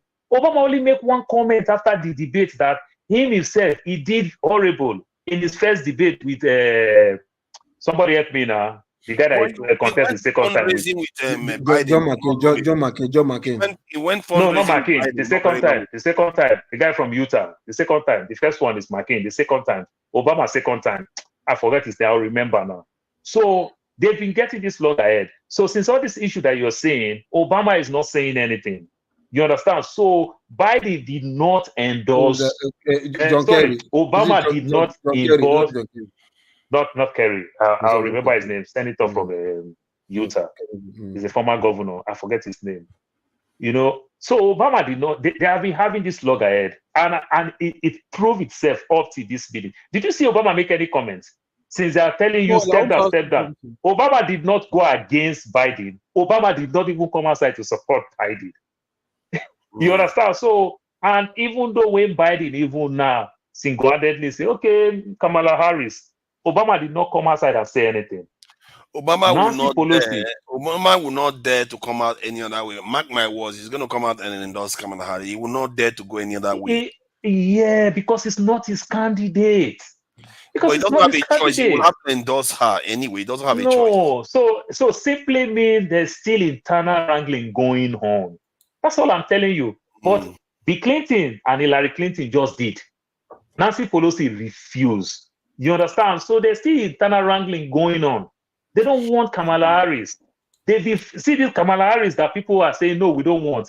Because they gag the woman so much. They see prospect in her. You understand? They punish her so much. That's why you can't really see much in her. You understand? And every other thing. Just because of what is going on. So even though some people, because of age thing, and age thing now will start playing a factor in America because of this last one, this 77 and 81. Now, some people felt that if they push for Kamala Harris, it's going to be hard for them. Age will affect them. So all they need Kamala Harris to go. So even though the Kamala Harris, now that you look in quotes now, August 19, by the time they go for their old destiny again, they might kick Kamala Harris out. Because you unanimously now, you are not seeing the support.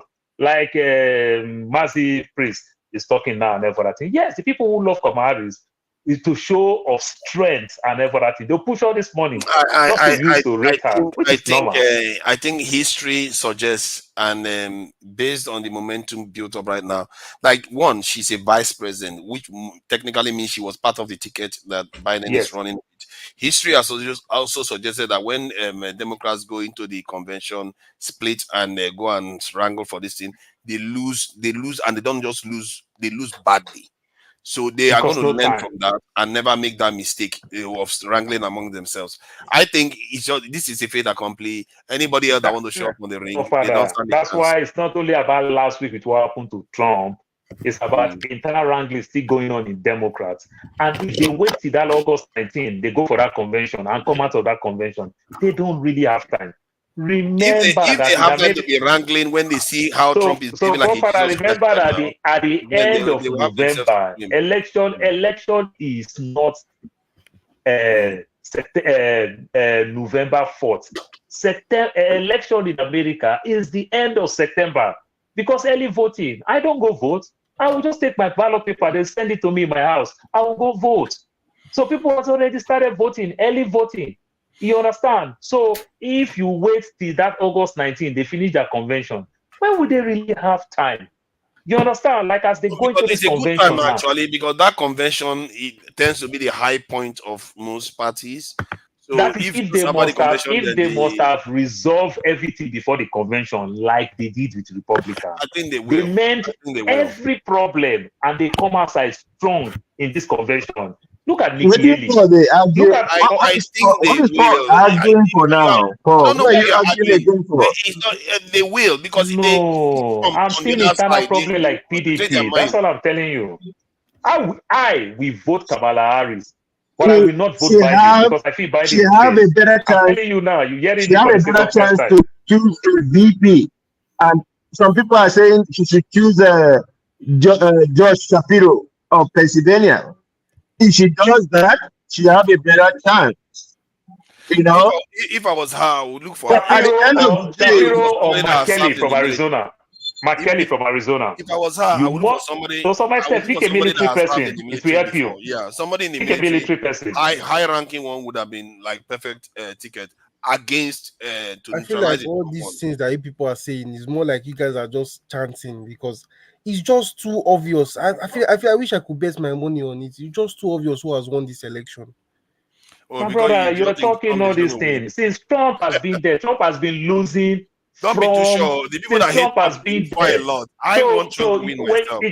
It's just like Ovie will say when Ovie see Kwankwaso campaign. Ovie will say, "Did you see the crowd? Why you did not see the other person crowd?" My generation, I don't think you understand the level of celebrity and popularity Trump has worldwide. No, we do realize. You see, what you don't understand about political race in America is that you get this yo-yo in popularity.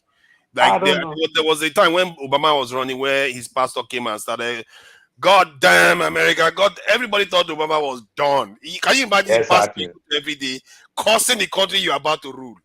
Everybody thought Obama was done, but he bounced back again. So you can't be sure with the way America. But in this case, we just saw something happen whether last week or last 2 weeks. It's just a bullet that grazed over his head. He united his party. The most popular man on social media for like a whole week. Trump will go and say something again. He will say something that a lot of people will hate again, and they'll be like, "Okay, no more of this." You're gonna get it before you know it. The race, as a matter of fact, this is the height of Trump, and the gap he has against the Democrats is around 2%. That should warn you. This is the height of Trump right now. The most popular he has been in the country. 2% gap. You should be leading by 10 now. But look at that. And that you know something. You know who I think would have been so good for president. Let me see if I can find the polls. You know Vivek. Yeah. You know Vivek Ramaswamy. I know that guy. He just says some things that you just be like, this kind of person. It would actually make sense to be president of the United States. He knows a lot of the insights that really goes on. That name alone in America, just the name, they will not vote for him. That guy, no matter how the Chinese guy, the Chinese guy that is looking $1,000. It doesn't work that way. It doesn't work like that. He's not a Chinese guy. Vivek is not a Chinese guy. He's an immigrant. Vivek is an immigrant from India. His parents migrated from India. I see, just like with that Chinese guy that will say he wants to be sharing $1,000 to everybody. He still did not win. Chinese guy. I don't say Vivek. Vivek the Indian. Who is Vivek? Ramaswamy the Indian. Somebody in the comment section says dogs are never JD Vance that marry an Indian woman. His son is Vivek. They are using that to complain that why would he marry an Indian woman? As I'm telling you now, some people are complaining that white Republican will not marry white woman because Bush did not. Trump marry all type of foreigner 3 times. This vice now again, JD Vance again, marry an Indian woman. They are not only they play Lagos and the Igbo politics, they just play the same thing too. But those Indians, at the end of the day, they are the biggest, most useful immigrants group in their country. So, who? India? Yes, and most successful, followed by Nigerians. That I don't know who tells you that story that you are talking about. Indians, actually. Everybody knows that Indians are the richest, most successful immigrants group in the United States. Where do you get that story? Where do you get that story that followed by Nigeria? My brother, don't be talking something that you know though. Yes, oh my God, when I was even taking it that way. Who tell you that? I hear this story all the time. People say Nigeria is the most educated immigrant in America. I feel like Paul, he talks more than he actually listens to when somebody is talking. I said you say followed by India. Hey God, you're taking a swipe at Paul like that. Don't do that. Yes. You say yes, successful whichever way. Where do you get that story from? It's not Nigeria. It's not Nigeria. Nigeria is not as big as you think. Nigeria, we have this good record. We pride ourselves because we only have very minor way to migrate into this country. You understand? Our major way to migrate into this country, it is through the school route. So if you yourself, you already have, can you listen? If you yourself, you already have your BS in Nigeria and you come here to do your masters, maybe the first masters that you get out of poverty, you just take any funny courses. Then when you start getting yourself very well, you go take a second masters. You understand that will reflect something that will give you good opportunity. These are the type of thing that we do. What will you put the Japanese community? Right. What will you put the Jewish community? Where do you get the story that is Nigerian? I don't talk that story. People who come to America as immigrants don't come. They come some people say it's Nigeria. Some people do say it's Nigeria. While Nigerians are doing well. We don't play with education. My brother, I push my children so much to go to school. But when you talk about successful, no. highest earning group tends to be the Asians. Highest earning group tends to be the Asians. It's the Asians. It's not Nigeria. Don't make that mistake. That's all I'm saying. In terms of education. But in terms of Asians, you make mention of Nigeria. You said second. Indian people are what? They are Africans. No, the Japanese probably earn more than Indians. Of course, the Japanese have been migrating to Japanese are not Indians; they are Asians for a very long time. For a very long time, the Jewish people they are here. They are still immigrants. At the end of the day, good percentage that come here. If you are it's speaking, not Nigeria. Where are you speaking from? Are you speaking from where you are, or you are speaking from all over? Have you gone to those places to see how successful they are? So sometimes you are speaking on where you are staying. Oh no, this data, America put all these things out there. These things, America put all these things out there. I don't know where people get that one. And then when you even talk about how you control, how you do anything, tell me the Nigerian investment in America. In terms of household income, I think he's right. I think Justin is right. He says in terms of household income, if you want to go by that, the Asians, I think, why is he mixing it up? I saw one that, okay, one of them is Indians. One of the list says it's India. Let me see the one where it says Asians. It says estimate selected population profile. But in terms of household income, Indians are the top, Taiwanese second. Indians is number one. Anywhere. Yeah. Exactly, anywhere. Indians. Even in Dubai. I don't even know. I think because they work a lot of dead jobs in Dubai. But every now and then you see Indians in Dubai that have been there 10 years. They don't work. Apart from that one, even their size will also even contribute. Even their size alone. I think the reason why this data is important is because they use household income. I don't know what they mean by that. Maybe the size of how much money you drop. No household. For one single household, does it count how many people are in the household per se? No, or just what is a household? Like this is a family, right? Not number of people. A family, whether a family of 1, 2, 3, 15, but a family. You understand? Household income at the end of the day is just 2 people. That's how we do it in America. So husband and wife, you do tasks together. That's household income. But a family like that, as per say Nigerians they born picking where now we say we supposed to be top of that list. No. Not be children. Not just husband and wife. That's how we do tasks. Like Nigerian family social structure. If you get like 3 children in your house that are also working and making money. You're not getting once your children is working, they do their own tasks. Except maybe that say like I can do tasks for my daughter. She's still in university. I am doing tasks because I'm showing proof just to write off certain things that I'm paying school fees. I am doing that because my daughter is not working. So once you are over 18, you are working, you do your own tax. So whether my daughter lives in my house, if she do her own tax, she is not part of my own household income. My household income is me and my wife. One America day, if you day here, Maxi Prince day here. You understand? My household income is the people that we joint do tax together. If I have other roommates who make money, they are not part of the household income. That provide the income, people that provide the care in a family. That's why it can be 1, 2, 3, 4, 5, 15, whatever, no matter. No, that's not how it works. Well, we they talk the same thing. You guys are saying 1, 2, 3, 4, 5. You are just emphasizing on husband and wife. Hold on, look. Okay, leave the number. I just tell you, I say a family. Family can comprise of 1, 2, 3, 4, 5, only 1 million, but a family, that's household. That be a family. You understand? If you say this person say, yes, I contribute I bring income for this house, for this family, this household where I did this family, then I need to calculate. If my income is not, I'm paying rent to their family, and at the end for my own self, even if I'm staying in the house, I'm not part of the household. I'm just paying rent. Correct. So it's 2 at the end of the day. That's why I say we talk the same thing, but you know they listen. But regardless, the Indian thing of the thing, I say yes, they make more because of the industry they are invested in more. You Yeah, understand? yeah. Because of the industry invested, and that industry pays more. Yeah. You understand? Chinese, that are more into manufacturing and the manufacturing production. So, and the manufacturing thing, there are so much that they sell, but they are mostly successful in their own country because they have resources to even do cheaper manufacturing in their own country than in America. So they can come here and learn the tech, learn everything, the skill, whatever, and go back and start manufacturing production.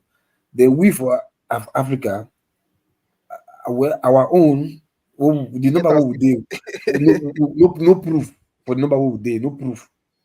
We manage other people's business. We don't get business. Exactly. That's no proof. That's the number. Professional. We manage people's business.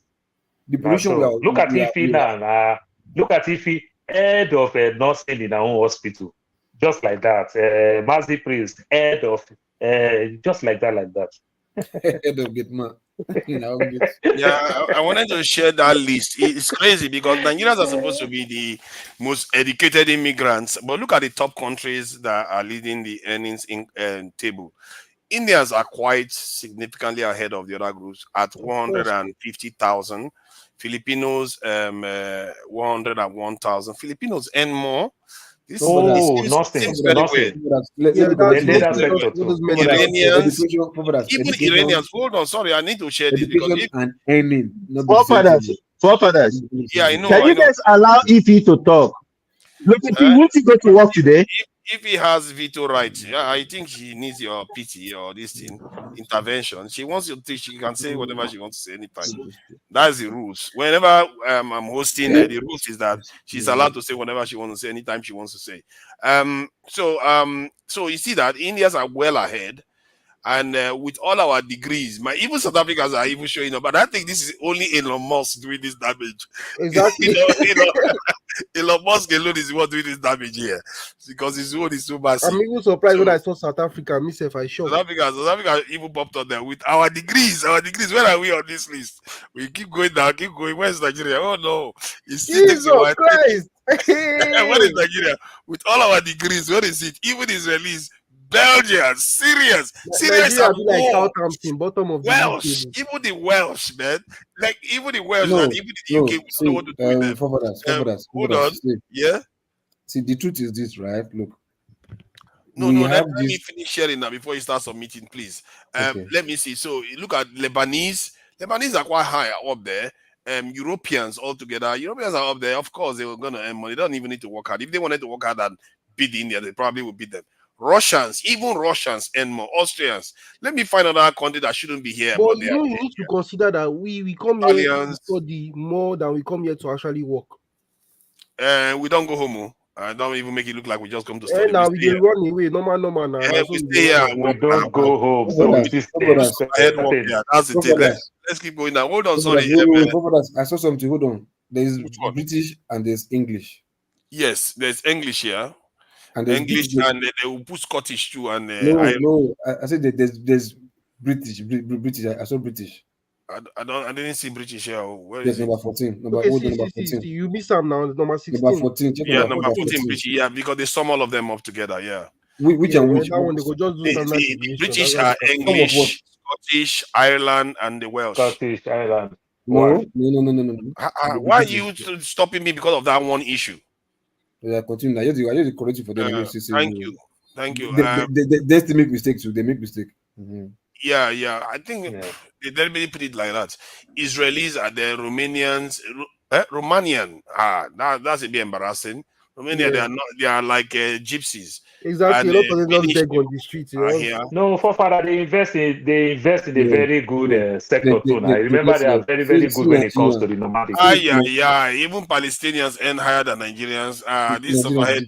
This thing is not correct. I'll be honest with you, it's not correct. No, it's not correct, Justin. I thought you started this. No, but seriously, the way we're seeing it is totally not correct. Justin, you don't like it now anymore. Czechoslovakia. Do you know what Czechoslovakia is? We know, but oftentimes, my brother, it is we that tell our own stories all the time. You might think we are as big as we are not as. It's we that sell our story a lot. Nigerians are very, very overrated. This is where Nigerians Nigeria are should go. overrated. We hype ourselves over industries that don't matter, like all these our Ghanaians are next to Nigerians. Ghanaians, but this thing don't is even still give Ghanaians correct. cap. I can give You you like to 3 think that. reasons why this thing is not Sorry, correct. now Why can you Justin, put hold on. Czechoslovakia and put Yugoslav Hold on there? now, calm You down. know the difference between Czechoslovakia and Yugoslav. Justin, calm down. Yeah, we know. We are stuck with Ghanaians and this is together. It's almost as if we don't even earn more than Ghanaians.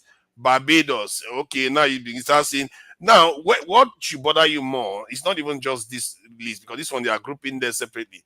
Look at America now. When you look at the American household, look at the top groups. Asian Americans at the top, white next, Native Hawaiian, Pacific Islander. Look at how much they enquire a bit. United States General, they didn't include that. They didn't, maybe they didn't care. Non-white Hispanics, which are Hispanics, 61. American Indian and Native and Alaskan Native. Look at that. Then now we come to the black people. Okay, bottom of the list again. No, but all our degrees. No, for that. First thing first, the course where they course us now say we all believe say if you go school, you want go school pass your neighbor, they show you better person. Not necessarily waiting there your head. Pass okay, you want to be like, because to be major player in industry, you understand, that controls maybe a place. We don't have it. We only consume, show off, buy Gucci, buy Ferrari, buy this one, but you see people like Indians or Qatar, or maybe like they'll be buying mansions as in skyscraper, putting it as investment. Like Indians now, they don't go to school, they don't want to speak good English. But like in America, you see that they own all the shops, all the corner shops, all the whatever that they're naming, they call it. They own most of the shops. Indian shops, stores. So you understand? So those are investment. Those are what you can count on. But you Nigerian come every time you see them so degree, yeah, you get degree. Local. Degree. No, it's not degree. It's migration. You study petrochemical in Nigeria in your first degree. Now you are coming to America now. You see petrochemical for your second degree for $40,000, and you see now business administration for 12,000. So boy, Muslim, because now migration, not be education. Now you come to America, you end up now enter warehouse they work. You sacrifice even your petrochemical in Nigeria. So you see so many Nigerians graduate that are doing caregiver work. So the caregiver that you hear in UK that they denigrate people, that people are doing caregiver work after getting their masters in UK. Basically in America, school dropouts. As if he's a nurse, school dropout. You don't understand. So just imagine what you sacrifice, you lose. But that person is still shouting, I have a master's degree. But the master's degree is not a relevant one. For you to see a $30,000 course and you see a 12,000, you pick a 12,000. He has his own effect. So some of us again, I will not struggle after getting your paper, struggle again to go get your second. So these are the things that you hear that Nigeria have 2 master's degrees. Not every one of us. That one is so common. You I'm all over the news. This Nigerian get 5 regardless of what you're saying, right? Migration, no for father. Not the same like book. Many of regardless them. of that one, right? Regardless of that one, those you're talking about people that have been like maybe having this issue 10 years, 15 years ago, right? What about those people that have come through this same procedure and have been here, even those that were even born in America, that have Nigerian heritage, Nigerian parents born in America, and now they are like 40, 50 years old? Which industry they don't get that say, okay, we own this one, even if it's not big enough, but we own this one from black community, whether migrants or indigenous. It's just not our thing. Exactly. Yeah. Just not our thing. If you see as all they pack themselves for that O2 London, it's just pack themselves like sardine. There they go see them. We go. The only thing you can see, like, you look, it's like, okay, is this a Nigerian? Yeah, he owns this thing. Yes, like Elon Musk now. Okay, one South Africa, only one. See where they put South Africa, and they become just one person. They all put in for up. One person, because he has been able to own something that controls a people, the world, they have say. Nigerians, why would I say because of Elon Musk South Africa? Remember this Elon Musk that you are talking about? It's also half South African, half Canadian. Do you know when I came to America as a Canadian? Okay. Not even South Africa. No. You understand? No problem, Paul. Regardless, but what I'm trying to say is why are we not owning? Because even the America, the way they live their lifestyle in America, all these black people, Muslims, they annoy me. Not we Africans, the Nigerian migrants, but the real those who say they get opportunity to make statements. Once they get more money, now Gucci, wristwatch. I don't say the best for pastor. Book is the black man cause. It's a black man thing. Go read Matthew Ashimolowo book. Is the black man cause. It's just a black man thing. Even though the so-called African Americans, who are the richest black people in the whole world, they are the 1% of the 1% in black race in mankind. Are they using it? No. If they can't even use it in America, why not use the influence of America to break through to Canada or to break through to Europe or to break through in Africa? They don't use it. So at the end of the day, when you think this thing very well, you just discover that it's a black man thing. Do you know? So if black Americans say, oh, it frustrates me, why don't you use your American influence, go set up a business? Your audio is shaky, Your audio is being shaky. I tell you what the problem that is true. In the case of black Americans, basically, it's like Nigerians are just trying to be like black Americans. Let's just be honest. No, see, John, Justin, Nigerians are be the most stupidest Olodo copy you'll ever see for this life.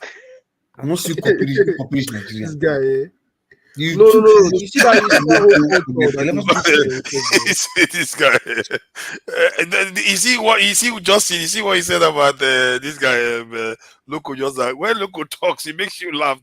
It reminds you of the deep pidgin English.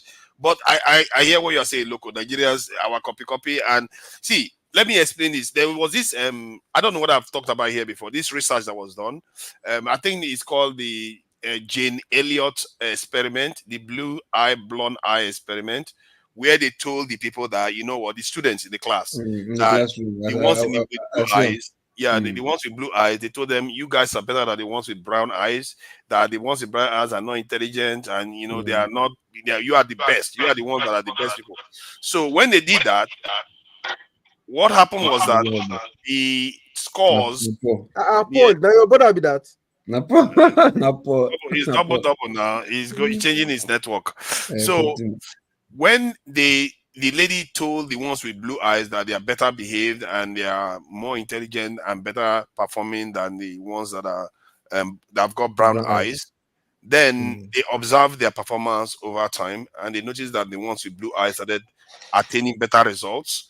And then the ones that have got brown eyes, their scores started coming down.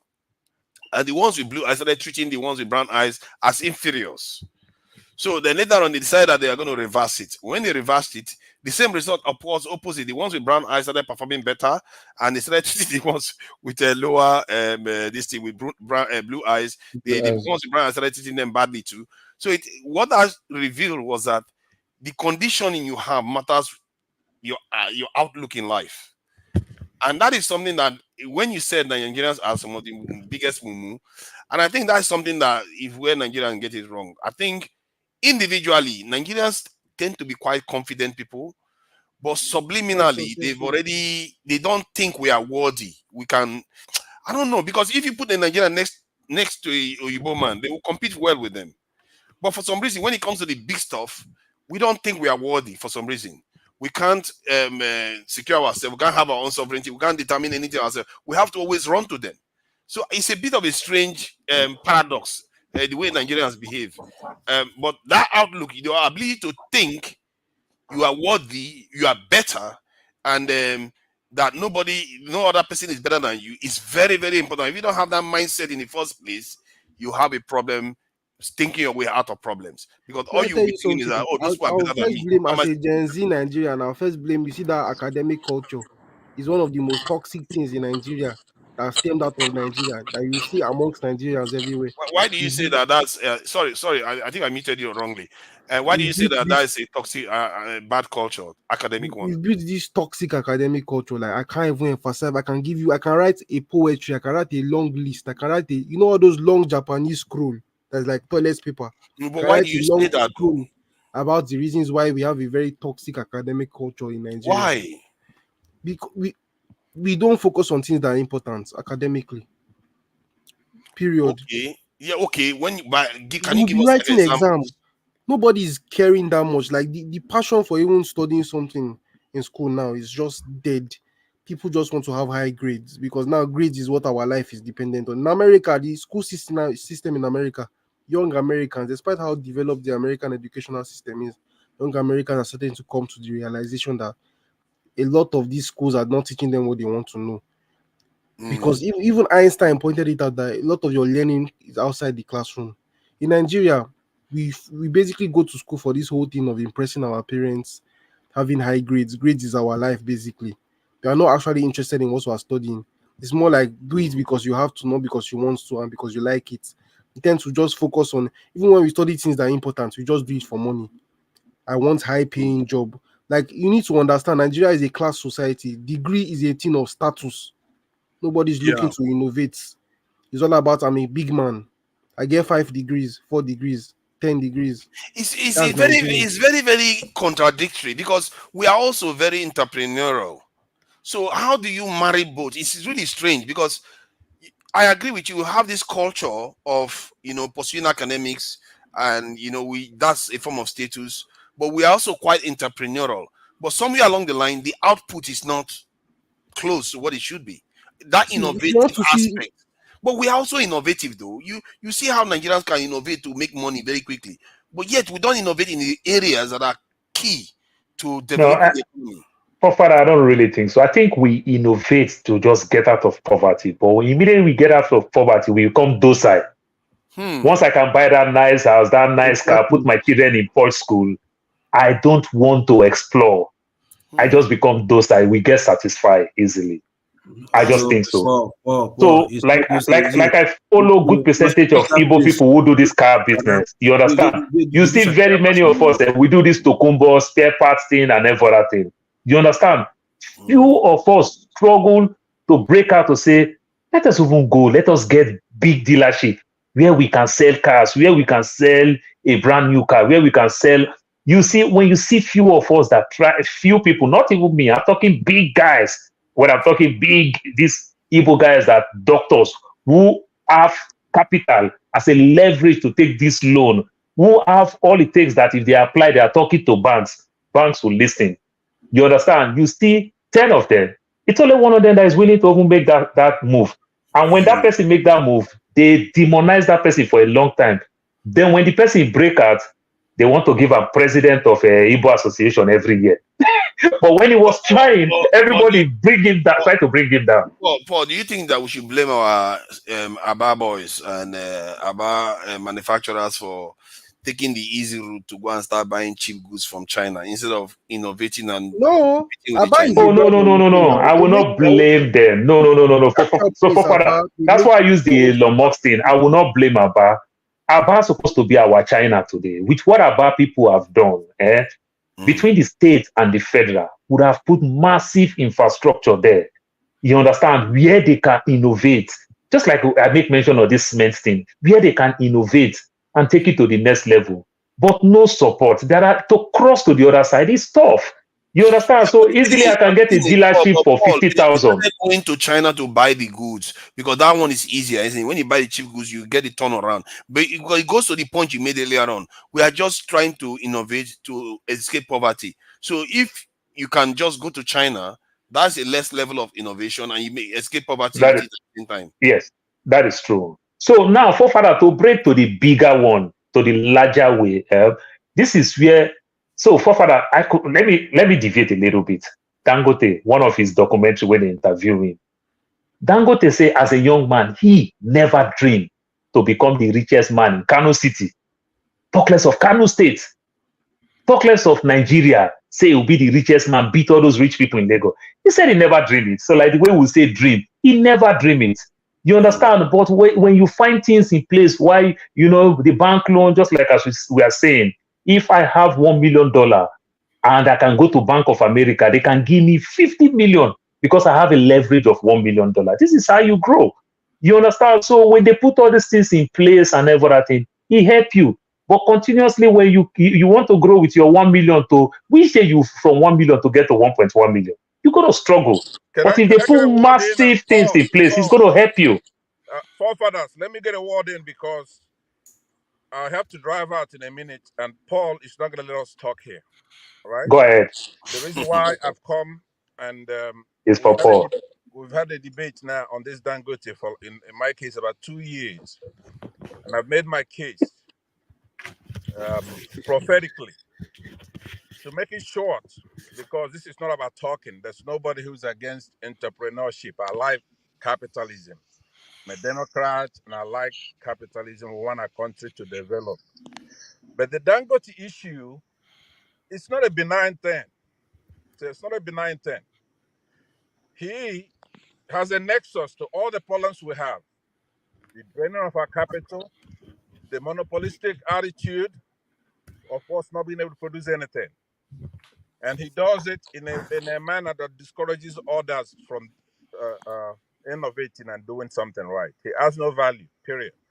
But now, to make a long story short, because this is not like when we're arguing before, Paul, as you remember, I've made the case that he's not building actually any refinery, right?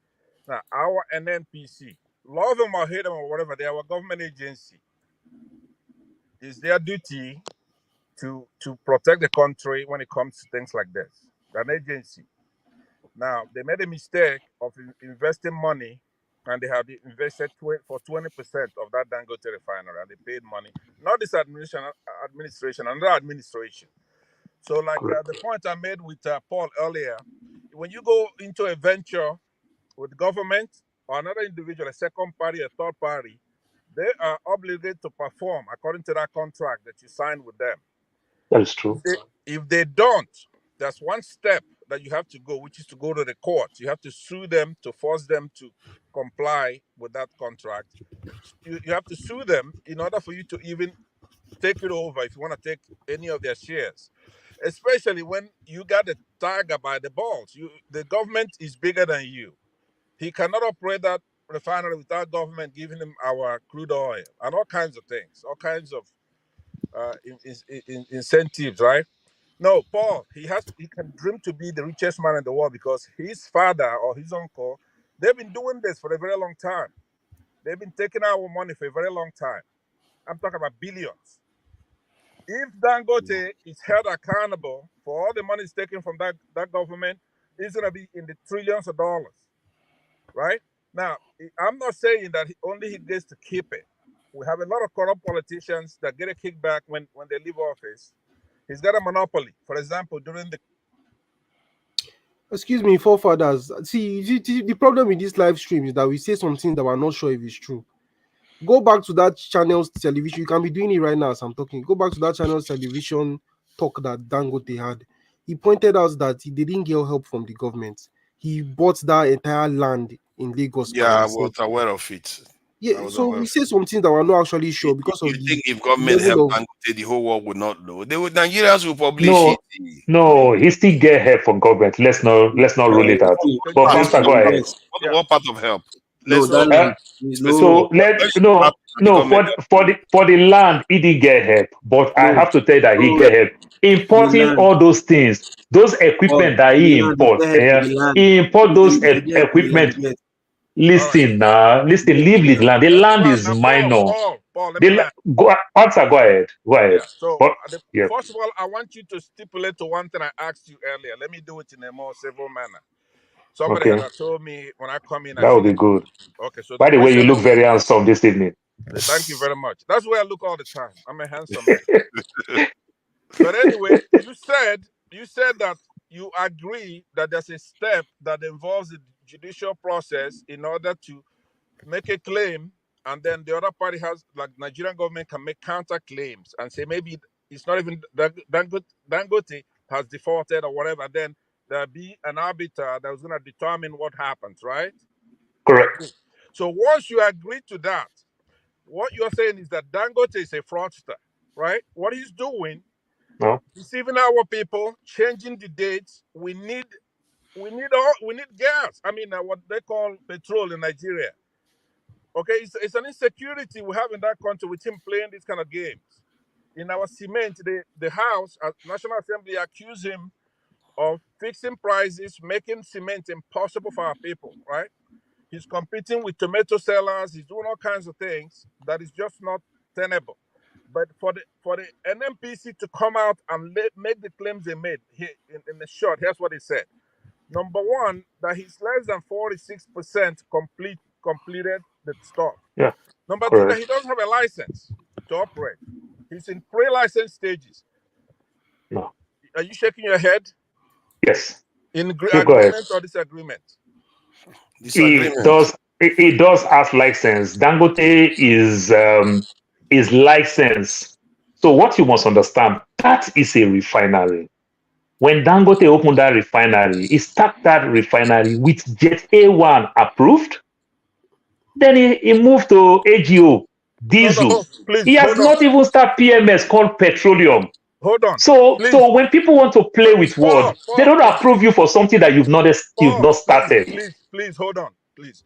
The people who licensed him is that an NMPC. That's who's gonna license him. Okay, hold on. Correct. So now they've made claims that are damaging. For example, if it's not true, if they say he's producing inferior products, the West African standard is 50 ppm for sulfur. Yeah. Right? They say his is like over 1,500%. In essence, if we buy what he's producing, all the engine is gonna knock in our cars. NMPC said that he's not licensed, that he's not even close to being licensed. So how can you, as a patriotic Nigerian, take his, if he has to exonerate himself, he has to sue NMPC, and then they will rule for him, then he could collect damages, right? But for right now, the prima facie is, we have to know this right now, it's important. I don't hate Dangote, it's a mild-mannered talker and all that stuff. But the point is that what he's doing, here's my final say on this. I want him apprehended and go to the courts. Just like a Mayfele, right? Show anybody the government feels is not doing something properly should go tell it to the judge. We cannot afford to have Dangote try his case in the media. There should be discovery. There should be a third party. One of our judges should look at his claims and look at the government claims, right? He cannot continue to be treated special. In essence, we Christians and Southerners are going to be telling our story to the judge. Is this a question, or you are just saying your own side? Is this a question? Yeah. I'm gonna be done.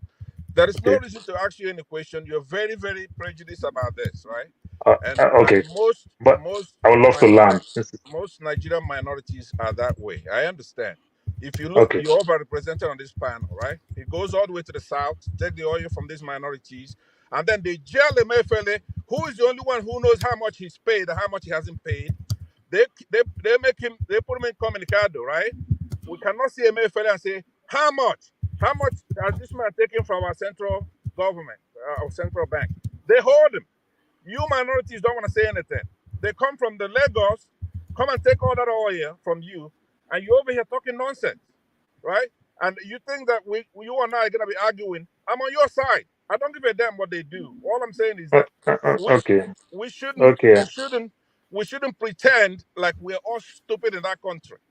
Did you understand, Paul? I'm appealing to you, especially you, because for a couple of years now, I've confronted you on these platforms, and I've said to you, I don't believe that Dangote is building any refinery myself. I don't believe so. Now, finally, instead of him taking like our Rufai, not a Rufai, our journalists go to the. Okay, thank God it's gone. It's gone. So this thing that he's talking about, this 45% thing that he's talking about, he's making mistake. So the same people come outside, they say every 3 months, they go no check these things every 3 months. 7 times, that is 21 months. 3 times 7 is 21. 21 months, Dangote just started. Dangote has been supplying Jet A1. That is what they use aviation fuel. Guess what? No airline has come outside and complained that we have water check on our aircraft, which means it's working. You understand? These things are not some antique thing that you buy to decorate your house. Nobody come outside. Dangote now started supplying diesel. Yeah? No vehicle or industrial machines break down with these things and everything. Then apart from that one, Dangote come outside yesterday and debunk this claim of these things and everything. And Dangote said it clearly. He said they have their own lab, state of the art. Government that is regulating, show us your lab where you check this thing. Government can even prove to come show us their own lab that they check some of these things. What lab do you check? The ones that they import into the country. Dangote say he have the most finest diesel compared to any other one that meet West African standard. Dangote said it. So why don't you debunk Dangote with facts and figures? These are the things. So when they say 45%, 45% simply mean the refinery is not in 100% capacity. Dangote have not started selling PMS, what we call petrol. He has not started selling every other byproducts. You understand? Like kerosene, DPK. He has not started selling DPK. He has not started selling PMS. It's only Jet A1. You understand? So these are the things. So the one that he has not started, you understand, Dave, how do you expect them to audit, to verify, to accept something that he has not started? So the 45%, hold on, let me just land. The 45% is just a political word. You understand? It's a political thing. You don't regulate or you come and verify or you come and approve something that is not there. If I'm building a house, if I have not reached roofing, you don't call the city to come and check your roof. If I get to roofing, you call the city. If I want to do electrical, you call the city. The department in charge of electrical. If I want to do plumbing, you call the city. The department that is in charge of plumbing. That's how I believe it works. You understand? So the 45% just may be true, but the way the guy put it, it may also make Dangote get scared to say, oh no, we've also hit 45%. Unknowingly, that 45% simply mean my refinery is not 100% capacity producing as at this time because we've not started some other things. These are the things. No, so, go ahead. What I'm saying is this, right? Look, the guy is producing A1 right now at the moment. Yes, Jet A1. Yes, and he's getting the crude from where? He's getting the crude from the Niger Delta. From you Nigeria. understand? Hold Yeah. on. Okay. He's getting from Nigeria, right? Yeah. So if he's getting the crude from Nigeria and he can only produce if you are refining, which byproduct are you having first? If you are cracking the hydrocarbons of what's it called crude oil, which of the product do you get to first? Because he's refining upon refining before you get to the lighter light gas. Okay, good. So before you get to what's it called fuel, PMS or Jet A1, which is lighter, you must have gotten to what's it called AGO, DPK, before others. So before you get to Jet A1, where's the diesel that you got from that crude they give to you? Where's the fuel, the PMS they give to you? Where's the kerosene in that whatever metric tons of crude that they give to you? Because Jet A1 is the finished one, the lightest among all of them. So the heavier ones, the heavier product is the diesel, AGO, and well, where are they? So this is good questions to ask, and these are the type of thing that you expect the people would regulate. Now, the way you are talking more as a professional now. So you are talking more, which you are. Guess what? No. Guess what? Which you are. So, but when you see that man from NNPC said what he said, he talked like a more of a layman like me. He did talk like a professional for us to understand what is going on there. You understand? All he talk. That's what I'm saying. People like this, all these organizations, too many organizations, too many ministers, money don't finish. Never pay NYSC people. They serve, they drink Gary there. Ah, God. Empo, what if this guy is telling you the truth? That look, this thing will do not naturally though. Hold on. We've seen the Nigerian aviation coming out to tell us they're launching Nigerian air. They carry plane, come and they do showers of blessing, do everything. Last, we must be playing Ethiopia, the plane fly back to Ethiopia. Let me just add something quickly. So if tell me how is the possibility of the same thing not happening with Dangote Refinery? doing all the parade, all the sirens, shoot knockout, do everything, but at the long run, now wash. That is true. You're also right. Why are you shocked? Dangote is a private company. Dangote is different from company that is being run by Nigerian state. Isn't that different? Because you are trying to insinuate that a man that has run a business competently for decades. No, it's not about being blind. You are the one that is trying to malign somebody you are not being fair. And that is not right. You can't just do that publicly. When somebody has run business for decades and you come and malign them here, that's not right. Like say you don't just like Dangote at all. I don't know why he's doing that. Why just be rational? No, seriously, Dangote has the same policy. Hold on. Let me have my say. Justin, and local study petrochemical. Study petrochemical. Paul, hold on. If Dangote has a record of deceiving, of conning people, and it's a charade, I can agree with you, local. But we have to be rational here. You can't just say this man has been running. If it was you, would you be happy? You spend decades working, and somebody just come online and start maligning you. I say, Paul, say sorry, man. Let me give you this small analogy, and you tell me if it's good or not. Okay. During your days in secondary school, you're a good student anyway. By the time we call this GC, you call that jam to enter school, right? You can't pass jam. We call it and say, your WAEC not complete, but you don't really pass jam. Because you go to a country now, then you can't just do that good results. They add the one where you fail, they add for the your O level, content that school. The way you can't graduate, you can't make first class. Like this guy, no book, but he's gonna sound student.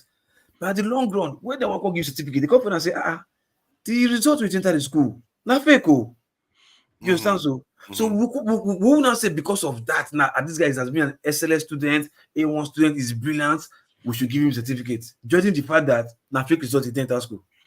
But he earned the results. For that, because I ask you, will the professor say, okay, no, we know that point of entry was fake. Like what they will say, you can't build something on nothing. On top nothing. So if you are doing something before that is illegal, and because you think, you are the one that is top there that said this and that, look, they just serve you your own, they give you a taste of your own medicine. You understand? Hold on. I think you're conflating two things here. If let's say somebody joins university now with a wrong degree, but they went on to serve the university course legally, no problems. You can penalize, you can decide to say, okay, maybe because of the rules, you can't reward somebody for breaking the law. You can do that, or you can say this person actually passed our exam legally. The person was scrutinized like he didn't cheat. He got it legally, so you can still go ahead and award them the same result. No, you can't. It's not. Why not? Because they qualified for it. That's why they said you can't build something on nothing. Actually, the universe. But context matter. But context matter sometimes. Yes, you can. Your argument. Your argument is that because Dangote had some argument with people in no. Father, play the politics with him. The NNPC will say 45%. What lab did they have to check this 45% that they are talking? Where is the lab? Which one? No. Dangote challenges. Where is your lab? What lab do you have to check that these people? And Paul, these people. Let me add to Paul. Dangote also said, take petrol from petrol station anywhere that he supplied, then go and take from his refinery. Check it. That is the best way. You can't. That's so exactly. It's that all. You can't cheat on that one. Don't go say it on the media. Take the other person's own and take my own. Simple. He's lying. You compare the two now. The two. Yes, Father. Tell you who is lying. Father, I am bringing my mom to the US. How resemble we can be? The US government don't care. They send my mom go do DNA for Victoria Island. Exactly. They take my own blood sample. They don't say that my mama. They don't care with the resemblance. No, but see, you don't understand. Yeah. So take the other one, the one that you approve that you say foreign one is better. Take foreign one and take my own. Then come prove it. Truth be told, right? Like I said, all these people, they are enemies of Nigeria. They are the ones. You heard what when Airpeace was saying that people within the industry was trying to sabotage his airline. Yeah. And these are the same people in Nigeria. Nigerians helping foreigners to sabotage locally local refineries. What kind of behavior is that? Oh my No, God, no, when I hear all You these should be things, condemning this Farouk guy. Airpeace airline owner, that one, you know, say that one and witchcraft. You know why? Why I said they are two different cases. Hold on. That one not different. No, but that one not different. Let me tell you why there are two different cases, right? Oyema, because this Farouk guy, Farouk Ahmed, that guy seems very dodgy. You know, there was a group that came out recently and said that these people in NNPC, they are trying to sabotage the refineries. That they are trying to make sure the Nigerian refineries don't work. They are trying to make sure Dangote refinery doesn't work. And since they better kick back now. These people are horrible people. See, hold on. For us, hold on. Look, for me, this one there, Dangote is crying foul. That's I said, now just the chicken has come home to roost. You understand? Correct. We agree that part. You understand? The thing is like, yeah, he can say they are sabotaging him now. Nobody's arguing that. You understand? But my own anger with him is, oh, now you know see the pain. You know see the pain. That's my own too. It shouldn't cry. It should just. Why are you making it about him? Me, I'm making it about Nigerians. No, hold on. Hold on. Look, see, because of people like him and where we are today. Actually, no. Hold on. That's not true. That's not true. See, all the business is involved in making products in Nigeria. He didn't like start forcing Nigerians to start importing things from overseas. If anything, people like Dangote are supposed to be celebrated as heroes. They are the employer of labor. He's an employer of labor. They gave him the glory that he is the one making something in Nigeria. On labor. That's why they gave him the tax cuts that they used to give him. They give all businesses tax cuts in Nigeria. Poppada is the largest employer of labor apart from government. Dangote. Imagine that. Hold on. Paul. Largest is the contest. It doesn't mean because the largest is they employ 1 million people or 500 people. Is the largest doesn't mean the number is per person is much. Wow. So get that private. What kind of so that's a plus. If he beats everybody, is that not a plus? Okay, Paul. Did you listen to the House Committee on when they summoned Dangote? Did you know if you listen to it? When they summoned Dangote to come, he refused to come. They summoned this consumer protection, whatever. Those ones came. You understand? And there was a House of Representatives that was if somebody got fired Dangote, you put Dangote in Yash. With what? You put Dangote in Yash. They tell you which is good. So people. What? You say you open Dangote in Yash. You can't just be making assertions without statements. So many assumptions. He said, hold on. He said a lot. You understand? Part of what just one we need. Part of what I've been saying is what he also said. You understand? That because hold on. Because they want to encourage Dangote, you understand? They have to block importation of cement. You understand?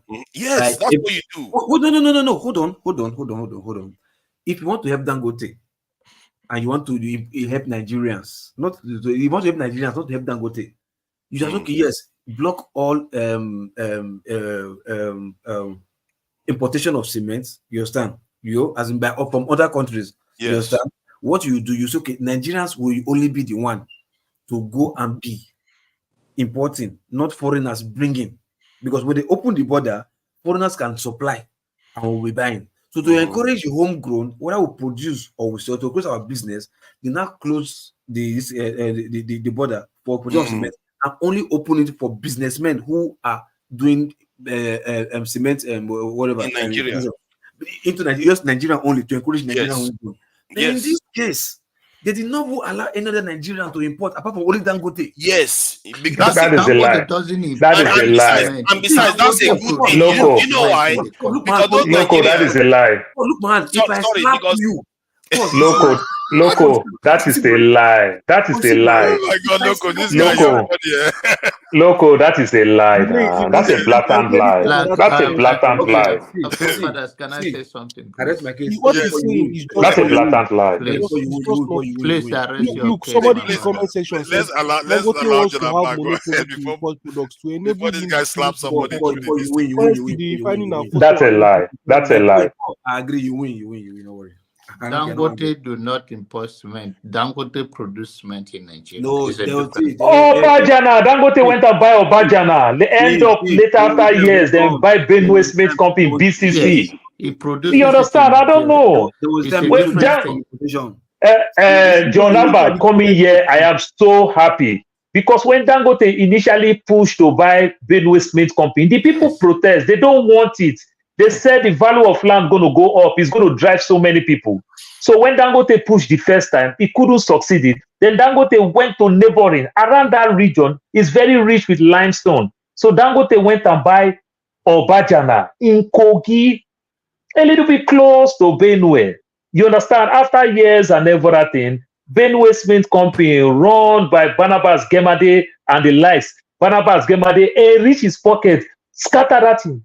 Benue Cement Company was rich. Support Benue Cement football team that was even doing well, won the league and everything before Dangote buy. So when Dangote was hitting the Nigerian market, when government said we can't be bringing cement outside when we have very rich limestone, these are the things that make companies like Ibeto couldn't break the market.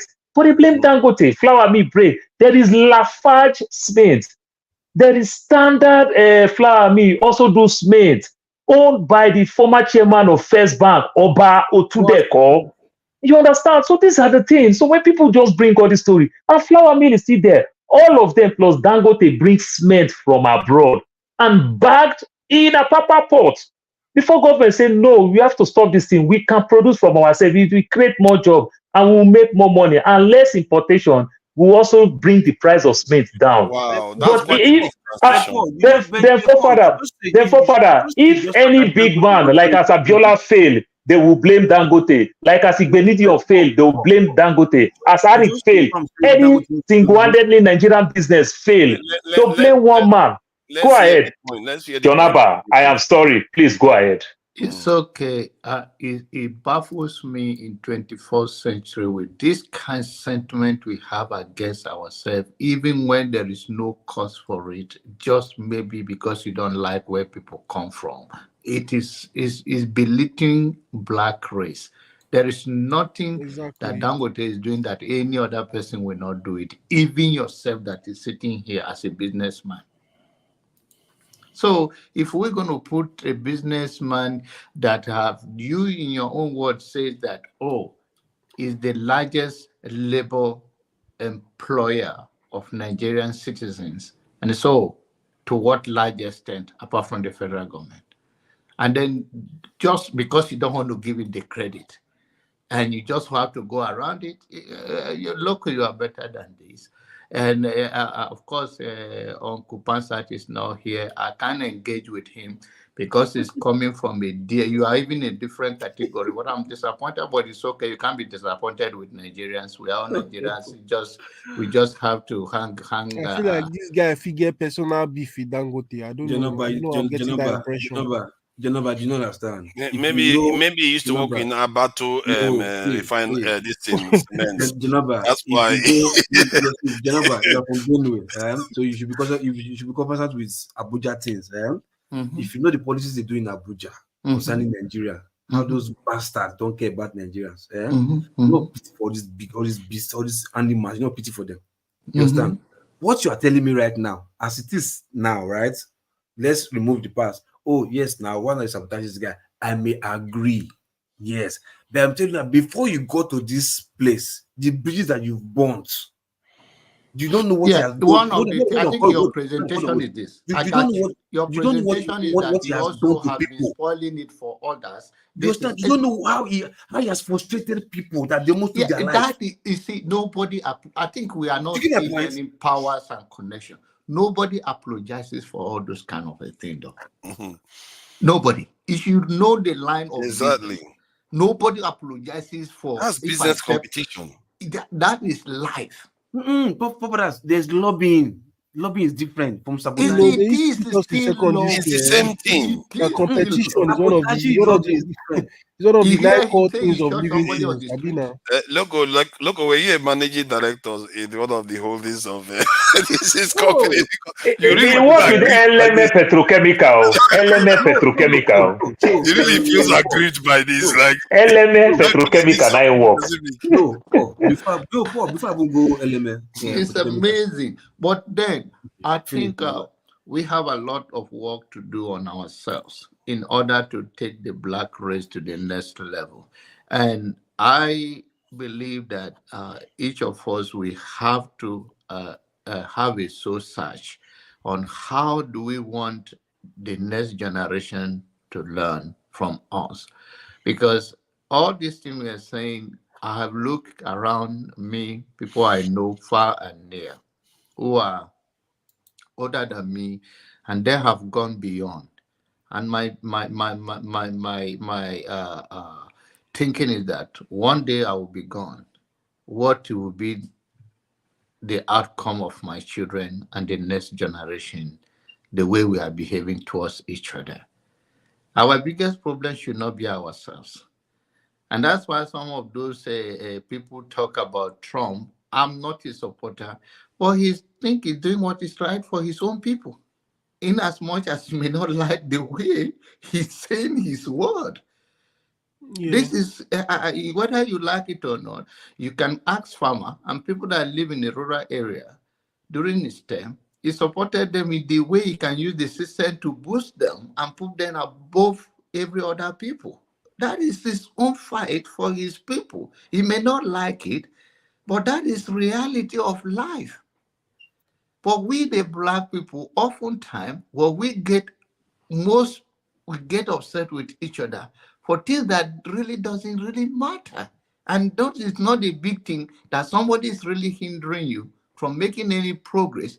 Your own word is, oh, you should not do this, or you should apologize for your influence, or you should not even be this because of where you come from. Your people have been taking money, and which is practically a lie from the pit of hell.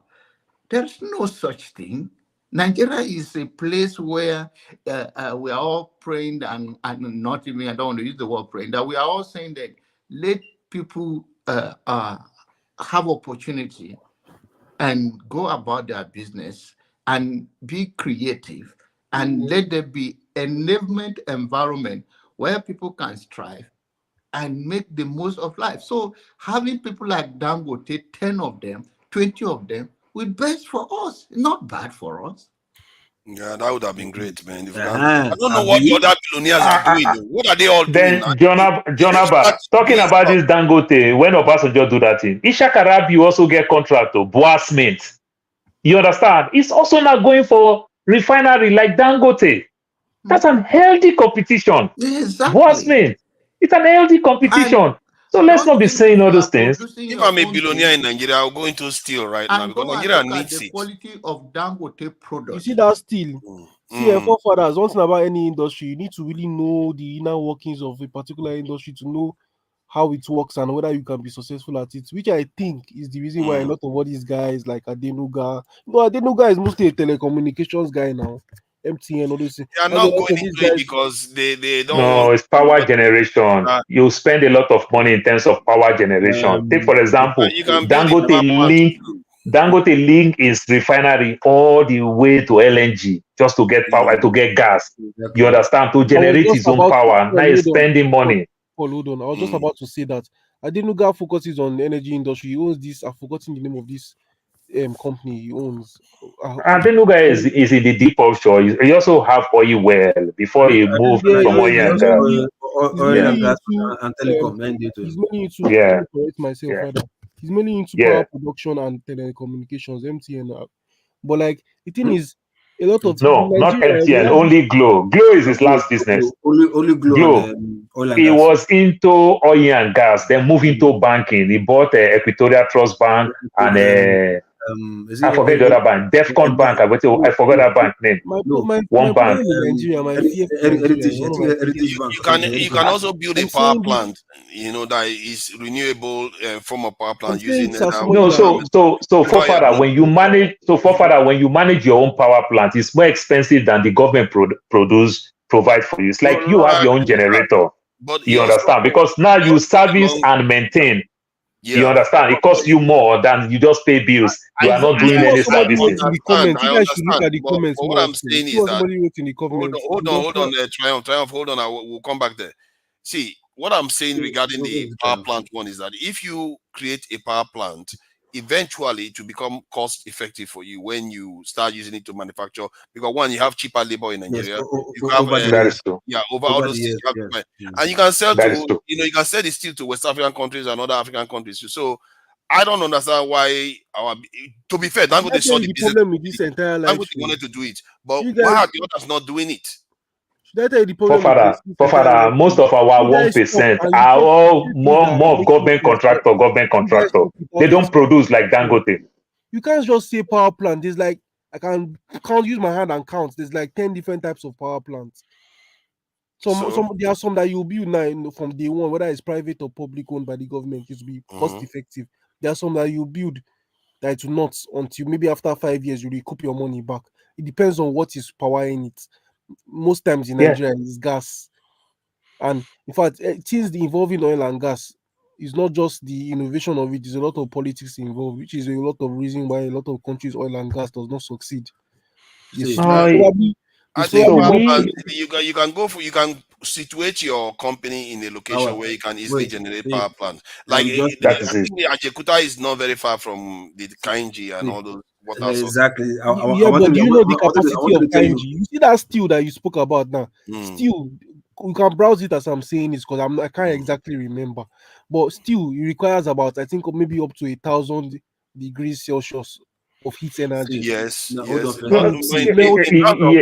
consumption is exactly power consumption. Have you ever wondered why Guinea can deal with it? You see that country that produces 80% of the world's aluminium. Have you ever wondered why they don't just process the aluminium? Justin, aluminium is one of the hardest minerals you can ever just smelt and make it into spoon. You know, at some point, Napoleon, him and his courtiers, they used to use the aluminium spoon and fork to eat their food because they saw it as class.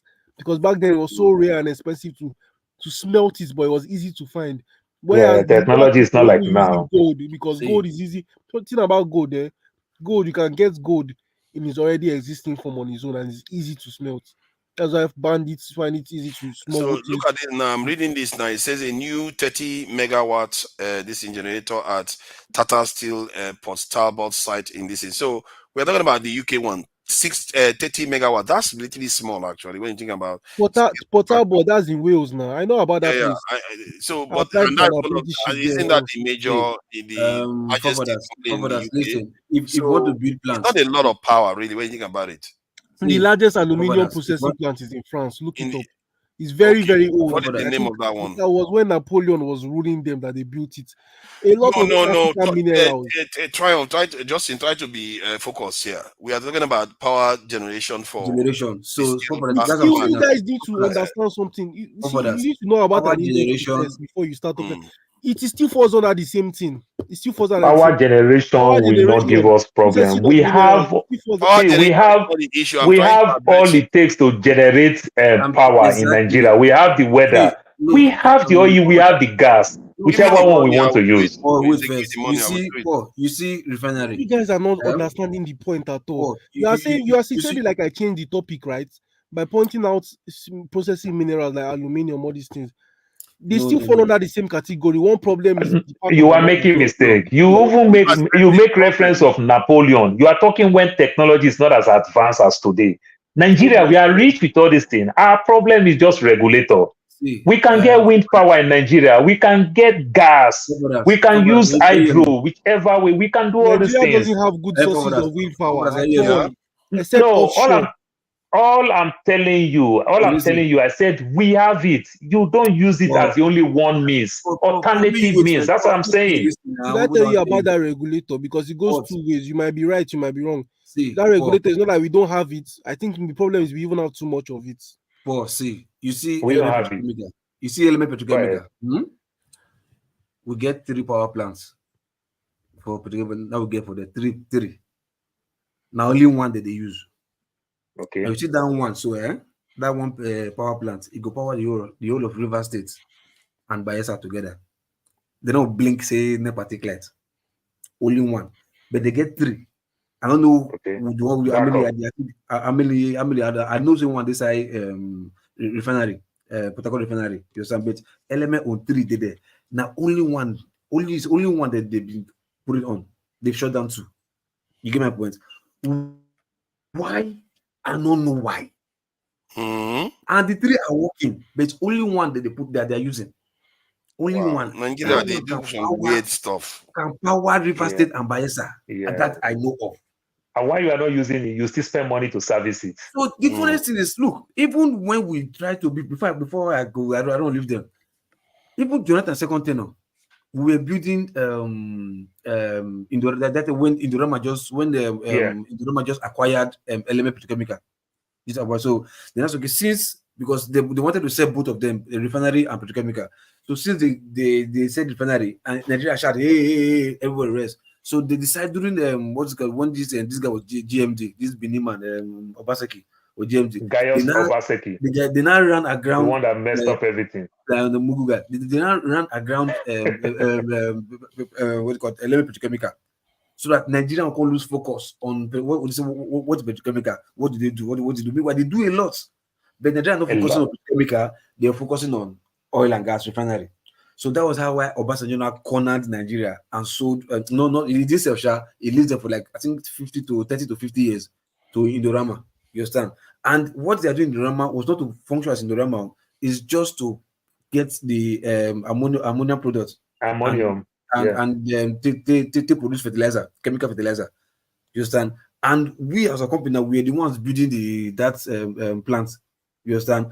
The funniest is like the plants that they have there, they refuse to even allow you to power the new plant that we are building. We now have to build our own dam, artificial dam inside petrochemical. You understand? Dig how many feet down? You understand? To put some this there so as to make me water feed to artificial dam to take power that plant. That fertilizer plant. You understand? How tell you how the country is just it make you vomit like you just poison just your leader, just poison them, give them poison, maybe they all drink, maybe they all die. You understand? Because you don't know how this is happening. You don't know why. One thing I hate is when politics just comes in the way. Loco, you already know that we hate to spend money on servicing and maintenance. So you might put those generators. Whether you use them, you don't use them. Your backup generator, you still spend millions to service them. Nigeria hates that type of thing. How do you service something that you don't use? See, Nigeria's problem. The truth is, maybe it's a black man's problem. I don't know. I think we are so impatient to wait for investments that we will start having profit or benefit investment in 20 years or 30 years. Like black man, God forbid, never. For what? I will not invest. When I die, then I will enjoy it. Loco, why you guys were building that plant?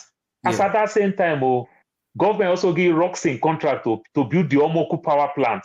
Let's just even partner with these people. You understand? For cost effective and everything. Guess what? This one no work. Roxin, Omok plant, it no work. Has been the perfect form of power generation for Nigeria, for Africa in general. If you look at the geography of Nigeria, Nigeria doesn't have plenty viable options. We think we do, but we don't really have much other than that oil and gas. The UK has one of the windiest winds of all time. I remember I was outside the day before yesterday. It blew my umbrella away. My umbrella snapped in half. That's how bad. If you know the UK now, you know UK wind is the craziest in the world. See, look, UK can have as much offshore wind power as possible. And they invest in that. You are talking about the UK. ones who invented offshore wind before it was onshore. People put it on the land. They started putting their own on water.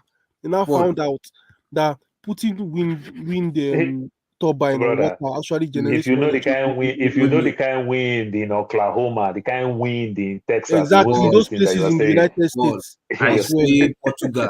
I went to Faro in Portugal. You see acres of land. What are they doing there? Solar farm. Solar. Yeah. You see when we say things like that, then the problem with things like that, you see that solar farm, disadvantage, the disadvantage, the controversy behind solar energy is that the No, amount see. of land where you go chop, No, hold that on. land, you know what you could have used that land See, to do. no, The thing is, Justin. when it comes to energy, any form of Justin, energy that takes these away are so much substitutes. land No, is see, very, Actually, very it doesn't bad. take away that much land. If you think about it, these it's are not just substitutes. Have you seen the one in Morocco that they put in the desert? What do you mean it doesn't take away? That's when Do your that's when research, you please. use a lot. Hold on, there are So the desert is free land, isn't it? The land is not being used for anything else. Yeah, that's the exactly. sense You can use behind this. Morocco knew that it's a so desert, so like they are using, they're like utilizing the land that was in not northern already useful. Nigeria, That land is like not in northern arable Nigeria, land. that would be useful for northern Nigeria to do. And there are parts of Nigeria where you could tap into this thing, dam. So Others, fathers, do you we understand have what a Morocco? geothermal power plant in Nigeria which uses heat from the earth itself. So Nigeria does have diversity if they wanted to. These are Alternative. they've not really So done fathers, should I much tell you to. the sense behind what Morocco is? The one that you spoke about. Morocco Nobody knew is that telling that's a you. desert already. Normally, Justin, desert is not useful now. It's Justin, listen. unarable land. So they turned it into a land for See, energy production. That's the just listen. sense behind Nobody it. is telling you that they can rely on any On means of one power. source. You understand? All these are substitutes. In UK, You guys Yeah, did not let me finish my alternative. sentence. all these are all So substitutes. you guys don't Justin, even know what the argument is. I'm trying to say that, like, you need to understand the geography of this thing. One thing that determines a country's energy production is geography. Canada, they have Okay. that huge, gigantic waterfall that generates so much electricity for them. Brazil, just that gigantic waterfall in Brazil alone powers the whole country. They have other forms of energy, but that waterfall as a day, that was how the colonialists built the first energy production in Brazil. And West Africa, we don't have that much options like that. We don't have extremely good wind. Our wind is very, very mid compared to Europe. Europe has the best winds because their weather has Now cold you as. are standing like one source only when we have alternative. So you need to The understand that the same Nigeria, alternatives, the same and that the Nigeria, even alternatives have look, advantage and when disadvantage. you If you move think from that the tropical land, you understand, to the desert. Nigeria, we have different even oh my soil and God. every other Please, thing. Paul, So should I for tell what you, let me give you something. Paul, please try and do more listening than talking. No offense, I don't mean to be rude. I was pointing out before that solar energy, I can give you like 10 disadvantages of solar energy. If you think very well in your mind that solar energy will just solve Nigeria's problem. Have you ever wondered why, despite But the he fact never that said I that never though. think He like never, that. It's you that is never thinking like that. why are you you don't saying It's you stuff that is like thinking this? like that. You're I'm making making I assertion know that you nobody say did. that It's you that is I know thinking you like do say that. it like that. Okay, It's not just no just energy. You've No, mentioned you oil and said gas earlier you said if already. I listen, if But I think, then you are telling me the something. problem, All I'm oh my telling God. you, I said we have Justin, multiple. We Justin, can listen, put a Justin. farm Let me in ask the you a deep question. forest and put solar there. Wait, We okay, wait, can no, put a farm Paul, in the deep hold forest on. and pull wind there. Paul, hold on, You Paul. How Let me understand? ask can you you, put a farm in Justin, the deep forest and Justin, put wind? Are you hearing your own self? That's Justin. very impossible. Wait, You are. I Justin, know do that you you are know trying how? to point out the fact that yes, you can have different sources of Wait, energy sorry, in the Justin. Do you energy know? mix. We I can I come in up. get that. Nigeria. We I know have that's your gas in point. Nigeria. We And have me, I'm hydro in letting you know Let that. Nigeria. them hash it out first. Let them hash it out. Okay, I get communicate your between point. both of you. I Let's hear am you. asking you, did we have gas in Nigeria? Can't You we see, generate you power see, with that's what you're gas? not. The fact Okay, that you let him said that Can't answer. we, means you are not Let him getting it. answer let now. us Let do him answer let so us that we can learn do something, please. question and answer. Did we have gas in Nigeria? Answer. Yes, we have one of the most in. We have Can the we most use in it to Africa. generate power? Yes, Answer. yes, Don't we have hydro in Nigeria? Can we use it to generate power, or are we yes, not using it to generate power? yes, Don't we have vast land in Nigeria that we can use solar in Nigeria? yes. Multiple streams. That is all I'm saying. Alternative power from different zones. That's all I'm saying. There is So we also have what it takes to power ourselves. wave power generation that the UK tapped Yeah, into. No, that one we that's cannot. all I'm saying. Things like that are new ideas and like that wave power. You cannot do it in Nigeria. We're not innovative enough. That's the fact. Chop You it see, did you hear what I said? Hold on, did you hear what I said about that Jane Elliott research and the blue eye, brown eye experiment? When you yes. start saying you're incapable of doing that, it's No, ridiculous. I can even picture how it can be done. Let's be blunt. Take your head out of that thinking. You are a young man. Nigeria that cannot get their politics together, you think they can cooperate for that? No, you can argue about that. You can argue about that, but don't say we cannot do it. You cannot innovate. I don't understand. Go and look up if there's politics. Go and look up how the US built their first nuclear power. You can't keep saying we cannot innovate and expect to actually innovate the way out. The problem with our innovation sector in general. Only the waste we generate in Ojota Ogudu there, we can use it to power Ogudu. That's a plus. It may not power the whole of Lagos. If you take only the waste in Ogudu there, Ojota, to power Ojota, it's a plus. That's what we are saying. I think, Paul, you have made your point. I think we will not allow Jonathan to say much, you know. Do you know what you said there about energy? Look, we are going to come to you. We have not allowed Jonathan to say much. Look, we are going to come to you after. Let's allow Jonathan to say something. Before he takes... Don't let him just make 2 sentences before you all start jumping at him. Oh. Let him make at least 3. Okay, please. I think what Justin, you are talking about one source, and then Paul was saying you are talking about the solar, and Paul was okay. We have other alternative way of generating the power. So I don't think one source of you talk about the solar, the wind. That one is not enough, then it's okay if I go with you with that. But these are the other way we can generate. So I think case should be closed there. And you are a young man. We are trusting you guys for the future because all things are possible. There's nothing that Nigerians cannot do. What has failed us is lack of good regulations and corruption that even those people and people who truly don't know nothing. There are so many incompetent people in some department, but doesn't mean the problem again is that the right people are not in the right places in Nigeria. People that don't know nothing about finance can be know nothing about misplaced. They take science to the take economic to do science stuff, just maybe because of political appointment and he's your godfather and you can go to just work everywhere. If not, we have the brain power to make anything happen in Nigeria. There's no doubt about that. So, and we are trusting that you guys can take the next generation can take Black World to the next level. So I think there's no limitation. There's no limitation. The only limitation that we have placed on ourselves is the way we think of ourselves. And that's why it's easy for individual to excel than a group of people. Because if I can come and hire expert to work with me, instead of having the people to be a group of company that pursue a common goal that could have taken stress out of my personal thing, it is easy for me to excel by just delegate my vision or explain my vision to people. If I have the resources, hire them and finance it, come through than to say Nigeria. And that's why Dangote is doing well. And if you look at Dangote's management, top managers, they are foreigners in most cases. And you go and look at it, mostly Indians and all of that. And not that because Nigerians cannot do it. If we go to Ghana, it's the same thing. Our people have a nonchalant attitude, and I hope the next generation can change that habit of if you people are hired or if you think somehow instead of working together as a team to make sure that company breakthrough, what you find in most cases is that they think that they are doing you favor. And when they go outside Nigeria, of course, the system is already ready for them, structured, and you follow the instruction. But when we are in Nigeria and Black people, they are the ones that will still take advantage of their own people instead of working together as a team to improve the company and take it to the next level.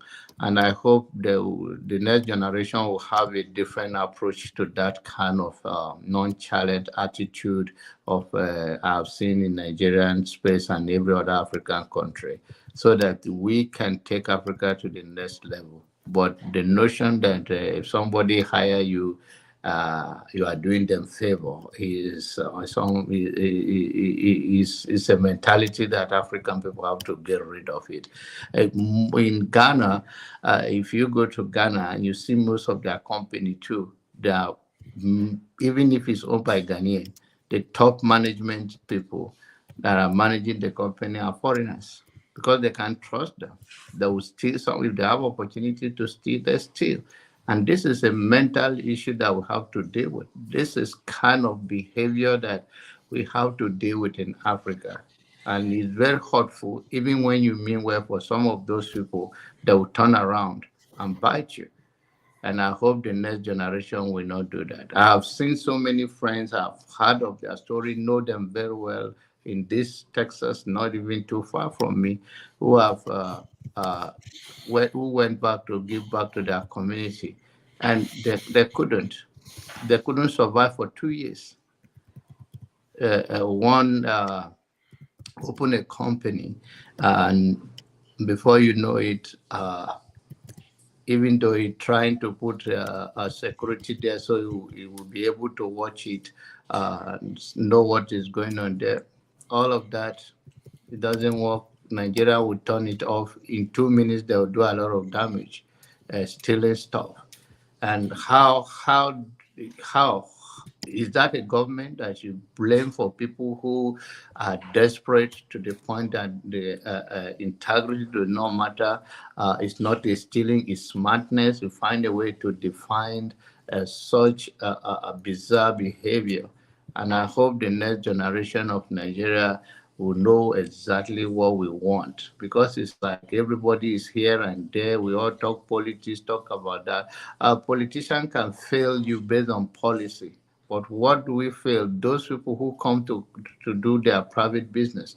And in fact, in Nigeria today, China are excelling in their own business, doing it in Nigeria. But we cannot go from here. Some very few people can hire people that are very faithful.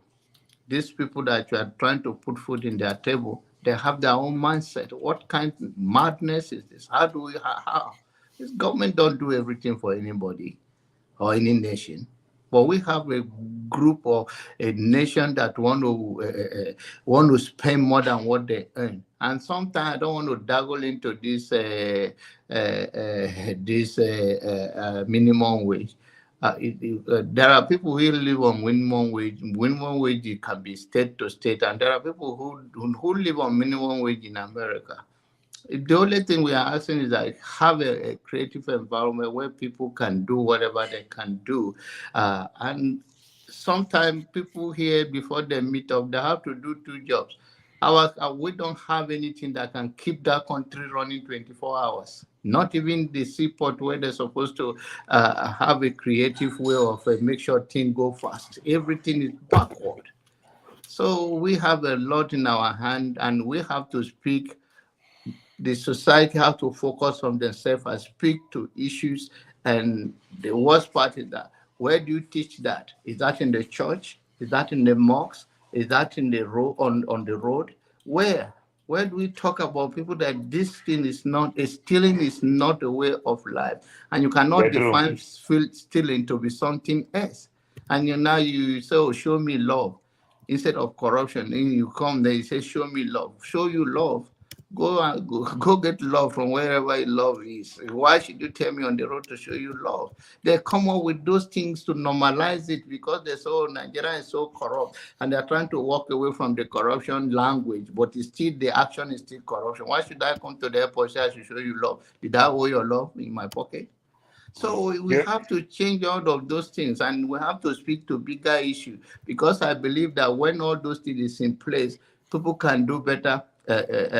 People can come and establish, and many millions of Nigerians abroad are interested in doing something back home, but they're going to get frustrated by their own people. Jonaba, have you fly Delta Airline? to Nigeria? Huh? Have you flight Delta Airline to Nigeria? Delta, yes. Okay. So Delta Airline in Nigeria for the past 19 years, they have their own bridge, their own jetway, and they maintain it. That's why today, even when they build a new terminal, Delta Airline is still using the old wing, if you notice.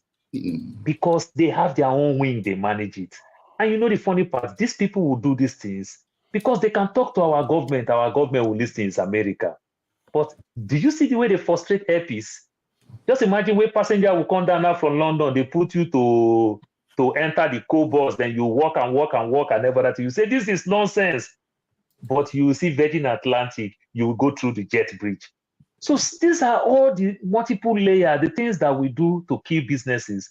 But when you see the multinational, the so-called Chinese, the regulator come, they can't frustrate them, say, oh, you put this zinc for your store, close the store. They close Nigerian man on. They close Chinese, they call it embassy. Embassy call this big man. They tell that person, say, how many times I don't want you, say, they stop this foreigner. If you want to do with your Nigeria, that's why you see foreigner will come Nigeria. They are succeeding in the same thing that you are doing. Yeah. You must be a big man to succeed in Nigeria. And when you be a big man, sometimes it make you also lazy. Because you yourself too, you start ordering. You don't think much. You just do things anyhow. So these are all the multiple layer of problem that we give to ourselves. You understand? How do you give one airline a wing to manage themselves? You understand? That belongs to every other airline.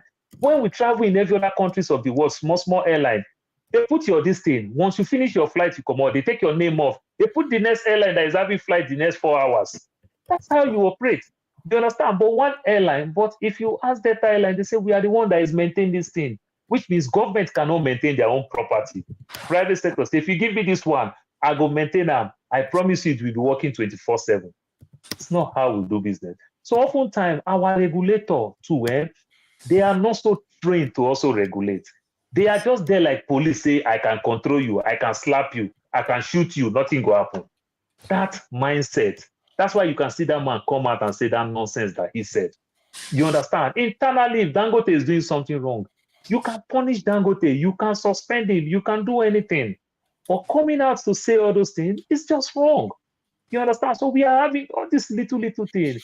We call them little, but they are not as little as we think. It's going to affect us in so many ways.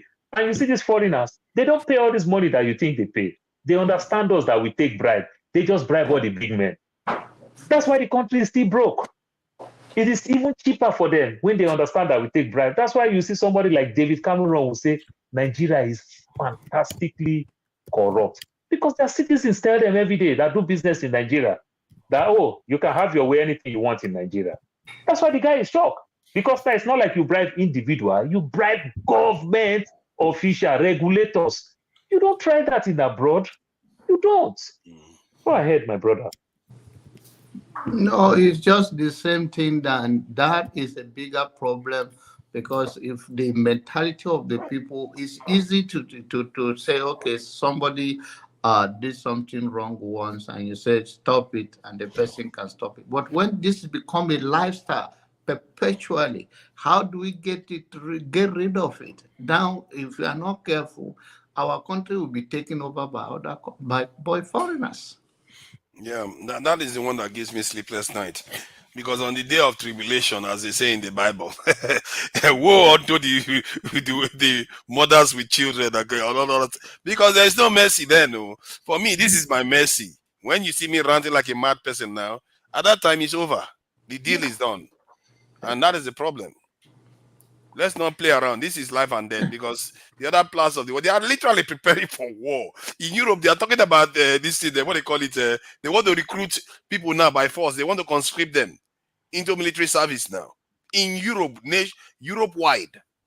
These people are preparing for war. We are just here kidding around. We can't even build power plants. So, Father, do you hear what Trump told Taiwan last week? Trump told Taiwan that said, we can't protect you for free. It's like insurance. You have to buy your insurance policy. If you want us to secure you, you will pay. You Countries can imagine, are not doing shakara with their military now. You can imagine. So that's why Europe too, France, Cameron keep telling them that we have to prepare. We can't depend on this America. I have friends from Russia, Ukraine. You know what they said? They said that the male population in their country, is almost partly non-existent. Now woman just full everywhere. All these boys, both entire generations of fathers and children have died in the war front. There was a guy, there was a woman, both her son and her husband died in the war front. They were bomb blasted now. All those kind of things. If you reach that era, forget to. And the thing about Trump is a pro-American guy, man. I really enjoy this conversation this evening. But if I follow now, by the time I go wake 3 o'clock to go work, now only me go cry. All of them go You know, laugh. Sunday we are not even supposed to go this long, gentlemen. I am telling you. Justin, Jonaba, thank you all for coming in. Loco P, as always, the troublemaker, bad mouthing Dangote for no reason at all. Because he used to work for them now. Father, if I catch this local way threatening me, one of him that I go seize him. Only one, no. He said he could slap you. He wants to slap you all the way from London. He wants to slap you all the way from London. That's what he wants to do. That's why anytime when he do anything, I go show me that I say I don't see them. I don't see don't mind him. He come here to talk about Batman. See, personally, I think we should just support any business. Right now, I'm so scared for Nigeria because every little thing is like I just want things to get better because things are just getting worse and worse. And I invest in Nigeria. Let's face it, if for only selfish reasons, I also want Nigeria to work. So, man, I don't want anything to happen to Dangote. I don't want anything to happen to anybody. Father, Dionaba said so many things that touched me, but one that just make me, I just think about it. Then I think about Nduka Obiagbana, the school that he went with all the big boys, former governor and everything. Last year, they put 1 billion in the school, the secondary school that they alumni, even though Festus Kiamo is alumni in the school. Still, when I went to Nigeria almost 2 months ago, I still saw Urobo College when I went to Warri. The school is nothing to write home about. Some of us here have done old student association. We contribute. When you still leave the school, it's not anywhere close to standard school that we see. We messed everything that we do. You understand? All we do is excuse. You give school money, schools will lock the computer that we put in the school, the vault in the computer section for students to use. You understand? My children just play. My children didn't learn computer in the streets. They learn computer in school. So if you lock computer in primary school and secondary school in Nigeria, then children will go to good private schools in Nigeria, still go learn computer in the streets. It don't make any sense. You understand? School will lock computer. From lock computer, later you ask, where is the computer that we donate the other time? They say they don't thief all of them. Big men in the school don't carry. I say this old student association, come out me there. I don't want to do no longer. So these are the things. So even in our micro way, say, let us go help my secondary school. Let us go help my primary school. Let me help. Your help just look like, it's like Buhari will say a dot in a circle. Like Buhari use that English. It's just a drop in the ocean. That's how it look. But meanwhile, what we contribute supposed to make great. So far, 1 billion is still a huge amount of money to donate in just one public school. But they've been donating all this money with all the former 2 governors passed from that school and everything. The school still don't, you understand? They donate all this money, they mess with it. So that's the type of people. Until we can manage ourselves very well, it's going to be hard, but we need to support ourselves. We should. Thank you very much, gentlemen, for coming in. Justin, thank you so very much. See you guys again. Yeah, thank you very much, Paul. Olumide, let me play us out and I hope, let me acknowledge people in the chat so that Boom Boom Ray, I see you there. Thank you for joining us, Boom Boom Ray. Ruru Oji, and Boom Boom Ray, Ruru Oji, I see you there. Thank you all for joining us. Remember to subscribe to 2Naija. 2Naija is the word. Justin, if you've not subscribed, search 2Naija in YouTube and subscribe. I need every subscriber that I can get so that we can be able to share information. Pardon? The next live, so I can get notification when I am about to do live. You'll be able to be aware. Tell them when 2Naija, one word. There's another 2Naija there that is for music. Yeah, but my 2Naija, you can't miss it. No, for that. There's another one. Let me search now. This guy, your trouble will holler too much. Let me search.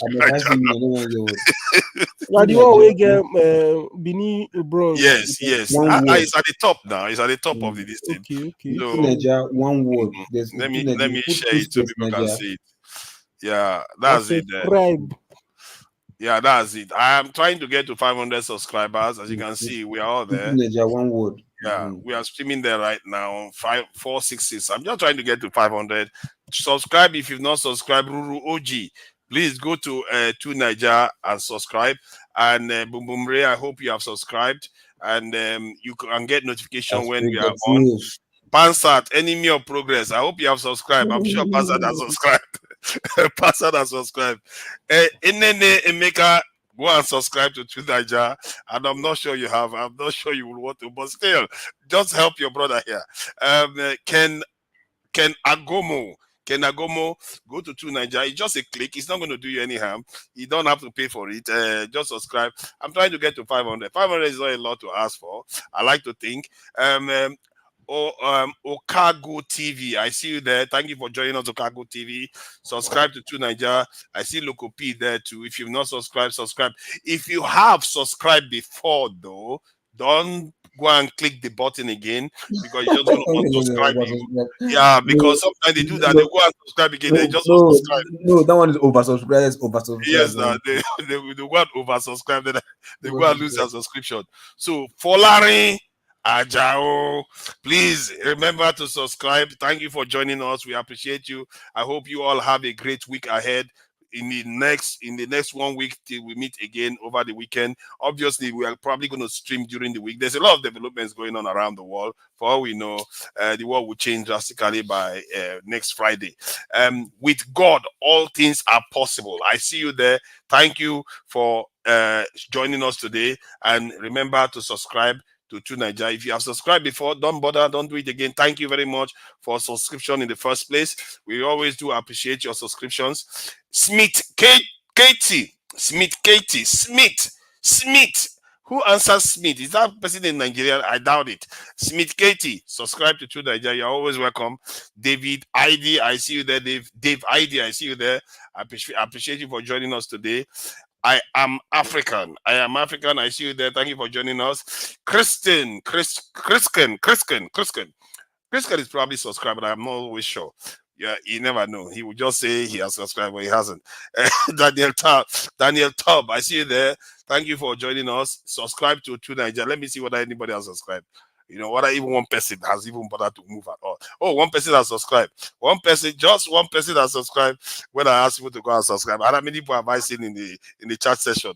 We've got at least 10 people I've seen in the chat session. They said they've already subscribed. Superman, I see you there. Superman, I see you there in the chat. You know, the people in the chat, they are on YouTube because they have to be commenting.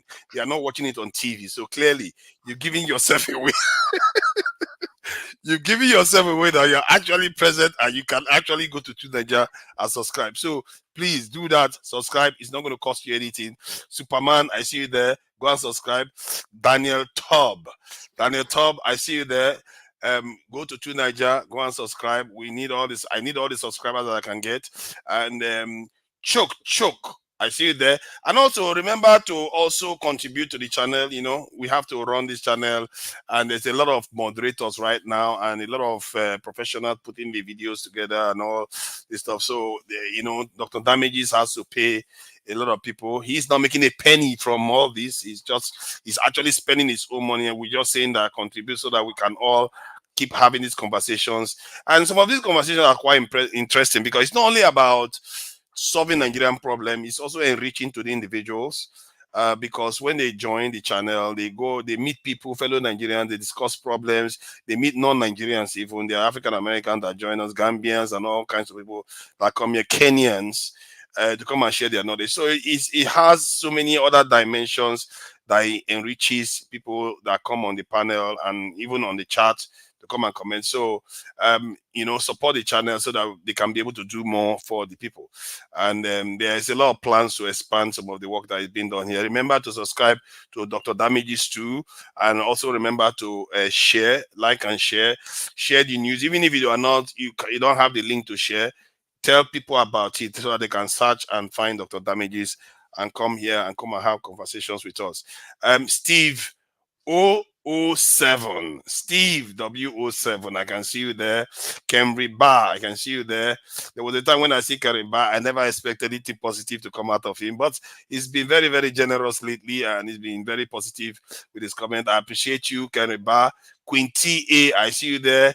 Never should I omit Quinty A and Nwachuku. How dare I? How dare I omit Nwachuku? Nwachuku, I see you there. The Blackstone, I see you there. You're very much present, and you were on the panel. So thank you for joining us. The Blackstone, Efosa Ekembo. Efosa Ekembo, I see you there. Thank you for joining us, Efosa Ekembo. Akembo. You are right, Akembo. Are you Efosa Ekembo? Why? Nigerman. Thank you for joining us, Nigerman. I appreciate it. And Fumio, I dare not miss Fumio. How can I possibly miss Fumio? Fumio, I see you there. Thank you for joining us, and I appreciate you coming here and joining us every time we are streaming, as much as possible anyway. If for real, I see you there. You are on the panel too. I thank you for coming in. And thank you for the donation to A for Real. And Kemriba, Cynthia, I see you there too, Cynthia. I try not to miss anyone. I hope I don't. If I do, please forgive me, because sometimes you do miss people without even knowing it. Nora for me, I see you there. Thank you for coming in, Nora for me. I don't think I've seen that name before. Chevo. There's quite a lot of variations here today. Chevo, I see you there. Thank you for coming in, Chevo. We appreciate you, Chevo. Who else can I name out there that I have not said before? Oga, I see Oga. Oga is enemy of progress, but it's all right. We are all in this together. Thank you for joining us. One man went to Mo. I see one man went to Mo there. Thank you for joining us. Always here supporting the channel and talking until election comes around. Then we all become enemies again. I don't know why. Maybe we should find a way to get along even during election period. Pansat is there. I think I've said Pansat already before. Who else? I think there's no one new. So now let's go to the people that donated to the channel. I can't go that further back. Okay, there is Tope O. Thank you for the donation, Tope O. Always supporting and hosting and commenting. She's doing it all. She's the trifecta. Thank you for joining us and for the donation, Tope O. And Kulata, enemy of progress, but he always supports the channel. But it's all good, Kulata. He's always a guy in good spirits, no matter whether I disagree with him or not. Thank you for the donation, Kulata. Young One, I see you there. Thank you for the donation to Young One. And you're often on the chat, often disagreeing with me, all right? But it's all good. It's good for us to disagree now and again, Young One. Thank you for the donation, $2. I see that. And Kulata again with another $2. And A for Real with another $1.99. I don't know why it's $1.99. How do you do that? Maybe it's this thing that they buy in this thing that it makes it $1.99. So I'm going to play us out now. And if anybody wants to join the backstage, there are only 2 people here right now. If you want to join all these people that like to join backstage in a kind of dodgy way, they will not come in with camera. They will just pretend as if they are not there. That kind of behavior, I don't know. I don't know what that kind of behavior, why they do that. They would not show up fully. They would just remain there without a mic and just be monitoring what's going on backstage. So if you want to join the backstage conversation, I will provide a link. I'm sure a lot of people are getting on with their business for the week. There's a work week coming up ahead, and I hope you all have a rich week. And I hope you have not wasted your time here, that the conversation that we've had here has helped and given you just a little bit of insight and better understanding of this world that you live in and the politics and what, ways forward to enrich our lives. So till next time, I will play us out now with our regular song that we used to end the shows. I think I do like this song because it's a little bit relaxing. It's a good way to start the week. I don't know whether we should be relaxing when we are starting the week, but it's all good. Till next time. Bye.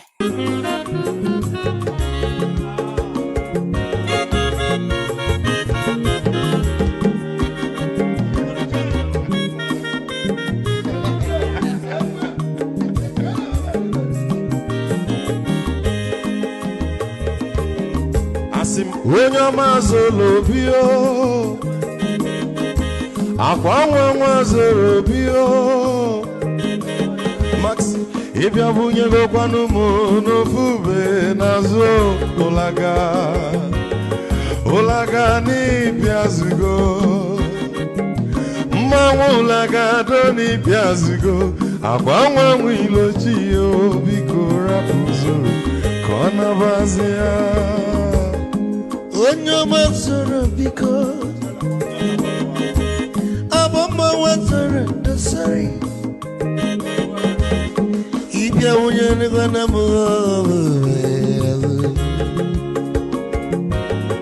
Ulaga do ni piazugo Ulaga do ni piazugo Abama wilochi yo biko rapuzuru Kona bazia Mazi welcome up Odoguno Kweresunaka Onyomo Nigadelemo Mazi Nibazigame Ibu go with the melody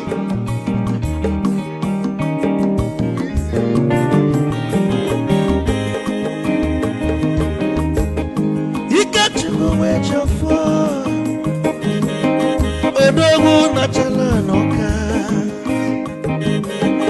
Izi wande mliga delemo Olaga doni pezigono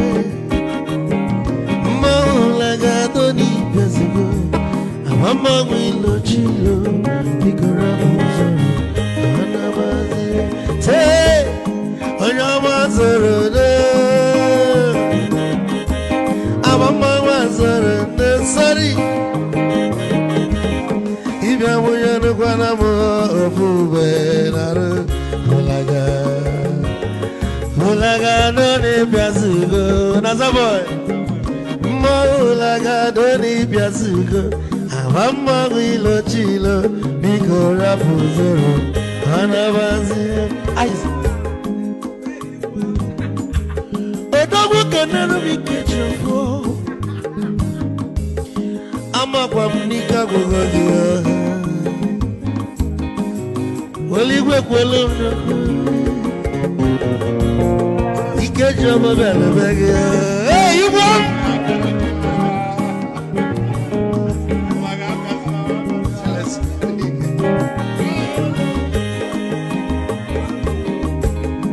Eku kampune kene Amago ndi nso